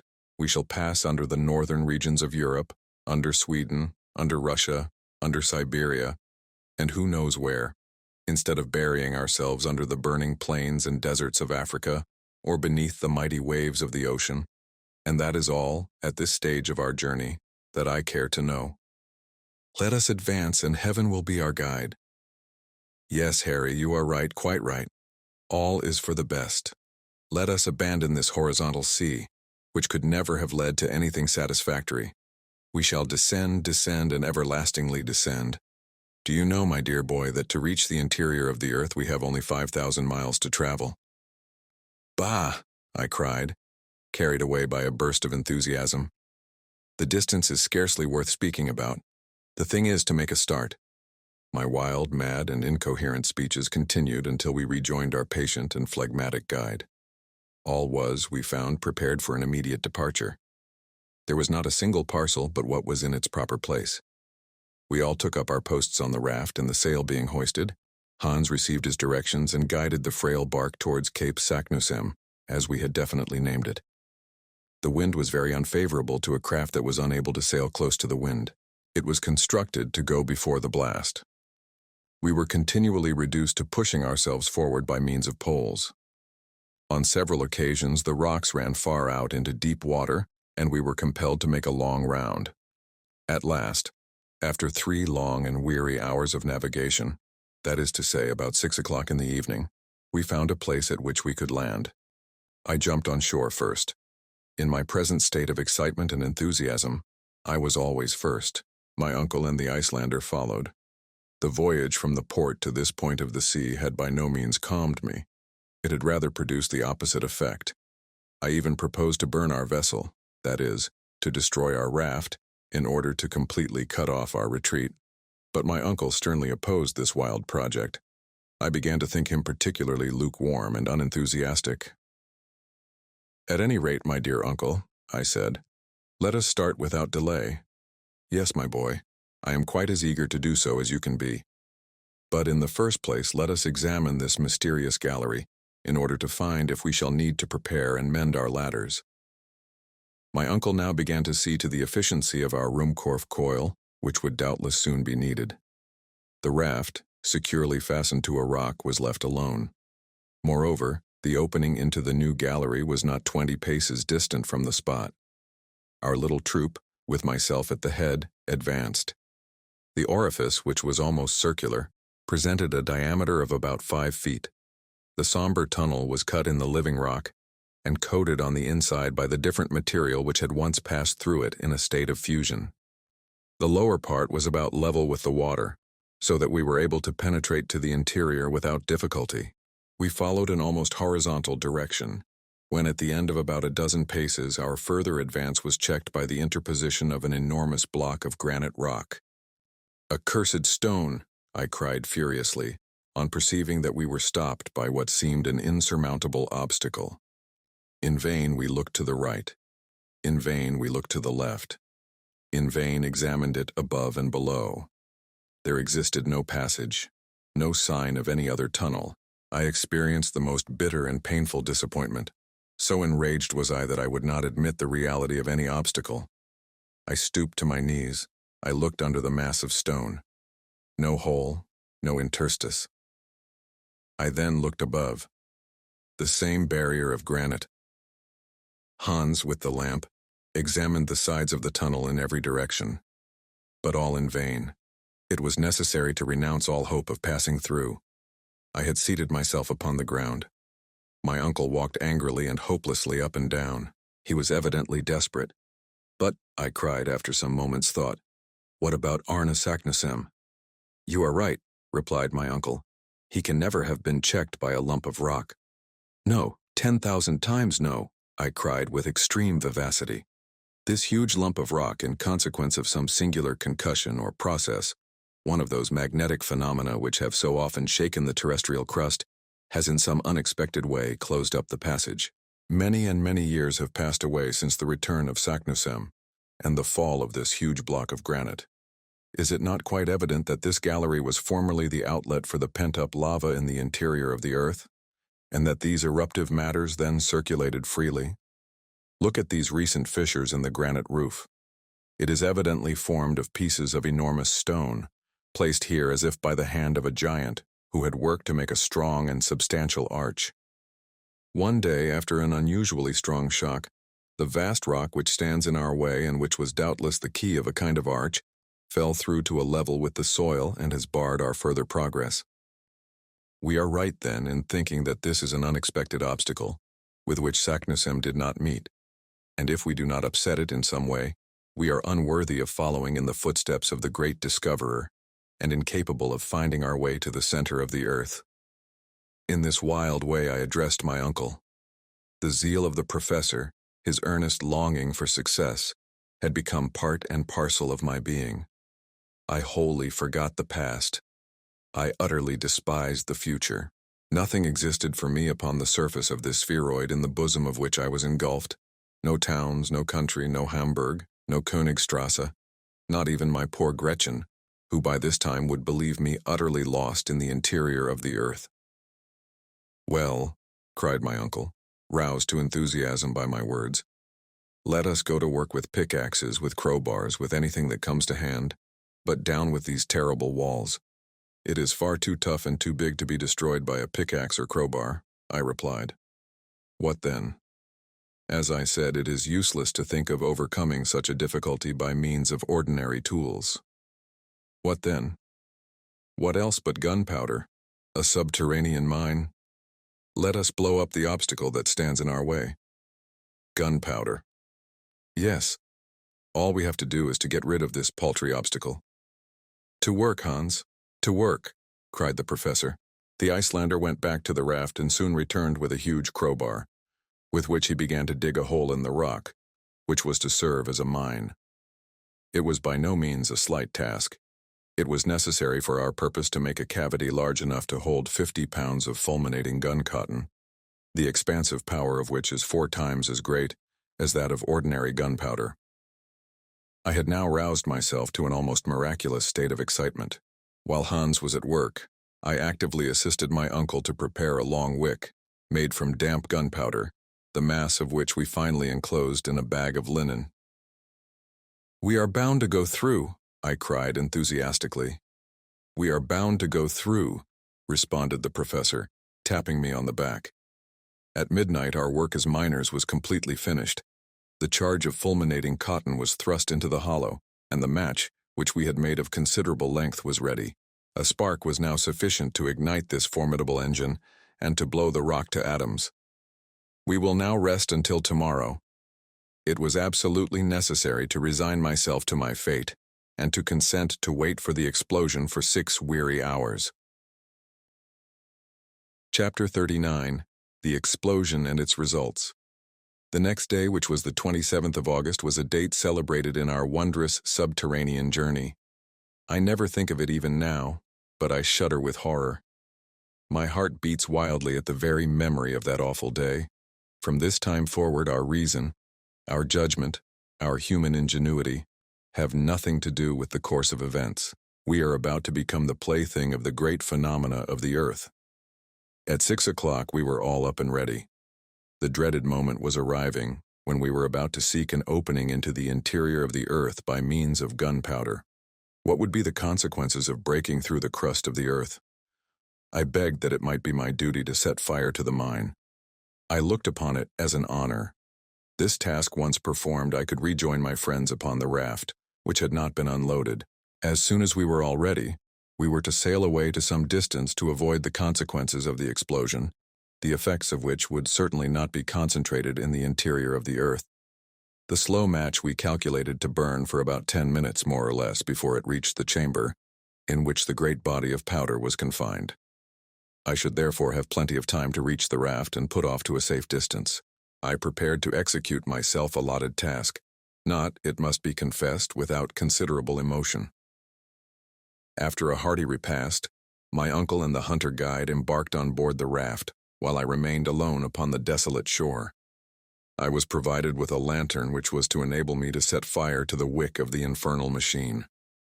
"Go, my boy," said my uncle, "and heaven be with you. But come back as soon as you can. I shall be all impatience." "Be easy on that matter," I replied. "There is no fear of my delaying on the road." Having said this, I advanced toward the opening of the somber gallery. My heart beat wildly. I opened my lantern and seized the extremity of the wick. The professor, who was looking on, held his chronometer in his hand. "Are you ready?" cried he. "Quite ready." "Well, then, fire away." I hastened to put the light to the wick, which crackled and sparkled, hissing and spitting like a serpent. Then, running as fast as I could, I returned to the shore. "Get on board, my lad, and you, Hans, shove off," cried my uncle. By a vigorous application of his pole, Hans sent us flying over the water. The raft was quite 20 fathoms distant. It was a moment of palpitating interest, of deep anxiety. My uncle, the professor, never took his eyes off the chronometer. "Only 5 minutes more," he said in a low tone. "Only 4, only 3. My pulse went 100 to the minute. I could hear my heart beating. "Only 2, 1. Now then, mountains of granite crumble beneath the power of man." What happened after that? As to the terrific roar of the explosion, I do not think I heard it. But the form of the rocks completely changed in my eyes. They seemed to be drawn aside like a curtain. I saw a fathomless, a bottomless abyss, which yawned beneath the turgid waves. The sea, which seemed suddenly to have gone mad, then became one great mountainous mass, upon the top of which the raft rose perpendicularly. We were all thrown down. In less than a second, the light gave place to the most profound obscurity. Then I felt all solid support give way not to my feet, but to the raft itself. I thought it was going bodily down a tremendous well. I tried to speak, to question my uncle. Nothing could be heard but the roaring of the mighty waves. We clung together in utter silence. Despite the awful darkness, despite the noise, the surprise, the emotion, I thoroughly understood what had happened. Beyond the rock which had been blown up, there existed a mighty abyss. The explosion had caused a kind of earthquake in this soil, broken by fissures and rents. The gulf thus suddenly thrown open was about to swallow the inland sea, which, transformed into a mighty torrent, was dragging us with it. Only one idea filled my mind. We were utterly and completely lost. 1 hour, 2 hours, what more I cannot say, passed in this manner. We sat close together, elbow touching elbow, knee touching knee. We held one another's hands not to be thrown off the raft. We were subjected to the most violent shocks. Whenever our sole dependence, a frail wooden raft, struck against the rocky sides of the channel. Fortunately for us, these concussions became less and less frequent, which made me fancy that the gallery was getting wider and wider. There could be now no doubt that we had chanced upon the road once followed by Saknussemm, but instead of going down in a proper manner, we had, through our own imprudence, drawn a whole sea with us. These ideas presented themselves to my mind in a very vague and obscure manner. I felt rather than reasoned. I put my ideas together only confusedly, while spinning along like a man going down a waterfall.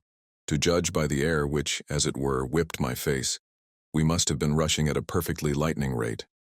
To attempt under these circumstances to light a torch was simply impossible, and the last remains of our electric machine, of our Ruhmkorff coil, had been destroyed during the fearful explosion.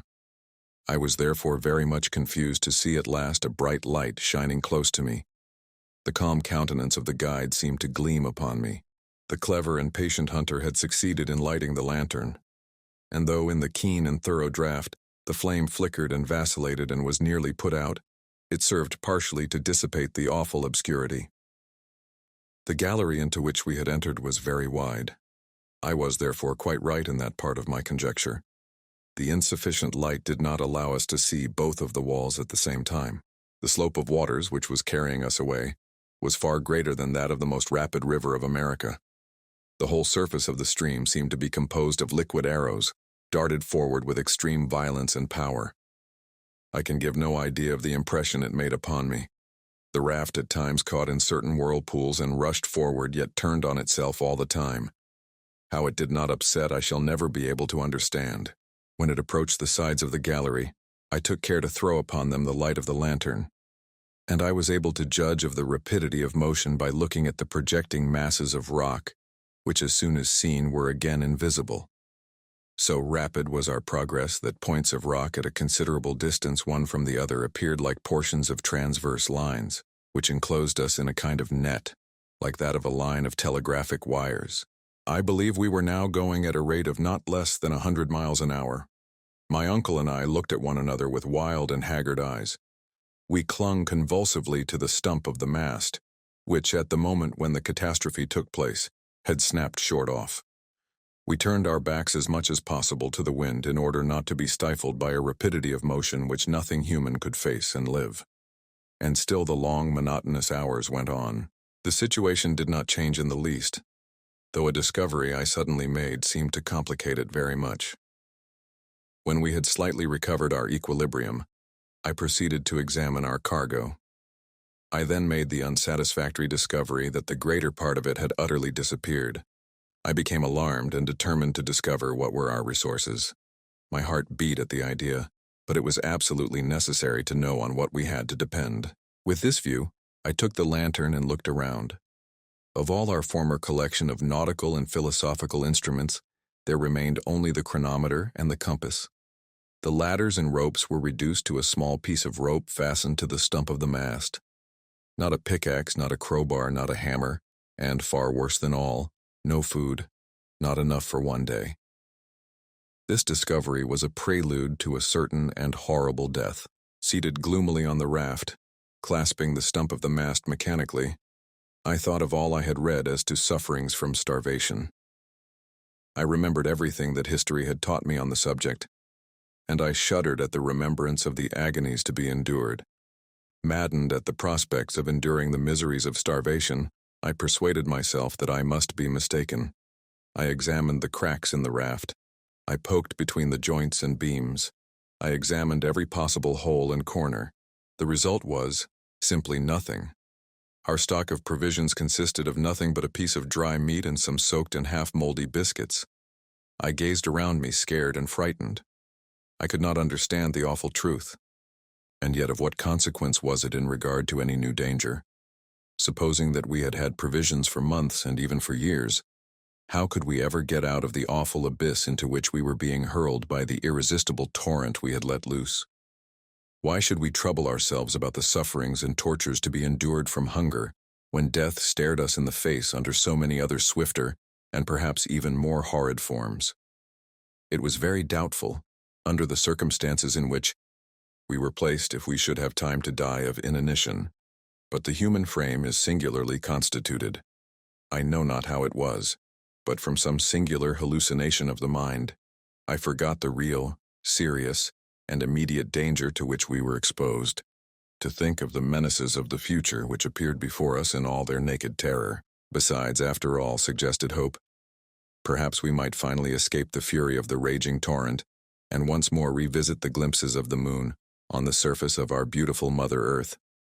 How was it to be done? I had not the remotest idea. Where were we to come out? No matter, so that we did.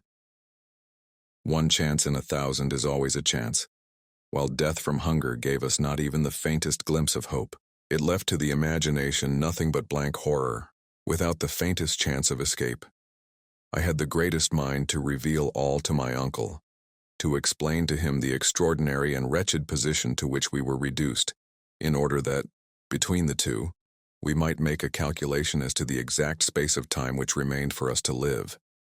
It was, it appeared to me, the only thing to be done. But I had the courage to hold my tongue, to gnaw at my entrails like the Spartan boy. I wished to leave him all his coolness. At this moment the light of the lantern slowly fell and at last went out. The wick had wholly burnt to an end. The obscurity became absolute. It was no longer possible to see through the impenetrable darkness. There was one torch left, but it was impossible to keep it alight.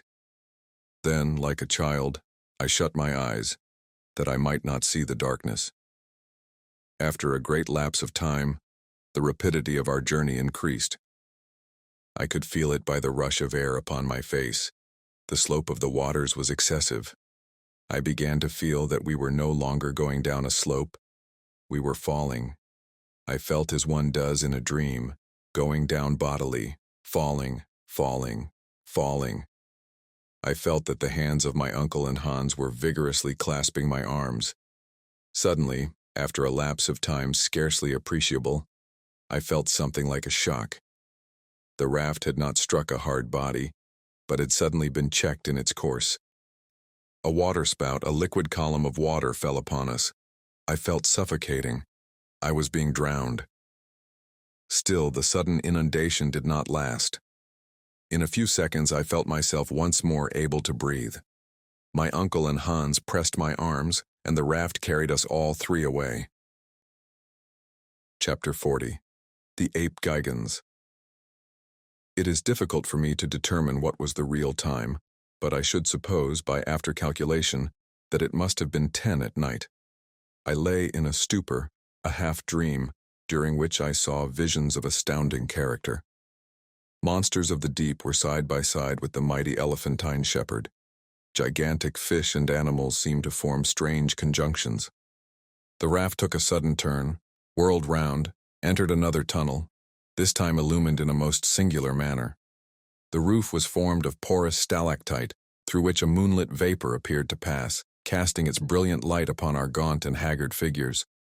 The light increased as we advanced, while the roof ascended, until at last we were once more in a kind of water cavern, the lofty dome of which disappeared in a luminous cloud. A rugged cavern of small extent appeared to offer a halting place to our weary bodies. My uncle and the guide moved as men in a dream. I was afraid to waken them, knowing the danger of such a sudden start. I seated myself beside them to watch. As I did so, I became aware of something moving in the distance which at once fascinated my eyes. It was floating, apparently, upon the surface of the water, advancing by means of what at first appeared paddles. I looked with glaring eyes. One glance told me that it was something monstrous. But what? It was the great shark crocodile of the early writers on geology, about the size of an ordinary whale, with hideous jaws and two gigantic eyes. It advanced, its eyes fixed on me with terrible sternness. Some indefinite warning told me that it had marked me for its own. I attempted to rise, to escape, no matter where, but my knees shook under me, my limbs trembled violently. I almost lost my senses. And still the mighty monster advanced. My uncle and the guide made no effort to save themselves. With a strange noise, like none other I had ever heard, the beast came on. His jaws were at least 7 feet apart, and his distended mouth looked large enough to have swallowed a boatful of men. We were about 10 feet distant, when I discovered that much as his body resembled that of a crocodile, his mouth was wholly that of a shark. His twofold nature now became apparent. To snatch us up at a mouthful, it was necessary for him to turn on his back, which motion necessarily caused his legs to kick up helplessly in the air.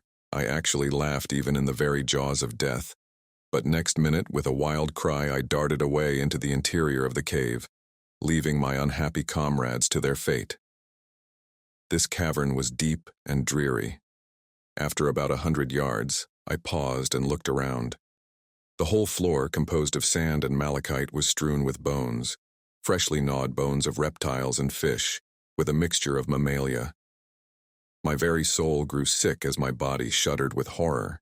I had truly, according to the old proverb, fallen out of the frying pan into the fire. Some beast larger and more ferocious even than the shark crocodile inhabited this den. What could I do? The mouth of the cave was guarded by one ferocious monster.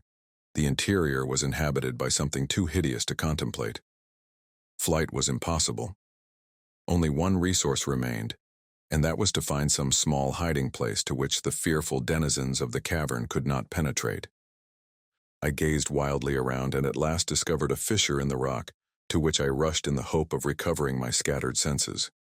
Crouching down, I waited shivering as in an ague fit. No man is brave in presence of an earthquake, or a bursting boiler, or an exploding torpedo. I could not be expected to feel much courage in presence of the fearful fate that appeared to await me. An hour passed. I heard all the time a strange rumbling outside the cave. What was the fate of my unhappy companions? It was impossible for me to pause to inquire. My own wretched existence was all I could think of. Suddenly a groaning, as of 50 bears in a fight, fell upon my ears. Hisses, spitting, moaning, hideous to hear, and then I saw. Never were ages to pass over my head shall I forget the horrible apparition. It was the ape gigans, 14 feet high, covered with coarse hair of a blackish brown, the hair on the arms from the shoulder to the elbow joints, pointing downwards, while that from the wrist to the elbow pointed upwards. It advanced. Its arms were as long as its body, while its legs were prodigious. It had thick, long, and sharply pointed teeth. Like a mammoth saw, it struck its breast as it came on, smelling and sniffing, reminding me of the stories we read in our early childhood of giants who ate the flesh of men and little boys. Suddenly it stopped. My heart beat wildly, for I was conscious that somehow or other, the fearful monster had smelled me out and was peering about with his hideous eyes to try and discover my whereabouts. My reading, which as a rule is a blessing but which on this occasion seemed momentarily to prove a curse, told me the real truth. It was the ape gigans, the antediluvian gorilla. Yes, this awful monster, confined by good fortune to the interior of the earth, was the progenitor of the hideous monster of Africa. He glared wildly about, seeking something, doubtless myself. I gave myself up for lost. No hope of safety or escape seemed to remain. At this moment, just as my eyes appeared to close in death, there came a strange noise from the entrance of the cave, and turning, the gorilla evidently recognized some enemy more worthy his prodigious size and strength. It was the huge shark crocodile, which, perhaps having disposed of my friends, was coming in search of further prey. The gorilla placed himself on the defensive, and clutching a bone some 7 or 8 feet in length, a perfect club, aimed a deadly blow at the hideous beast, which reared upwards and fell with all its weight upon its adversary. A terrible combat, the details of which it is impossible to give, now ensued. The struggle was awful and ferocious. I, however, did not wait to witness the result. Regarding myself as the object of contention, I determined to remove from the presence of the victor. I slid down from my hiding place, reached the ground, and gliding against the wall, strove to gain the open mouth of the cavern. But I had not taken many steps when the fearful clamor ceased, to be followed by a mumbling and groaning which appeared to be indicative of victory. I looked back and saw the huge ape, gory with blood, coming after me with glaring eyes, with dilated nostrils, that gave forth 2 columns of heated vapor. I could feel his hot and fetid breath on my neck, and with a horrid jump, awoke from my nightmare sleep. Yes, it was all a dream. I was still on the raft with my uncle and the guide. The relief was not instantaneous, for under the influence of the hideous nightmare my senses had become numbed. After a while, however, my feelings were tranquilized. The first of my perceptions which returned in full force was that of hearing. I listened with acute and attentive ears. All was still as death. All I comprehended was silence. To the roaring of the waters which had filled the gallery with awful reverberations succeeded perfect peace. After some little time my uncle spoke, in a low and scarcely audible tone. "Harry, boy, where are you?" "I am here," was my faint rejoinder. "Well, don't you see what has happened? We are going upwards." "My dear uncle, what can you mean?" was my half-delirious reply. "Yes, I tell you, we are ascending rapidly. Our downward journey is quite checked." I held out my hand and after some little difficulty succeeded in touching the wall. My hand was in an instant covered with blood. The skin was torn from the flesh. We were ascending with extraordinary rapidity. "The torch! The torch!" cried the professor wildly. "It must be lighted." Hans, the guide, after many vain efforts, at last succeeded in lighting it, and the flame, having now nothing to prevent its burning, shed a tolerably clear light. We were enabled to form an approximate idea of the truth. "It is just as I thought," said my uncle, after a moment or two of silent attention. "We are in a narrow well about 4 fathoms square. The waters of the great inland sea, having reached the bottom of the gulf, are now forcing themselves up the mighty shaft. As a natural consequence, we are being cast upon the summit of the waters." "That I can see," was my lugubrious reply. "But where will this shaft end, and to what fall are we likely to be exposed?" "Of that I am as ignorant as yourself. All I know is that we should be prepared for the worst. We are going up at a fearfully rapid rate. As far as I can judge, we are ascending at the rate of 2 fathoms a second, of 120 fathoms a minute, or rather more than 3.5 leagues an hour. At this rate, our fate will soon be a matter of certainty." "No doubt of it," was my reply. "The great concern I have now, however, is to know whether this shaft has any issue. It may end in a granite roof, in which case we shall be suffocated by compressed air or dashed to atoms against the top. I fancy already that the air is beginning to be close and condensed. I have a difficulty in breathing. This might be fancy, or it might be the effect of our rapid motion, but I certainly felt a great oppression of the chest." "Henry," said the professor, "I do believe that the situation is to a certain extent desperate. There remain, however, many chances of ultimate safety, and I have in my own mind been revolving them over during your heavy but agitated sleep. I have come to this logical conclusion: whereas we may at any moment perish, so at any moment we may be saved. We need, therefore, prepare ourselves for whatever may turn up in the great chapter of accidents." "But what would you have us do?" I cried. "Are we not utterly helpless?" "No. While there is life, there is hope. At all events, there is one thing we can do: eat, and thus obtain strength to face victory or death." As he spoke, I looked at my uncle with a haggard glance. I had put off the fatal communication as long as possible. It was now forced upon me, and I must tell him the truth. Still, I hesitated. "Eat," I said, in a deprecating tone as if there were no hurry. "Yes, and at once. I feel like a starving prisoner," he said, rubbing his yellow and shivering hands together. And turning round to the guide, he spoke some hearty, cheering words, as I judged from his tone, in Danish. Hans shook his head in a terribly significant manner. I tried to look unconcerned. "What?" cried the professor. "You do not mean to say that all our provisions are lost?" "Yes," was my lowly spoken reply, as I held out something in my hand. "This morsel of dried meat is all that remains for us 3. My uncle gazed at me as if he could not fully appreciate the meaning of my words. The blow seemed to stun him by its severity. I allowed him to reflect for some moments. "Well," said I after a short pause, "what do you think now? Is there any chance of our escaping from our horrible subterranean dangers? Are we not doomed to perish in the great hollows of the center of the earth?" But my pertinent questions brought no answer. My uncle either heard me not or appeared not to do so, and in this way a whole hour passed. Neither of us cared to speak. For myself, I began to feel the most fearful and devouring hunger. My companions doubtless felt the same horrible tortures, but neither of them would touch the wretched morsel of meat that remained. It lay there, a last remnant of all our great preparations for the mad and senseless journey. I looked back with wonderment to my own folly.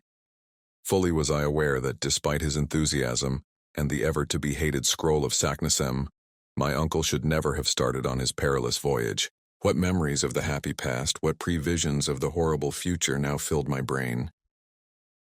Chapter 41. Hunger. Hunger prolonged is temporary madness. The brain is at work without its required food, and the most fantastic notions fill the mind. Hitherto I had never known what hunger really meant. I was likely to understand it now. And yet, 3 months before I could tell my terrible story of starvation as I thought it. As a boy, I used to make frequent excursions in the neighborhood of the professor's house. My uncle always acted on system, and he believed that in addition to the day of rest and worship, there should be a day of recreation.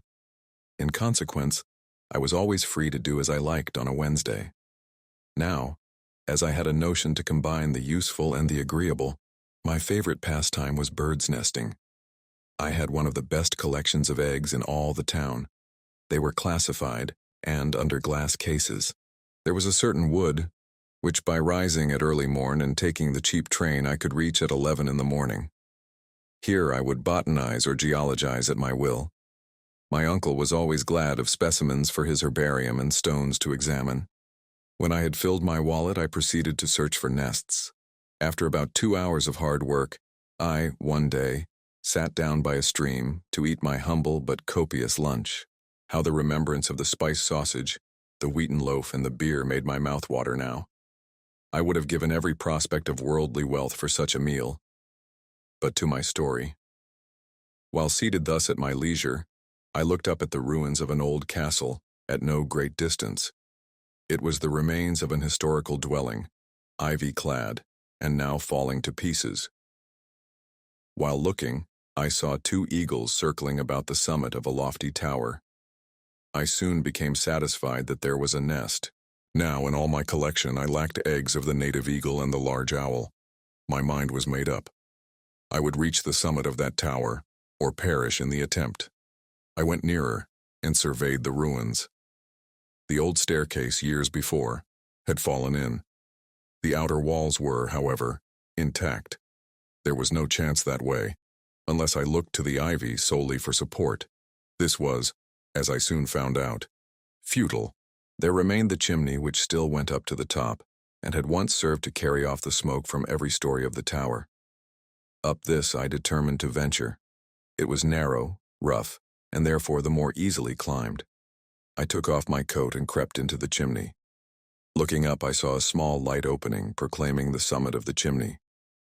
Up I went, for some time using my hands and knees, after the fashion of a chimney sweep. It was slow work, but, there being continual projections, the task was comparatively easy. In this way I reached halfway. The chimney now became narrower. The atmosphere was close, and at last, to end the matter, I stuck fast. I could ascend no higher. There could be no doubt of this, and there remained no resource but to descend and give up my glorious prey in despair. I yielded to fate and endeavored to descend. But I could not move. Some unseen and mysterious obstacle intervened and stopped me. In an instant, the full horror of my situation seized me. I was unable to move either way, and was doomed to a terrible and horrible death, that of starvation.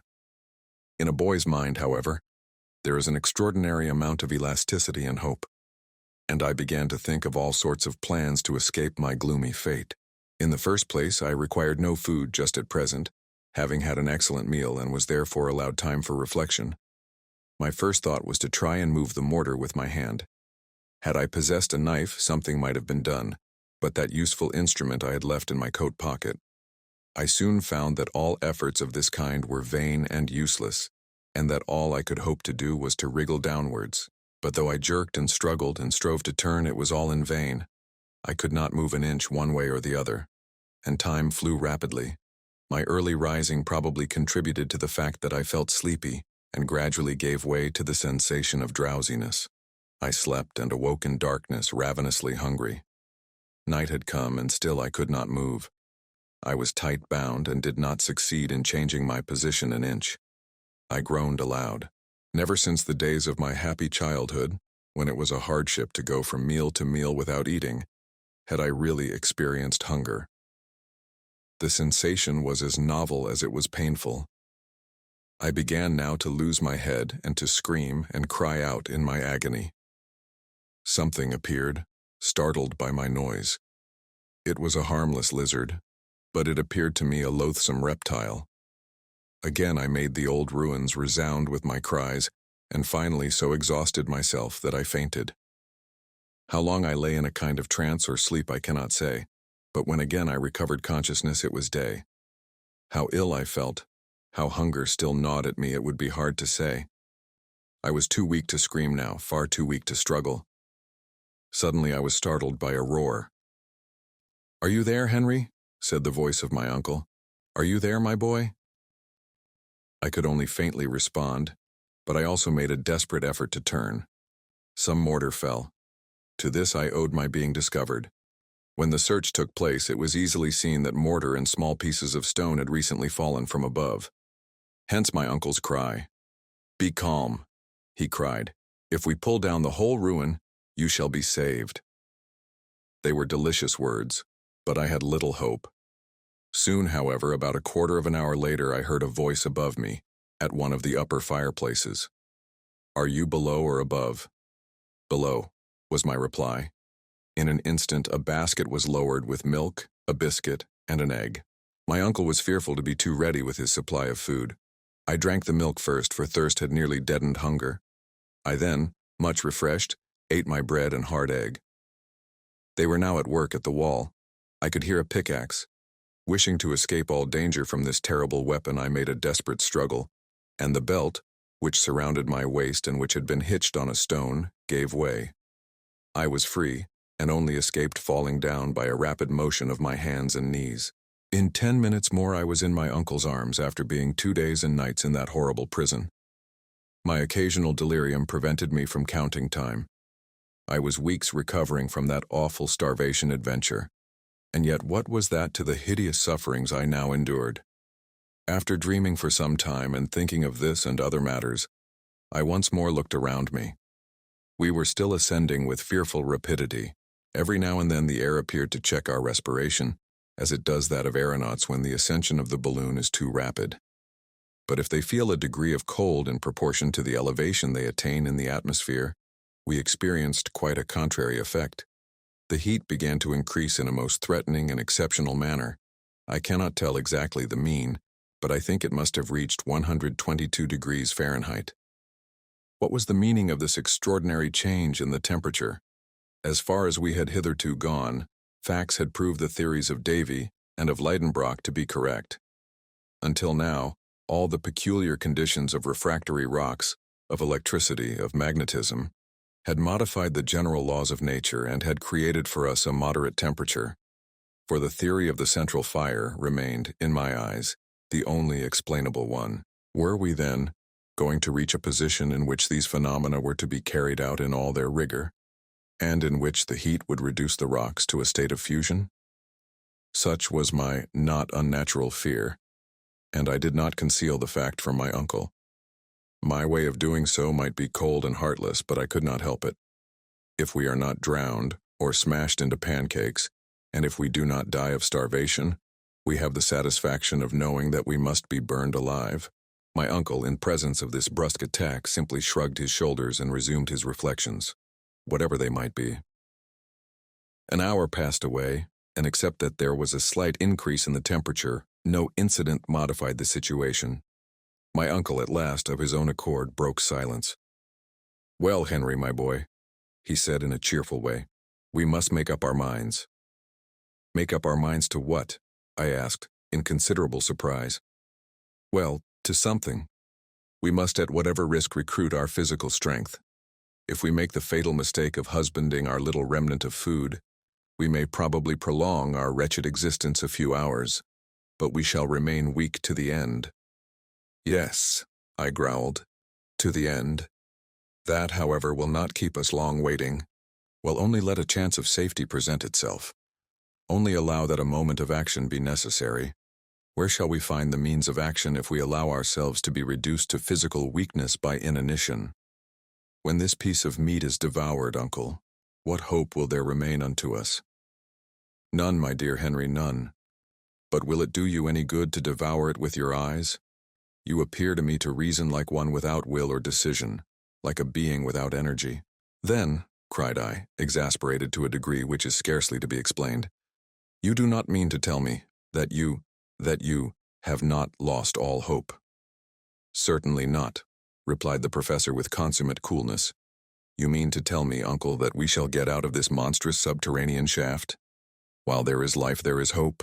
I beg to assert, Henry, that as long as a man's heart beats, as long as a man's flesh quivers, I do not allow that a being gifted with thought and will can allow himself to despair. What a nerve! The man placed in a position like that we occupied must have been very brave to speak like this. Well, I cried, what do you mean to do? Eat what remains of the food we have in our hands. Let us swallow the last crumb. It will bell heaven willing, our last repast. Well, never mind. Instead of being exhausted skeletons, we shall be men. True, muttered I in a despairing tone. Let us take our fill. We must, replied my uncle with a deep sigh. Call it what you will. My uncle took a piece of the meat that remained, and some crusts of biscuit which had escaped the wreck. He divided the whole into 3 parts. Each had 1 pound of food to last him as long as he remained in the interior of the earth. Each now acted in accordance with his own private character. My uncle, the professor, ate greedily, but evidently without appetite, eating simply from some mechanical motion. I put the food inside my lips, and hungry as I was, chewed my morsel without pleasure and without satisfaction. Hans, the guide, just as if he had been eider-down hunting, swallowed every mouthful as though it were a usual affair. He looked like a man equally prepared to enjoy superfluity or total want. Hans, in all probability, was no more used to starvation than ourselves, but his hardy Icelandic nature had prepared him for many sufferings. As long as he received his 3 riksdaler every Saturday night, he was prepared for anything. The fact was, Hans never troubled himself about much except his money. He had undertaken to serve a certain man at so much per week, and no matter what evils befell his employer or himself, he never found fault or grumbled, so long as his wages were duly paid. Suddenly my uncle roused himself. He had seen a smile on the face of our guide. I could not make it out. "What is the matter?" said my uncle. "Schiedam," said the guide, producing a bottle of this precious fluid. We drank. My uncle and myself will own to our dying day that hence we derived strength to exist until the last bitter moment. That precious bottle of Hollands was in reality only half full, but, under the circumstances, it was nectar.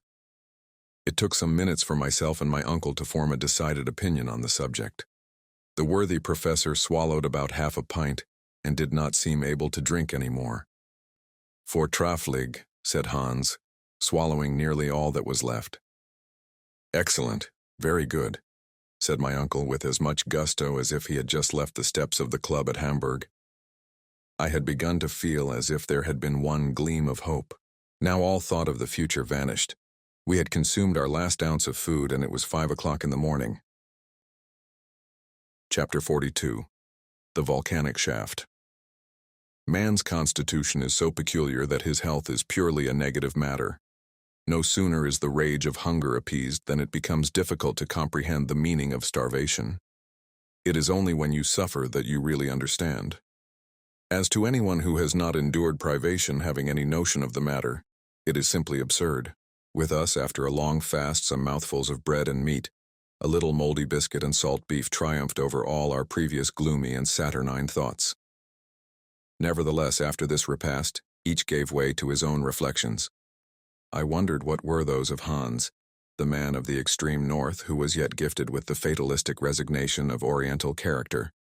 But the utmost stretch of the imagination would not allow me to realize the truth.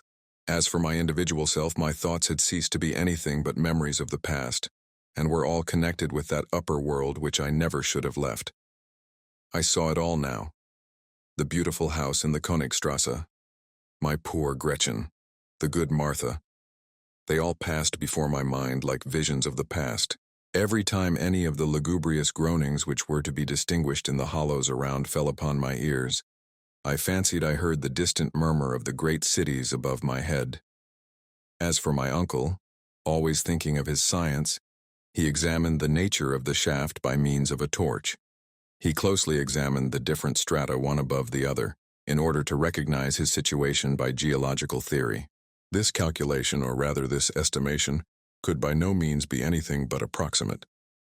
But a learned man, a philosopher, is nothing if not a philosopher when he keeps his ideas calm and collected. And certainly the professor possessed this quality to perfection. I heard him as I sat in silence murmuring words of geological science. As I understood his object and his meaning, I could not but interest myself despite my preoccupation in that terrible hour. Eruptive granite, he said to himself. We are still in the primitive epoch, but we are going up, still going up. But who knows? Who knows? Then he still hoped. He felt along the vertical sides of the shaft with his hand, and some few minutes later, he would go on again in the following style. This is gneiss. This is mica schist, siliceous mineral. Good again. This is the epoch of transition.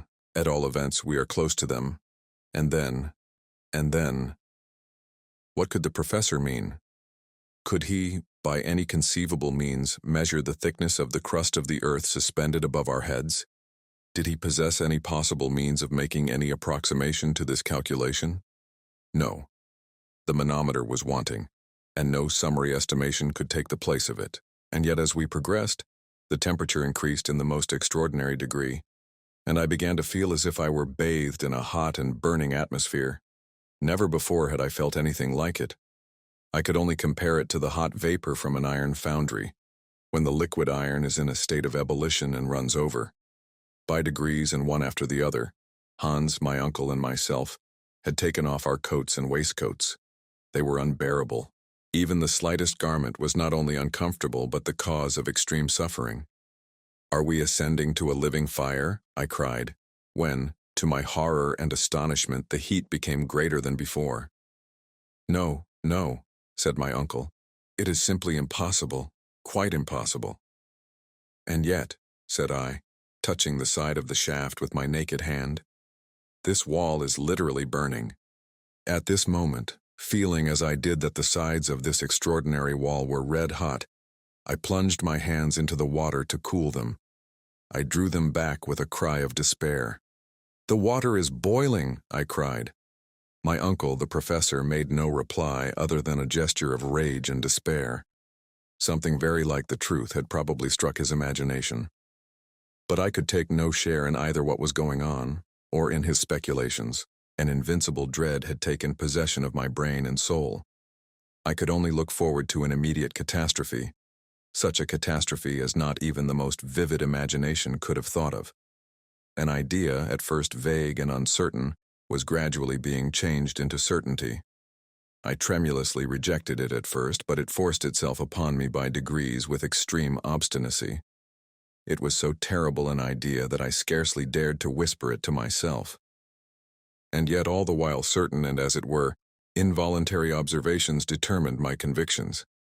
By the doubtful glare of the torch, I could make out some singular changes in the granitic strata. A strange and terrible phenomenon was about to be produced in which electricity played a part. Then this boiling water, this terrible and excessive heat. I determined as a last resource to examine the compass. The compass had gone mad. Yes, wholly stark, staring mad. The needle jumped from pole to pole with sudden and surprising jerks, ran round, or as it is said, boxed the compass, and then ran suddenly back again as if it had the vertigo. I was aware that, according to the best acknowledged theories, it was a received notion that the mineral crust of the globe is never, and never has been, in a state of complete repose. It is perpetually undergoing the modifications caused by the decomposition of internal matter, the agitation consequent on the flowing of extensive liquid currents, the excessive action of magnetism which tends to shake it incessantly, at a time when even the multitudinous beings on its surface do not suspect the seething process to be going on. Still, this phenomenon would not have alarmed me alone. It would not have aroused in my mind a terrible, an awful idea. But other facts could not allow my self-delusion to last. Terrible detonations like heaven's artillery began to multiply themselves with fearful intensity. I could only compare them with the noise made by hundreds of heavily laden chariots being madly driven over a stone pavement. It was a continuous roll of heavy thunder. And then the mad compass, shaken by the wild electric phenomena, confirmed me in my rapidly formed opinion. The mineral crust was about to burst. The heavy granite masses were about to rejoin. The fissure was about to close. The void was about to be filled up, and we poor atoms to be crushed in its awful embrace. "Uncle, uncle," I cried, "we are wholly, irretrievably lost." "What then, my young friend, is your new cause of terror and alarm?" he said in his calmest manner. "What fear you now?" "What do I fear now?" I cried in fierce and angry tones. "Do you not see that the walls of the shaft are in motion? Do you not see that the solid granite masses are cracking? Do you not feel the terrible, torrid heat? Do you not observe the awful, boiling water on which we float? Do you not remark this mad needle? Every sign and portent of an awful earthquake." My uncle coolly shook his head. "An earthquake," he replied in the most calm and provoking tone. "Yes. My nephew, I tell you that you are utterly mistaken," he continued. Can you not recognize all the well-known symptoms of an earthquake? By no means. I'm expecting something far more important. My brain is strained beyond endurance. What do you mean?" I cried. "An eruption, Harry." "An eruption?" I gasped. "We are then in the volcanic shaft of a crater in full action and vigor." "I have every reason to think so," said the professor in a smiling tone, "and I beg to tell you that it is the most fortunate thing that could happen to us." The most fortunate thing? Had my uncle really and truly gone mad? What did he mean by these awful words? What did he mean by this terrible calm, this solemn smile? "What?" cried I in the height of my exasperation. "We are on the way to an eruption, are we? Fatality has cast us into a well of burning and boiling lava, of rocks on fire, of boiling water, in a word, filled with every kind of eruptive matter. We are about to be expelled, thrown up, vomited, spit out of the interior of the earth, in common with huge blocks of granite, with showers of cinders and scoriae, in a wild whirlwind of flame, and you say, the most fortunate thing which could happen to us." "Yes," replied the professor, looking at me calmly from under his spectacles. "It is the only chance which remains to us of ever escaping from the interior of the earth to the light of day. It is quite impossible that I can put on paper the thousand strange, wild thoughts which followed this extraordinary announcement. But my uncle was right, quite right, and never had he appeared to me so audacious and so convinced as when he looked me calmly in the face and spoke of the chances of an eruption, of our being cast upon Mother Earth once more through the gaping crater of a volcano. Nevertheless, while we were speaking, we were still ascending. We passed the whole night going up, or to speak more scientifically, in an ascensional motion. The fearful noise redoubled. I was ready to suffocate. I seriously believed that my last hour was approaching, and yet so strange as imagination, all I thought of was some childish hypothesis or other. In such circumstances, you do not choose your own thoughts. They overcome you. It was quite evident that we were being cast upwards by eruptive matter. Under the raft there was a mass of boiling water, and under this was a heavier mass of lava, and an aggregate of rocks which, on reaching the summit of the water, would be dispersed in every direction. That we were inside the chimney of a volcano there could no longer be the shadow of a doubt. Nothing more terrible could be conceived. But on this occasion, instead of Sneffels, an old and extinct volcano, we were inside a mountain of fire in full activity. Several times I found myself asking, what mountain was it, and on what part of the world we should be shot out, as if it were of any consequence. In the northern regions there could be no reasonable doubt about that. Before it went decidedly mad, the compass had never made the slightest mistake. From the Cape of Saknussemm, We had been swept away to the northward many hundreds of leagues. Now the question was, were we once more under Iceland? Should we be belched forth onto the earth through the crater of Mount Hekla, or should we reappear through one of the other 7 fire funnels of the island? Taking in my mental vision a radius of 500 leagues to the westward, I could see under this parallel only the little-known volcanoes of the northwest coast of America. To the east, one only existed somewhere about the 80th degree of latitude, the Esk, upon the island of Jan Mayen, not far from the frozen regions of Spitsbergen. It was not craters that were wanting, and many of them were big enough to vomit a whole army. All I wished to know was the particular one towards which we were making with such fearful velocity. I often think now of my folly, as if I should ever have expected to escape. Towards morning, the ascending motion became greater and greater. If the degree of heat increased instead of decreasing as we approached the surface of the earth, it was simply because the causes were local and wholly due to volcanic influence. Our very style of locomotion left in my mind no doubt upon the subject. An enormous force, a force of several hundreds of atmospheres produced by the vapors accumulated and long compressed in the interior of the earth, was hoisting us upwards with irresistible power. But though we were approaching the light of day, to what fearful dangers were we about to be exposed? Instant death appeared the only fate which we could expect or contemplate. Soon, a dim, sepulchral light penetrated the vertical gallery, which became wider and wider. I could make out to the right and left long, dark corridors like immense tunnels, from which awful and horrid vapors poured out. Tongues of fire, sparkling and crackling, appeared about to lick us up. The hour had come. "Look, uncle, look," I cried. Well, what you see are the great sulphurous flames, nothing more common in connection with an eruption. "But if they lap us round," I angrily replied. "They will not lap us round," was his quiet and serene answer. "But it will be all the same in the end if they stifle us," I cried. "We shall not be stifled. The gallery is rapidly becoming wider and wider, and if it be necessary, we will presently leave the raft and take refuge in some fissure in the rock." "But the water, which is continually ascending?" I despairingly replied. "There is no longer any water, Harry," he answered, "but a kind of lava paste, which is heaving us up, in company with itself, to the mouth of the crater." In truth, the liquid column of water had wholly disappeared, to give place to dense masses of boiling eruptive matter. The temperature was becoming utterly insupportable, and a thermometer exposed to this atmosphere would have marked between 189 and 190 degrees Fahrenheit. Perspiration rushed from every pore. But for the extraordinary rapidity of our ascent, we should have been stifled. Nevertheless, the professor did not carry out his proposition of abandoning the raft, and he did quite wisely. Those few ill-joined beams offered, anyway, a solid surface, a support which elsewhere must have utterly failed us. Towards 8 o'clock in the morning, a new incident startled us. The ascensional movement suddenly ceased.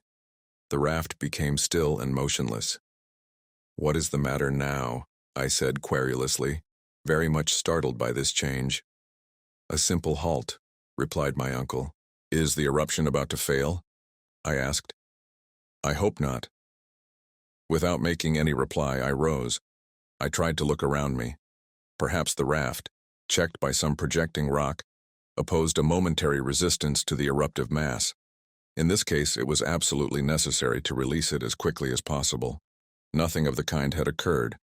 The column of cinders, of scoriae, of broken rocks and earth had wholly ceased to ascend. "I tell you, uncle, that the eruption has stopped," was my oracular decision. "Ah," said my uncle, "you think so, my boy. You are wrong. Do not be in the least alarmed. This sudden moment of calm will not last long, be assured. It has already endured 5 minutes, and before we are many minutes older, we shall be continuing our journey to the mouth of the crater." All the time he was speaking, the professor continued to consult his chronometer, and he was probably right in his prognostics. Soon the raft resumed its motion, in a very rapid and disorderly way which lasted 2 minutes or thereabout. And then again it stopped as suddenly as before. "Good," said my uncle, observing the hour. "In 10 we shall start again." "In 10 minutes?" "Yes." Precisely. We have to do with a volcano, the eruption of which is intermittent. We are compelled to breathe, just as it does. Nothing could be more true. At the exact minute he had indicated, we were again launched on high with extreme rapidity. Not to be cast off the raft, it was necessary to hold on to the beams. Then the hoist again ceased. Many times since have I thought of this singular phenomenon without being able to find for it any satisfactory explanation. Nevertheless, it appeared quite clear to me that we were not in the principal chimney of the volcano, but in an accessory conduit, where we felt the counter-shock of the great and principal tunnel filled by burning lava. It is impossible for me to say how many times this maneuver was repeated. All that I can remember is that on every ascensional motion, we were hoisted up with ever-increasing velocity, as if we had been launched from a huge projectile. During the sudden halts, we were nearly stifled. During the moments of projection, the hot air took away our breath. I thought for a moment of the voluptuous joy of suddenly finding myself in the Hyperborean regions with the cold 30 degrees below zero. My exalted imagination pictured to itself the vast snowy plains of the Arctic regions, and I was impatient to roll myself on the icy carpet of the North Pole. By degrees my head, utterly overcome by a series of violent emotions, began to give way to hallucination. I was delirious. Had it not been for the powerful arms of Hans the guide, I should have broken my head against the granite masses of the shaft. I have, in consequence, kept no account of what followed for many hours. I have a vague and confused remembrance of continual detonations, of the shaking of the huge granitic mass, and of the raft going round like a spinning top. It floated on the stream of hot lava, amidst a falling cloud of cinders. The huge flames roaring wrapped us around. A storm of wind which appeared to be cast forth from an immense ventilator roused up the interior fires of the earth. It was a hot, incandescent blast. At last I saw the figure of Hans as if enveloped in the huge halo of burning blaze, and no other sense remained to me but that sinister dread which the condemned victim may be supposed to feel when led to the mouth of a cannon, at the supreme moment when the shot is fired and his limbs are dispersed into empty space. Chapter 43. Daylight at last. When I opened my eyes, I felt the hand of the guide clutching me firmly by the belt.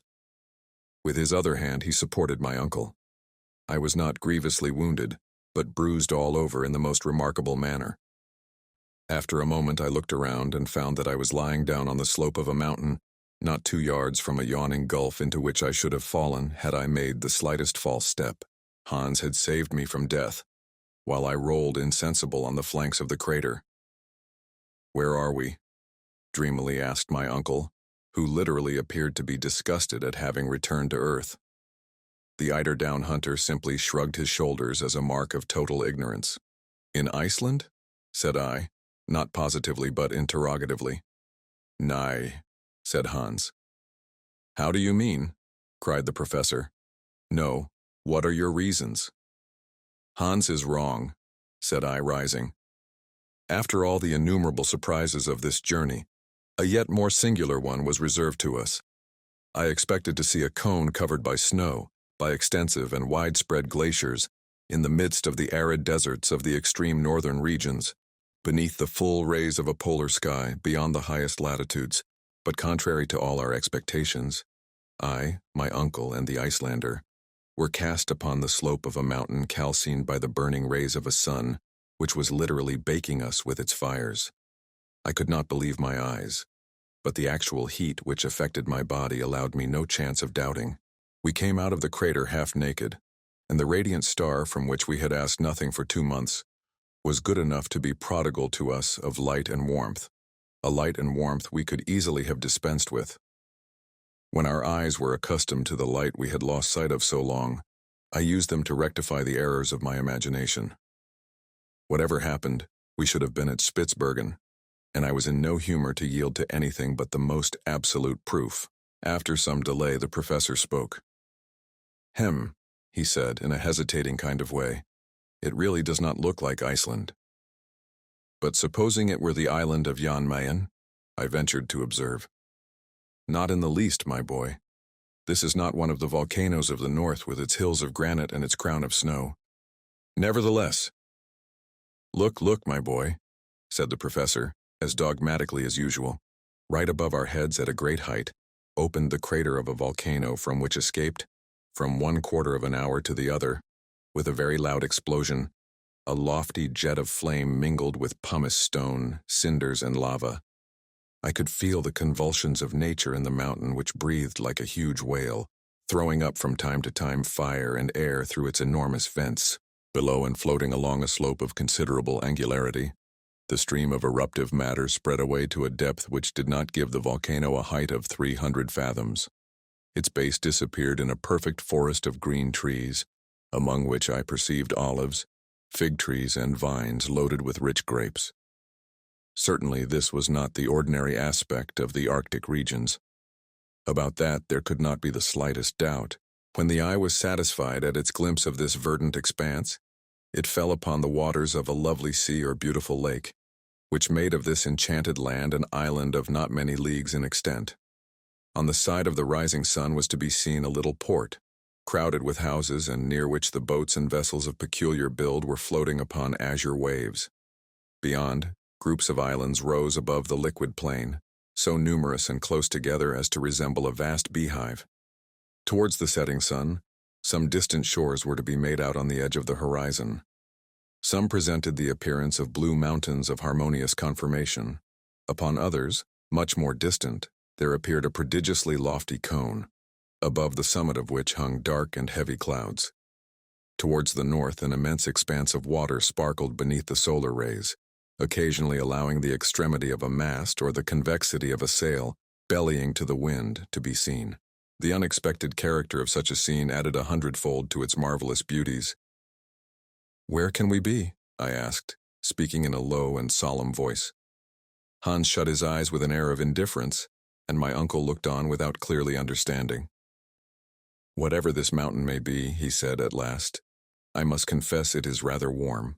The explosions do not leave off, and I do not think it is worthwhile to have left the interior of a volcano and remain here to receive a huge piece of rock upon one's head.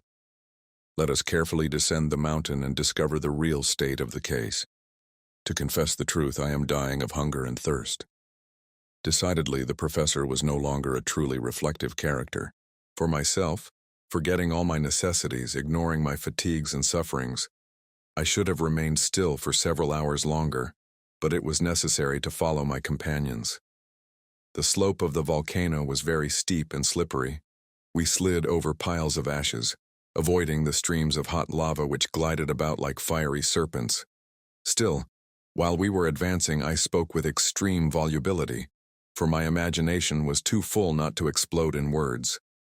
"We are in Asia," I exclaimed. "We are on the coast of India, in the great Malay Islands, in the center of Oceania. We have crossed the 1/2 of the globe to come out right at the antipodes of Europe." "But the compass!" exclaimed my uncle. "Explain that to me." "Yes, the compass," I said with considerable hesitation. "I grant that is a difficulty. According to it, we have always been going northward." "Then it lied." To say it lied is rather a harsh word," was my answer. "Then we are at the North Pole." "The Pole? No, well, I give it up," was my reply. The plain truth was that there was no explanation possible. I could make nothing of it. And all the while we were approaching this beautiful verdure, hunger and thirst tormented me fearfully. Happily, after 2 long hours' march, a beautiful country spread out before us, covered by olives, pomegranates, and vines, which appeared to belong to anybody and everybody. In any event, in the state of destitution into which we had fallen, we were not in a mood to ponder too scrupulously. What delight it was to press these delicious fruits to our lips, and to bite at grapes and pomegranates fresh from the vine. Not far off, near some fresh and mossy grass under the delicious shade of some trees, I discovered a spring of fresh water, in which we voluptuously laved our faces, hands, and feet. While we were all giving way to the delights of newfound pleasures, a little child appeared between 2 tufted olive trees. "Ah," cried I, "an inhabitant of this happy country."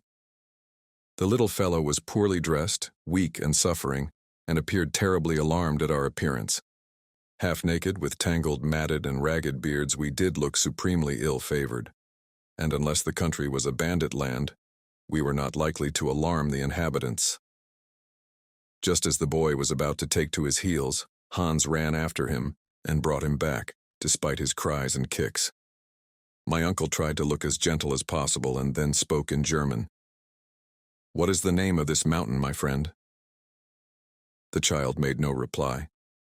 "Good," said my uncle with a very positive air of conviction. "We are not in Germany." He then made the same demand in English, of which language he was an excellent scholar. The child shook its head and made no reply. I began to be considerably puzzled. "Is he dumb?" cried the professor, who was rather proud of his polyglot knowledge of languages, and made the same demand in French. The boy only stared in his face. "I must perforce try him in Italian," said my uncle with a shrug. "Dove noi siamo?" "Yes, tell me where we are," I added impatiently and eagerly. Again the boy remained silent.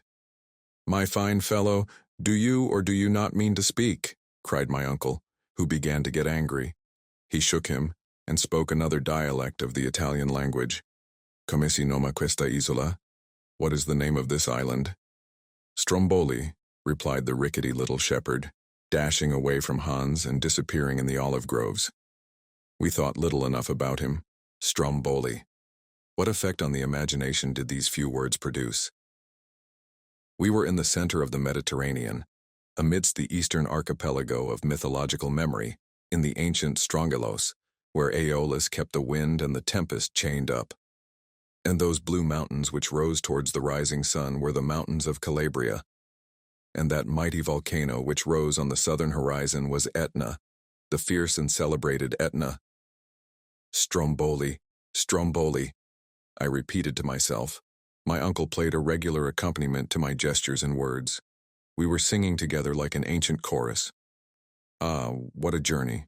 What a marvelous and extraordinary journey! Here we had entered the earth by one volcano, and we had come out by another. And this other was situated more than 1,200 leagues from Sneffels, from that drear country of Iceland, cast away on the confines of the earth. The wondrous changes of this expedition had transported us to the most harmonious and beautiful of earthly lands. We had abandoned the region of eternal snows for that of infinite verdure, and had left over our heads the gray fog of the icy regions to come back to the azure sky of Sicily. After a delicious repast of fruits and fresh water, we again continued our journey in order to reach the port of Stromboli. To say how we had reached the island would scarcely have been prudent. The superstitious character of the Italians would have been at work, and we should have been called demons vomited from the infernal regions. It was therefore necessary to pass for humble and unfortunate shipwrecked travelers. It was certainly less striking and romantic, but it was decidedly safer. As we advanced, I could hear my worthy uncle muttering to himself, "But the compass most certainly marked north. This is a fact I cannot explain in any way." "Well, the fact is," said I with an air of disdain, "we must not explain anything. It will be much more easy. I should like to see a professor of the Johanneum institution who is unable to explain a cosmic phenomenon. It would indeed be strange." And speaking thus, my uncle, half naked, his leathern purse round his loins and his spectacles upon his nose, became once more the terrible professor of mineralogy. An hour after leaving the Wood of Olives, we reached the fort of San Vicenza, where Hans demanded the price of his 13th week of service. My uncle paid him, with very many warm shakes of the hand. At that moment, if he did not indeed quite share our natural emotion, he allowed his feelings so far to give way as to indulge in an extraordinary expression for him. With the tips of 2 fingers, he gently pressed our hands and smiled. Chapter 44. The journey ended. This is the final conclusion of a narrative which will be probably disbelieved even by people who are astonished at nothing. I am, however, armed at all points against human incredulity. We were kindly received by the Strombolite fishermen, who treated us as shipwrecked travelers. They gave us clothes and food. After a delay of 48 hours, on the 30th of September, a little vessel took us to Messina, where a few days of delightful and complete repose restored us to ourselves. On Friday, the 4th of October, we embarked in the Volturne, one of the postal packets of the imperial messageries of France. and 3 days later we landed at Marseille, having no other care on our minds but that of our precious but erratic compass. This inexplicable circumstance tormented me terribly. On the 9th of October in the evening we reached Hamburg. What was the astonishment of Martha? What the joy of Gretchen? I will not attempt to define it. "Now then, Harry, that you really are a hero," she said. "There is no reason why you should ever leave me again." I looked at her. She was weeping tears of joy. I leave it to be imagined if the return of Professor Hardwigg made or did not make a sensation in Hamburg. Thanks to the indiscretion of Martha, the news of his departure for the interior of the earth had been spread over the whole world. No one would believe it, and when they saw him come back in safety, they believed it all the less. But the presence of Hans and many stray scraps of information by degrees modified public opinion. Then my uncle became a great man and I the nephew of a great man, which at all events is something. Hamburg gave a festival in our honor. A public meeting of the Johanneum Institution was held, at which the professor related the whole story of his adventures, omitting only the facts in connection with the compass. That same day he deposited in the archives of the town the document he had found written by Saknussemm, and he expressed his great regret that circumstances, stronger than his will, did not allow him to follow the Icelandic traveler's track into the very center of the earth. He was modest in his glory, but his reputation only increased. So much honor necessarily created for him many envious enemies. Of course they existed, and as his theories, supported by certain facts, contradicted the system of science upon the question of central heat, he maintained his own views both with pen and speech against the learned of every country. Although I still believe in the theory of central heat, I confess that certain circumstances hitherto very ill-defined may modify the laws of such natural phenomena. At the moment when these questions were being discussed with interest, my uncle received a rude shock, one that he felt very much. Hans, despite everything he could say to the contrary, quitted Hamburg. The man to whom we owed so much would not allow us to pay our deep debt of gratitude. He was taken with nostalgia, a love for his Icelandic home. "Farvel," said he one day, and with this one short word of adieu, he started for Reykjavik, which he soon reached in safety. We were deeply attached to our brave eider-duck hunter. His absence will never cause him to be forgotten by those whose lives he saved, and I hope, at some not distant day, to see him again. To conclude, I may say that our journey into the interior of the earth created an enormous sensation throughout the civilized world. It was translated and printed in many languages. All the leading journals published extracts from it, which were commentated, discussed, attacked, and supported with equal animation by those who believed in its episodes and by those who were utterly incredulous. Wonderful! My uncle enjoyed during his lifetime all the glory he deserved, and he was even offered a large sum of money by Mr. Barnum to exhibit himself in the United States, while I am credibly informed by a traveler that he is to be seen in waxwork at Madame Tussaud's. But one care preyed upon his mind, a care which rendered him very unhappy. One fact remained inexplicable, that of the compass. For a learned man to be baffled by such an inexplicable phenomenon was very aggravating. But heaven was merciful, and in the end my uncle was happy. One day, while he put some minerals belonging to his collection in order, I fell upon the famous compass and examined it keenly. For 6 months it had lain unnoticed and untouched.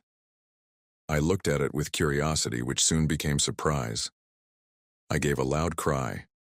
The professor, who was at hand, soon joined me. "What is the matter?" he cried. "The compass." "What then?" "Why, its needle points to the south and not to the north." "My dear boy, you must be dreaming." "I am not dreaming. See, the poles are changed." "Changed?" My uncle put on his spectacles, examined the instrument, and leapt with joy, shaking the whole house. A clear light fell upon our minds. "Here it is," he cried, as soon as he had recovered the use of his speech. "After we had once passed Cape Saknussemm, the needle of this compass pointed to the southward instead of the northward. Evidently, our error is now easily explained. But to what phenomenon do we owe this alteration in the needle? Nothing more simple. Explain yourself, my boy. I am on thorns. During the storm upon the central sea, the ball of fire which made a magnet of the iron in our raft turned our compass topsy-turvy. Ah, cried the professor with a loud and ringing laugh. It was a trick of that inexplicable electricity. From that hour my uncle was the happiest of learned men, and I the happiest of ordinary mortals. For my pretty Verlin girl, abdicating her position as ward, took her place in the house in the Königstrasse in the double quality of niece and wife. We need scarcely mention that her uncle was the illustrious Professor Hardwig, corresponding member of all the scientific, geographical, mineralogical, and geological societies of the 5 parts of the globe. End of the voyage extraordinaire.